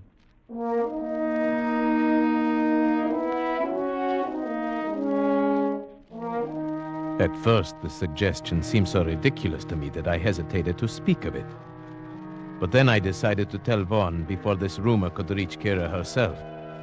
He was naturally much upset. That settles it, Sharavev. We've got to do something. Something, yes, but what? There's only one thing we can do. Track down this supposed werewolf. But that's what we've been trying to do for a week. How can we It's really very simple. We'll offer him bait. Bait? Who will be this bait? You and I, Sharavyov. If you're game. Why, yes, of course I'm game. Good. But how? Are you going to tie me to a tree and watch out with a gun? That's about right. Only we needn't tie you up. And since it was my idea, you can have first turn with the gun. Are you a good shot?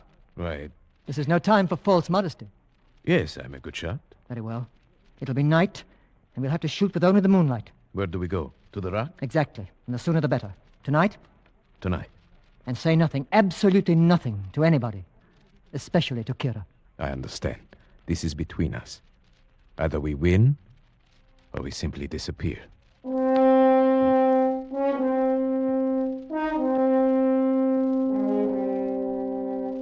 It was difficult getting away without telling Kira what we were going to do. She seemed to sense that something was wrong, and she sat staring after us with strange, angry eyes. In the village, Vaughn and I parted and made our ways to the rock separately. I reached there first and settled myself on top of the rock, almost covered by the ivy, the gun across my knees. Presently, Vaughn appeared on the path, and I gave the signal that I was there and ready.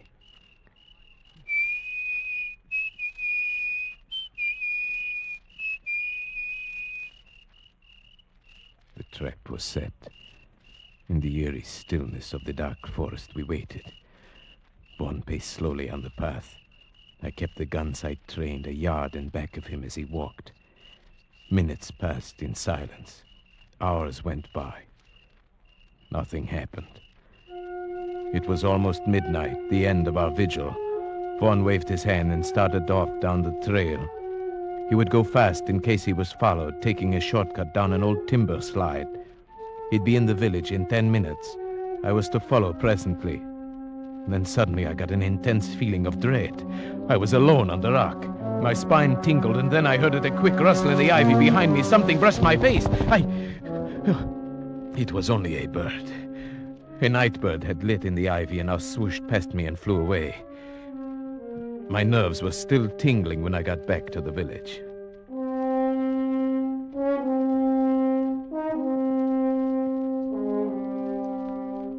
Next day, when I went to see Vaughn, he gave me a warning glance. Kira was suspicious. I could see the question in her eyes when she greeted me. So, here is the other culprit. Which of you is most to blame for keeping such late hours? Why, I suppose to keep peace in the family. I should say it is I. No, you can't get him off that easily. I'm the only culprit, my dear. You see, I've never hunted deer at night. I asked Shuraviev to help me. I suppose you shoot the poor things while they sleep. Oh, no, while they're having their dinner, if possible. You're cruel and heartless, both of you. Oh, it's no use letting her start an argument, Shuraviev. I'll go get us a drink. Oh, yes, thank you. I'd like that. Why do you look at me like that? Was the hunting good last night? No, not very. We didn't get anything, as you see. I'm afraid you'll still have to depend upon Joseph for your venison. Where did you hunt? Why, simply in the forest. Nowhere in particular. You're not telling me the truth, are you? My dear, I don't know what you're thinking, but I assure you... Oh, never mind. I suppose it is best I don't know. But take care of him, please. To him. But what could happen? You know. You understand these things.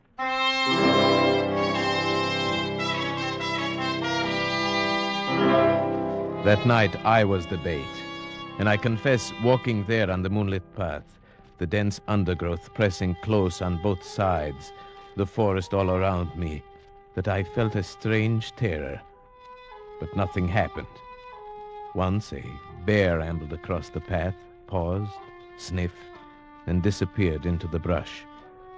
Then a little later, I thought I saw a flicker of white in the clearing below, but it never reappeared, and I decided it must have been a ripple of grass in the moonlight.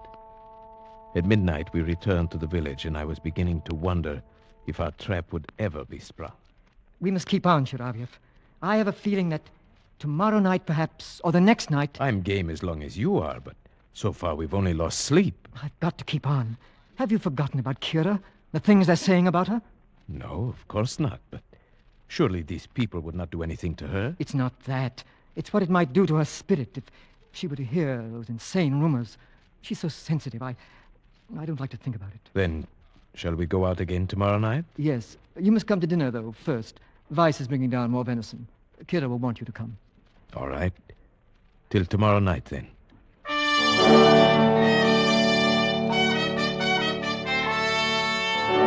After dinner, we went out for our third night on the rock. Vaughn was the bait tonight, and I the watcher. The forest was alive with sound. A deer coughed. The bear came ambling back, as woolly and harmless as a dog. I was watching him when suddenly he paused and sniffed the air. and disappeared into the trees. The animal sounds quieted one by one, and a tense stillness fell over the forest. My hand tightened on the gun, and suddenly I saw it. That flicker of white moving fast through the trees. It was coming up the path toward Vaughn, a soft, bulky white blur, coming surprisingly fast. Vaughn's back was turned. He did not see it. My finger tightened on the trigger. It was only a few yards away when he turned. Kira! I started to press the trigger. No, Sheriff, no! Richard. Kira, what are you doing here? Oh, darling, I was looking for you. I looked last night, too. Oh, Richard. Kira, you shouldn't have. It was foolish, terribly foolish. Richard, there was something after me. I know it. That's why I was running. Kira, you shouldn't be out here alone. But what about you? Where's Chiravia? He's up there on the rock, covering me with his rifle. I'm perfectly safe. I'll show you. I'll hold out my handkerchief like this.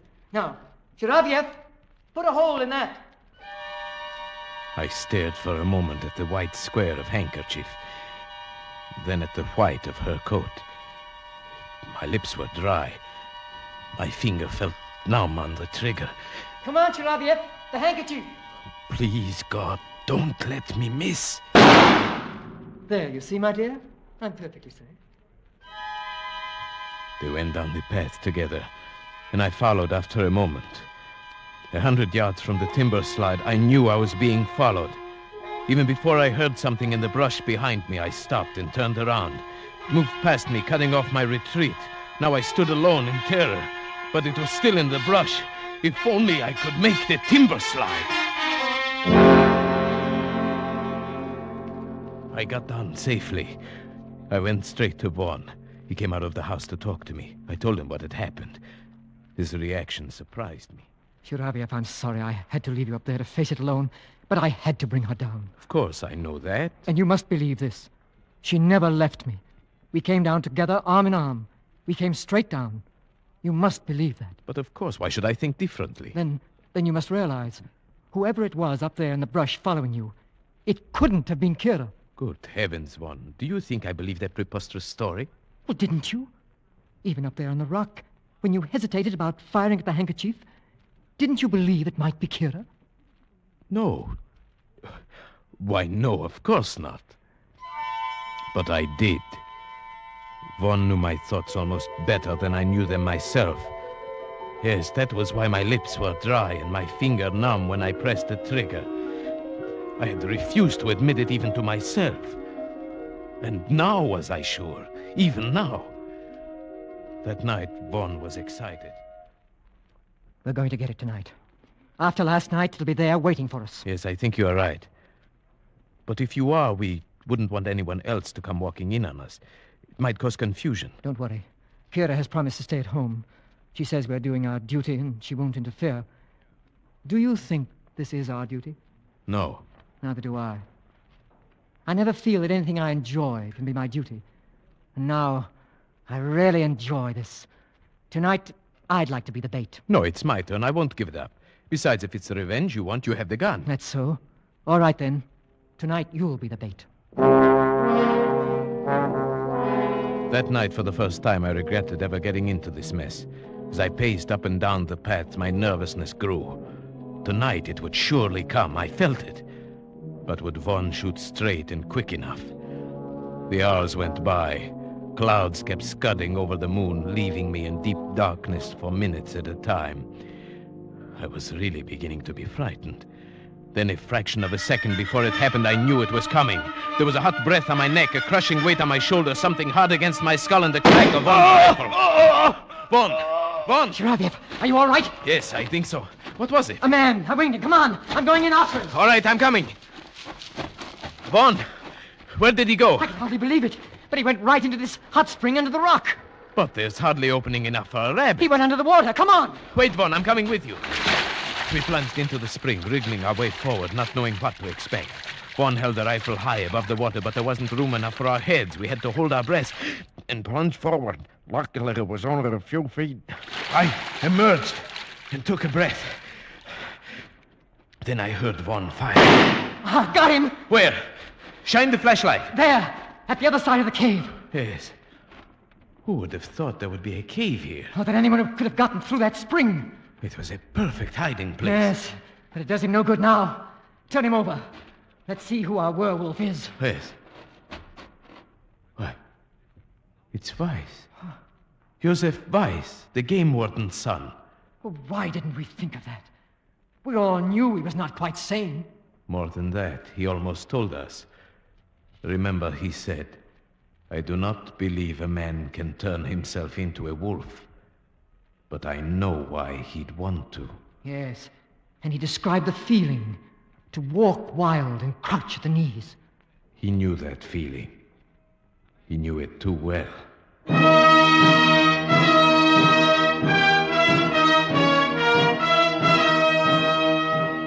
Beside Joseph Weiss, we found a murder weapon. It was a patented animal killer, a heavy iron muzzle that gripped the scalp, a heavy spike that was released by a spring. His hiding place was even more perfect than we had supposed. When the magistrate investigated, he found a passage from that cave which led underground for more than a mile, and finally to the game warden's house, where a ladder led into his cellar. Undoubtedly, Weiss found that dry underground river one day and realized he could use it. Perhaps that is what caused his mind to snap. Yes, it released a long pent-up spring in him, like that weapon he used. He saw that he could run in the woods like an animal, disappearing and reappearing with perfect safety. It even offered a place to bury his victims without a trace. And so your theory proved correct, that there's a murderous, primitive instinct lurking in some people. Yes. Well, it's all explained excepting what he did with the bodies. It would serve no useful purpose to speculate on that now. Yes, I suppose you're right. Kira, you haven't said anything. Why did you have to shoot him? Kira, he was a murderer. He tried to murder Shiravyev. Is it murder when a wolf kills? A dumb animal? Frightened of intruders? Kira! You understand what I mean, don't you, Shiravyev? You understood that night when you shot the handkerchief, just as I have. It might have happened to any of us, you see. Kira, what do you mean? Take me away from here, Richard. Just take me away quickly.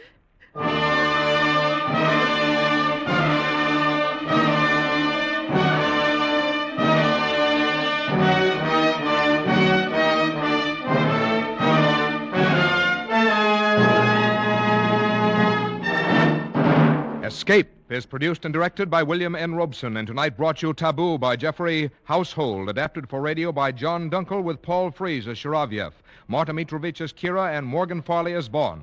The special musical score was conceived and conducted by Cy Fure. Next week... You were standing on a bridge over Owl Creek with a noose around your neck. You have only a few seconds left to live. A few seconds left to plan your escape. Next week, we escape with Ambrose Bierce's famous story, An Occurrence at Owl Creek Bridge. Good night, then, until the same time next week when we again offer you Escape. This is CBS, the Columbia Broadcasting System.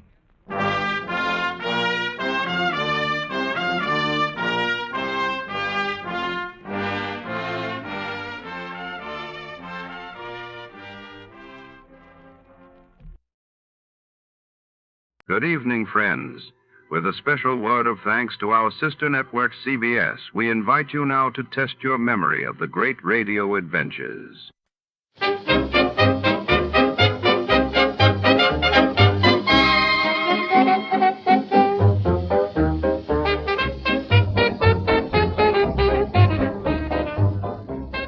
Tonight's tale takes us deep into the heart of the Bellamy Chemical Laboratory, where secrets burn just as fiercely as the chemicals stored within its steel walls. A mysterious fire erupts in the dead of night, leaving behind only ashes, suspicion, and a trail of passion-fueled motives. As Detective Archer prowls the lab's shadowy corridors, the scent of betrayal lingers in the air.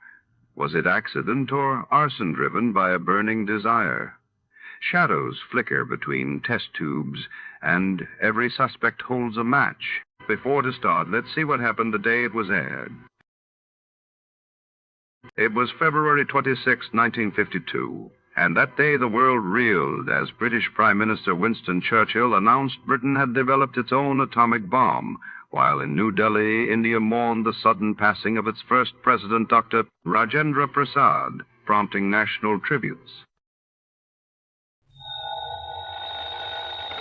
Johnny Dollar. Yeah. What? I said, yeah.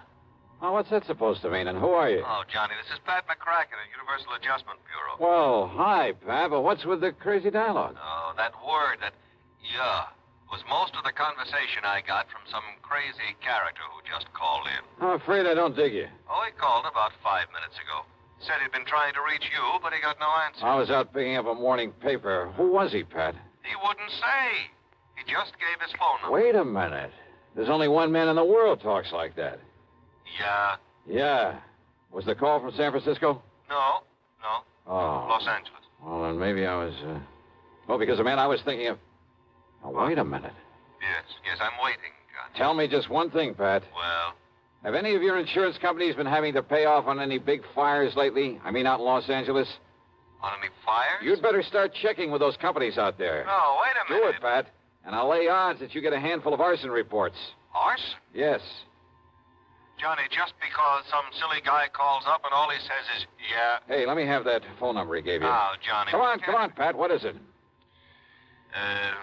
Hollywood 8, 3142. Okay, now you go ahead and check with your West Coast insurance company. And get ready to pay my expense account to Los Angeles. Are you kidding? Are you trying to tell me that the way some jerk says yeah means arson on the West Coast? Now, don't be silly. You, want to bet? Oh, Johnny. Pat, I'll call you back.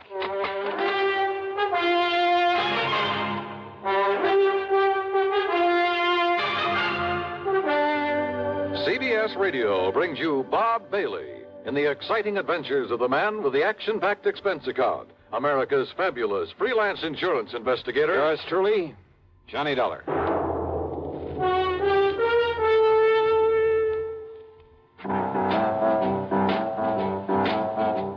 Talk about best-selling records. Here's a familiar tune about America's best-selling filter cigarette, Winston.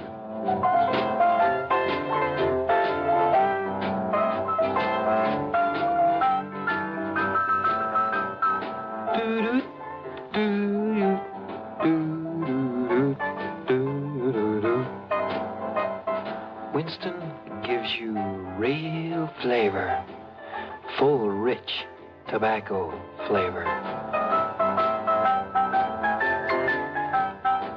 And you know, that's because only Winston has filter blend up front.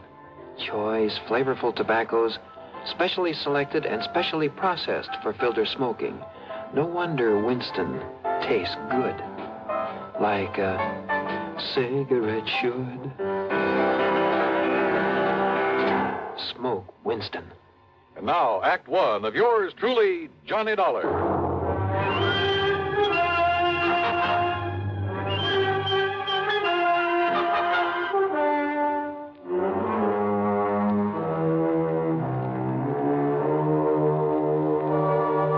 Expense account submitted by Special Investigator Johnny Dollar to the Universal Adjustment Bureau, Home Office, Hartford, Connecticut. Following is an account of expenses incurred during my investigation of the burning desire matter.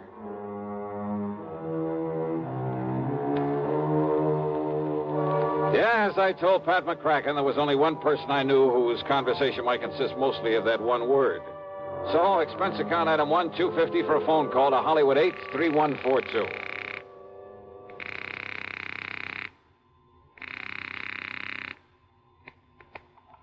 Hello? Hello? Yeah? Yeah, I thought so. Yeah? Smokey Sullivan. Well? Smokey, this is Johnny Dollar. Yeah? Hey, you tried to call me here in Hartford. I was out. You called Universal Adjustment Bureau. I got the message. Here I am. Yeah, Johnny. Only what are you doing in L.A.? Last time I saw you was in San Francisco. Got a job here, Johnny. Legit. Hey, that's the stuff. Pays off, too, doesn't it? Yeah. You're my friend, Johnny. You've done a lot for me. So, when I got a chance to help you... Well, is something doing out there, Smokey, that I ought to know about? A bunch of fires, Johnny. Arson, huh? Yeah. Is there insurance involved? Why else anybody use a torch? Yeah, you got a point there. But do you have any lead on whoever is behind the fires? Yeah. So you better come out here, Johnny. Okay, the first plane I can get. Where'll I find you? 322 South Equity Avenue. South Equity. Okay, Smokey, I'll be there. Yeah. Uh-huh. Now I'll call to Pat McCracken, pack my bag, and... Johnny Dollar. Oh, Johnny, thank goodness. Pat? Yes. I was just about to pack up and Now, call don't you ever get off that phone of yours? I was talking to the guy who Listen to me. Johnny, you were right. Only reason that nobody smelled a rat is because a different insurance company was stuck with each of those fires out there. So until I called them to give me a report. Oh, and listen. I'm listening, Pat. According to the L.A. police, every one of them could have been arson. Okay, I'll grab the first 7 of them in a row, Johnny, that we know about so far. I mean, I haven't got the reports in yet from all the companies, and I'm also waiting for another report from the police. Now, Johnny, your best contact out there. That I've already got. What? Yeah. Oh, you mean that character who called us up? Yeah. Look, will you please tell me, who is he? What does he know about this? Universal Adjustment putting the old expense account on this? Yes, of course. Then I'll give it all to you in the usual report. See ya. Oh, now, Johnny, listen. Sorry, Pat, I gotta catch a plane. Expense account item 2, $162.85 plane ticket from Hartford to Los Angeles. Thanks to the time differential, it was only shortly after dark when the big mainliner set down at the L.A. International Airport. Item 3, $7.50 for a cab to Smokey's address. It was hardly Beverly Hills or Bel Air, believe me. 322 South Equity was in a beat-up part of a downtown industrial section. A weather-beaten 3-story house with a sign out front that said Boarders by the week a month.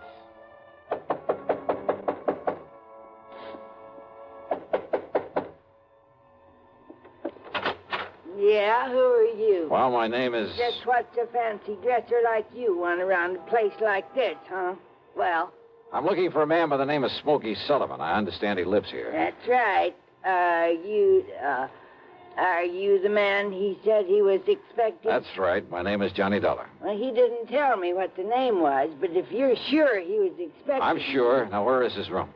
I don't know. Where is his room, please? Well, it's up on the 2nd floor. It's just to the right after you get up the stairs. Okay, now, thank you very much. Well, now maybe you'd better... It's all right, I'll find it. Thanks a lot. No, what I mean is, I thought you'd already come. What I mean is...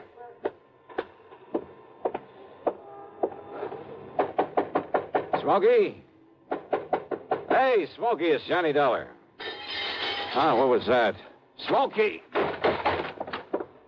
Now, what's all the... Oh, no. Hey, Smokey, can you hear me? Who did this? Are you... Good Lord.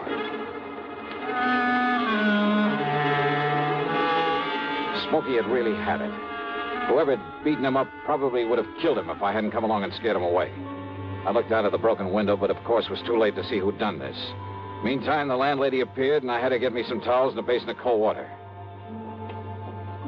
Here you are, Mr. Oh, good. Thanks a lot. Somebody sure laid into him, I'll say that. You ask me, it's a wonder if he stays alive. He'll be all right. He'd better be. You're lucky you come along to see him, is all I got to say. Yeah, you better get me a couple more towels and maybe another basin of water. No, wait. What?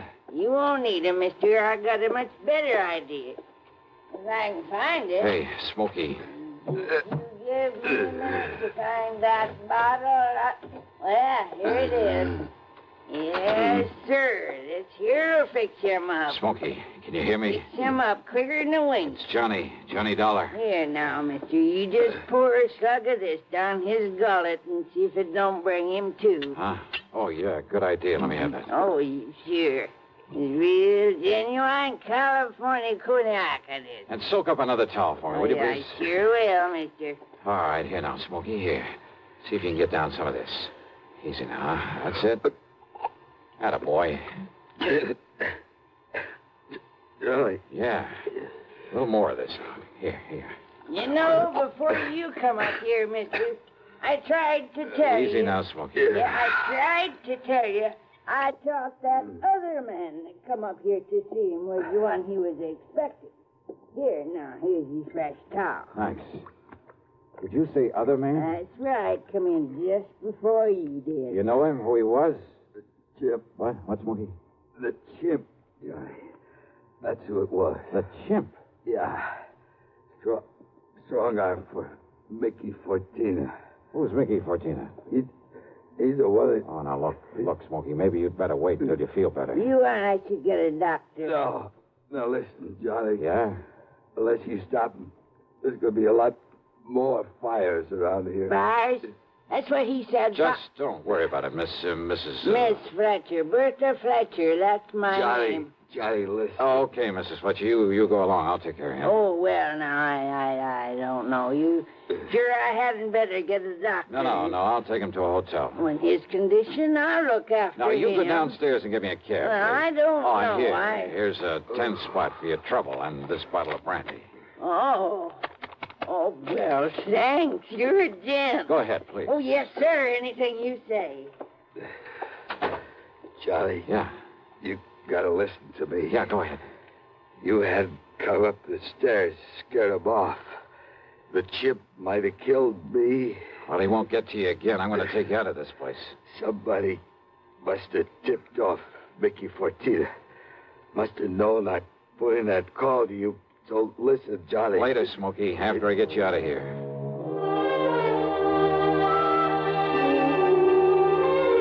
Item 4, the $10 to Miss Fletcher. Item 5, $1.50 for a cab to the Statler Hotel, where I had to show my credentials to the room clerk to get a bed for the somewhat mangled Smokey Sullivan.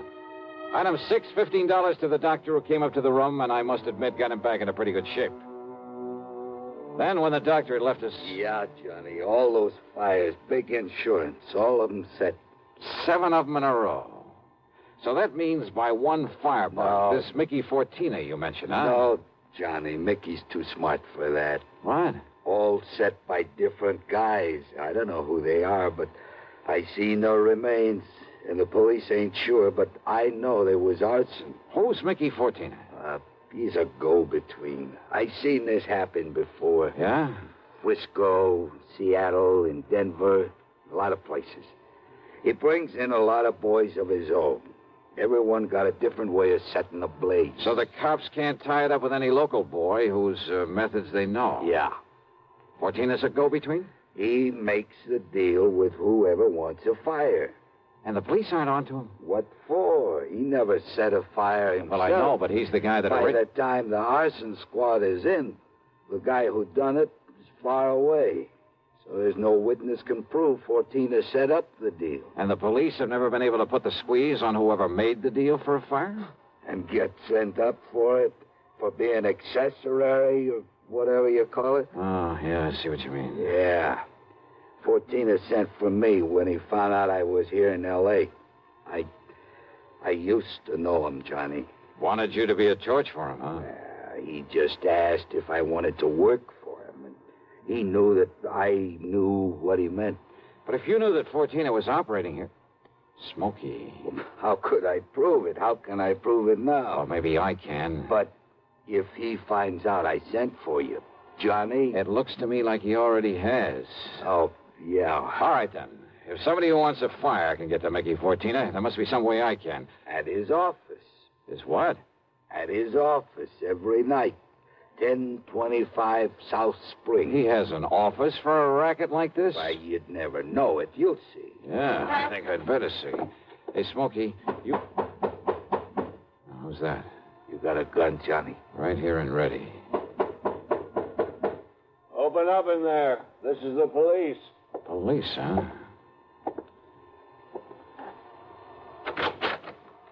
Well, surprise. It is the police. The room clerk reported a man was brought in here who...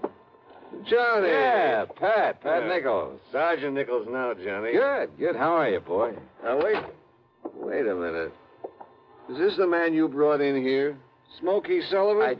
Listen, officer, Johnny, you think maybe Smokey is tied in with this string of fires out here? No, tell him, Johnny. No. You tell him, Smokey, anything you want. Well, no, look, you know I'm no good at talking to a cop, Yeah, well, Johnny. give it a try. And, Pat, be sure you stick around to keep an eye on him. What? Smokey may need a bodyguard. You. Huh? Yeah. Until after I've made a little business call. Johnny. Now, look, if you're out here because of those fires... Did I say I was? I didn't tell him anything like that, did I, Smokey? No, Johnny. And I see what you mean. Now listen, Just stick around, Pat. I'll see you later.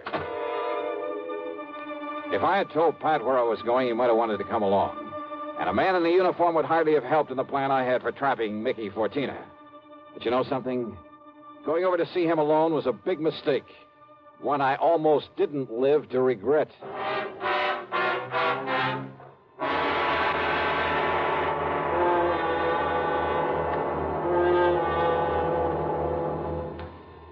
we'll bring you Act Two of yours truly, Johnny Dollar, in exactly 1 minute. Here's Hollywood star Mona Freeman. Who feels like acting with a miserable cold? I relieve cold distress the fast way with 4-way cold tablets. Yes, tests of all the leading cold tablets proved 4-way fastest acting. Amazing 4-way starts in minutes to relieve muscular pains and headache, reduce fever, calm upset stomach, also overcomes irregularity. When a cold strikes, do what I do. Take 4-way cold tablets. It's the fast way to relieve nasty cold distress and feel better quickly. 4-way, only 29 cents. Now, here's a word about another fine product of Grove Laboratories. Had dandruff for years? Now get rid of it in 3 minutes with Fitch Dandruff Remover Shampoo. 3 minutes with Fitch regularly is guaranteed to keep unsightly dandruff away forever. Apply Fitch before wetting hair, rub in 1 minute. Add water, lather 1 minute, then rinse 1 minute. Every trace of dandruff goes down the drain. 3 minutes with Fitch, embarrassing dandruff's gone. Fitch can also leave hair up to 35% brighter. Get Fitch Dandruff Remover Shampoo today. And now, Act Two of yours truly, Johnny Dollar and the Burning Desire Matter.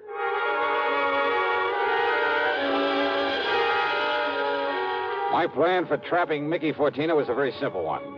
I'd make like a property owner who was anxious to collect some fire insurance, who was willing to pay in advance to make sure my property went up in flames. Easy, or so I thought. Item 7, 85 cents per cab to the office building at 1025 South Spring. The only lights on were in Suite B on the second floor. According to the directory in the lobby, that was the office of the Fortina Friendly Loan Company. Loan office, huh? Yes, sir. Can I help you? Yeah, I'd like to see Mr. Fortina. You got an appointment? No, but I'd like to make a little deal with him. Well, can I have your name, mister? It's Morris, Theodore Morris. Just a minute, huh? Excuse me. Yeah, sure.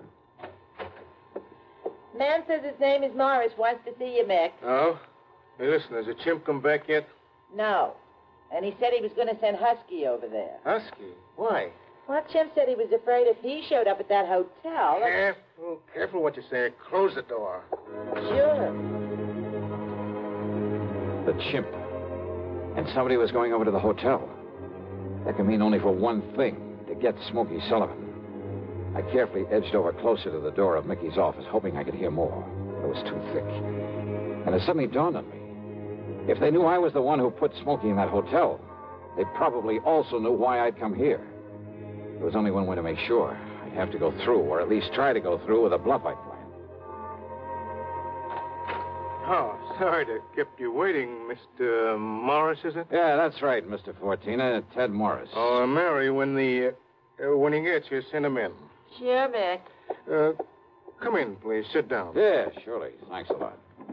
All right, I'll get right to the point, Mr. Fortina. Oh, by all means do, Mr. Morris. Well, I own a big shoe store over on North La Brea. Yes? Well, business has been pretty bad lately. I've been losing a lot of money. Too much stock on hand, big inventory and hardest. Well, if it's good merchandise, I see no reason why we can't arrange a loan for you. Yeah, a loan? Of course. What else? Well, listen, I carry a lot of insurance on not only the stock, but the building, too. Oh? How much, Mr. Morris? Well, it adds up to over $185,000. I see. It's very commendable. But why do you tell me about this insurance? Well, I said I'd get to the point. Now, listen. If that place was to burn up some night, the whole works. If that place was to burn up some night, the whole works. I'd collect a lot of money on it, all the insurance. And, of course, be in a position to repay whatever loan I advance to you. All right, stop beating around the bush, 14. I want that place burned out. Can you fix it? Mr. Morris, if you want a loan, possibly even a sizable... Well, you know what I want. Come on, how about it? As I said, possibly we can advance it to you. Now, look, I didn't come up here to... However, as evidence of your good faith, your, shall we say, good intentions, are you prepared to make a down payment on such a loan, say, $10,000 cash? In advance? What are you talking about? Set the fire, burn the place up so I can collect the insurance, and I'll give you $15,000. Now, just a minute. Who said anything about setting a fire? I did. Well? Who sent you here? If you said it was a former client, I won't believe Oh, it. look, does it make any difference? Do you by any chance know a man by the name of Smokey Sullivan? Sullivan? He knows him all right, Mick. Wow. The chimp? Shut up. Sure, Mick, this is the guy I told you about. I come to see Smokey at his rooming house. What I left of him. Very interesting. After I ducked out, I hung around there. I seen him take Smokey in a cab. I followed him to that hotel. Did you send Husky over to take care of him? Sure. And listen. Yeah? I don't know what name this guy gives you, but when he knocks on Smokey's door, he says it's Johnny Dollar. Dollar? Insurance ticket? Yeah, that's right, Mickey. All right. So maybe I do arrange another fire with you in it, Dollar. Mickey! There's a police car just pulled up in front! Go ahead, Chip. Yeah, I'll kill this dirty... All right, now, 14er, your turn. Don't move, Dollar. Reach for a gun and I pull this trigger. I see. Yeah. How are your eyes, Mickey? Can you see in the dark? What? Without this lamp in here? All right. All right, you.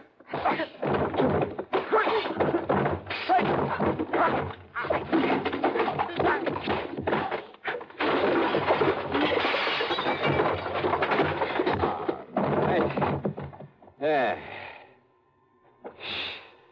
Wow. I guess Smokey was right at that, Johnny. Hi, Pat. You seem to think you wouldn't need any help around here. You all right, Johnny? Yeah. When that strong arm, that husky Castellini, came up to the hotel room after him, well... I had to tell him, Johnny. I had to tell him what it was all about. Yeah, it's okay, Smokey. It's okay. So we threw Husky in the clink and came over here. Well, I got an admission out of him, Pat, but unless you can get these goons of his to talk, I don't know what you're going to hold him on. After what just happened in here, Johnny, we'll hold him and his goons just as long as we need to. And unless they want to take the whole rap for him, I think they'll talk. Yeah, they talked all right. And as a result, the police in a couple of nearby states should have no trouble at all in picking up some of the other of Fortina's boys, his hired torches. Funny, isn't it? These stupid jerks just never seem to learn. Expense account total, including hotel bill, plane ticket back to Hartford, and the sizable bit of folding money for Smokey Sullivan. $874.20. Yours truly, Johnny Dollar.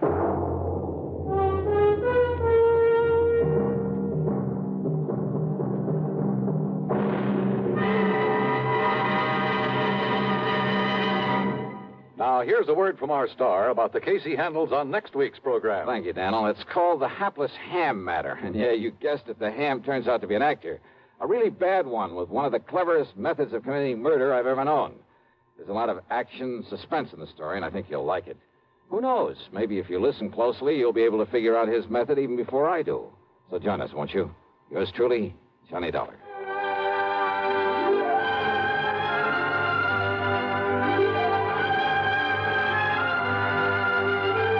Yours truly, Johnny Dollar, starring Bob Bailey, originates in Hollywood and is written, produced, and directed by Jack Johnstone. Heard in our cast were Virginia Gregg, Gene Tatum, Lawrence Dobkin, Vic Perrin, Paul Duboff, Don Diamond, and Frank Gerstle. Be sure to join us next week, same time and station, for another exciting story of yours truly, Johnny Dollar.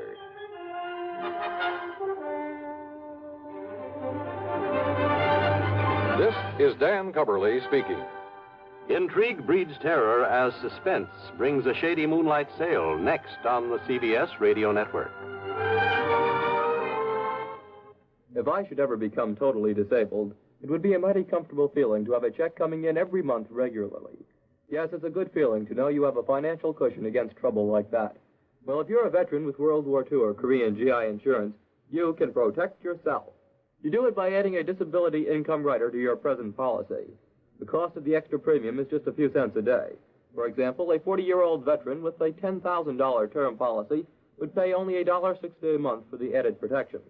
If you sign up for the disability income provision, it works this way. After you have been totally disabled for 6 consecutive months, VA will pay you every month as long as this condition persists. $10 for each $1,000 of your GI insurance policy. That adds up to $100 a month if you hold a $10,000 policy. Full details about total disability income at any VA office. Radio 59 WROW, first on the dial in Albany, Schenectady, and Troy. America's airwaves shine a little brighter thanks to our friends at CBS. And now, ladies and gentlemen, let's see if you're ready for tonight's radio quiz.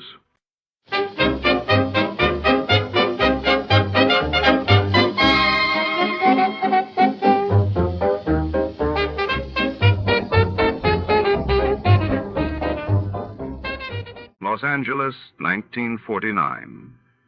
In the shadowy back rooms of the exclusive El Paradiso Social Club, a priceless jewel, the bird of paradise, vanishes during a high society gala, leaving behind a single blood-red feather and a trail of suspicion. As the city's elite whisper behind velvet curtains, our hard-boiled detective is drawn into a world of glamour, betrayal, and lethal secrets. The case twists through smoky lounges and opulent card rooms, where nothing is as it seems before. To start, let's see what happened the day it was aired. It was February 24th, 1950, that day. The world learned that Soviet agents Klaus Fuchs confessed to atomic espionage in Britain, while in India, Prime Minister Nehru announced a major diplomatic effort for peace in Southeast Asia. Tired of the everyday grind? Ever dream of a life of romantic adventure? Want to get away from it all? We offer you Escape. Escape, designed to free you from the four walls of today for a half hour of high adventure.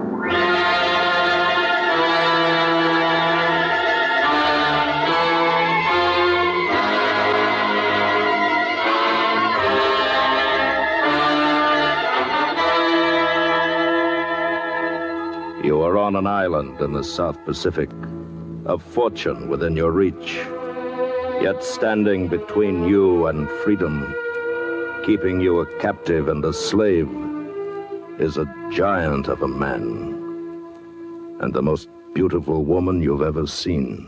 Listen now as Escape brings you John Russell's great story, The Bird of Paradise.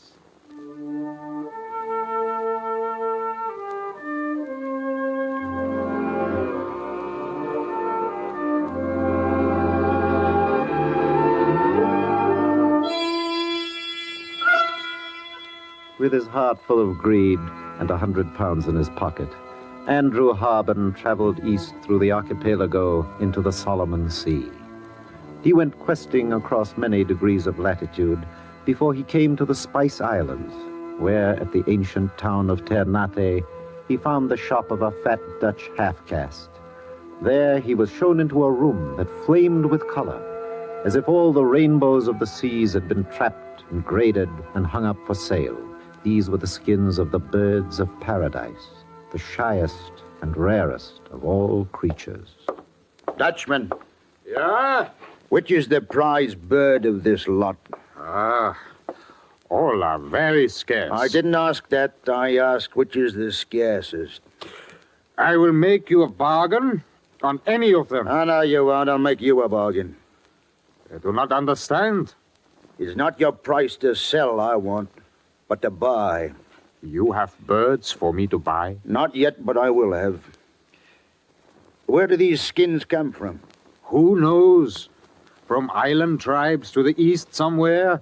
Sea gypsies trade them from coast to coast until they finally arrive near enough to Ternate for me to buy. There'll be no middlemen with me. I'll go direct to the islands. Maybe you might kill 5, 6 natives before they cut off your head. Nonsense. Also, the sun is very hot today. Now look here, you stupid Dutchman. Please, I meant no insult, please. And watch your tongue before I twist it out of your fat mouth. All right. It's your life you risk. Come, I will show you something. Now, in this chest is the rarest bird of all. Show me. Purple and gold. I never saw one like that. Yeah. I call it the imperial bird of paradise. Once a year comes to me 6 skins. No more. Worth 50 times the price of common ones. 50 times? Never comes more than 6 skins. From where? Who knows? The natives with which I trade and the wild sea gypsies with which they trade. Nobody knows. But somewhere east is an island, one island where lives the imperial bird of paradise. I'm not looking for fairy tales, Dutchman. Yeah, well, maybe it is only a fairy tale. But you do get a few of these skins, huh? 6 a year. No more. Very well, then. Tell me where I can pick up a small cutter. Seaworthy, but cheap. I'm going to find that island.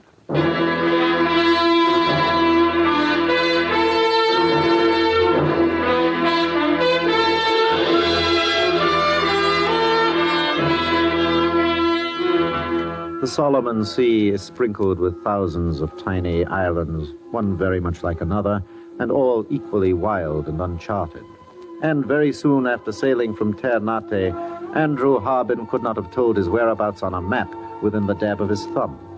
For 3 months he wandered fruitlessly through the sea and touched upon island after island. Then, as he was about to give up, he fell ill with a fever, and when a howling gale smashed his vessel on a reef one night, he was cast ashore, dazed, and scarcely caring where he had landed.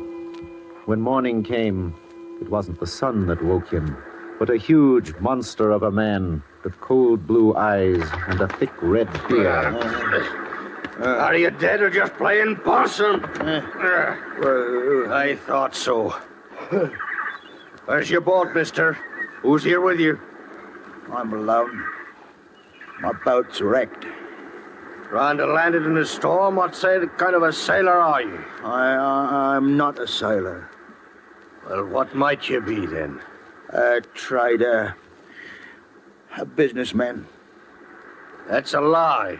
There's no white traders among these islands, never have been. Well, I'm not exactly a trader. I'm looking for something. Maybe you can help me. After I get a little food and rest. We'll see about that when you tell me what you're looking for. I'm looking for an island. Oh, you are, eh? Well, you're on an island. My island. Your island? Who are you, anyway? I'm Jim O'Ryan, late second mate of the schooner Mary Friend, wrecked of that reef out there December 19th, 3 years ago. And you're nothing but a sneaking trespasser. I know what you're looking for. No, I came in peace, O'Ryan. I don't want your island. Yes, you do. You're one of them fortune hunters is what you are. I tell you, mister, I've been expecting one of your kind. I've been waiting for you. Waiting? For me? Or some thief like you. But you should have brought along a company and a machine gun or two. Why, man, did you think to cut out this little island by your lonely, the likes of you? Should have broke your neck first off. Why didn't you? Wanted to be sure in my mind just what manner of man you are first. And, sir? You've come to destroy this place. The stink of the world is on you, mister. You're evil, and you're going to be treated like evil. I've come too far to be stopped now, O'Ryan. The fight you want, well, then...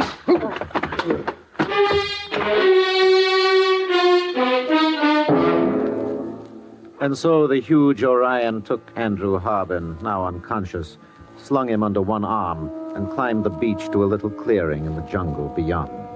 There stood a neat bamboo house, and before it, a girl. She was clothed in one gorgeous robe of purple and gold, made all of bird skins. Hundreds of imperial paradise bird skins. And she herself was even more beautiful than they. Orion, you lied to me. You did not bury them all. You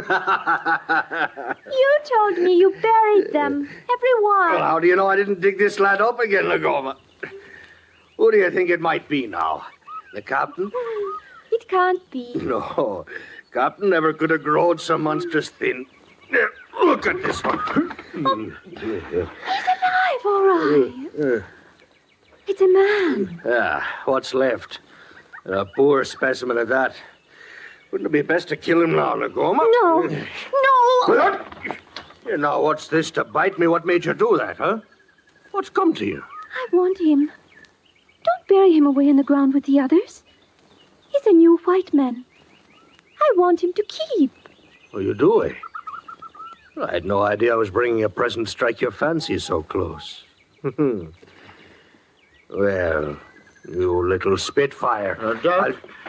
Don't you touch her, Orion. Oh, look, Nagoma. Your beachcomber's going to be a hero. Lay off. Come on, lad. Give it to me. I'll give it to you. Now, again, get up and try it again. Oh, man, that was good. First fair wallop I've had of the enemy arm for 3 years. Stop, Orion. Don't spoil him. Don't take him away from me, or I will be very angry. Carry him into the house now before he dies.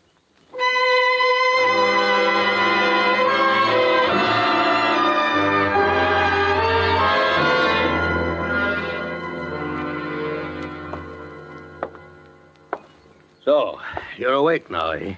I'm awake. 3 days of eating and sleeping's enough. I've got a bit of fever yet. That'll go. I want to thank you and Nagama both for your care. Do you now? Well, I'd have died otherwise.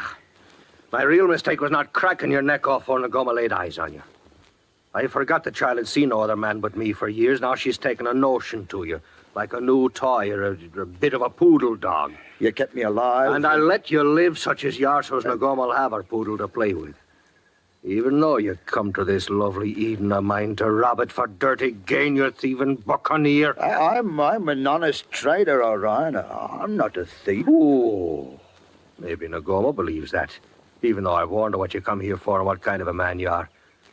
She's all innocence, that child. But what is there here to rob you of? It's just another island. It's the island you was hunting for, you scum. Sorry I am. I ever traded one of them purple bird skins now. I might have known it to bring greedy devils like yourself smelling for the place. I had to have knives and tobacco, and them sea gypsies would take nothing else. Oh, you mean the birds of paradise, huh? Don't be sly with me, you filthy rat.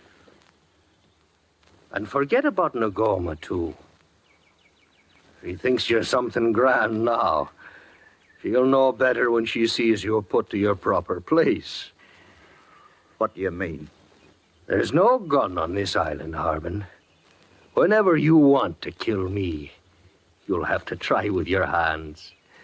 And you can try and I can smash your face again. Why should I try? Well, you're not going to like the jobs I set you to. Jobs? Didn't I tell you? Well, there's much to be done by way of public improvement around here. And you'll start in a big pit I've dug clear in a spring of water. You mean it? You're going to keep me here as a slave? Well, you don't think I'd let you go knowing what you do about them birds, do you now? What do I care about your birds? I told you to stop that lying. Now a slave is what you are. Till you prove yourself a better man than me, do you see?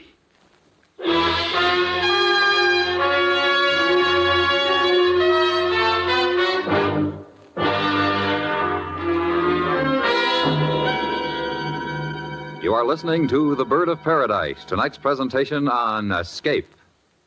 Stan Freberg stars on CBS Radio's Friday night comedy series called That's Rich. Try it on for size and for laughs tomorrow night on most of these same stations. That's rich, you will say, and you'll be right.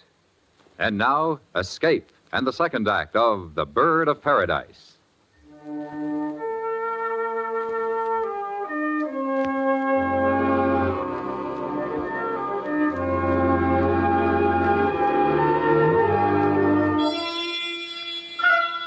Andrew Harbin had traveled far and suffered much to find the island of the imperial bird of paradise, but his pains had just begun.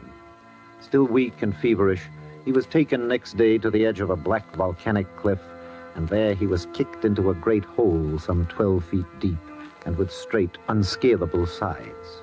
After him, Orion threw a wooden spade and a bucket and ordered him to dig for a spring that might lie under the rock. And here Andrew Harbin toiled and sweated like the slave he had become day after day. And here he lived. At noon, Ngoma would bring his food and lower it in a basket. And then, perched on the bank above him, she'd gaze down at him and talk. Are you feeling better today, Andrew? How could I feel better? Kept down here like a bear in a pit. Sometimes I think you should have never come to this island at all. Sometimes I wonder what goes on in your head, Ngoma. Not much, I suppose. I know little of the world. Only what Orion has told me. I see. But, look, Ngoma, don't you ever want to get away from here? Get out into the world? I've never been in the world. I was going to Port Moresby. A missionary was taking me, but he was drowned when we wrecked.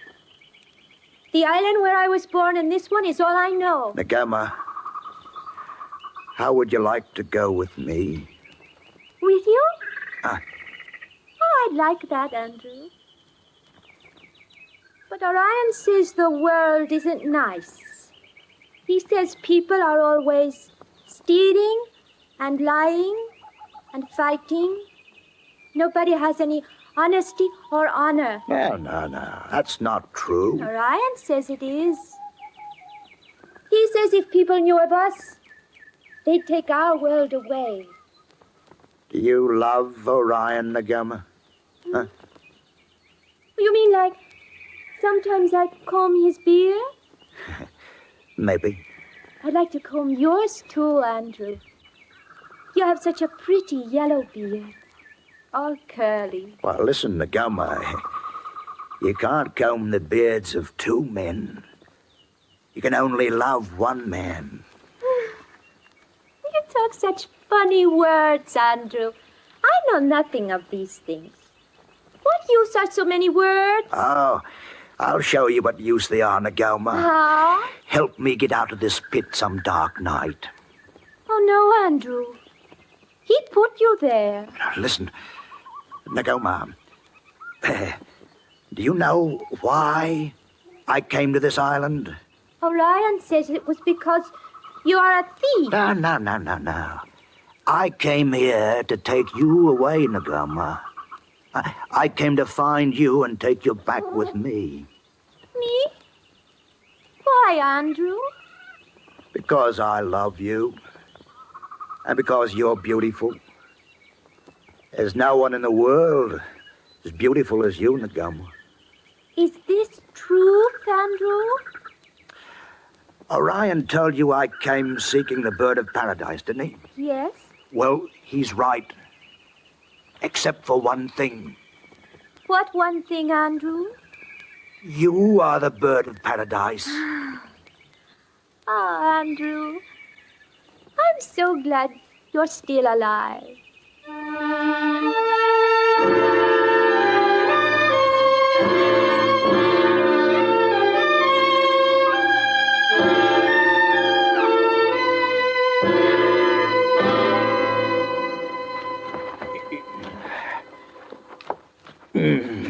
Well, my pirating scureen, how's the luck down there? Orion, if you've any decency left, get me out of here. A thief and a spider like you talking of decency. Get to work and find that spring. Ah, by heaven, you're not worth your keep, Harbin. I'm coming down there. You wait till I fix my rope.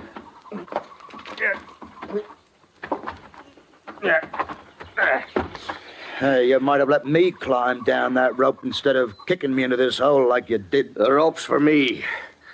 Harbin, you've done mighty little work down here. There's no spring under this rock, Orion, and you know it. Why, then dig for gold, man, or precious stones.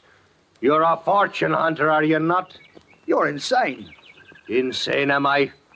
Because I want to live here in peace. Because Ngoma's more to me than the riches I could have from the birds. All right. All right. Look, Orion, you've got a boat. I saw it. Let me take it and leave here. I've thought of that. And it's 1,000,000 to 1 chance that you'd ever be able to find your way back, but I won't risk it. What are you going to do with me, then? Arvin, a plucky freebooter like you can handle a shovel brisker than you've been doing. Now dig into it, you lazy scawbanker. No. Scawbanker. No. I won't. You won't, eh? Then maybe you're ready to fight. Is that it, lad? No. You hurt him. No, he's not hurt, Nagoma. He needed limbering up is all. I'm coming out now.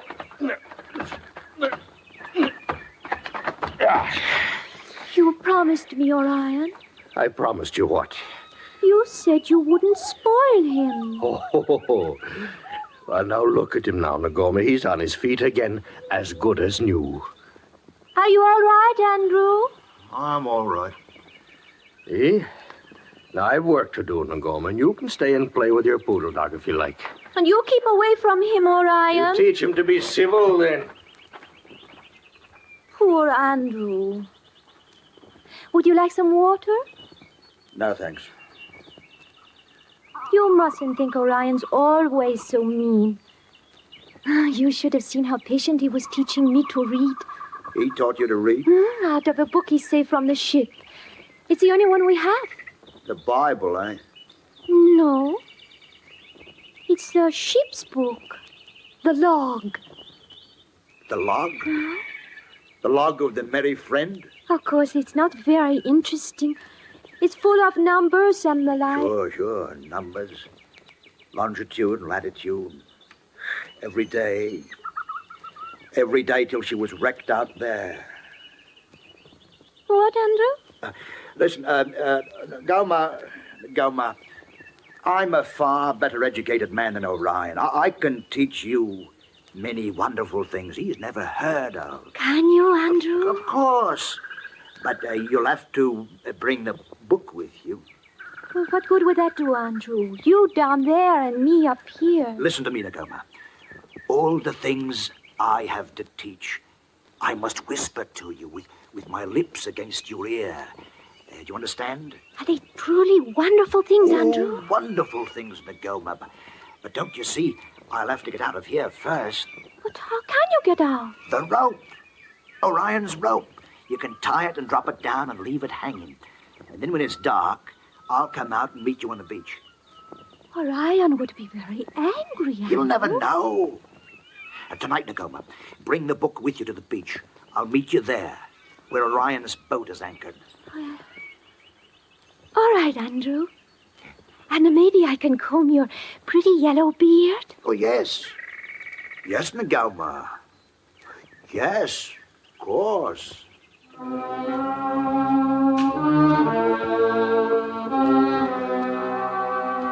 Andrew Harbin had known many women and many different kinds, but Nagoma's almost incredible simplicity was something new and startling.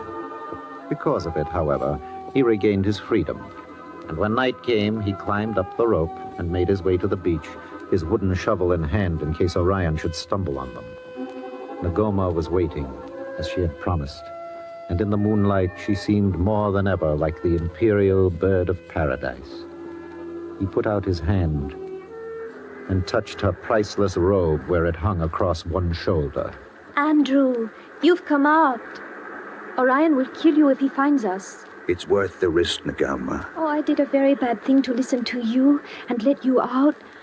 I was a bad girl, Andrew. Why did you make me? Nagoma, my little wild bird, I must teach you what it is to love. You promised to teach me many wonderful things, Andrew. Yeah.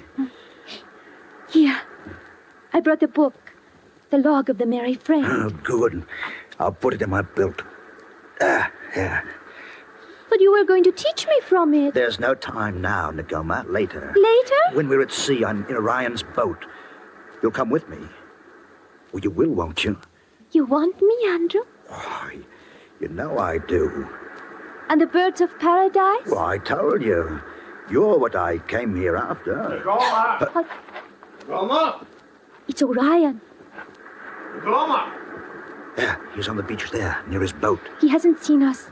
Let's hide, Andrew. Hurry. He's coming this way. Behind that palm there. I'll fix him this time. Not with the shovel, Andrew. No, Quiet, no. Quiet. You'll be quiet.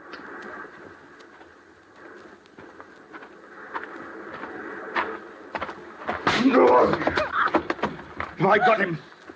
I've won the Gilmore. I've won. You killed him. No, he isn't dead, but I've got the log. I'll come back and strip this island. I'll take 1,000 skins. I'll be rich. There won't be a bird left when I'm through. The log, Andrew. That's what you wanted the log for. It's as good as a map. It's better. It wasn't to teach me wonderful things. What do you need to know? I'm going to be rich. Orion was right. You are only a thief. But, not I. I want you too, Nagoma. Me too. Orion wants only me. He cares for none riches. Orion's a fool, but we're wasting time. Let's get to the boat and put to sea before he comes around. No, Andrew. Huh? You go. I'm staying here. What? You want the skins more than you want me. You lied about coming here just for me. What difference does it make? You better hurry, Andrew. All right. Stay then if that's what you want. Wait.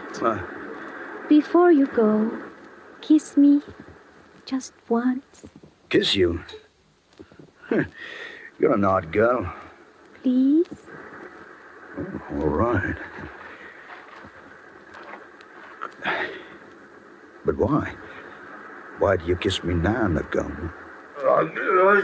Quick now, hurry. Goodbye. Bye.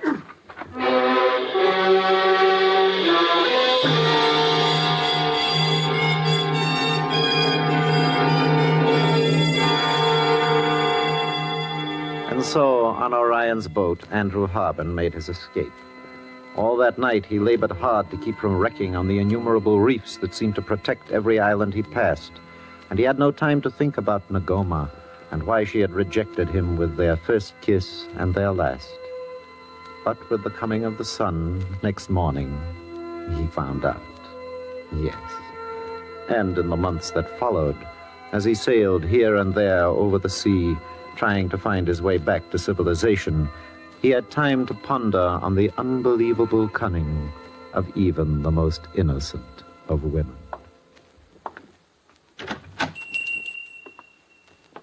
Andrew Harbin. Back at last. I thought you were dead. I very nearly died, Dutchman. Aha. You bring your head at least. And the Imperial Bird of Paradise. Did you find the island? Almost. I almost found it, Dutchman. Almost? I had the island right here in my belt. Longitude and latitude. And a woman embraced me. Embraced me and robbed it back. What are you saying, Harbin? The ship's log. It was as good as a map. But I'd never find the island again now if I had 50 years to look for it. Yeah, the sun is bad for white men. It makes fairy tales in the head. Yes. This time, Dutchman, I'm afraid you're right.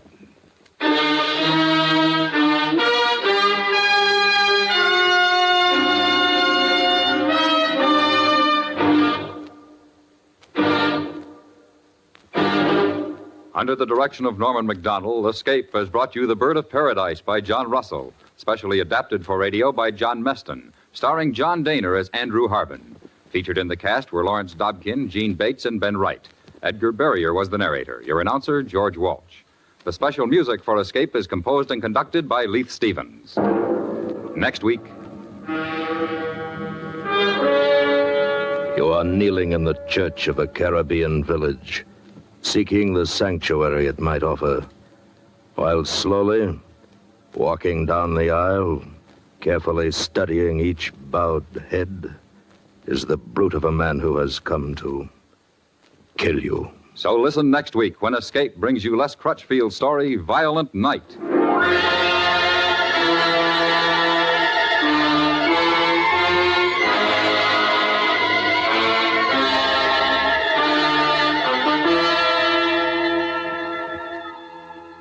Don't look back. Look ahead to tomorrow night when CBS Radio presents another Arthur Godfrey Digest. It's the Godfrey Gang on nighttime radio over most of these same stations. taking all their best daytime songs, music, and shenanigans and pasting them together in one Friday night scrapbook of smiles and syncopation. The Arthur Godfrey Digest. Don't miss it tomorrow night at the Star's address. Weekday evenings, Beulah cooks up comedy on the CBS Radio Network.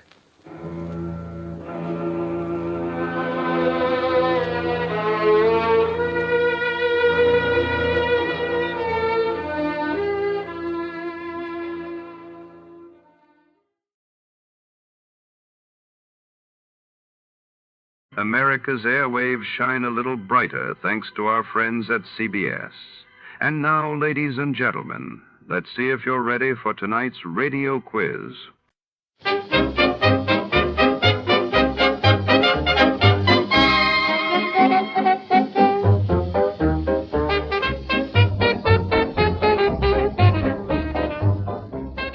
Tonight, the shadows fall over the bustling back room of the Buffalo Exchange Bank, where a mysterious disappearance has stumped the city's sharpest minds. A locked vault, a vanished fortune, and a roster of suspects with secrets to hide each tick of the clock brings the truth closer to the surface. Our detective steps into the dim light of suspicion, searching for answers where trust is in short supply and every clue could be a trap. Before to start, let's see what happened the day it was aired. It was January 6th, 1952, and that day King George VI's health took a sudden turn for the worst, sparking concern across the United Kingdom, while a record-breaking snowstorm paralyzed much of the northeastern United States, disrupting travel and causing widespread power outages.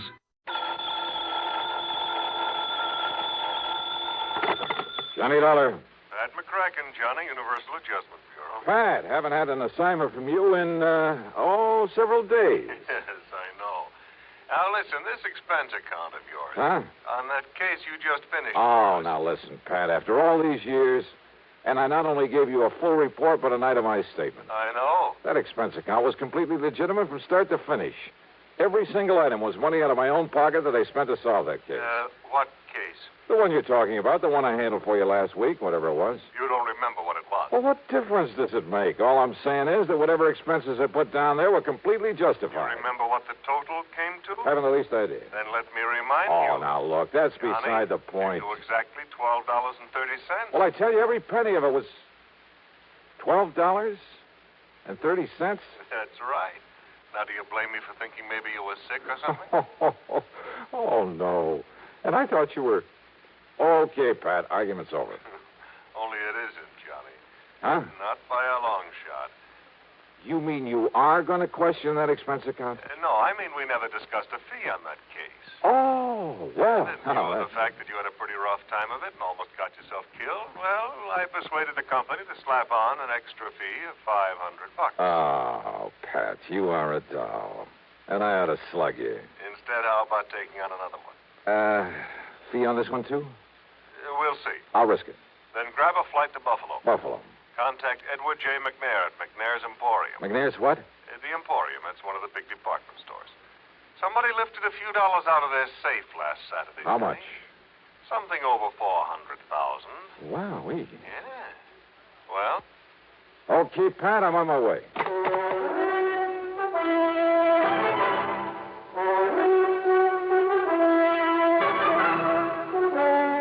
CBS Radio brings you Bob Bailey in the exciting adventures of the man with the action-packed expense account.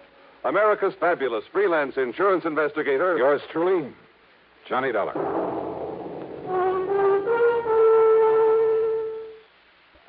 And now, Act One of yours truly, Johnny Dollar.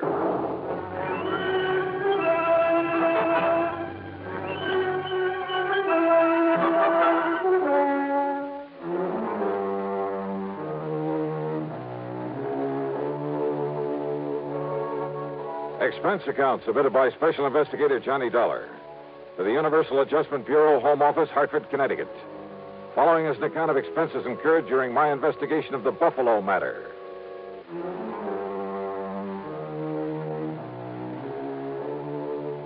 Expense account item 1, $49.50 plane fare and incidentals to Buffalo, New York. Item 2, $8 even for taxi fares. After dropping my luggage at a hotel, I went over to the Emporium. In the big office on the top floor, I talked to Mr. McNair himself. $421,216, according to the books. Well, that's quite a loss, Mr. McNair. And I suppose, Mr. Dollar, that to some extent it's my own fault. My fault. Oh? Why do you say that, sir? Heaven knows John Harker suggested changing the procedure more than once. John Harker? Yes, my young personal assistant. Also company treasurer. Oh, I see.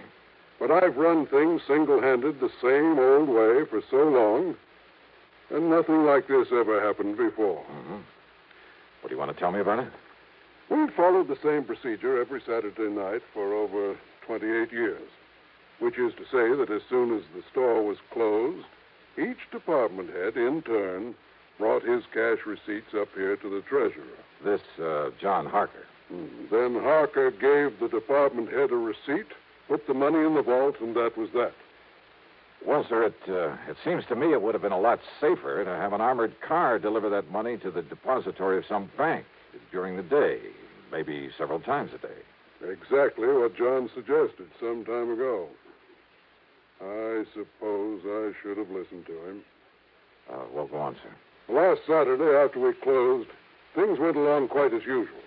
That is, until Mr. Ellery in sporting goods, always the last to bring his money to the vault, until he knocked on Harker's door. Well, right on cue. Excuse me. Come in. Mr. McNair, John, come in, please. I want you to meet Mr. Johnny Dollar. This is John Harker. Mr. Dollar? Hiya. Dollar represents the insurance companies we trust will make good on our loss. Well, I certainly hope you can make more progress than the police have, Mr. Dollar. That bandage on your head have anything to do with the robbery, Harker? Yes, it certainly has. Terrible, isn't it? Now, sit down, John. Tell Mr. Dollar exactly what happened on Saturday night when Mr. Ellery came up to turn his cash over to you. Thank you, sir. Oh, I'm afraid it was all my fault, Dollar. Not a bit of it. Yes, for being caught off guard. All right, what happened? Well, when Ellery knocked on the door of the vault room, I asked who it was. He told me, and, I should have known by his tone of voice that something was wrong. Now, John, you're not to blame. This sort of thing could have happened to anybody. Even to me. Thank you, Mr. McNair, but it doesn't alter the fact that... Well, Dollar, I went over and unlocked the door for Ellery. But instead of walking in, he was forcibly thrust into the room. The door was thrown back so hard, it knocked me down, knocked me unconscious. Terrible. And when I came to, the cash drawers of the vault were empty. The keys had been literally torn out of my pocket. You should have a new suit for that, John. Thank you, sir. Ellery, poor Mr. Ellery, lay there bound with adhesive tape after being badly beaten. Did you see whoever it was came barging in that way? If I hadn't been standing behind that door, I might have. I see. What about this man, Ellery? Tell him, John. Yes, sir. Well, poor Ellery did catch a glimpse of him, but the man was wearing a sort of mask over his face. He gave what description he could to the police, of course. And, that's about it. Thank you, John. Now go on. Yes, sir. Now, wait a minute. Don't misunderstand me, Mr. Dollar, but I don't want to keep John around here any longer than necessary. Well, but I Dollar wants to be around. I'll cancel the trip gladly. Trip? Of course. After what's happened, that knock on the head was pretty serious. John is taking my cruiser on a little trip. Oh, I can't say I blame him. So run along, now... John. You can leave tonight as you planned. Whatever you say, Mr. McNair. Harker, wait a minute. Your please. friend all ready to go with you? Oh, I hope you don't mind my taking him along, sir. Not a bit. Now run along. Run along. Have a good time. And a good rest. Look, yes, it's customary. Thank you very much, sir. Mr. Dollar, I suppose you'd like to talk to Mr. Ellery now. Well? Yeah. I'd like to talk to somebody who was involved in this thing.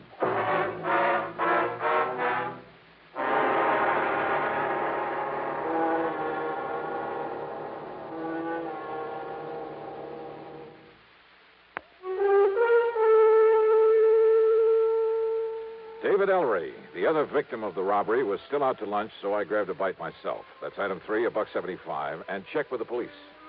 Nothing helpful at all. No leads on the man who'd got away with over $400,000 from a store there in Buffalo, New York. Then I went over to the Emporium to the sporting goods department. Ellery was back, and I talked with him in a little office in the corner of the stockroom. He was still suffering from the beating he'd taken. Yes, sir, Mr. Dolar. It was awful, terrible. And, yes, sir, it was just like young Mr. Harker told you it was. I understand that you gave the police a description of the man who attacked you. Well, yes, sir, best I could. Had you ever seen him before that you know of? Well, of course, I can't be absolutely sure because of that mask he was wearing, but I don't think so. Was he waiting at the door of the vault room when you got there to put the money in the safe? Well, Mr. Harker always does that, sir. Yeah, I suppose so. I just But what- go up and knock on the door and tell him who I am. Well, you see, he always keeps the door locked when he's taking the company cash that way. Yeah, sure. So I knock on the door and shout my name, and then he opens up and I give him the money. Then he gives me a receipt, and he puts the money in the vault. But you didn't answer my question. When did you first see this man in the mask? Well, only when Mr. Harker was opening the door for me. Yes? He must have sneaked up on me, and then just when Mr. Harker opened the door, he grabbed me by the shoulders, and, sir, he just throwed me into that vault room. Ah, and John Harker was struck by the door as it was banged open. Poor young fellow. It must have hurt him something terrible, knocking him out that way. Looks to me like you got the worst of it, though. Oh, I'm so sorry for John Harker. What? Nice young fellow like him, trying so hard to make his way in the company, and then to have a thing like this happen. Now, Mr. Ellery, Doing real good for himself, too. Doing real good for the Emporium. Yeah, well, now tell me. Lots of good ideas for building up the business. And Mr. McNair liked that, and he kept pushing him ahead. Oh, yeah, sure. So But that now- someday John could be earning himself a lot of money. Not that us old-timers ever complain. Mr. Ellery. I mean about the wage scale here at the airport. Wait a minute, please. Yes, sir. How long has John Harker been with the Emporium? Oh, about a year now, and he's lived up to the recommendations he come with so well. It's just no wonder Mr. McNair... Recommendations? From where? Macy's and Gimbel's in New York, and John Wanamaker in Philadelphia. Oh, from lots of big stores. A couple in Chicago, too. Oh. Yes, sir. Mr. McNair told us about it himself when he hired Mr. Harker and explained that's why he'd give him a better job than some of us old-timers have. Macy's, Gimbel's, Wanamaker. You don't believe me, you asked Mr. McNair. You know something, Mr. Ellery? What, sir? That's the one thing I believe I'd better not do. What? Well, thanks a lot.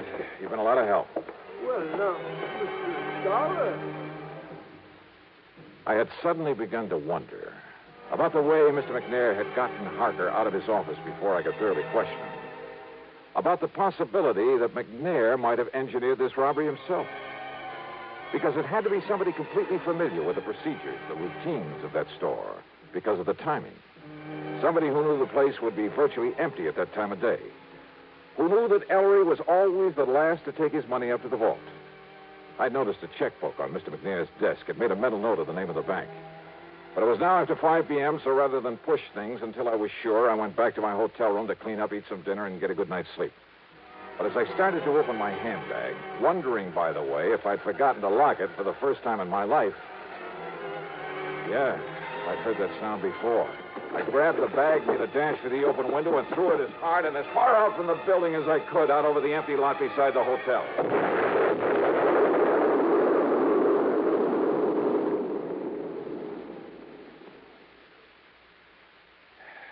Funny. I got a sneaking suspicion about then that somebody in Buffalo didn't particularly want me around.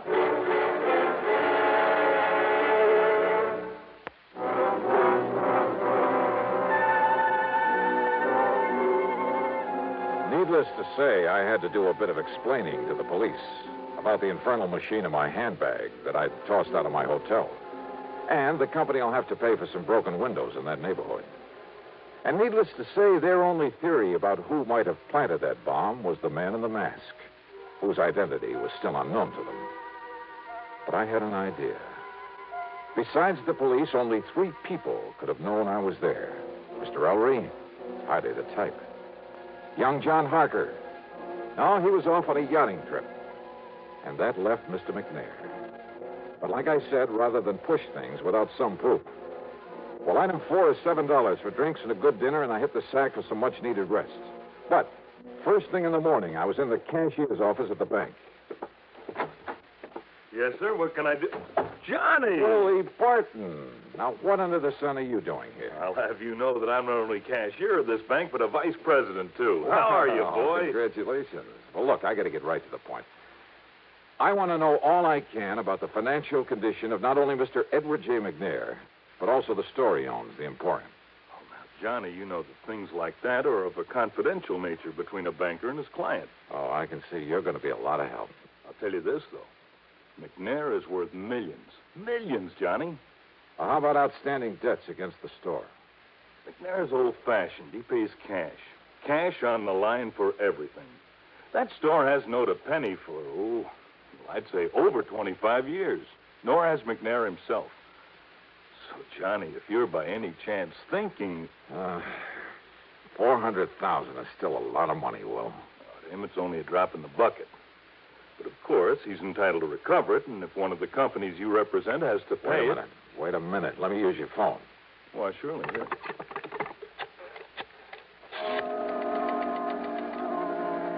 Item 5, 840, long-distance calls to New York and Philadelphia to Macy's, Gimbel's, and John Wanamaker's, to the personnel directors. And from each of them, I get the same answer. They'd never even heard of John Harker. I left the bank and went over to the Emporium to the office of Mr. McNair. I know, Mr. Dolar. I haven't the least idea where John and his friend are going in my cruiser. He simply asked if he might have it for a few days. Asked for it? I thought it was your idea that he take that trip. Well, of course I agreed that he should get away for a few days to rest, recuperate. A few days? Yes. And also get away with your $400,000. What? Played right into his hands. You know anything about this friend he's taking along? Well, I presume, being a young man with lots of lady friends. Well, I presume it's the guy who helped him with that robbery. What are you saying, Mr. Dolar? Oh, brother, how nicely things are beginning to add up around here. To begin with, it had to be somebody here in the store. And listen. I'm listening, sir. Harker told me, right here in your office, he told me that when old man Ellery knocked on the door of the vault room, that Harker should have known something was wrong when Ellery called to him and identified himself. Mr. Dolar. I should have known by the tone of his voice that something was wrong. Now, those were the words that Harker used. You heard him say it, too. But he was lying. Lying? Yeah. Because Ellery didn't know the robber was even there until after John had opened the door for him. You're sure of that? I'm sure. Mr. Dolar, are you trying to say that John Harker, that fine young man... I am trying to tell you that you have made an old fool of yourself, that you made your first mistake when you hired that smart young crook. I'll have you know that John came here with the highest possible recommendation. Yeah? Well, Macy's and Gimbel's and the rest never even heard of him. What? So in your blind faith, you not only taught him how to stage the robbery, he and his pal, whoever he is, but now with your cruiser, you've helped him get away with it, with your money. But good heavens, Mr. Now, Dolar. if you'll just give me a hand, come up with some bright idea for finding that boat of yours somewhere out in the middle of Lake Erie. Yeah, and probably headed for some remote little port on the Canadian side of the lake. Believe me, if ever I needed a stroke of luck, it's right now.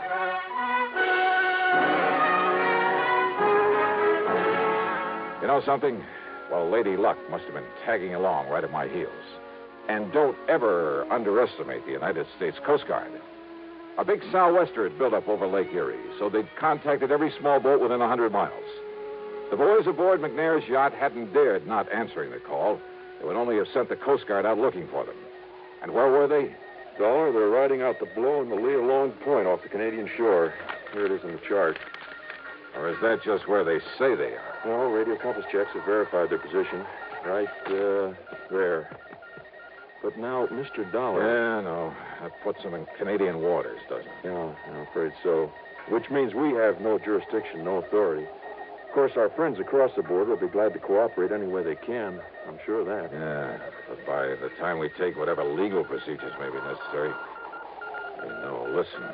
Yes, sir? Now, off the record, unofficially.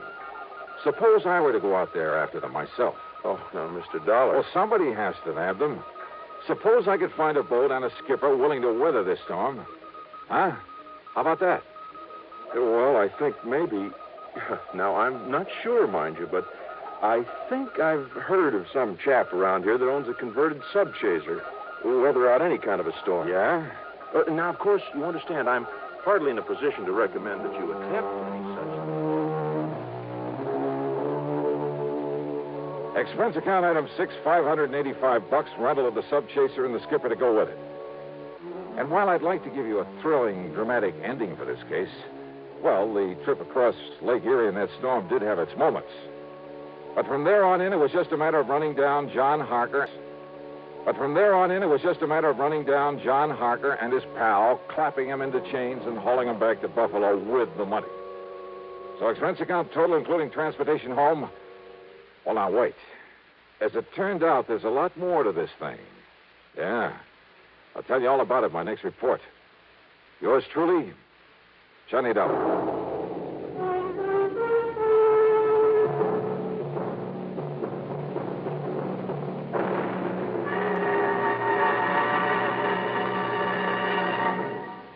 Now, here is our star to tell you about next week's story. Next week, well, as I told you, there's a lot more to this case. As a matter of fact, it turned out to be the most exciting, most dangerous assignment. Well, join us, won't you? Yours truly, Johnny Dollar.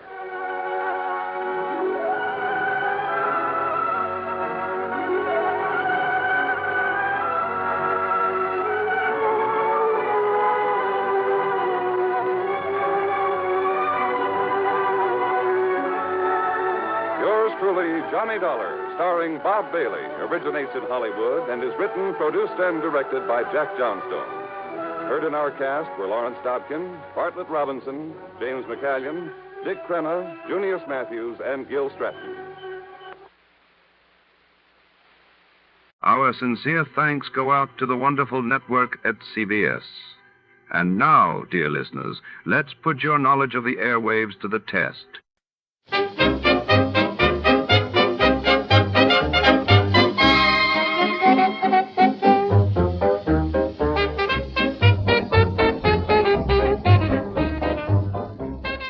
Tonight, under the flickering neon lights and the ever-watchful gaze of the city, a secret unravels behind the velvet curtains of daytime television. When the leading lady of a beloved soap opera vanishes during a live broadcast, our hard-boiled detective is plunged into a world of scripted passions and unscripted danger. Who's pulling the strings, and can he solve the case before the final curtain falls?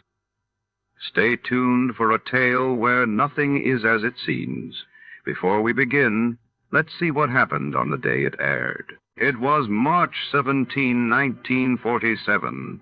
That day, the world witnessed Britain announcing the end of its mandate in India, setting the stage for independence, while in the United States, President Truman delivered a pivotal speech urging Congress to aid Greece and Turkey, marking the dawn of the Truman Doctrine. The National Broadcasting Company presents The Adventures of Sam Spade, Detective.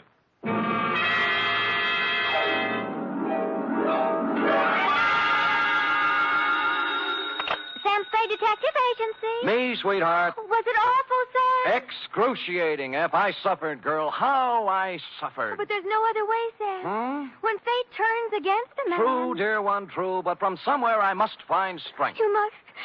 To pick up the shattered fragments of my life, to raise my eyes once again to the horizon and piece by piece put them together again. Sam!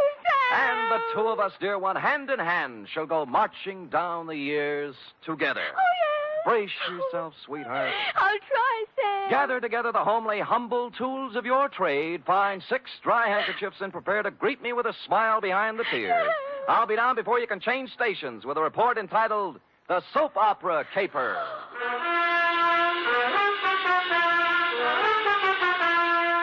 For NBC, William Spear, radio's outstanding producer-director of mystery and crime drama, brings you the greatest private detective of them all in The Adventures of Sam Spade. Sam? Who called, young widder Perrine? Lane F. Is it all over, Sam? Is a soap opera ever over, dear one? Oh, but it's out on the phone like you... I know, but it's not the end. It's never the end. Pull up a chair now. Take a firm grip on pad, pencil, and your emotions. Got 'em? I'm at the ready, Sam. Good show. To Agatha Pilbeam, from Samuel Spade, license number 137596. Subject, the soap opera caper.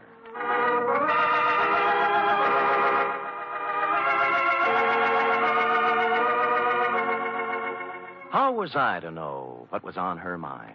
This strange woman, this mysterious Agatha Pilbeam, this voice on the telephone, directing me to the big, sprawling house in Hillsborough. Is that clear, Mr. Spade? How urgent is it, Miss Pilbeam? Very, very urgent, Mr. Spade. I don't know which way to turn. So I went to the big, sprawling house in Hillsborough, pulled up behind an ancient Model A parked at the curb, and was walking past it toward the gate when... Spade. Huh? Oh, Croc Morton, isn't it? Good old Sammy, you remember. Yeah. When'd you get out? Last month. But I'm a good boy now. Here, take one of my cards. If you know anyone who needs a first-class private eye, Croc's available. What are you doing here, Sam? A lady wants to see me. The soap opera queen? Is that what she is? Sure, 6 or 8 of them she writes. Oh? Behind the Clouds, The Heart of Julia Jukes. That must be Life, I forget the rest. Yeah. Beats gumshoeing, Sammy. Yeah, well, right if you get work, Croc. I'm on a job right now. You mean you got your license already? Oh, me? Well, you can always run off a photostat of someone else's. Oh, Sam, that's mean. Croc was a crook, but a nice crook. He never killed anybody. He was just an uncurable camera fiend, specializing in taking pictures of people doing what they hadn't ought to be doing. Stuff like that. Or if you wanted a photostat of somebody else's document, Croc was your man. Well, I walked up the drive to the door, threw it past a white shirt front that turned out to have a butler in it, and toward what seemed to be your study. But it wasn't. It was your bedroom, and you were reclining on 6 pillows with a cigarette in a long holder in one hand and the mouthpiece of a dictating machine in the other. But, John... Hush, Melinda. There is no way to go now but ahead. John, you're so strong. I need you. I need your courage. We must face this thing together, Melinda. The organ What was Veronica a phonograph says is true. playing in her ear. There is indeed. I About a waited for an woman whose opening, but parents' there just wasn't any, Don't so I had to say it, interrupt. John, don't even... Miss Don't Pilbeam. you see, Melinda, we can't run away from life. Miss... We must approach this Miss thing Pilbeam? calmly, Melinda. Don't... beg pardon? Just a minute. My mood music. I see. I'm Sam Spade, Miss Pilbeam. Come. Come sit beside me, Mr. Spade. Well... It's time we talked things over. Well, thanks. Oh, maybe you'd better start at the When a beginning. woman reaches 40, Mr. Spade, she comes to lean upon her man. Oh? To look upon him not just as someone to cherish, but as a source, a spring, a fountain of strength. Mm-hmm. Are you still dictating? I'm talking about me, Mr. Spade. Oh. Whom can I turn to? Whom? I grope, I flounder in the darkness. I cry out, I listen in vain for an answer. But there is none. Well, you always have a better chance of getting an answer when you ask a question. What do you mean? What are we talking about? What indeed? Well, I haven't caught the show lately. You'll have to bring me up to date. Why don't you run through the announcer's part, will you? Right after the organ when he says, when we left Julia Jukes yesterday... I'm sorry. I thought I told you on the telephone. No. For many days now, I've seen somewhat of a strange new look on my husband's face. Husband? Dr. Martin Hawkes. Oh, you're married. I thought it was Miss Agatha Pilbeam. 2 years ago today, I met young Dr. Hawkes and married him. Good. Life became beautiful, a gay, laughing thing, a road to happiness. And then... Then? A cloud passed over the sun. Martin became moody, silent. I tried to penetrate the shell, but he only drew farther into it. A strange, terrifying crevasse seemed to have opened up between us. Well... What is it, Martin? I asked him repeatedly. But he'd only stare silently out the window. And finally walked silently from the room. Well, how long did this go on? How long a series did you get out of it? For weeks, until a few days ago when the final blow fell. It was evening, and Agatha and Martin were at dinner. Let's look in on them as... Oh, sorry. We were at dinner when the doorbell rang, and I answered it. It was a telegram from Martin. From Mexico. I gave it to him and watched the blood drain from his handsome features as he read it. His hand trembled, his jaw clenched. But you forced yourself to speak. Yes. What is it, Martin? I asked. Tell me, please, for the sake of our love. And he... Looked down at me as if I were a stranger. Wow. And then he crumpled the telegram, threw it savagely into the fireplace, and strode silently from the room. Here, I rescued it from the flames. Read it. Thank you. Regret must confirm your worst fears, Cardoza. What is the terrible secret of Martin Hawks? Yes. Why did he act so strangely when the mysterious telegram arrived from Mexico? And above all, where is he? You mean he didn't come back? He's been gone for 4 days, Mr. Spade. I must find him. Now, of all times, I need his love. When a woman reaches 40... I know. What do you mean, now of all times? It's been just a week now since the report came back from the laboratory after my physical examination. Oh. The doctor from Vienna. Mm-hmm. You see, Mr. Spade, I, too, have a terrible secret. Well, don't you want to tell me about it? Yes. I have a very rare, incurable disease. There are only 6 short weeks to live.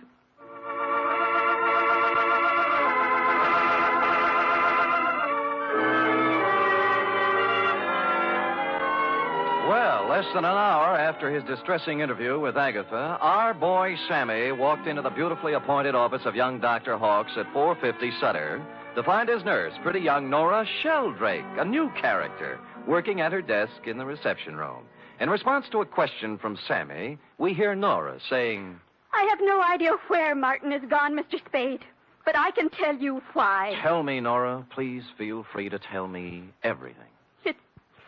It's that woman, Mr. Spade. Agatha? Yes, Agatha. Mm-hmm. She never understood Martin. She doesn't understand Martin. She never has tried to understand Martin. Do you hear me? She never has tried. I take it you don't care for Agatha Pilby. I hate her. Nora? I do. I hate her. She thinks her money can buy everything, even Martin. Well, it won't. She knows that now. Well, calm yourself, Nora. Try and think back now to the last time you saw Martin Hawks. It was Monday. 4 days ago? Yes. The call came from some legal firm named Bennett and Hatch. Now, let me write that down. I switched the call into Martin. I was worried for him. I was concerned. I have to admit now I did a terrible thing. Ah, you listened in. I did. They told him his sister was in town, that she was working at some nightclub, and wanted to see him. What nightclub was this? Let me see. It was the Tortuga. Mm-hmm. What else? That's all. They hung up then, and Martin came out. I watched the blood drain from his handsome features. His hand trembled, his jaw clenched. Yes. I'm going out, Nora, he said. If I'm not back, don't worry. That's all.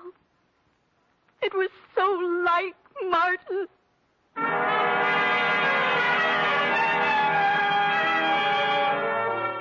The Tortuga was only a few blocks away on Post Street, so I walked there. We were just tooling up for the dinner trade when I arrived, sailed around backstage like Billy Rose on an inspection tour, found the doorman and showed him the snapshot you'd given me of young Dr. Hawks.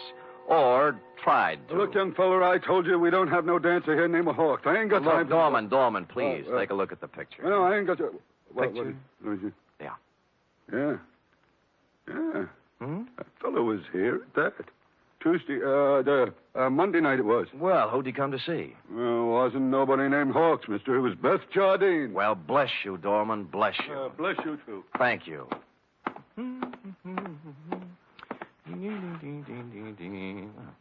Beth Jardine. Well, Come in.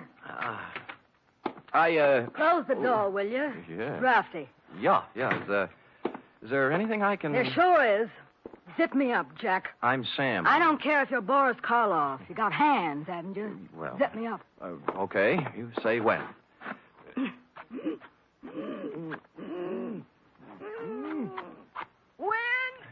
Can you breathe? Oh, no. You can't have everything. Ouch. Well. What's on your mind, Jack? Martin Hawks. Sorry, never heard of him. Look, we're getting along beautifully up to now, honey. Let's not spoil it. You not only know Martin Hawks, you're his sister. What makes you think What's I that know? card stuck over there in the mirror? Bennett and Hatch, attorneys at law. Aha! The same Bennett and or Hatch who called Martin Monday afternoon and told him his sister wanted to see him here. Now, what's this all about? I can't tell you. He got a telegram from Mexico. Mexico? Yeah, it upset him. Something awful. What'd it say? Regret must confirm your worst fears. You're dead, huh? Yeah. Oh, that's great. Great. Pretty hilarious, huh? Jack, you just ain't got no idea. I got a piece of advice for you, Jack. Oh? Forget about Monty Hawks and live a long and useful life. Mm-hmm. I got a tip for you, too. You're in a tight spot. Watch that zipper, Jack.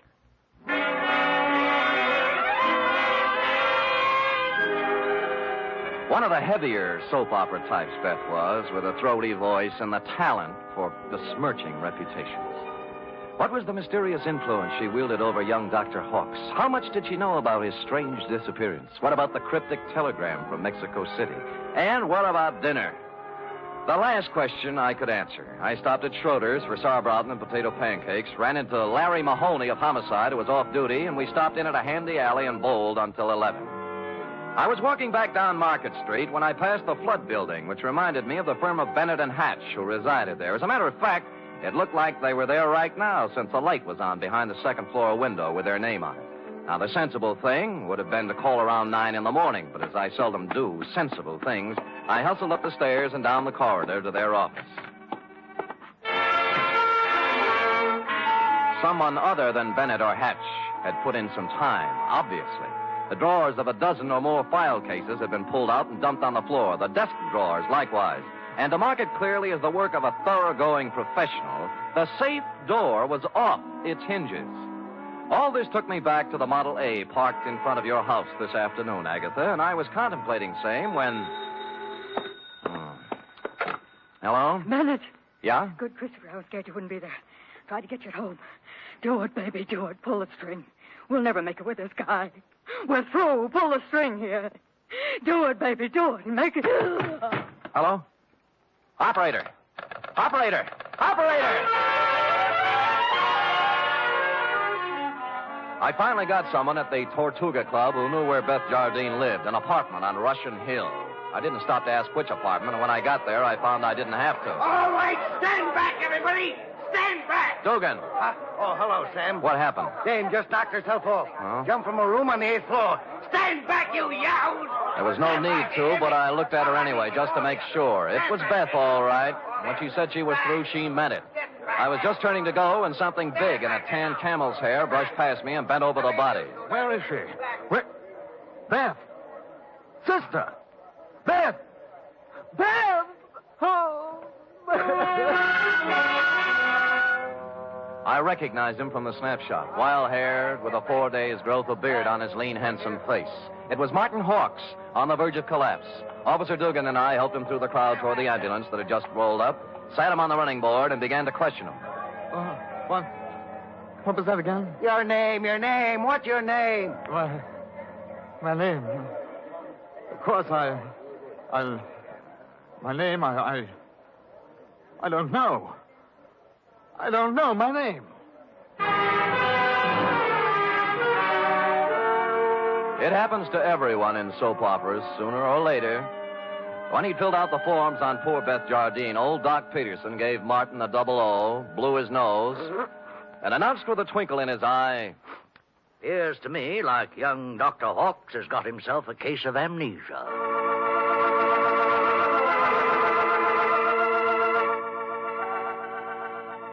Will the mind of young Dr. Hawks come out of the fog? What does he know about the death of Beth? Was it murder? Or suicide? Or both? And what of the mysterious telegram from Mexico City? Will Agatha ever discover the terrible secret of young Dr. Hawks? And will stupid Sam ever discover anything? Before we continue, a word from our announcer.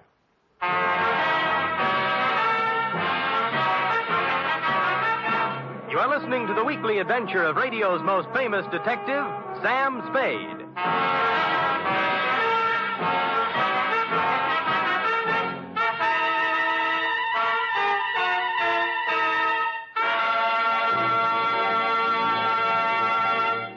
Three chimes mean good times on NBC.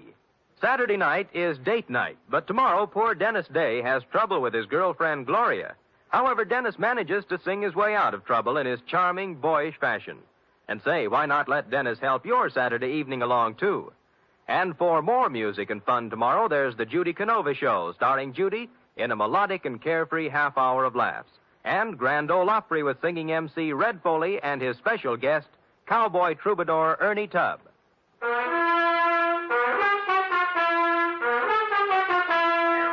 And now back to the soap opera caper, tonight's adventure with Sam Spade.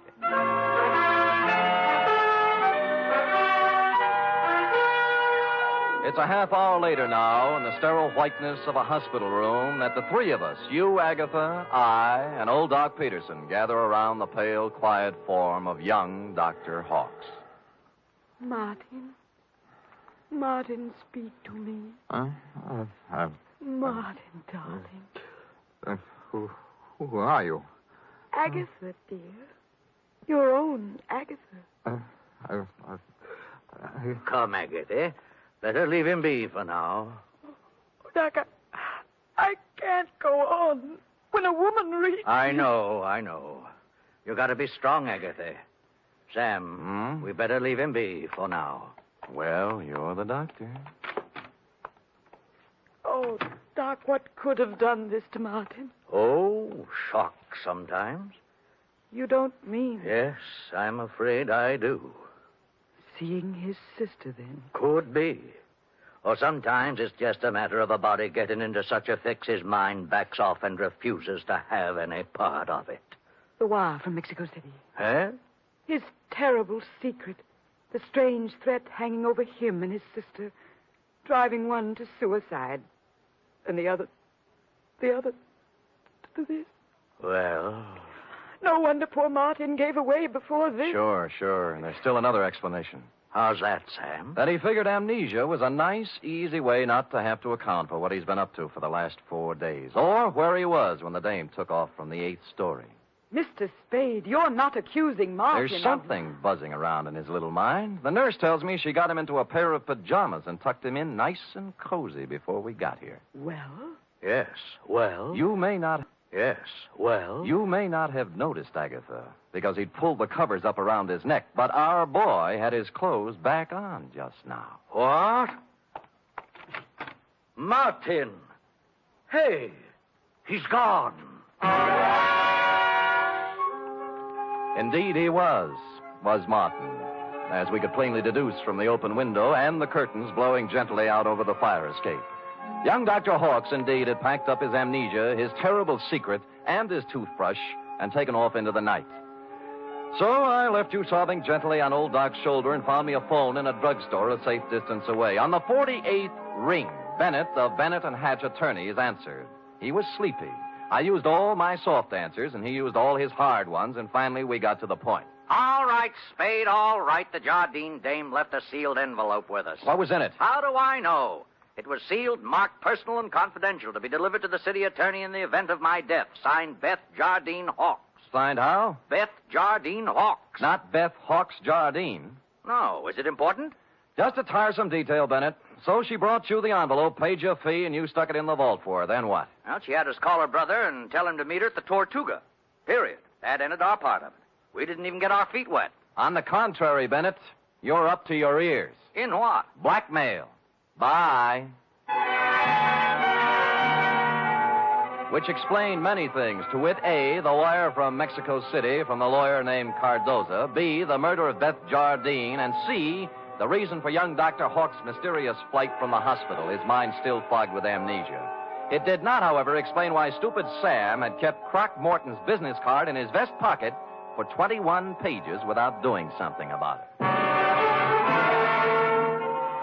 The address was near 3rd and Howard, not one of the better business sections, even for a private detective. I walked down 3rd Street, past the sherry and muscatel joints, looking at numbers, and then discovered it wasn't necessary. The old Model A was pulled up in front of what might have been a respectable office building before the earthquake, but now couldn't decide whether to be a warehouse or a tenement. Thus far, a harmonious picture. But behind the Model A was something twice as long and 3 times as shiny with a motor running. Out of place by about $4,000. Out kind of late, aren't you, Nora? Sam! Nora. Sam! Nora. Don't reach for the horn. But he told me... Sure, and you believed it, like everything else he told you. Come on, get out. I will not get out. Oh, but you will, or I'll pull you out by your pretty blonde hair. Now, come on. There, that's it. You can't do this to me, Mr. Spade. Nothing can stop Martin and me. We have our right to happiness. Uh-huh. Just the two of you, chins up, eyes on the horizon. Let the dead past bury its dead. How can you joke It's about... no joke, believe me. You got taxi fare?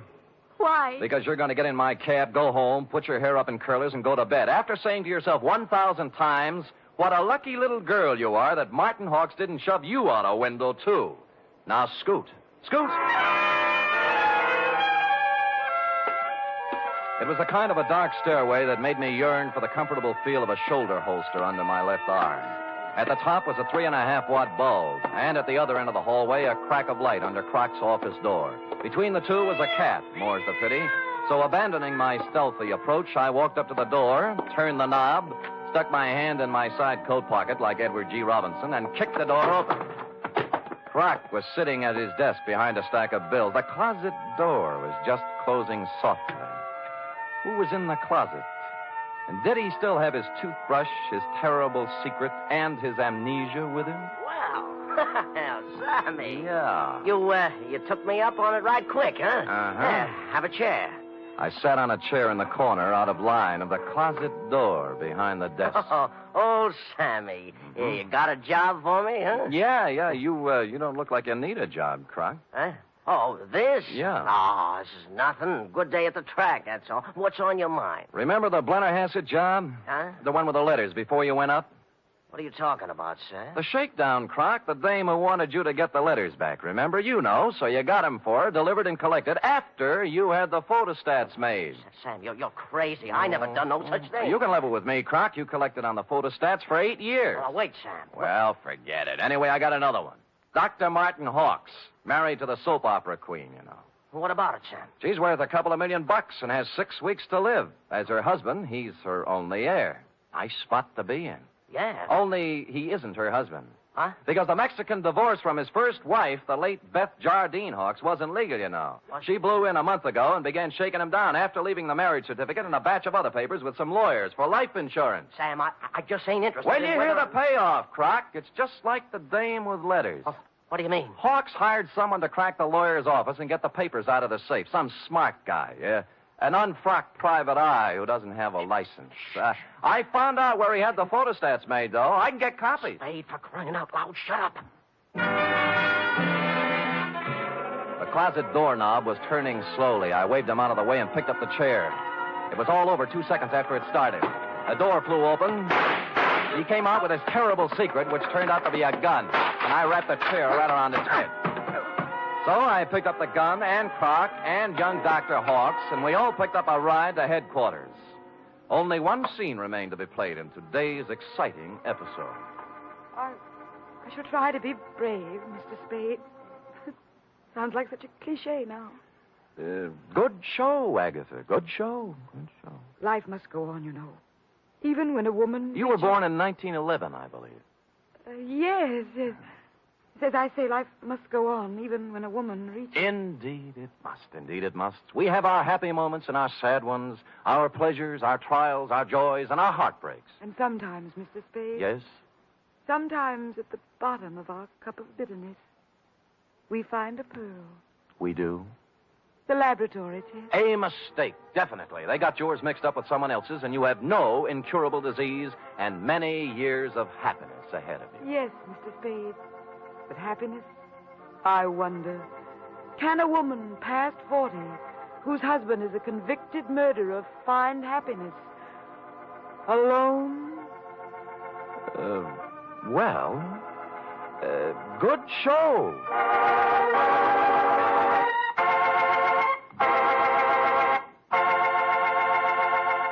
period, end of opera. Oh, Sam. Uh-huh. Sam, I can't wait for tomorrow's episode. I'll be sure to tune in at this very same time, Cherub, and meanwhile, answer me this. What, Sam? How long will it take a woman past 20 to turn out a 25-page report? Yes, sir. I'll have the answer after a brief word from our announcer.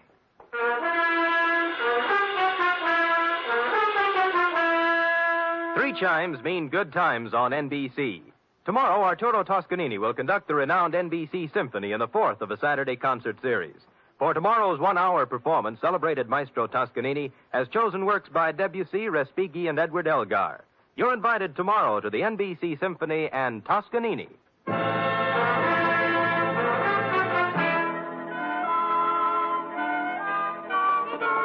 Oh, dear. Oh, there, little girl. No tears now, no tears. They're tears of gratitude, Sam. When I read all this about other people's troubles, I'm so grateful to you for the smooth life we have together. Effie.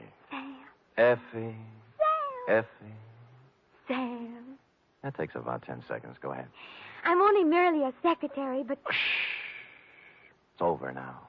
Matter of fact, we're 10 seconds over. Oh, well, Sam, I haven't even your wife to be versus... Nothing but peace and quiet. And fairly regular paycheck. With only a corpse now and then to produce a ripple on the mirror smoothness of our bliss. Oh, that's beautiful, Sam. I thought so. You don't have a single terrible secret either. No, but just to keep you interested, dear one, from time to time I shall pick up a piece of paper, read it, let the blood drain slowly from my face, then clasp you to me thusly, Sam. holding you close, and just before striding silently from the room, mutter in your shell-pink ear. I know. Good night, Sam. Good night, sweetheart.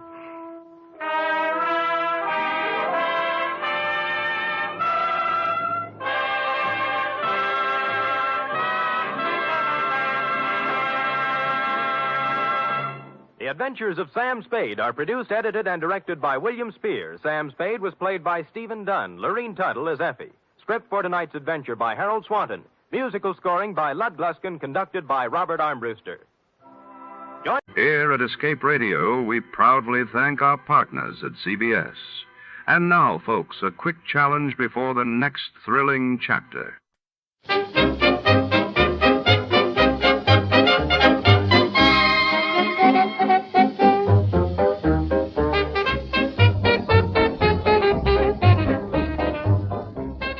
Tonight, we enter the silent corridors of the first Martian settlement, where the year is 1986, but the place is anything but Earth. A crew of American astronauts lands on Mars, only to discover a small-town America from 1926, complete with white picket fences and familiar faces thought long dead. Are these ghosts a trick of memory or something more sinister lurking beneath the red planet's surface? Secrets and illusions converge in a surreal, labyrinthine colonial outpost where every door hides a riddle, and every smile could be the last thing you see before, to start Let's See What Happened the day it was broadcasted. It was May 17, 1950, and that day Britain's Parliament approved sweeping new measures for post-war economic recovery, while in Calcutta, India, violent clashes erupted between rival political factions, leaving dozens injured. Tired of the everyday routine? Ever dream of a life of romantic adventure? Want to get away from it all? We offer you Escape. Escape, designed to free you from the four walls of today for a half hour of high adventure. Escape, brought to you by your Richfield gasoline dealer and the Richfield Oil Corporation of New York. Marketers of Richfield gasolines, motor oils, and other petroleum products. Look for the Richfield Eagle on the cream and blue pumps.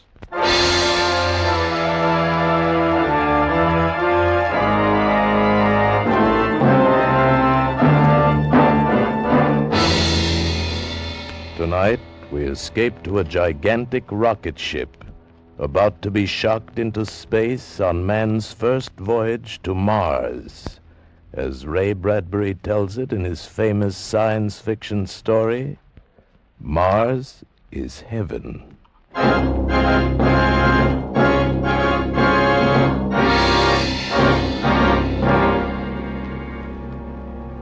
project is magnificent, overwhelming and tremendous.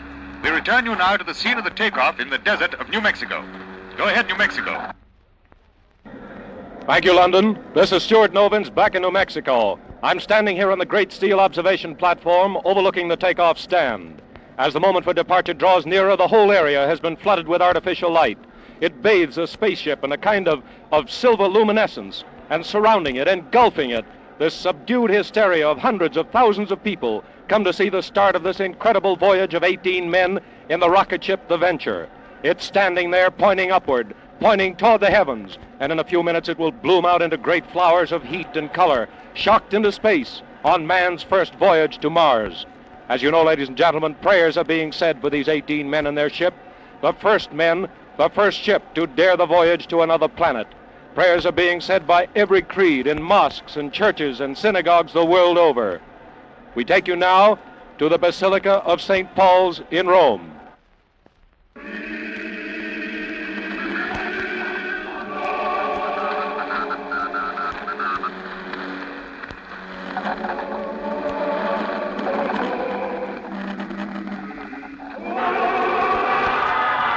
This is New Mexico again. We're sorry to cut in, but that roar you're hearing, the roar of the crowd, it's the moment we've been waiting for. I can see the crew of the Venture walking up the catwalk that leads to the spaceship. The men are entering, and now the escape hatch is closed.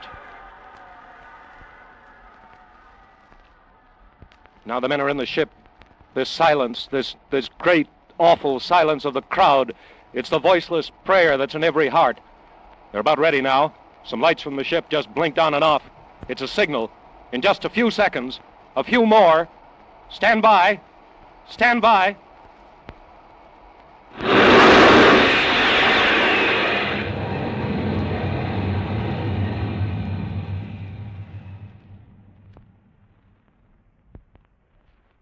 They're gone. The Venture. It's out of sight.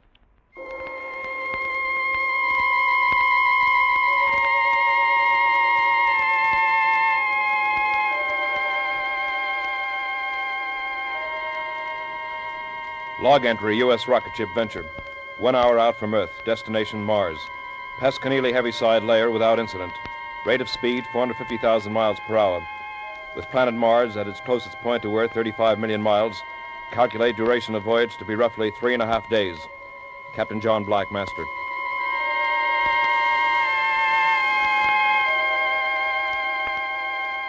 Log entry, U.S. rocket ship The Venture. 12 hours out from Earth.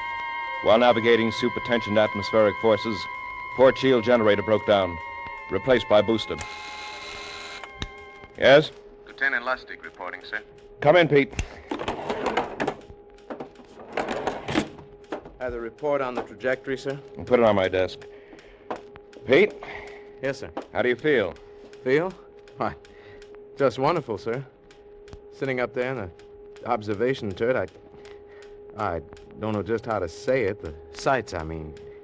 Moon so close and Earth looking like... and Mars, sir. Sir? Do you really think we'll make it?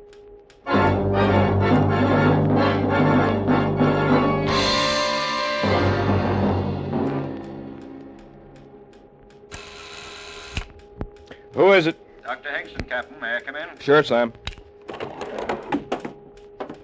You weren't asleep, were you, John? No, Sam. Just sitting here thinking. Well, don't think about it too much. Sleep instead. You need all the sleep you can get. Who sleeps? Who sleeps and has no way of knowing what's waiting for him? Look at it through the porthole, Sam. Mars. How would you describe it, that glittering blob of red? That's good enough. Will it consume us? Spew out, dust out into space? Maybe it's the Elysian fields, all charm and sweetness and moonlight shining on the restless dead. Which will it be, Sam? I don't know. All I know is that they told me I was an expert in space medicine.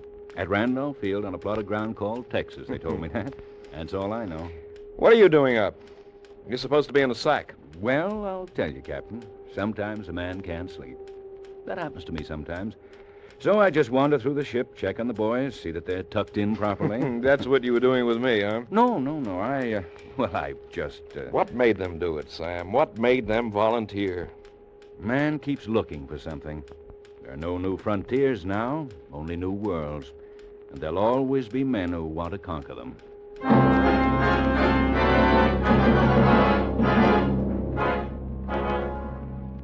Log entry, U.S. rocket ship Venture. 78 hours out from Earth. Approaching gravitational field of Mars. Atmospheric conditions similar to Earth's.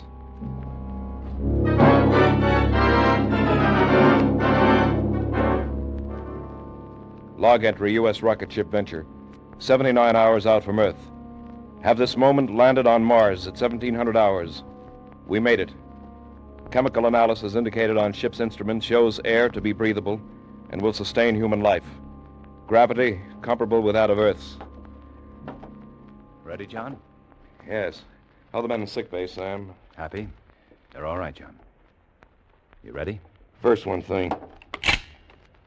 Captain to crew, your attention. We have landed on Mars. No man is to leave this ship under penalty of court-martial. Dr. Hingston and I will make a brief reconnaissance. Crew will proceed with repair of ship's hull. As you know, our ship is armed against any possible aggression. I can't impress it upon you too strongly. No man will leave this ship until Dr. Hingston and I ascertain that we are not in a hostile world. That is all. Let's go, Sam. You first, Captain. It's your honor. You, the first man from Earth to walk on Mars.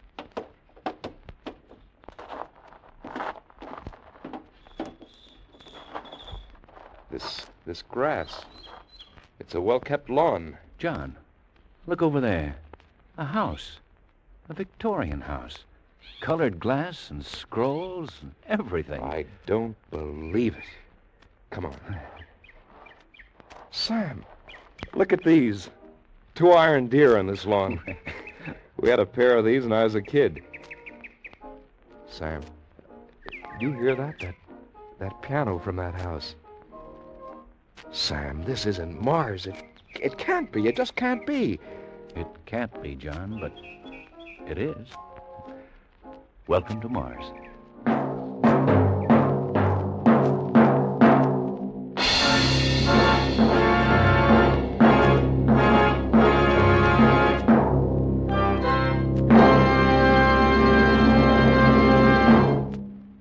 Perhaps you know that skilled research scientists have worked for many years to develop new high-octane components for gasoline. Components to give your car higher anti-knock performance and greater power. But do you know that from this research has come xylene? Xylene, one of the highest octane components in gasoline history. Now, listen. Today, every gallon of the famous Richfield gasoline contains xylene. Xylene in Richfield gasoline helps give your car new, lively pickup, new high anti-knock power, and new gasoline economy. Furthermore, there are 2 great Richfield gasolines with xylene. That means you can select the right Richfield gasoline to give your particular car the finest performance at lowest cost per mile. Richfield high-octane gasoline at regular price is specially refined for the average motor. Richfield ethyl. Ethyl at its best meets the requirements of the newest motors of the highest compression. And remember, both Richfield gasolines contain xylene. Stop where you see the Richfield Eagle on the cream and blue pumps. Get famous Richfield gasoline with xylene. And now we return you to Escape.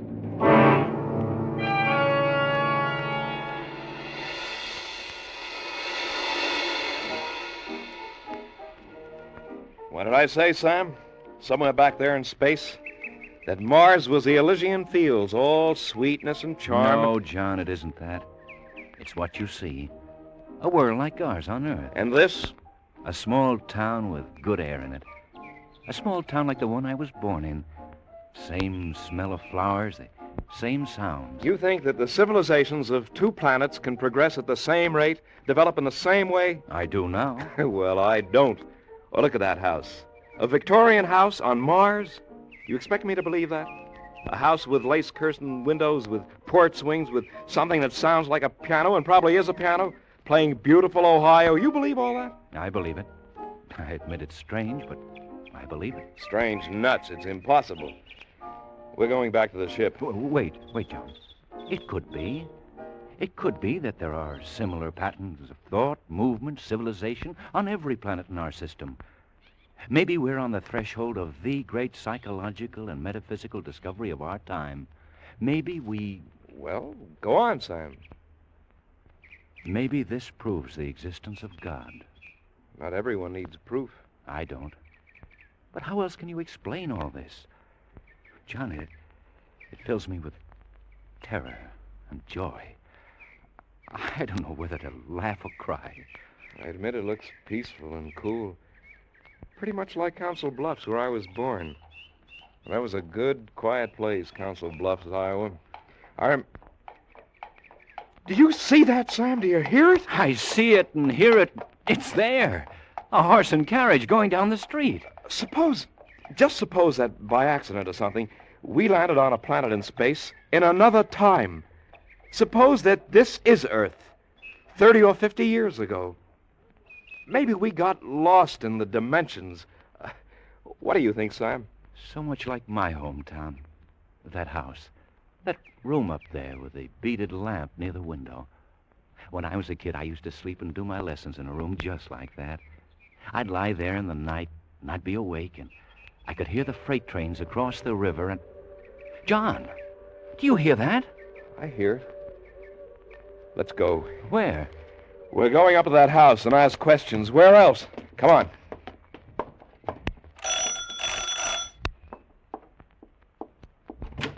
Yes, can I help you? I beg your pardon, but we want... If you're selling something, I'm much too busy and I haven't time. We're all at supper. Oh, wait, don't go.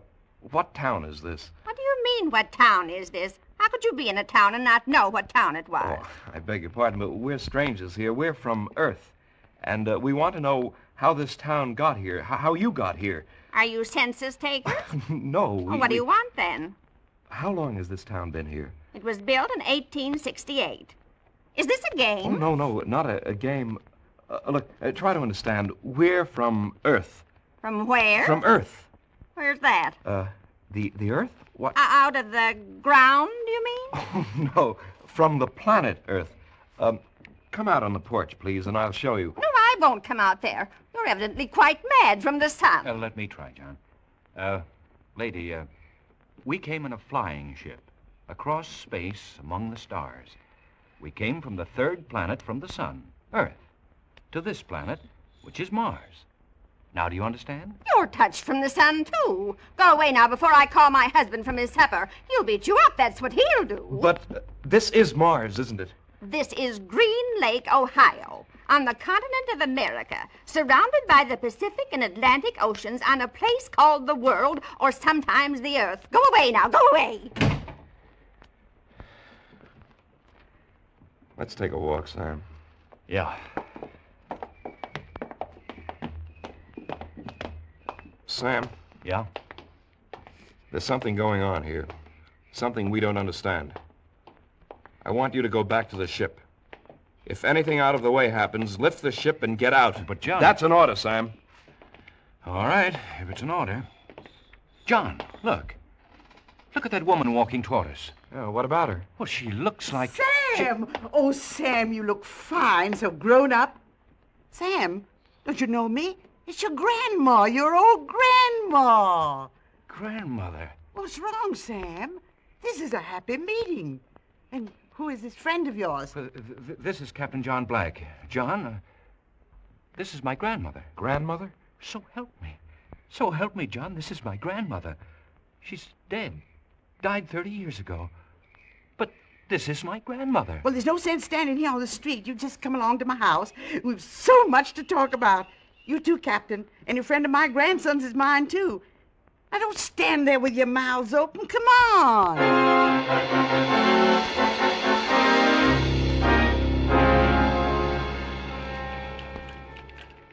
Here, Sam, have some more iced tea.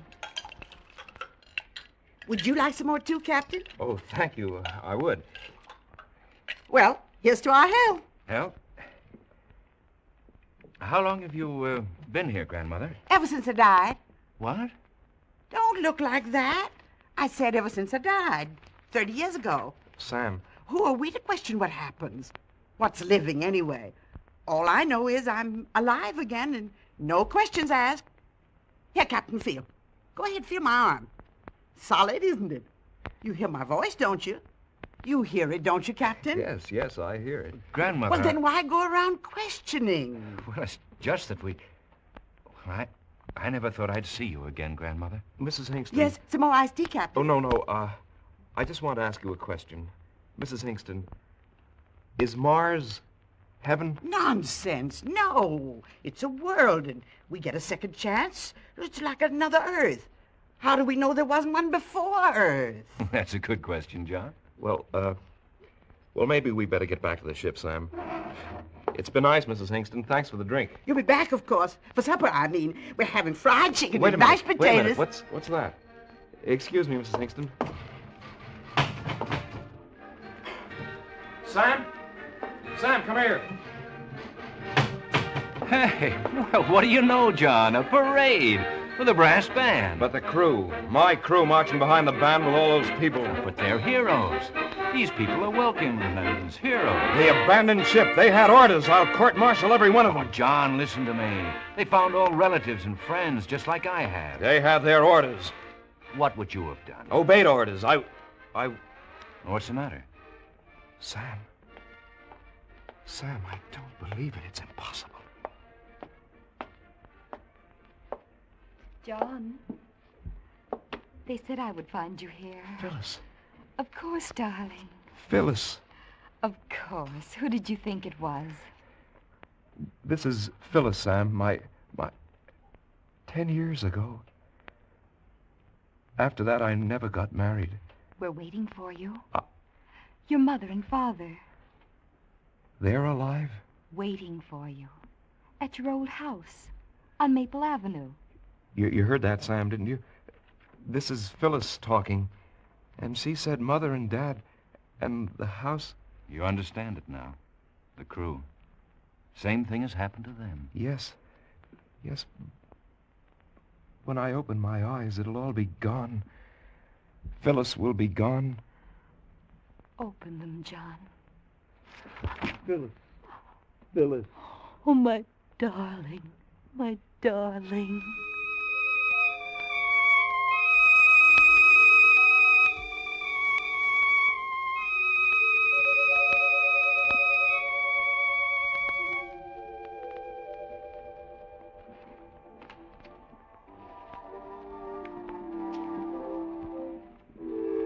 It's good to see you children dancing together again. Your mother would have enjoyed it so much, John. I must have worn her out with all my questions. Don't worry about it, son. She'll get a good rest tonight. Then in the morning, the days after... We have so much time now, son. We'll all be together. You and Phyllis, your mother and I. So much time. Yes. Oh, don't go away from me, John. Hold me closer. Oh, I've dreamed so long of dancing with you. But No. No more questions. Just accept it. That your mother and father were once dead and are now alive. That I was killed. 10 years ago, I was killed in a horrible accident. And now I'm alive and in your arms. Oh, tight, John. Hold me tight.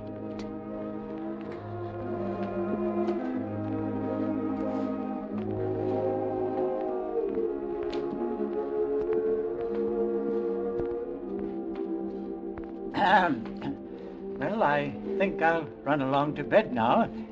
You children won't forget to turn out the lights. Well, you know what to do. Good night, Phyllis. Good night, Father Black. Good night, son. Good night, Dad.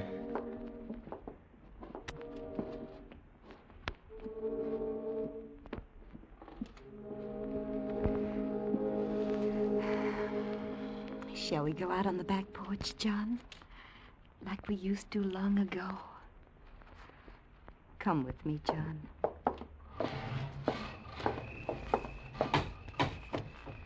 Here. Let's sit here on the steps. Remember that grape arbor? You built it. I remember you hit your thumb with a hammer, and I cried. You're very silent, John. Is anything wrong? Phyllis, I've just had a crazy notion. Suppose this were Mars. But it isn't. Humor me, Phyllis. Suppose it were Mars, and the Martians saw our ship coming and saw us inside our ship and hated us, and they wanted to destroy us, but in a very clever way. Yes? Well, what would be the best weapon a Martian could use against us with our atomic bombs, our hydrogen? John... No, let me finish. The hypothesis is interesting. The Martians would use telepathy, hypnosis, memory, imagination. Oh, John, don't question us anymore. No more. Look, suppose this town is some other shape, a Martian shape. But by playing on my memory and my desires and my wants, they've made it what I've wanted it to be. Yes. Now, suppose my mother and father weren't that at all, but two Martians, incredibly brilliant, keeping me under this dreaming hypnosis, as other Martians have done it to my men, to Sam. But me. You've had your arms around me. You've kissed me. We shared old secrets. Was that a Martian hypnosis, John? Phyllis. Yes, what is it, John? Where are you going? I've got to talk to Sam. I've got to find out what he thinks now that he's alone with his grandmother. Stay here with me, John. Well, I've got to talk to Sam. Maybe he's beginning to wonder, too. You're not going anywhere, John. Phyllis! Phyllis, no! You're not Phyllis! I was right! You're not... You're not...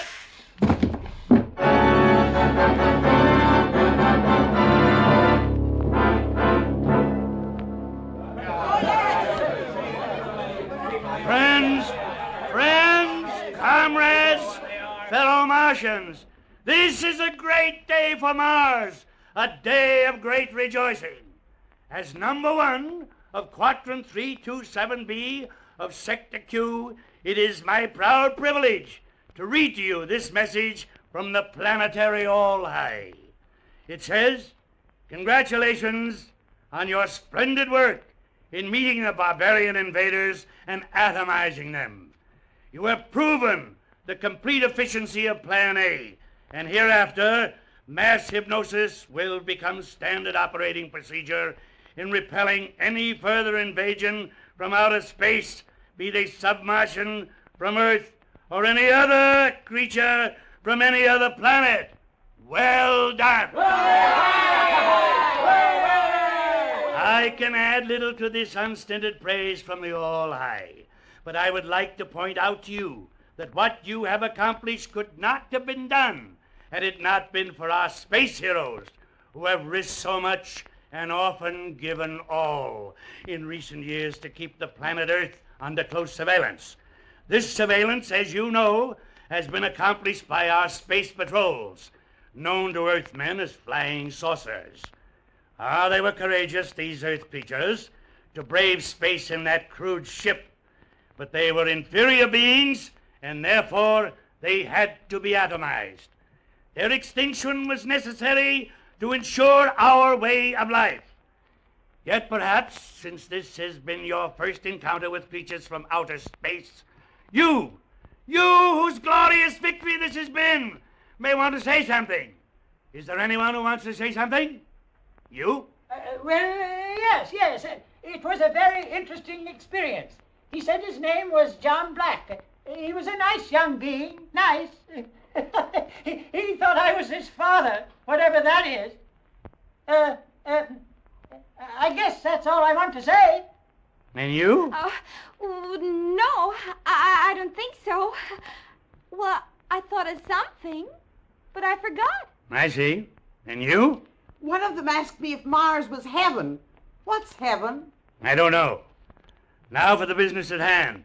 The ship they came in. The destruction of it. Disintegrator squad. Ready. Proceed. Compress charge. 16 atmospheres. Charges compress. Low velocity. Trajectory 2. Low velocity. Trajectory 2.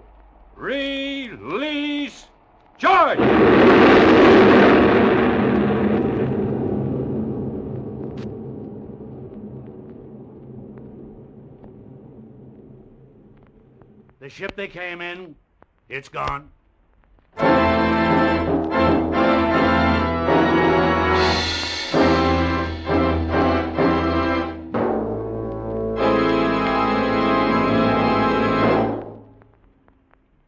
Motorists, did you ever consider that taking care of a car is something like caring for a baby?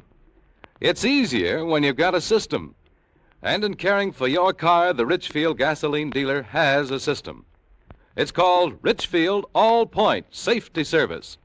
Have the Richfield dealer service your car tomorrow, because hot weather is hard on lubricants.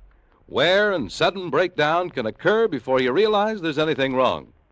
With All-Point service, the Richfield dealer will change your oil to fresh, Rich Lube all-weather motor oil and give your car a careful all-point lubrication job. Chassis, differential, front wheels, and transmission. And that includes service of automatic transmissions with the new Richfield automatic transmission fluid. Richfield All-Point Safety Service also includes inspection and care of all the likely trouble spots, such as battery, spark plugs, tires, and radiator. So save time, save money with this one-stop service. Get warm weather protection for your car now with Richfield All-Point Safety Service. Look for the Richfield Eagle on the cream and blue pumps. Escape is produced and directed by William N. Robeson. And tonight has presented Mars is Heaven by Ray Bradbury, adapted for radio by Morton Fine and David Friedkin.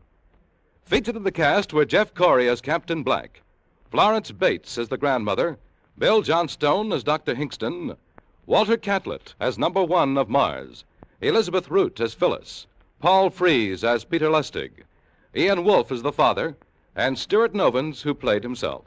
Also heard were Ruth Parrott and Ben Wright.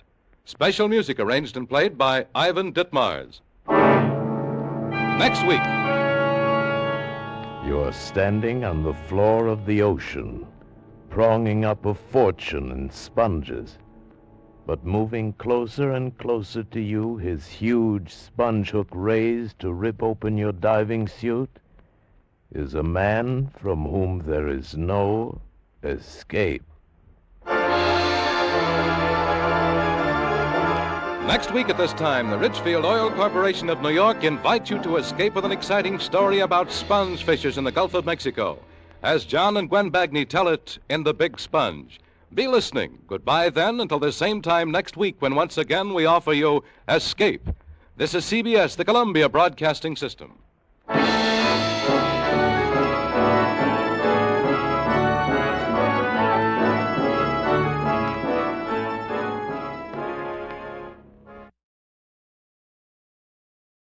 A warm word of thanks tonight to our sister station, CBS. And before the next thrilling episode begins, let's see how much you know about your favorite radio heroes.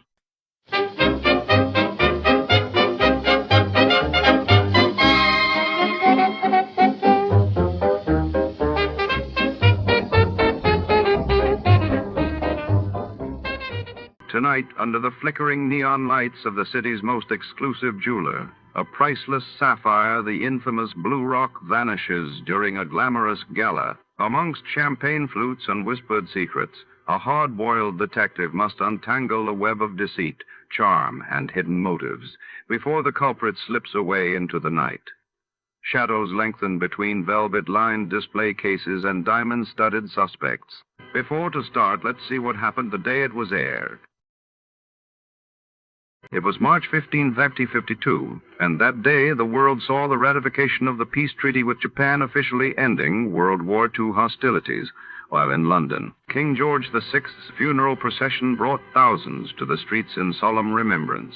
Hey, down here in New York at State Unity Live. Phil, how's my one-time fishing pal? Slowly but surely going nuts with this business. All set to open the trout season? Not a chance. I am. Sunrise on opening day is going to find me out in the middle of a stream, gently dropping flies in front of ravenous rainbows. Yeah, And you know I plan to do it? Yep.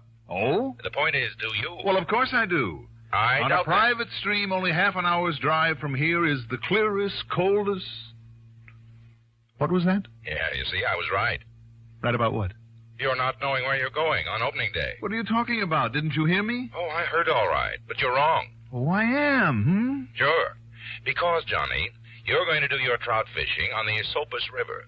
Down there in New York State? That's right, near the little town of Mount Tremper. Who says? It's just west of Kingston, the other side of Ashokan Reservoir, and about halfway between... Oh, I know where it is, and I've taken some nice, fat native browns out of the Esopus, and I love it dearly. But what makes you think that's where I'm going to open the season? Well, after all, if we're going to pay your expense account... Oh, you are? Yeah, and for once, you won't have to hold back on it. Well, that's a little different. I kind of thought you'd see it that way. Tell me all. Come on down here to New York, and I will. I'm on my way.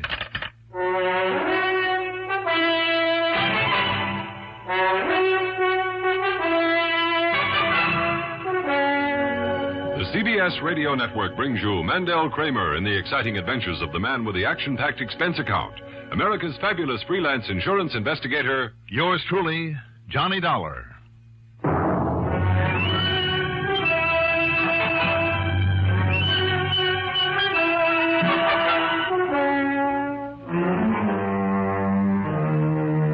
Expense account submitted by Special Investigator Johnny Dolar to State Unity Life Insurance Company, New York City office. Following is an account of expenses incurred during my investigation of the Blue Rock matter.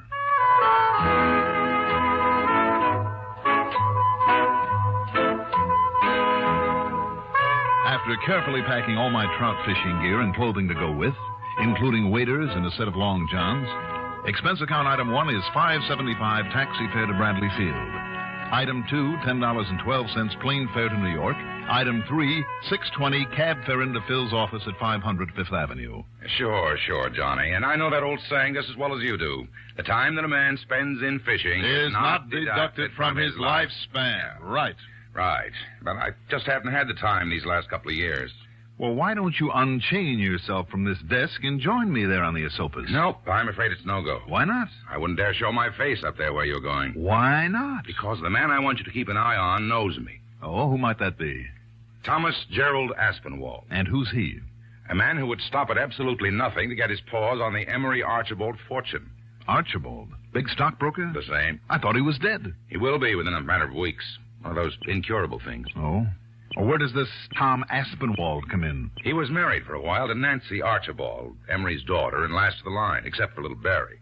Who's Barry? Barry Aspinwall, Nancy's 5-year-old son. By Tom Aspinwall? No. In spite of the last name, he's by an earlier husband who died about the time little Barry was born. I see. Go on. Now, in his original will, the old man left half to Nancy, half to Tom. Mm-hmm. But in a brand new will, that's all changed. When old man Archibald goes, and that could be most any day now, the whole of his estate, including nearly $1 million of insurance, gets divided 50-50 between Nancy and the boy. I see. And Tom doesn't like that. Unless, Johnny. Yeah? Unless the youngster dies before the old man does. In which case his share goes to Tom Aspinwall as in the earlier will. Ah. Don't ask me why, but that's the way it is. In any event, Tom would like nothing better than to see the youngster out of the way. Right. Before the old man dies. And that's why I suddenly got worried when I learned that Tom's taking the child away for a few days. Do you think he'd try to kill him, his own stepson? I think he would. All right. Now, what's all this have to do with my opening the trout season on the Esopus? Or was that just a gag to get me down here? No, not a bit of it. Now, I've made a reservation for you up there at Mount Tremper at the farmhouse of Mr. and Mrs. Fritz Hornblock. It's only a couple of 100 yards from the big pool below the bridge over the Esopus. Blue Rock Pool? Yes. Where I've wet many a line, Phil. Oh, but not many people fish that spot anymore. Because unless you know every inch of it, and with the high, roily water this time of year especially, it's about as dangerous a place as there is. Right. So, when I tell you that the only other guests the Hornblocks will have for opening day... Tommy Aspinwall and the boy? Yes. Wow. If there's one place on that river to fake an accident and make it look legitimate, that's it. Yes. You, like to run on up there and keep an eye on things? Maybe prevent a murder? What do you think?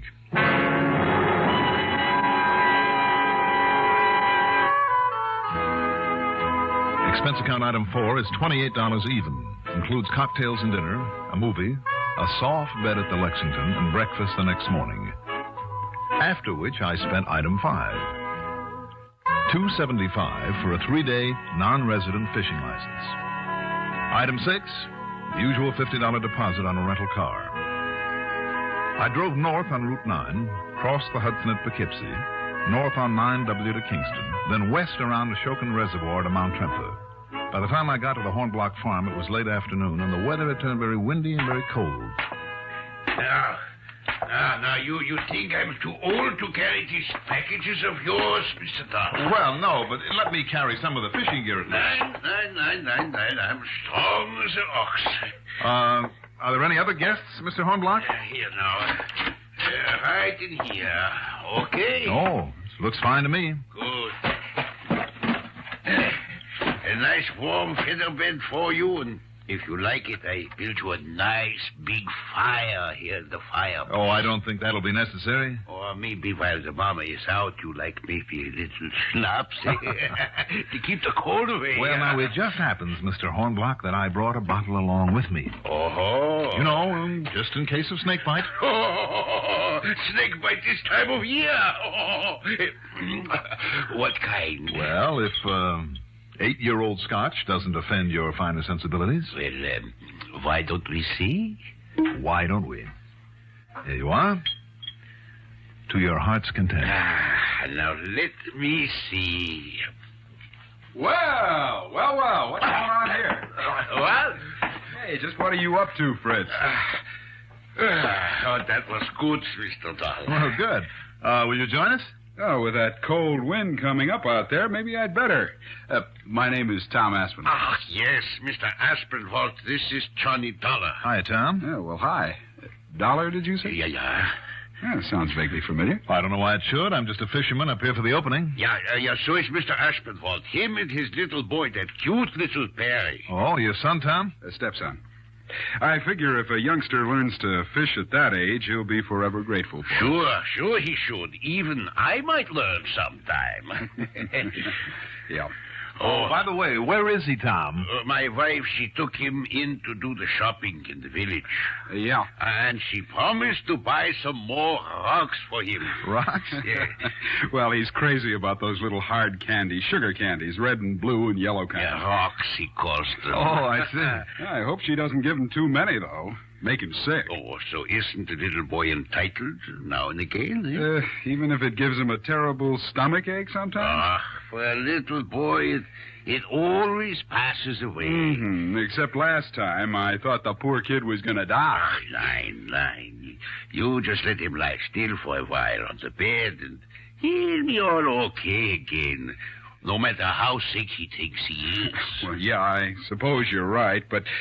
Well, this time I've brought him up here to learn to fish, not to lie around with a stomachache because of the way you and your wife spoil it. Now, Mr. Aspinwall. And, didn't you say there isn't a doctor this side of Kingston? Now, we take care of him. Now, don't you worry about him. You going out first thing in the morning, Tom? Yeah, I certainly am. Johnny, did you say? That's right. Yeah, I haven't missed an opening day in years. Where do you plan to fish? Oh, I don't know. Somewhere along the river. You? I'm not sure yet. Well, I will tell you, boss. Yes, Fritz? You know where's the big hole below the bridge? Oh, you mean where the Blue Rock is? Yeah, sure. Oh, of course. It's an ideal spot. And nobody else will be fishing there. Right, that's for me. Only one thing, though, Mr. Aspinwall. Yeah. I won't let you take that little boy there. Oh? Why not? It's too dangerous, all those slippery rocks. Oh, now look. And with all that ice on them in the early mornings, 9. Well, with me along. Maybe later in the day after it gets warm. Okay, Fritz. We'll see. Now, you don't take him there. Okay, Fritz. Hey, now, wait a minute. Yeah? If that's such a hot spot... Sure it is. Well, Tom, why don't you and I hit it at the crack of dawn? Well, now, just wait a minute, Johnny. Sure, that's a good idea. Sure, what difference would it make to a youngster of 5? Well, it's simply that I promised him. I mean, a place where he'd be sure to get some fish. What's more, it'll be a lot warmer later in the day. Of course. And after you've caught your limit, we hope, you'll feel a lot more like taking the time to teach him. Yeah. You leave him with us in the morning. Now, He listen, can you play two around are- this place the way he likes to. Does he really care about fishing at that age? Well, he will, once I've shown him how. Well, he'll enjoy learning a lot more if he's warm and comfortable. I suppose you know all about kids. No, not very much, but if he does enjoy playing around the farm the way Fritz says he does... Sure, that's what he really likes. And, you want the truth, Tom? Truth? Well, apparently you're the expert around these parts. I'm not, so I'll use whatever arguments I can to make you help me get a limit tomorrow morning. Johnny, now... And don't you think that would be the sporting thing for him to do, Fritz? Sure it would. All right, then it's all set. You and I open the season with a bang at this hot spot of yours. Then later, when it's warm and the rocks are dry, we can both take Barry out and teach him how. Well, thanks, but I prefer to teach him myself. Okay. Would you care for a little snort out of this jug? Yeah, sure. No, thanks. I've got to run over to Kingston to pick up some dry flies I forgot to bring along. Sure.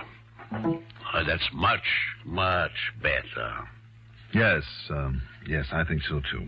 Say, more trout flies, did he say? That's funny. Is it? You should see what he bought. Every fly that was ever made. Well, more to the point, Fritz. Yeah? Purist though he may be, and I like to think I'm one, too, doesn't he know that dry flies would be ridiculous this time of the year? Sure he does. Some wet flies, or nymphs, or streamers maybe, or even when you come to being practical about it. Yeah. Some of the nice fat worms that I have already for you, eh?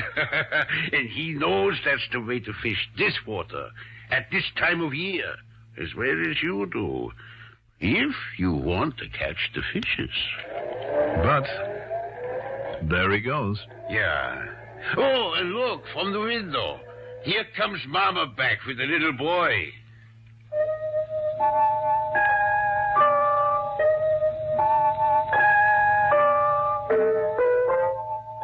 It was obvious from the way he spoke of him that Barry wasn't overly fond of his stepfather. But he was a cute little tyke, and I didn't blame Mrs. Hornblock, a sweet, typical housefrau, for wanting to spoil him just a little. A little, judging by the size of the sack of hard candies he clutched in his hand. Blue rocks, he called them. She was doing a pretty good job of it. The kind he likes the very best, his steppapa says. There was something about those candies, though, that vaguely reminded me of... I wondered... Yeah, and the blue ones, those are his favorites. Any kind that's blue, he loves it. But, Fritz, where's the steppapa? Oh, just to Kingston to make an errand. Tell me, Barry, Uh-huh. you looking forward to fishing tomorrow? Oh, I'd rather stay here and play with the pigs and chickens. Sure you would. I'd eat rocks. You want one, mister? No, thanks. Now, come, Liebchen. You must wash off all the sticky. So much happier the boy is with the pigs and chickens. But he's bound he teach him how to fish. And so he will. Will he? Huh? I wonder.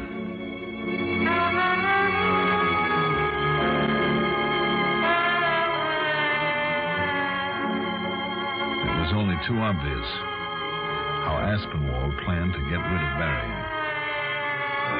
And I made up my mind to be among those present whenever he headed for the river with the youngster in tow. But you know something? That turned out to be a nearly fatal mistake. For two people.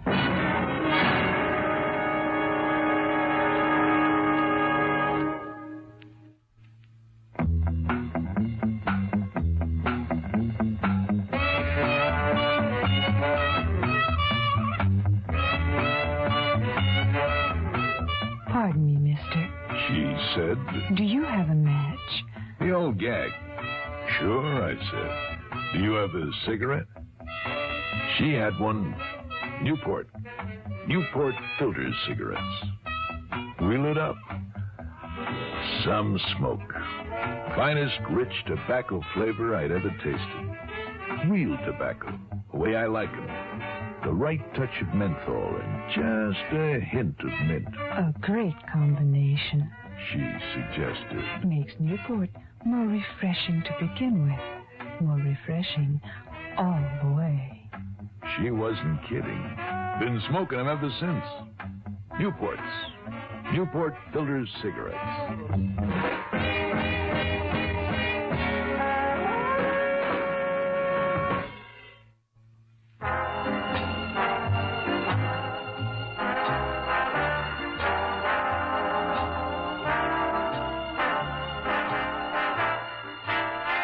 Shortly before dinner, I beg your pardon, I mean supper, Aspinwall returned from Kingston decked out in a new fishing jacket. And judging by the way one of his pockets bulged, he'd added to his collection of flies and lures. During the meal, his annoyance, a couple of hours earlier, seemed to have disappeared. You must really like the new coat, Mr. Aspinwall, wearing it to the table, huh? Would you like some more pig's knuckles? Oh, no, thanks. No, I just want to make sure it's broken in, Mrs. Hornbach, before Johnny and I hit the river in the morning. Oh. That's a good-looking jacket, Tom. I like those bellows pockets. Yeah, they're nice and roomy. Mm-hmm. Looks like you bought a pocket full of new lures, too. Oh, nothing of any consequence. Mama, please, some more sour. Yeah, here you are, Papa. And did you buy me some more rocks? Now, Barry, don't you think these folks gave you enough of that hard candy? Oh, no. Well, it seems to me that everywhere I turn, there's some of it lying around, waiting for you to find it. I know, and I look for it. And every time I get a stomach ache, too. You sure do. Well, I don't care. No, of course you don't. And he always gets over it. You're still set for the crack of dawn, aren't you, Johnny? I sure am. But just the two of you. Why, sure, Fritz. Just the two. Yeah. And, Barry, while we're gone, you can fool around the barnyard. God. Can I have my dessert now? Yeah, in a minute. Papa. Yeah. When you go to the village in the morning, you'll buy my little boy some more blue candy. More blue candy. Yeah. Oh, there isn't enough of it around here. Oh, and I must take some butter over to Mrs. Hilger after breakfast. And I'll stay here and watch your chickens. That's right. You'll leave him alone? Oh, just for a little while. He will be all right. Sure. If you say so. Oh, by the way, Tom, I'm guaranteeing that we'll bring in the limit tomorrow. You mean if we're lucky? Oh, luck won't even enter into it. Oh, no? No. Papa Hornblock's promised me a secret weapon. Haven't you, Papa? Yeah, that's it. A secret weapon. Like what? You just wait. I'll show you tomorrow morning after you're through beating the river to a froth with no results.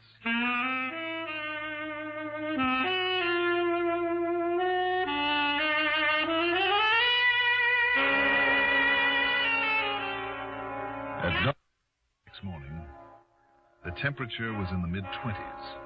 But after fortifying ourselves with pork chops, hotcakes and bacon, 3 fried eggs apiece, and plenty of steaming hot coffee, Tom and I set out for the river, leaving the Hornblocks to their errands and little Barry to play around the farmyard. We crossed the bridge, then worked our way down to the Blue Rock Pool. Fritz had been right. There was a slick coating of ice on all the rocks and ledges. And, incidentally, I noticed the pocket of Tom's jacket wasn't bulging the way it had the night before. And I meant to ask him about it. I wish I had. But having given up on lures, I'd resorted to Papa Hornblock's secret weapon, a can of fat, sassy earthworms. Then, precariously perched on a slippery rock, I tied into the first trout of the season. Yo-ho! Hey, good boy, Johnny. Looks like you've got one. Oh, I sure have. This one's a dilly. Well, and here I come for some of that secret weapon. Just watch your footing, Tom. Oh, don't worry. My hand's free. I can hang on to bushes along the side. There he goes again. Oh, he's a good one. Yeah. Johnny Dolar, huh? What? You think I didn't know why you came up here? Now, wait a minute. Oh, look at him go. Yeah. Yeah, well, look at you. Go. Hey!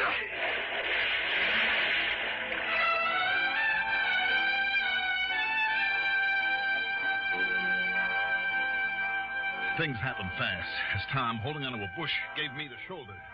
My feet went out from under me on the icy rock, and I fell sideways into that treacherous, frigid pool. But in twisting around, I'd grabbed at one of his legs and managed to hang on, and then the two of us went in. From then on, all I can say is that it's a miracle we ever got out of that freezing, rushing torrent alive. But somehow we did. Then up on the bank, the water on our clothing freezing into ice. All right. All right, Dollar. So you think you won, huh? Just because you got me. And you did bring that youngster up here to kill him. You bet I did. All right. Come on now, back to the house before we freeze to death. And we'll make sure that Barry's still okay. Johnny, Dollar, it's no use. Because you gave yourself away. What? You knew that he was only 5. You said so before you even saw him. So I knew you were onto something when you came here. All right, so I goofed. Now, come on. I remembered who you are, and I knew you wouldn't let me get him down to the river alone. So that's why I made other plans. You what? Yeah. Wait a minute. That pocket on your jacket. Yeah, that's right, Dollar. From the wetting, there's a blue-green stain all over it. Huh? Blue vitriol, copper sulfate that you bought in Kingston. Oh, so you're smart now, huh? And the little chunks of blue vitriol look just like the chunks of the hard candy that kid likes. Yeah, and they both have a kind of sour taste. You see? Yes, I see. Come on. No, it's too late, Dollar. Because I left enough of that stuff around for him to find to kill him 10 times over. Come on. When he sees it, he'll think the Hornbachs left it for him. And even if they're there, you think they'll worry over his stomachache before it kills him? Barry! Barry! You're too late, Dollar. You're too late. Barry! So, maybe you caught me, but at least that lousy kid will never get the money. Barry! Barry!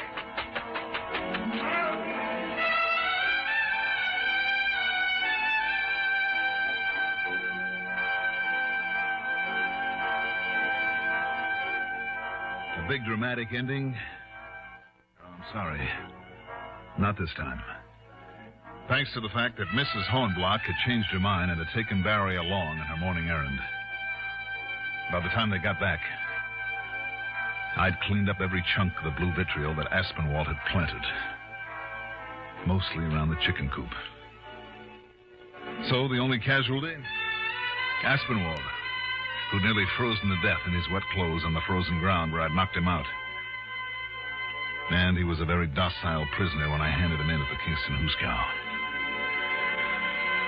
Expense account total, including a bit extra for the Hornblocks? Oh, call it 200 even. Yours truly, Johnny Dollar.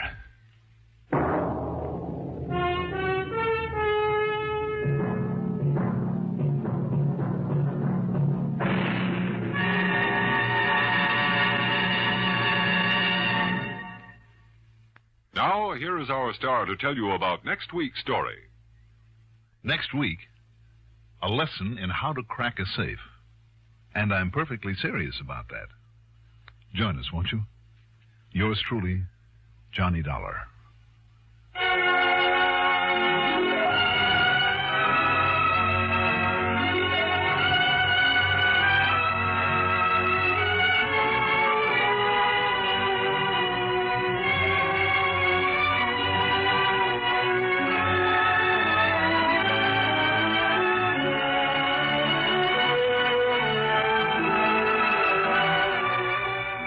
Yours truly, Johnny Dollar, is written by Jack Johnstone, produced and directed by Bruno Zerato Jr., music supervision by Ethel Huber. Johnny Dollar is played by Mandel Kramer. Also featured in our cast were William Mason as Tom Aspinwall, Carl Weber as Phil Taylor, Louis Van Ruten as Fritz Hornblock, Rainer Rayburn as Mrs. Hornblock, and Sarah Fussell as Barry. Be sure to join us next week, same time, same station, for another exciting story of yours truly, Johnny Dollar. This is Art Hanna speaking.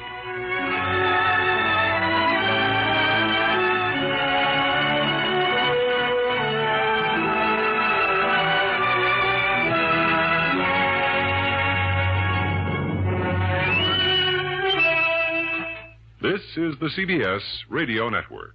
From all of us here at Escape Radio, thanks kindly to our sister station, CBS. Now then, let's see if you're true masters of classic radio.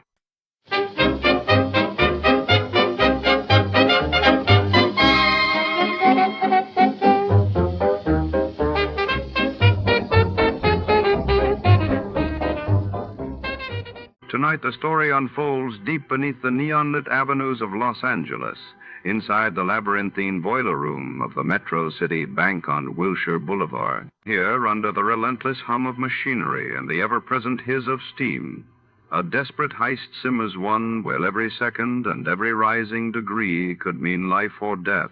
Secrets boil over. Loyalties are put to the test. And a detective must race against time and pressure, literal and metaphorical, to crack the case. The stakes have never been higher, and the walls themselves seem to close in, suffocating all hope. Before to start, let's see what happened the day it was broadcasted. It was February 22, 1951, and that day the world watched as the United States pushed forward with atomic energy plans following a dramatic test in Nevada, while across the Atlantic, Britain was gripped by the largest coal miners' strike in a decade, threatening the nation's fragile post-war recovery. Tired of the everyday grind? Ever dream of a life of romantic adventure? Want to get away from it all? We offer you Escape. Escape, designed to free you from the four walls of today for a half hour of high adventure.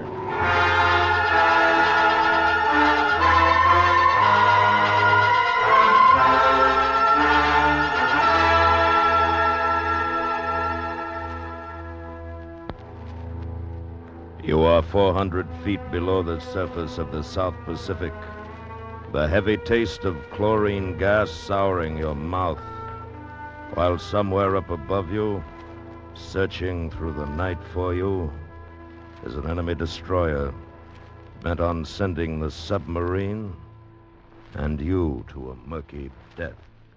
Listen now as Escape brings you Richard Chand Lee's exciting story, Pressure.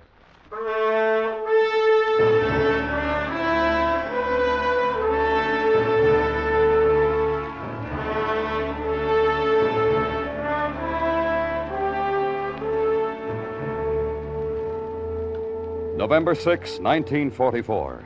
USS Amberfish, SS 593, departed Pearl Harbor for her assigned patrol area, the East China Sea. She carried 82 men and 24 torpedoes. She was commanded by Lieutenant Commander Daniel Hall. Her record was 0. This was her 4th war patrol. On the 32nd day of patrol at 1700 hours, Amberfish surfaced off the southern coast of Japan. Fog. Wouldn't you know it, Mac? If the sea doesn't run heavy, we get fog. What can you find in this? What's the old man got planned for tonight, Lieutenant? Routine. Night surface routine. You think the last night on patrol we... Hold it. Hiya, boys. Captain? Evening, sir. That's a lousy night. What speed we making, Frank? About 5 knots, sir. 1 and 2 main engines on battery charge, number 4 on propulsion. Position? About halfway through Asumi Strait. Course 045. Radar has the coast of Kyushu ranged at approximately 15 miles on the port beam, picking up the usual fishing boats. Aside from that? Yeah, no. Nothing. 32 days and nothing. 4 patrols and nothing. Sir, may I suggest something? Yeah, sure, Mac. What? Oh, last night on patrol, sir, maybe we could go after one of those fishing boats, take some prisoners for intelligence and sink her by gunfire. We got no orders for it. I know that, sir, but... It might do us all some good, Captain. End of the patrol. It's better than nothing. I'm sorry, boys. We got no orders. That's it. Yes, sir. Only we're all... Only what? Nothing, Captain. Nothing at all.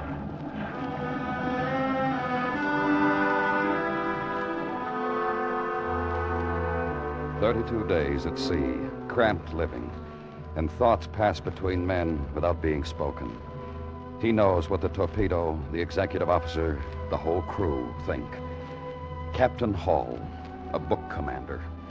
Last night on patrol, and he still goes by the book. Gotta blame someone for an empty sea, for a tired ship, for bringing back a full load of torpedoes 4 times in a row. The captain stares at the fog and into his own thoughts. They need officers behind desks. That's where they'll put him after this patrol, a desk officer. Just a few more hours and he's headed for it. Fog looks like it's thinning. What? Oh, yeah. What's the time, Mac? 0100, sir. Bridge. This is the conning tower. Radar contact. This is Bridge. What's bearing?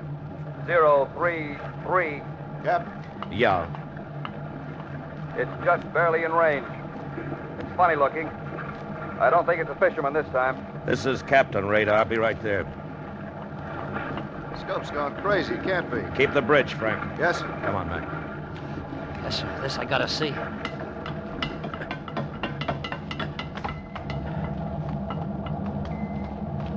Okay, Johnson, what have you got? Yes, sir, Captain.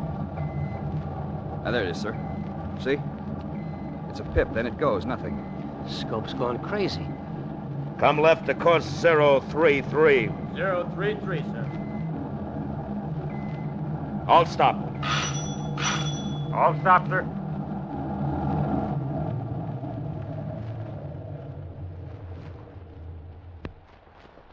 All right, Mac, what do you hear on the bearing?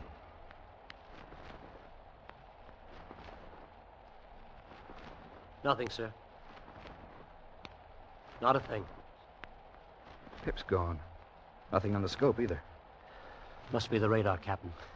Must be with our luck. Luck can change. Steady on course 033. 033, sir. All ahead full. All ahead full, sir. You never can tell. There have been false alarms before. The procedure is standard, by the book. Maybe one last chance to break the dull, leaden monotony that smothers the boat. In the forward battery, the crew's quarters, another rumor. Hey, we picked up speed. Really moving. Relax, Bergen. I think they got something on the radar again. Cards to the players. Come on, you guys. I got a wife to support. 5, 10, 15 minutes. All ahead full. The little flurry in the conning tower begins to settle. And then... Captain? There it is, sir. We've got it now, sir. We've got it. Yeah. Man tracking stations. Just one pip, but it's a big one. I don't believe it. The men run. There's excitement. No feeling of obedient drill. Even the engines sound different. In the green eye of the radar, the spot grows stronger and holds. A chance, one last glimmering chance for the captain to show he's not a book, to keep his job. Out there in the night, there's something big and fast.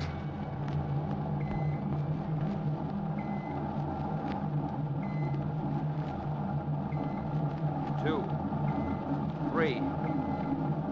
3 smaller pips now, Captain. 1 big ship and 3 escorts. Zigzagging.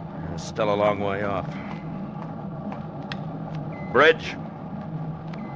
Yes, sir. You see anything, Frank? Not yet. Fog's gone, but it's black as pitch. Can we come up to him? We'll come up to him. Just keep your eyes open. Maneuvering. Tell those motor Macs back there to give it everything. All ahead flank. Maneuvering. Make all speed. All ahead flank, sir. What do you think we got, Captain? We haven't got him yet. 1 ship, 3 escorts. Must be worth something to the chaps. The moon's coming out. We're getting the moon. Got something on sound, sir. Heavy screws bearing 041. Frank, got him on sound now. Can you see? I think so, Captain. Wait a minute. Yeah, I can just about see him. Bearing 040. That's him. Oh, what do we got, Frank? What is he? Oh, wait a minute. Well, hold it. Aircraft carrier coming right down the groove. Battle stations torpedo, make ready all tubes and stand by.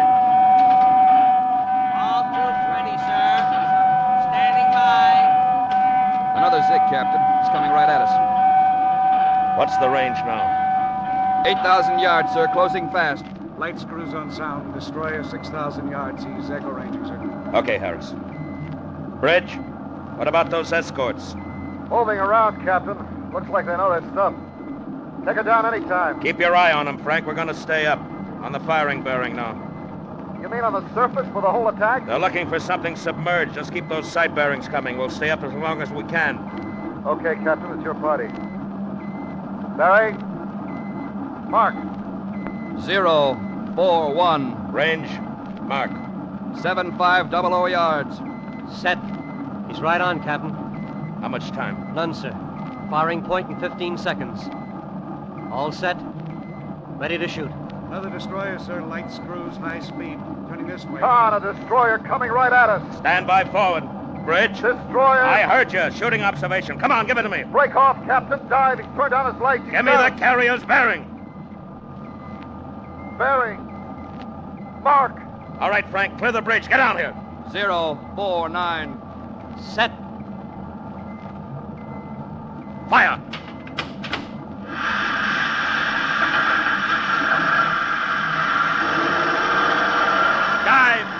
Dive!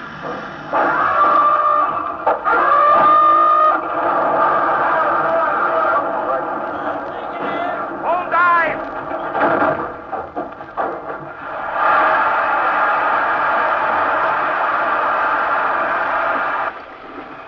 Left full rudder. All ahead emergency. Take her down to 200 feet. Left full rudder. All ahead emergency, sir. Rig for depth charge. Rig for silent running. Destroyer had us cold, Captain. 600 yards. Won't have any trouble finding us now. Destroyer close aboard, 050. Forget the destroyer. Sound got on that carrier. Listen for those torpedoes to hit.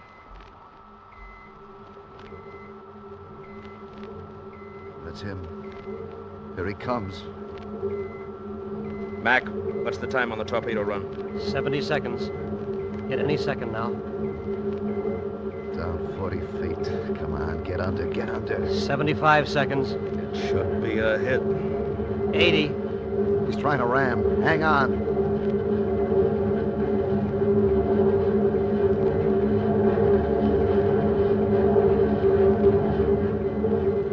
Missed us. He missed. Harris, did you hear a hit? Did you hear anything? No, sir. I don't know. That destroyer, I didn't hear anything. Missed. Yeah, we missed. Down 70 feet. All right, Sound, get on that destroyer. We're playing target now.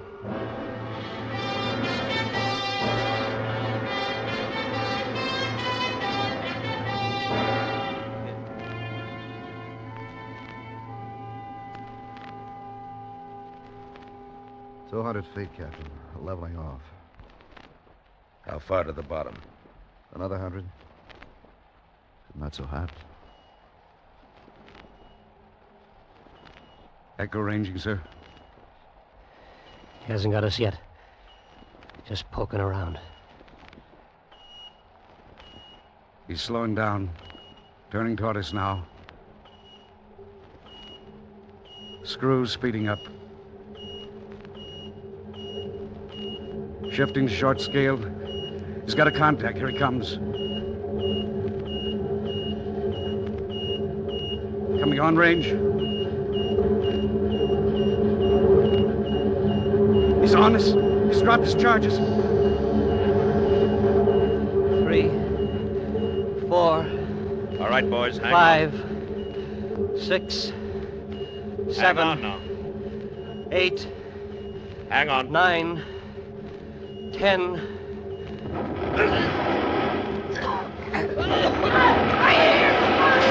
Lights are out! All right, emergency lights! Turn on that lantern! Here, somebody help me with Harris. Turn down the volume. Went right through my head. I can't hear. Jensen, get Harris out of here. Get him to his bunk. Find the pharmacist's mate. Yes, sir. Keep him quiet, Yes, Jensen. Those charges were right on. Like he looked right down and saw us. Yeah. Well, I guess we ran into an expert. Bergen, check all compartments, report all damage. Yes, sir. Mac, get somebody on sound. I'll do it, sir. We're in for it, huh, Captain? Yeah. Just hope she stays together. A beating. And for nothing. The captain tried. He had his chance. Check through the boat and pray none of the damage is beyond small, quiet repairs. Small and particularly quiet. After bilges flooding, hull dished in but holding. It's the captain's command because they thought he knew his job. They let him go to sea 4 times with $7 million and the lives of 82 men. Number 1 and 2 air banks emptied. Diving planes damaged. Losing depth control. He listens to the damage. Nothing fatal yet. But it isn't over. There's an expert up there. And he's got all the time in the world. And he's going to take it.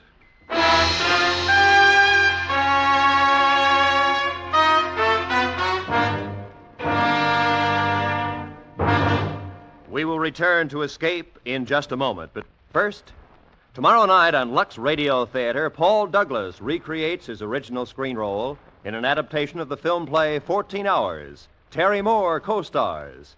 Also tomorrow night, Agnes Moorehead stars in Suspense's thrilling production of Charles Dickens' eerie tale, The Signal Man.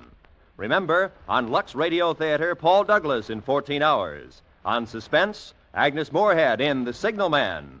Both tomorrow night at the Star's address. And now, back to Escape. The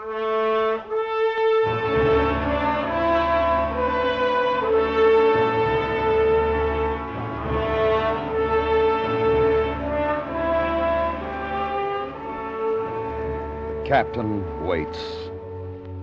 Waits and listens in silence. All operations are done by hand now. No pumps, no motors. All necessary movement by silent hands. No air conditioning, no fans, and the temperature climbs to 125 degrees. The boat slants at an odd angle. A bucket brigade bails endlessly from a flooding bilge, empties it forward, hoping to level the boat. A working party tries to repair the damaged diving planes. Okay. Once more now. Heave. Slack off. Rest. Oh, you get back. How's it coming, Mendoza? I can't tell, sir. She's jammed good. Might be able to do something. Buster boy up there. I'll do the best you can. Sir, are you walking back to the conning tower? Yeah. I'm on a goodwill tour. Fine, sir, but would you mind taking your shoes off? They make a terrible noise. Yeah, sure. I'm sorry. Silence. Silence means life. Captain Hall walks the ship silently. The men smile weakly as he passes, but underneath he knows what they think. How much longer, Captain? How much more do we have to take? Captain is the brains. He knows. He should know.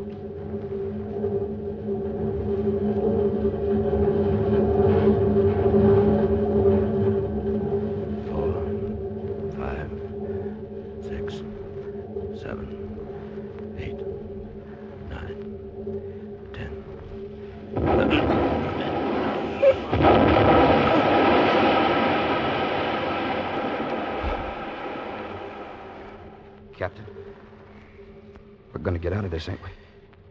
Yeah, Jensen, we'll get out of it. Just sit tight.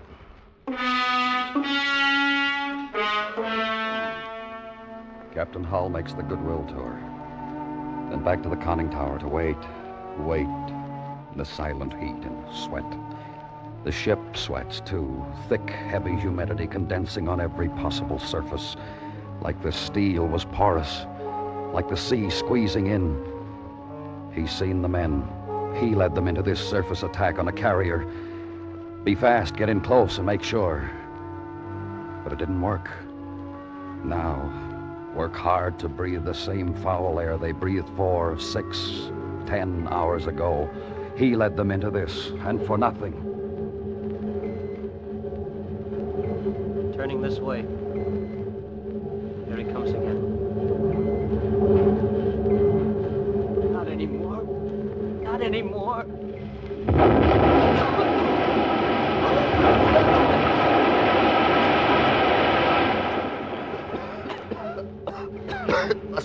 Leaking oil. That's what gives him the spot.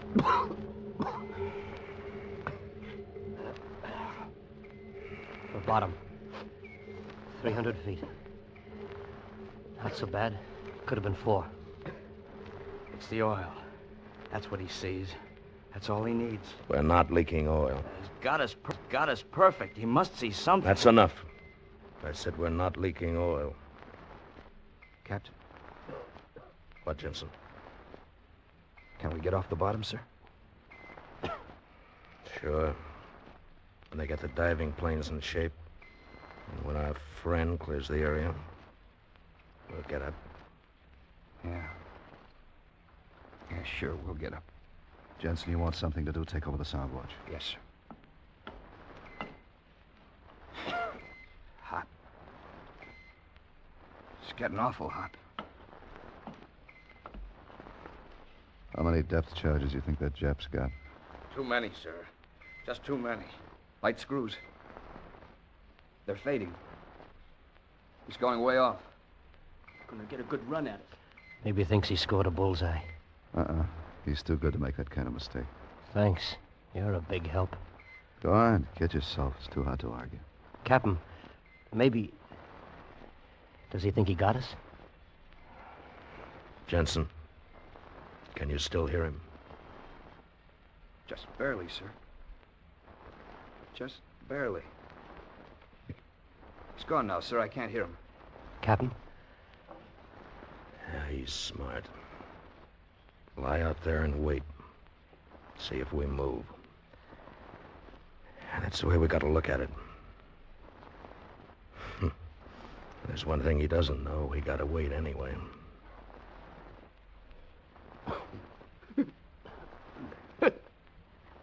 All right, settle down. You're all right.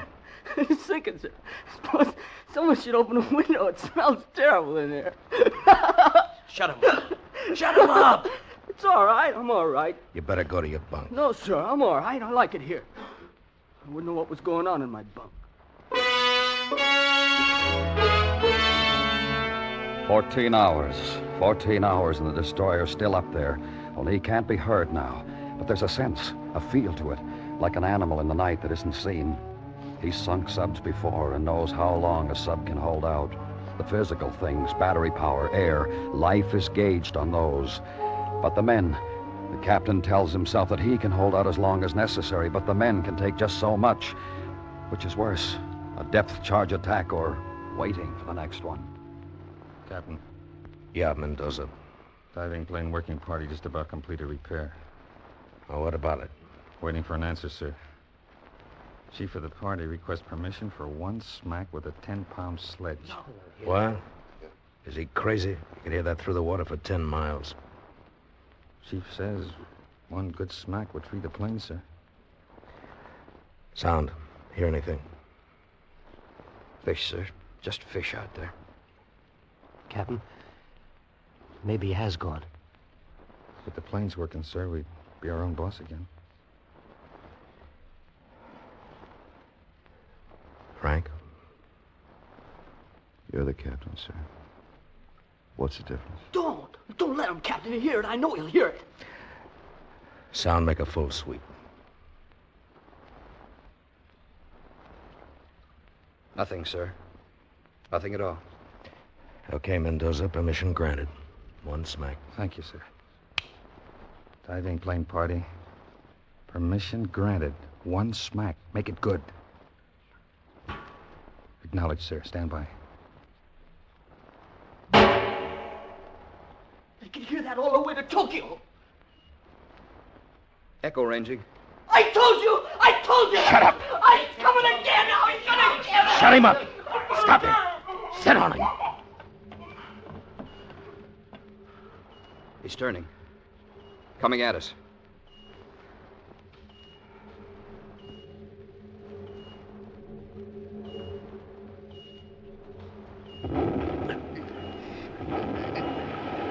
He's dropping the way to starboard. He didn't get the range. He's not sure. He's turned away, sir. Going away at high speed. He lost us, Captain. He lost us. Mendoza, report from that damage party. Reporting now, sir. Our planes work, sir. It's a jury rig, but they work. Captain, you think we could try to get out of here? Let's do it, Captain. We got battery, but not much longer. If we can get up there, sir, even if he's still there. We got torpedoes. It's better than being blown apart down here. All right. Battle station surface, make ready all tubes and stand by. Surface, surface, surface!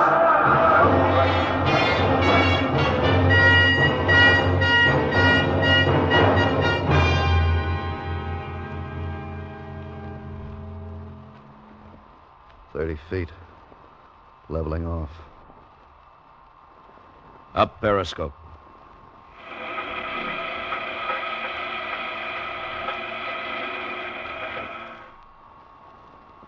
Stand by, looking around.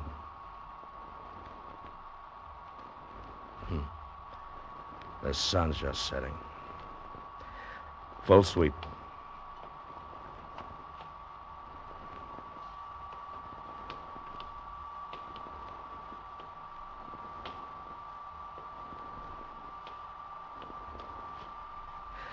Surface, stand by, all tubes ready on all 4 engines. Hatch is clear. All right, open her up. Let's get some air.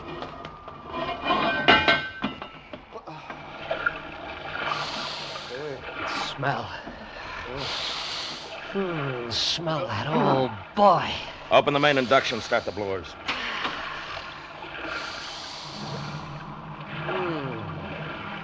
Can't see anything. We're clear. Nothing to port. Wait a minute.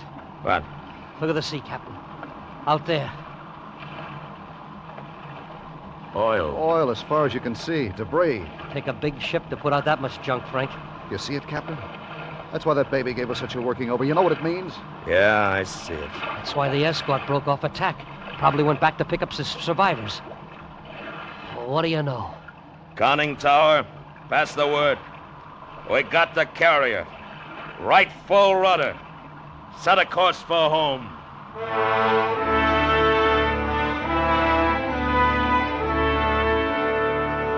The course is due east. To the captain, the air smells fresh and sweet. Home with 82 men.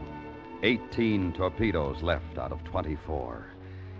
But a captain who sinks a carrier doesn't have to worry about a desk job anymore. December 16, 1944. USS Amberfish, SS-593, completed her 4th war patrol. After experiencing severe depth charging from enemy forces, she surfaced and confirmed sinking of large aircraft carrier. Then set course for Pearl Harbor.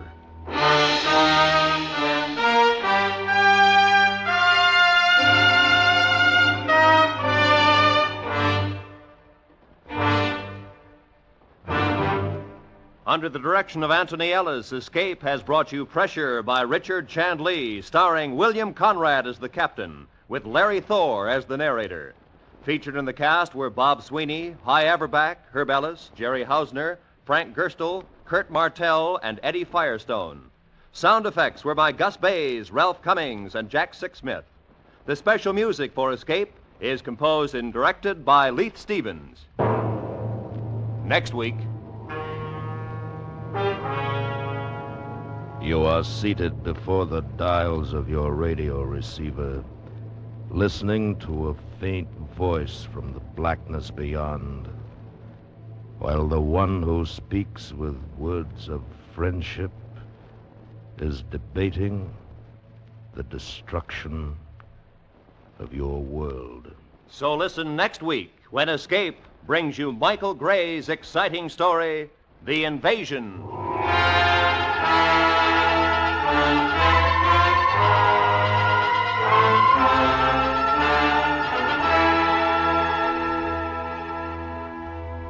You want pleasure in the daytime? Here are 2 things to do about it. For one, join Arthur Godfrey Monday through Friday. For another, you're welcome to CBS Radio's House Party starring Art Linkletter. Yes, Arthur Godfrey Time and Art Linkletter's House Party every weekday on CBS Radio. This is Roy Rowan speaking. Remember, America's 45 million families listen most to the CBS Radio Network.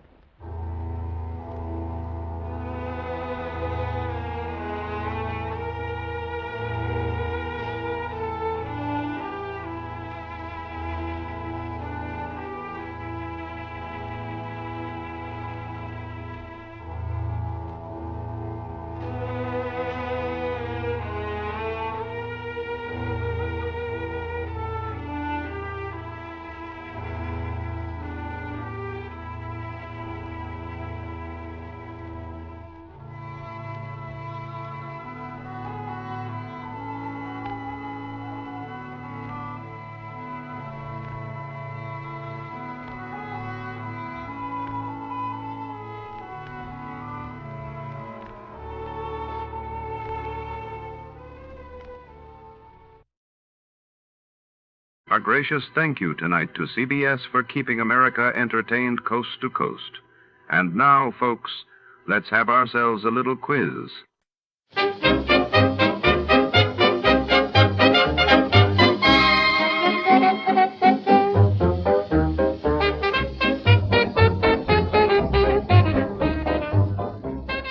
Tonight, in the shadowy heart of the city, a mysterious death inside a sealed iron coffin draws Detective Malone into a labyrinth of secrets.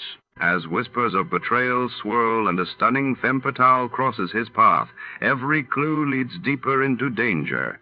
What secrets does the iron coffin guard, and who will survive to tell the tale? Before we begin, let's see what happened on the day it aired.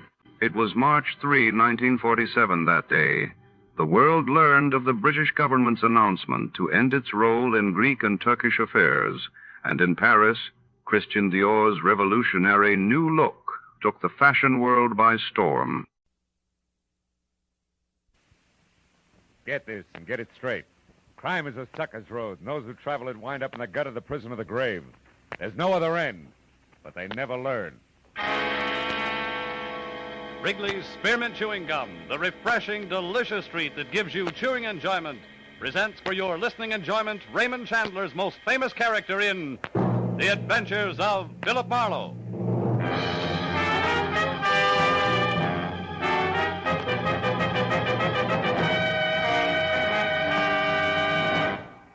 To make every day more enjoyable, treat yourself often to refreshing, delicious Wrigley's Spearmint Chewing Gum. Here's a taste treat you can enjoy indoors, outdoors, at work, or at play. The cool, long-lasting mint flavor refreshes you. The smooth, steady chewing helps keep you fresh and alert. Adds enjoyment to whatever you're doing. Wrigley's Spearmint Chewing Gum. Healthful, refreshing, delicious. Now, with Gerald Moore, starred as Philip Marlowe, the makers of Wrigley's Spearmint Chewing Gum are glad to bring you tonight's exciting story, The Iron Coffin.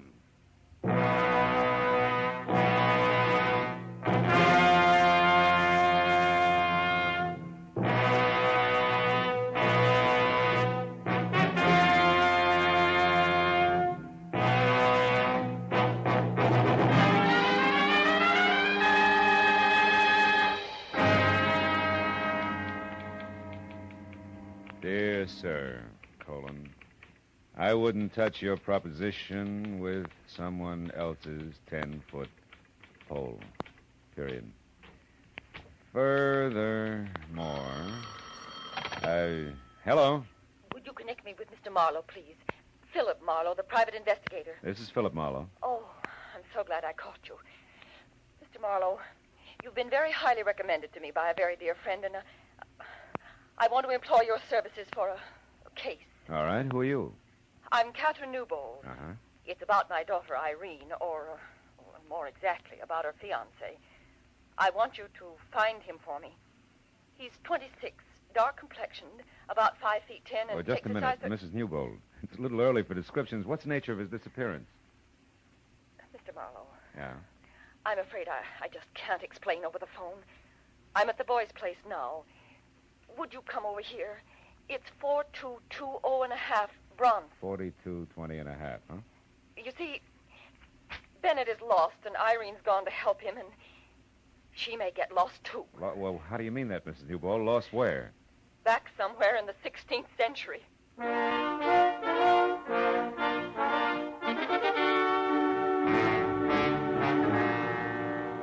After she hung up, I spent a few minutes trying to decide if I should take along my .38 or a butterfly net. But in spite of what I thought she'd said about the 16th century, I was convinced that Mrs. Newbold was a genuinely worried woman. I'd sold myself on that by the time I hit Bronson Avenue. When I finally found number 4220.5, I began to unsell myself fast. Said 4220.5 was a sagging second floor of a weed-ridden tile and stucco heap on the alley, in back of a dead delicatessen.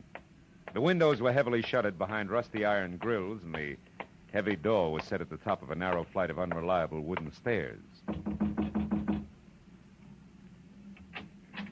Mr. Marlowe, I'm Mrs. Newbold. Hello.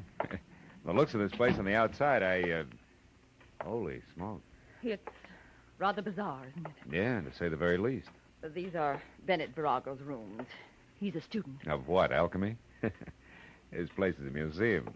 Everything in here must date back to the... Yes, to the 16th century. That's what you said, yeah. That's what I meant.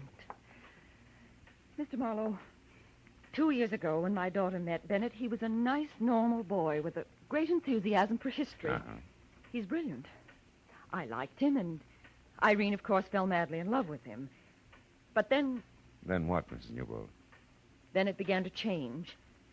He was working awfully hard toward his doctor's degree when suddenly he seemed to hit a snag. How do you mean? Well, he became obsessed with a particular period in history. Spanish history. Well, that's not so unusual. That's how guys become specialists. Oh, but it's more than that.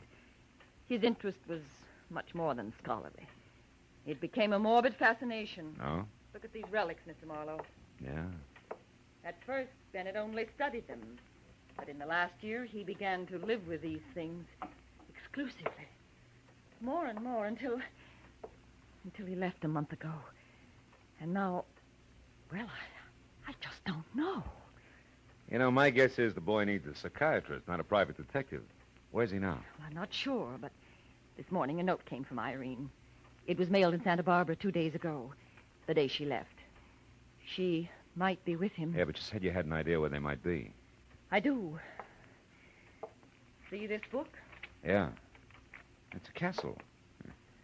Constructed in the year 1540 by Peter the Cruel of Lerma near the present city of Valdemoro. Seized in 1562 after a violent struggle by the Count of Castile.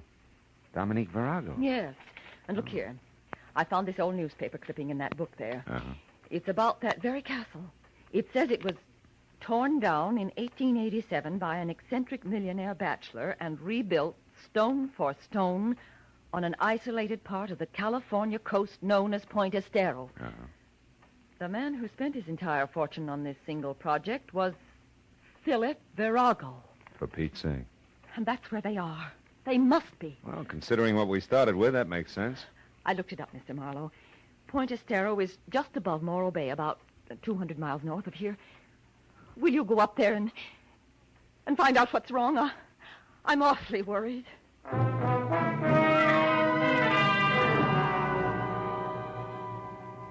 I told her the transplanted castles from Spain were not exactly my cup of tequila. But between the check she handed me and the look in her eyes, I figured a drive along the beach might do me good. Well, I made Santa Barbara by 4, and by 6:30 I was watching the surly Pacific surf hurl itself at the huge granite lump called Morro Rock. Farther north I got, the manner the ocean became. A hulking bank of solid black clouds offshore made a hollow mockery out of daylight savings time.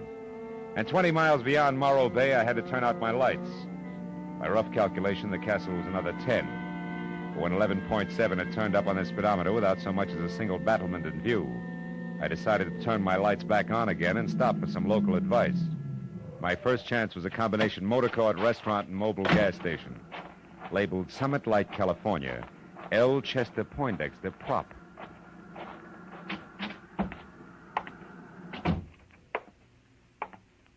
Howdy, friend. Bad night to be out on the road, huh? What'll you have? Yeah, a cup of coffee. Okay. Driving on up north? No, as a matter of fact, I'm looking for that old Spanish castle that's along this coast somewhere. Yeah? Yeah. Got any idea how I can get there? You got business there? Yeah, I might have. Why? Just wondered. Not a good place, mister.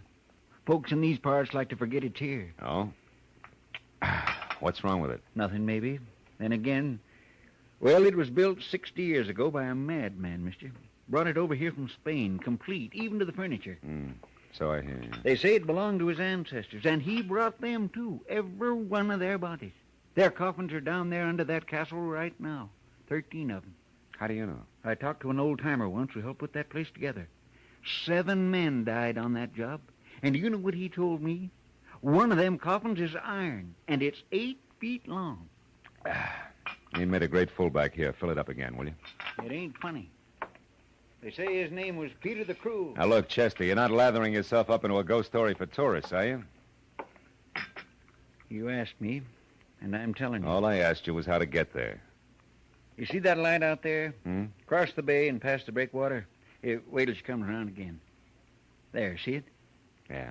That's up on the summit of Point Estero. Well, the castle's just a mile past that. There's not much of a road in, but you can make it. Okay, thanks. It's right down next to the water, in a nasty, jagged little cove. Altogether, it's 3 miles from here. Much obliged. There's something else you might keep in mind. Huh? Like I said, I don't hold with ghosts. But I know for a fact them coffins are sealed in a crypt under that castle. But they don't stay put.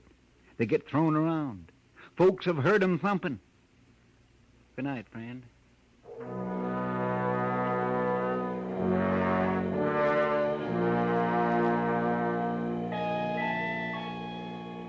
The highway dropped down close to the quiet bay, which was sheltered by the breakwater.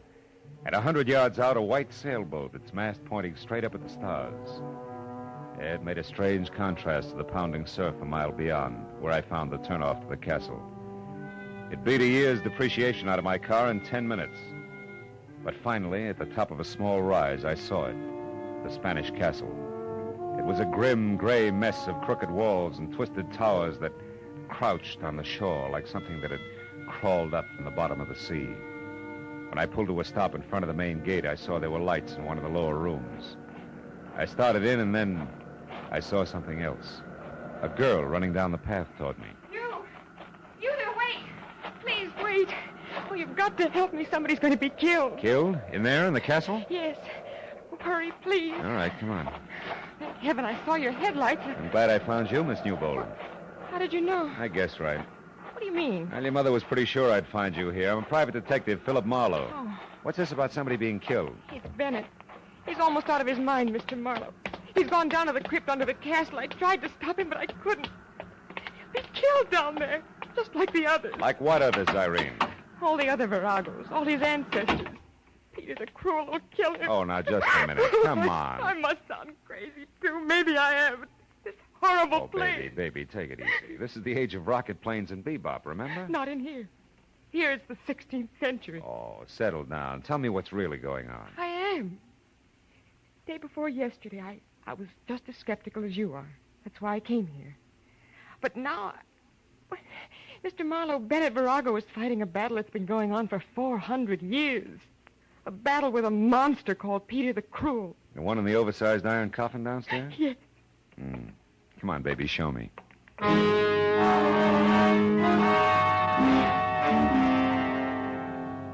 What I could see in the light of the 4 candles in the holder I picked up I didn't like. She led me first down a long flight of stairs, then through a maze of ponderous arched pillars that made the catacombs seem cozy by comparison. Finally, we stopped in front of a heavy door with an iron ring in it. I hauled it open and almost fell in. We were at the top of a deep circular room, carved from solid bedrock. Stairs that must have been designed by a reckless mountain goat followed the curving wall down to the bottom. And there, in the light of a torch stuck in a bracket, a man was working frantically over a big trap door set in the center of the floor. It was Bennett Virago. I told Irene to go back upstairs and wait, and then I started down. There. Who is it? Philip Marlowe. I'm a friend of Irene. She told me I'd find you down here. Get out of here. I refuse to be responsible. I'll be responsible for me, fella. I'm used to it. Hey, you sure you can't use some help? You look pretty tired. I'm exhausted. But I'm not going to stop until I've settled this business once and for all. And I won't tolerate any interference. Do you understand? No. Interference in what? I'm going to spend the night in the crypt under this door. I've got to know the truth. Listen, if you're really Irene's friend, please take her away into town at Poindexter's place. She's not safe here. Nobody is. Every document I found verifies it. Verifies what? Mr. Marlowe, I'll show you. On one condition. Give me your word that once I'm in there and this door is closed, you'll leave here and take Irene with you. Well? Okay, Virago, it's a deal. Show me. All right. Take that crowbar and help me get this open. Okay. Tonight I broke the seals that were put on this door 30 years ago. At that time, the coffins were in 3 straight rows. And now? I know what I'm going to find. It's happened before. Hey, Buster, this thing is heavy. You'll never open it from the inside by yourself. Servant Ramiro has his orders. Get it up in the morning. Quick. Prop it with your bar. I got it. Well, Virago. Stay back. Don't move until I get the torch down there. Now, look. I saw walls slimy with pale moss, a rotten stone floor scarred with deep fissures, and the coffins that had been in 3 neat rows were scattered in crazy confusion. But that wasn't enough. In the middle of it all was the iron one, 8 feet long, standing right straight up on end. Now maybe you'll believe me. Virago, listen, wait a minute. Maybe you better think this over. You gave me your word. Yeah, but no kid threw those coffins around like that. Now you're beginning to understand. Get out, Marlowe. Get out fast. Heaven only knows what might happen here tonight.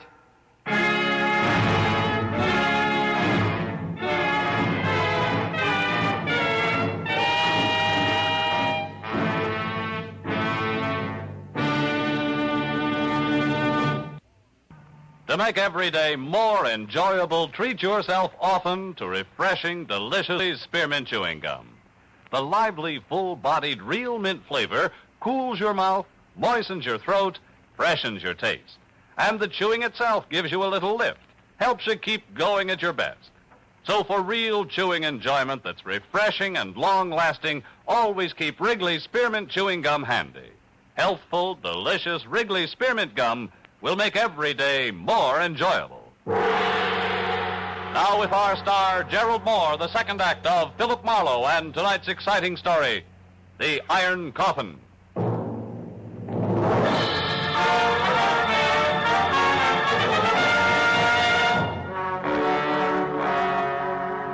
I kept telling myself that Virago wasn't in any danger, that this was 1950 and spirits from the 16th century didn't stand a ghost of a chance against a determined man. But I couldn't quite believe it. And things didn't get any cozier as I watched the man with the obsession descend into the crypt. A candle in his hand, casting a crazy chorus of shadow dancers against the dripping wet walls. After the trapdoor crashed shut, I kept holding on tight to the 20th century and things that made it tick. And that helped until I was back up to the basement level. A moment of your time, please, senor. A tangle of gray, black, shaggy hair fell all around a grisly old face that could have scared a Halloween mask. And the rest of them fit from a build that included almost no shoulders, ape-long, scrawny arms, and an outfit that was medieval. I did not mean to alarm you, senor. Yeah, you couldn't miss. It's so dark in here. You're Ramiro? Si, Ramiro. Ah. I, senor, wait upon the master of this house, even as my father did, and his father before him. Always, senor, Ramiro has been in service in this castle. Always since Peter the Cruel. You mean you came over here from Spain? You were imported with this castle? Si, indeed. It had to be that way, senor. None else but Ramiro knows the castle. Every stone, every fixture, every sound in the night. Why, senor, there where you stand, Ramiro stood on that fateful day in the year 1562 when Dominic Virago, the Count of Castile, sentenced Peter the Cruel to his death.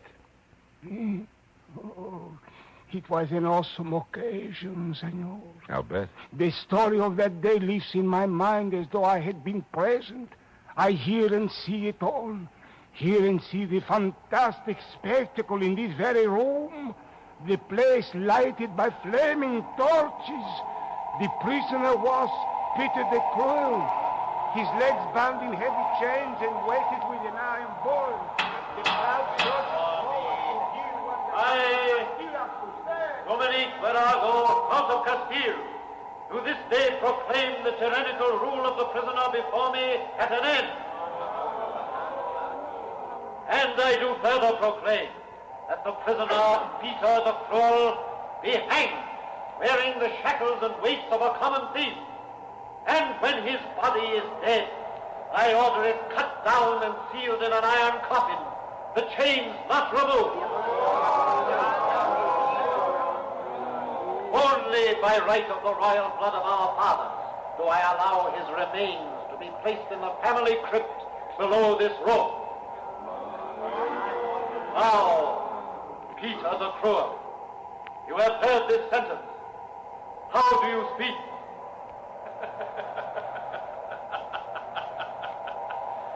I speak, dear righteous ruler, very plainly. Very plainly. This, the day of my execution, is a black day.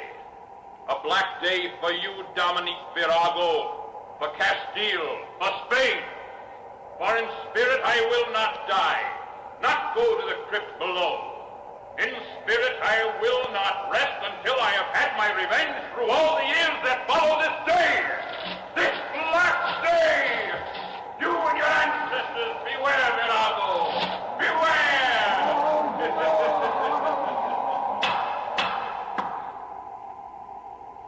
Silence!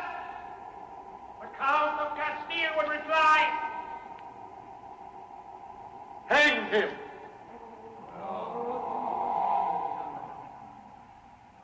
And that, senor, they did.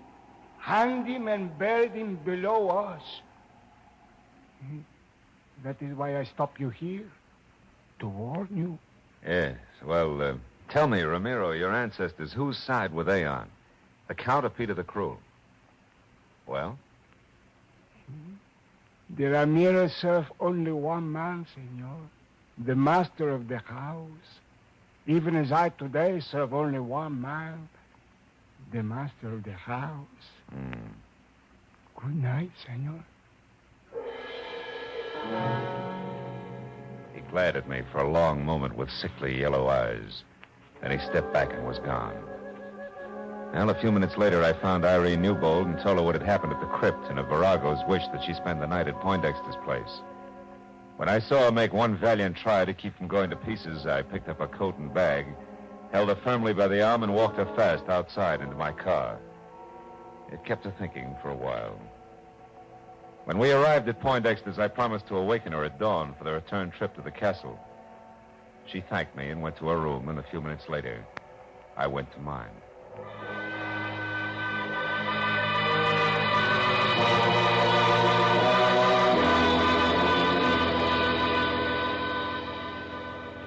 After 3 hours of cigarette-filled sleeplessness had gone by, I slipped outside and watched the summit light that winked at me every third second. I didn't wink back. And the sight of El Chester Poindexter standing at the cliff's edge ahead, looking toward the bay below and the long, wide wash of the full moon, didn't help any. Sure. How do, Mr. Marlowe? Trouble sleeping? Yeah, your local ghost made good. He keeps propping my eyelids open. And you don't feel up to much smart joking either, huh, Mr. Marlowe? Poindexter, I'm worried about Virago. And you should be.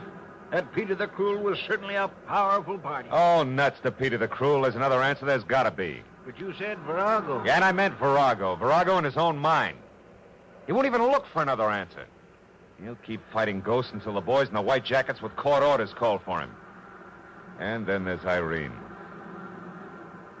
Mr. Marlowe, you were saying... Hey, Poindexter, look out there. See out there, that boat anchored in the bay? Yeah. That's the same one I saw from the road before, isn't it? The road I took to the castle? Sure. Only sailboat around here. Springtide certainly has her dipping for moss tonight, huh? Certainly has. Her, me, and a lot of other things, including the fact that our boy who's chasing ghosts is going to be killed by something very real. If we don't get a move on. Come on, come on. We're all going to the castle in a big hurry.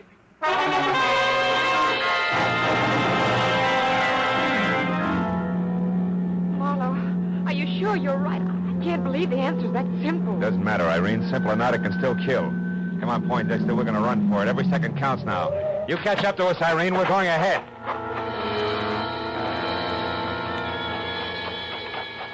Poindexter followed me as I ran into the castle, and down the stone stairs to the basement and along the passageway that led to the spot above the crypt where I'd first met Marimo.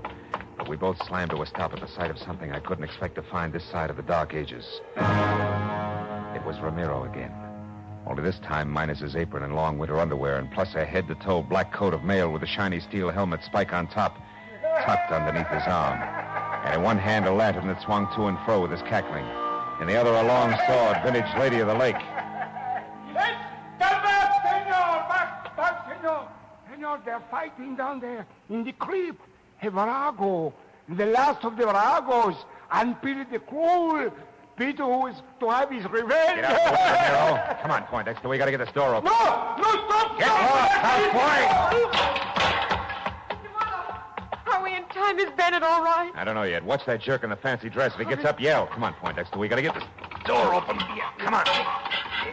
Let's have it. It's coming. Look, the crypt is filled with water, just like you said. Help me. Oh, Bennett. Bennett, thank heaven you're all right. Virago, here. Take my hand. Reach for it. There we are. Couldn't have lasted another minute. The water came through the cracks in the floor. And the coffins. They floated. That's right. They're bumping against the sides of the crypt is the thumping sound you people have heard. Yes. And when the water subsides again, the coffins will be scattered all over. Oh, Bennett, darling, you see, it's no angry spirit. Yes, but why the water, Mr. Marlowe, and why does Peter the Cruel's coffin always stand on end, upright? Where does the water come from? The sea. There's an unusually high tide tonight. Spring tide, they call it. Right, Poindexter? Right. Happens when the sun and the moon are in either direct conjunction or opposition. You see, the castle's so close to the ocean and the crypt so deep that the water seeps in as the tide rises. Oh, I see. And as for Peter the Cruel, he settles upright because the old boy was buried in his coffin with his bondage chain still wrapped around his feet, according to legend. Ask Ramiro there. I'll be glad to tell you all about it. Senor, it is more than legend. It is truth. Truth, sir, that no Oh, can shut up, Ramiro. Had enough of you and your stories. Mr. Marlowe, how did you know? I mean... He means, what got you here in time? How did you think of the spring tide, Mr. Marlowe? Well, it was a sailboat anchored in the bay, Irene. You know, when I first saw it, its mast pointed straight up at the stars. When I saw it again, hours later, it was dipped forward sharply because the anchor chain had been pulled tight by the rising tide. Well, that gave me the hunch I needed. The hunch we needed, Mr. Marlowe. Thanks a lot. I'm glad to be out of the 16th century, and you know something? What? I think I'll stay out.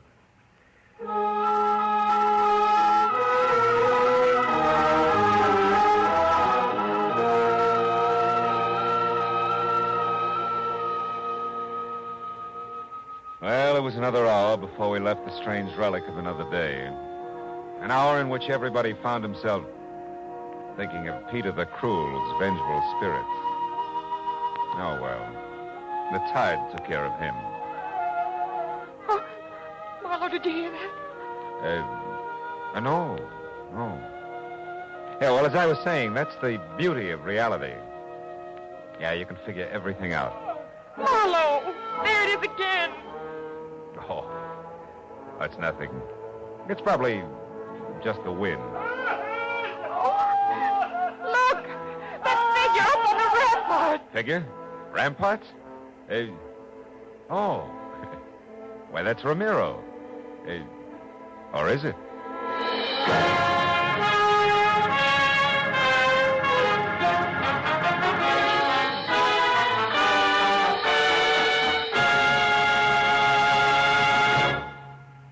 Remember, friends, to make every day more enjoyable, treat yourself often to refreshing, delicious Wrigley's Spearmint Chewing Gum. There's lots of cooling, real mint flavor in every stick. And chewing Wrigley's Spearmint helps keep you feeling fresh and alert. You feel better, work better, get more fun out of doing things. So indoors, outdoors, wherever you go, keep some healthful, refreshing Wrigley's Spearmint Chewing Gum handy. To make every day more enjoyable, treat yourself often to delicious Wrigley's Spearmint Chewing Gum.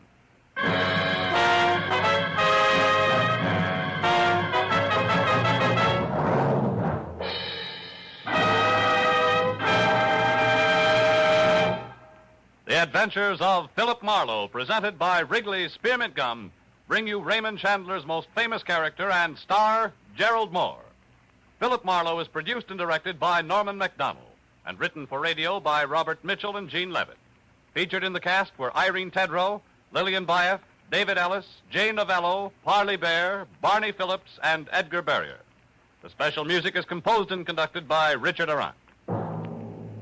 The makers of Wrigley's Spearmint Chewing Gum hope you've enjoyed tonight's adventure of Philip Marlowe and that you're enjoying Wrigley's Spearmint Gum every day.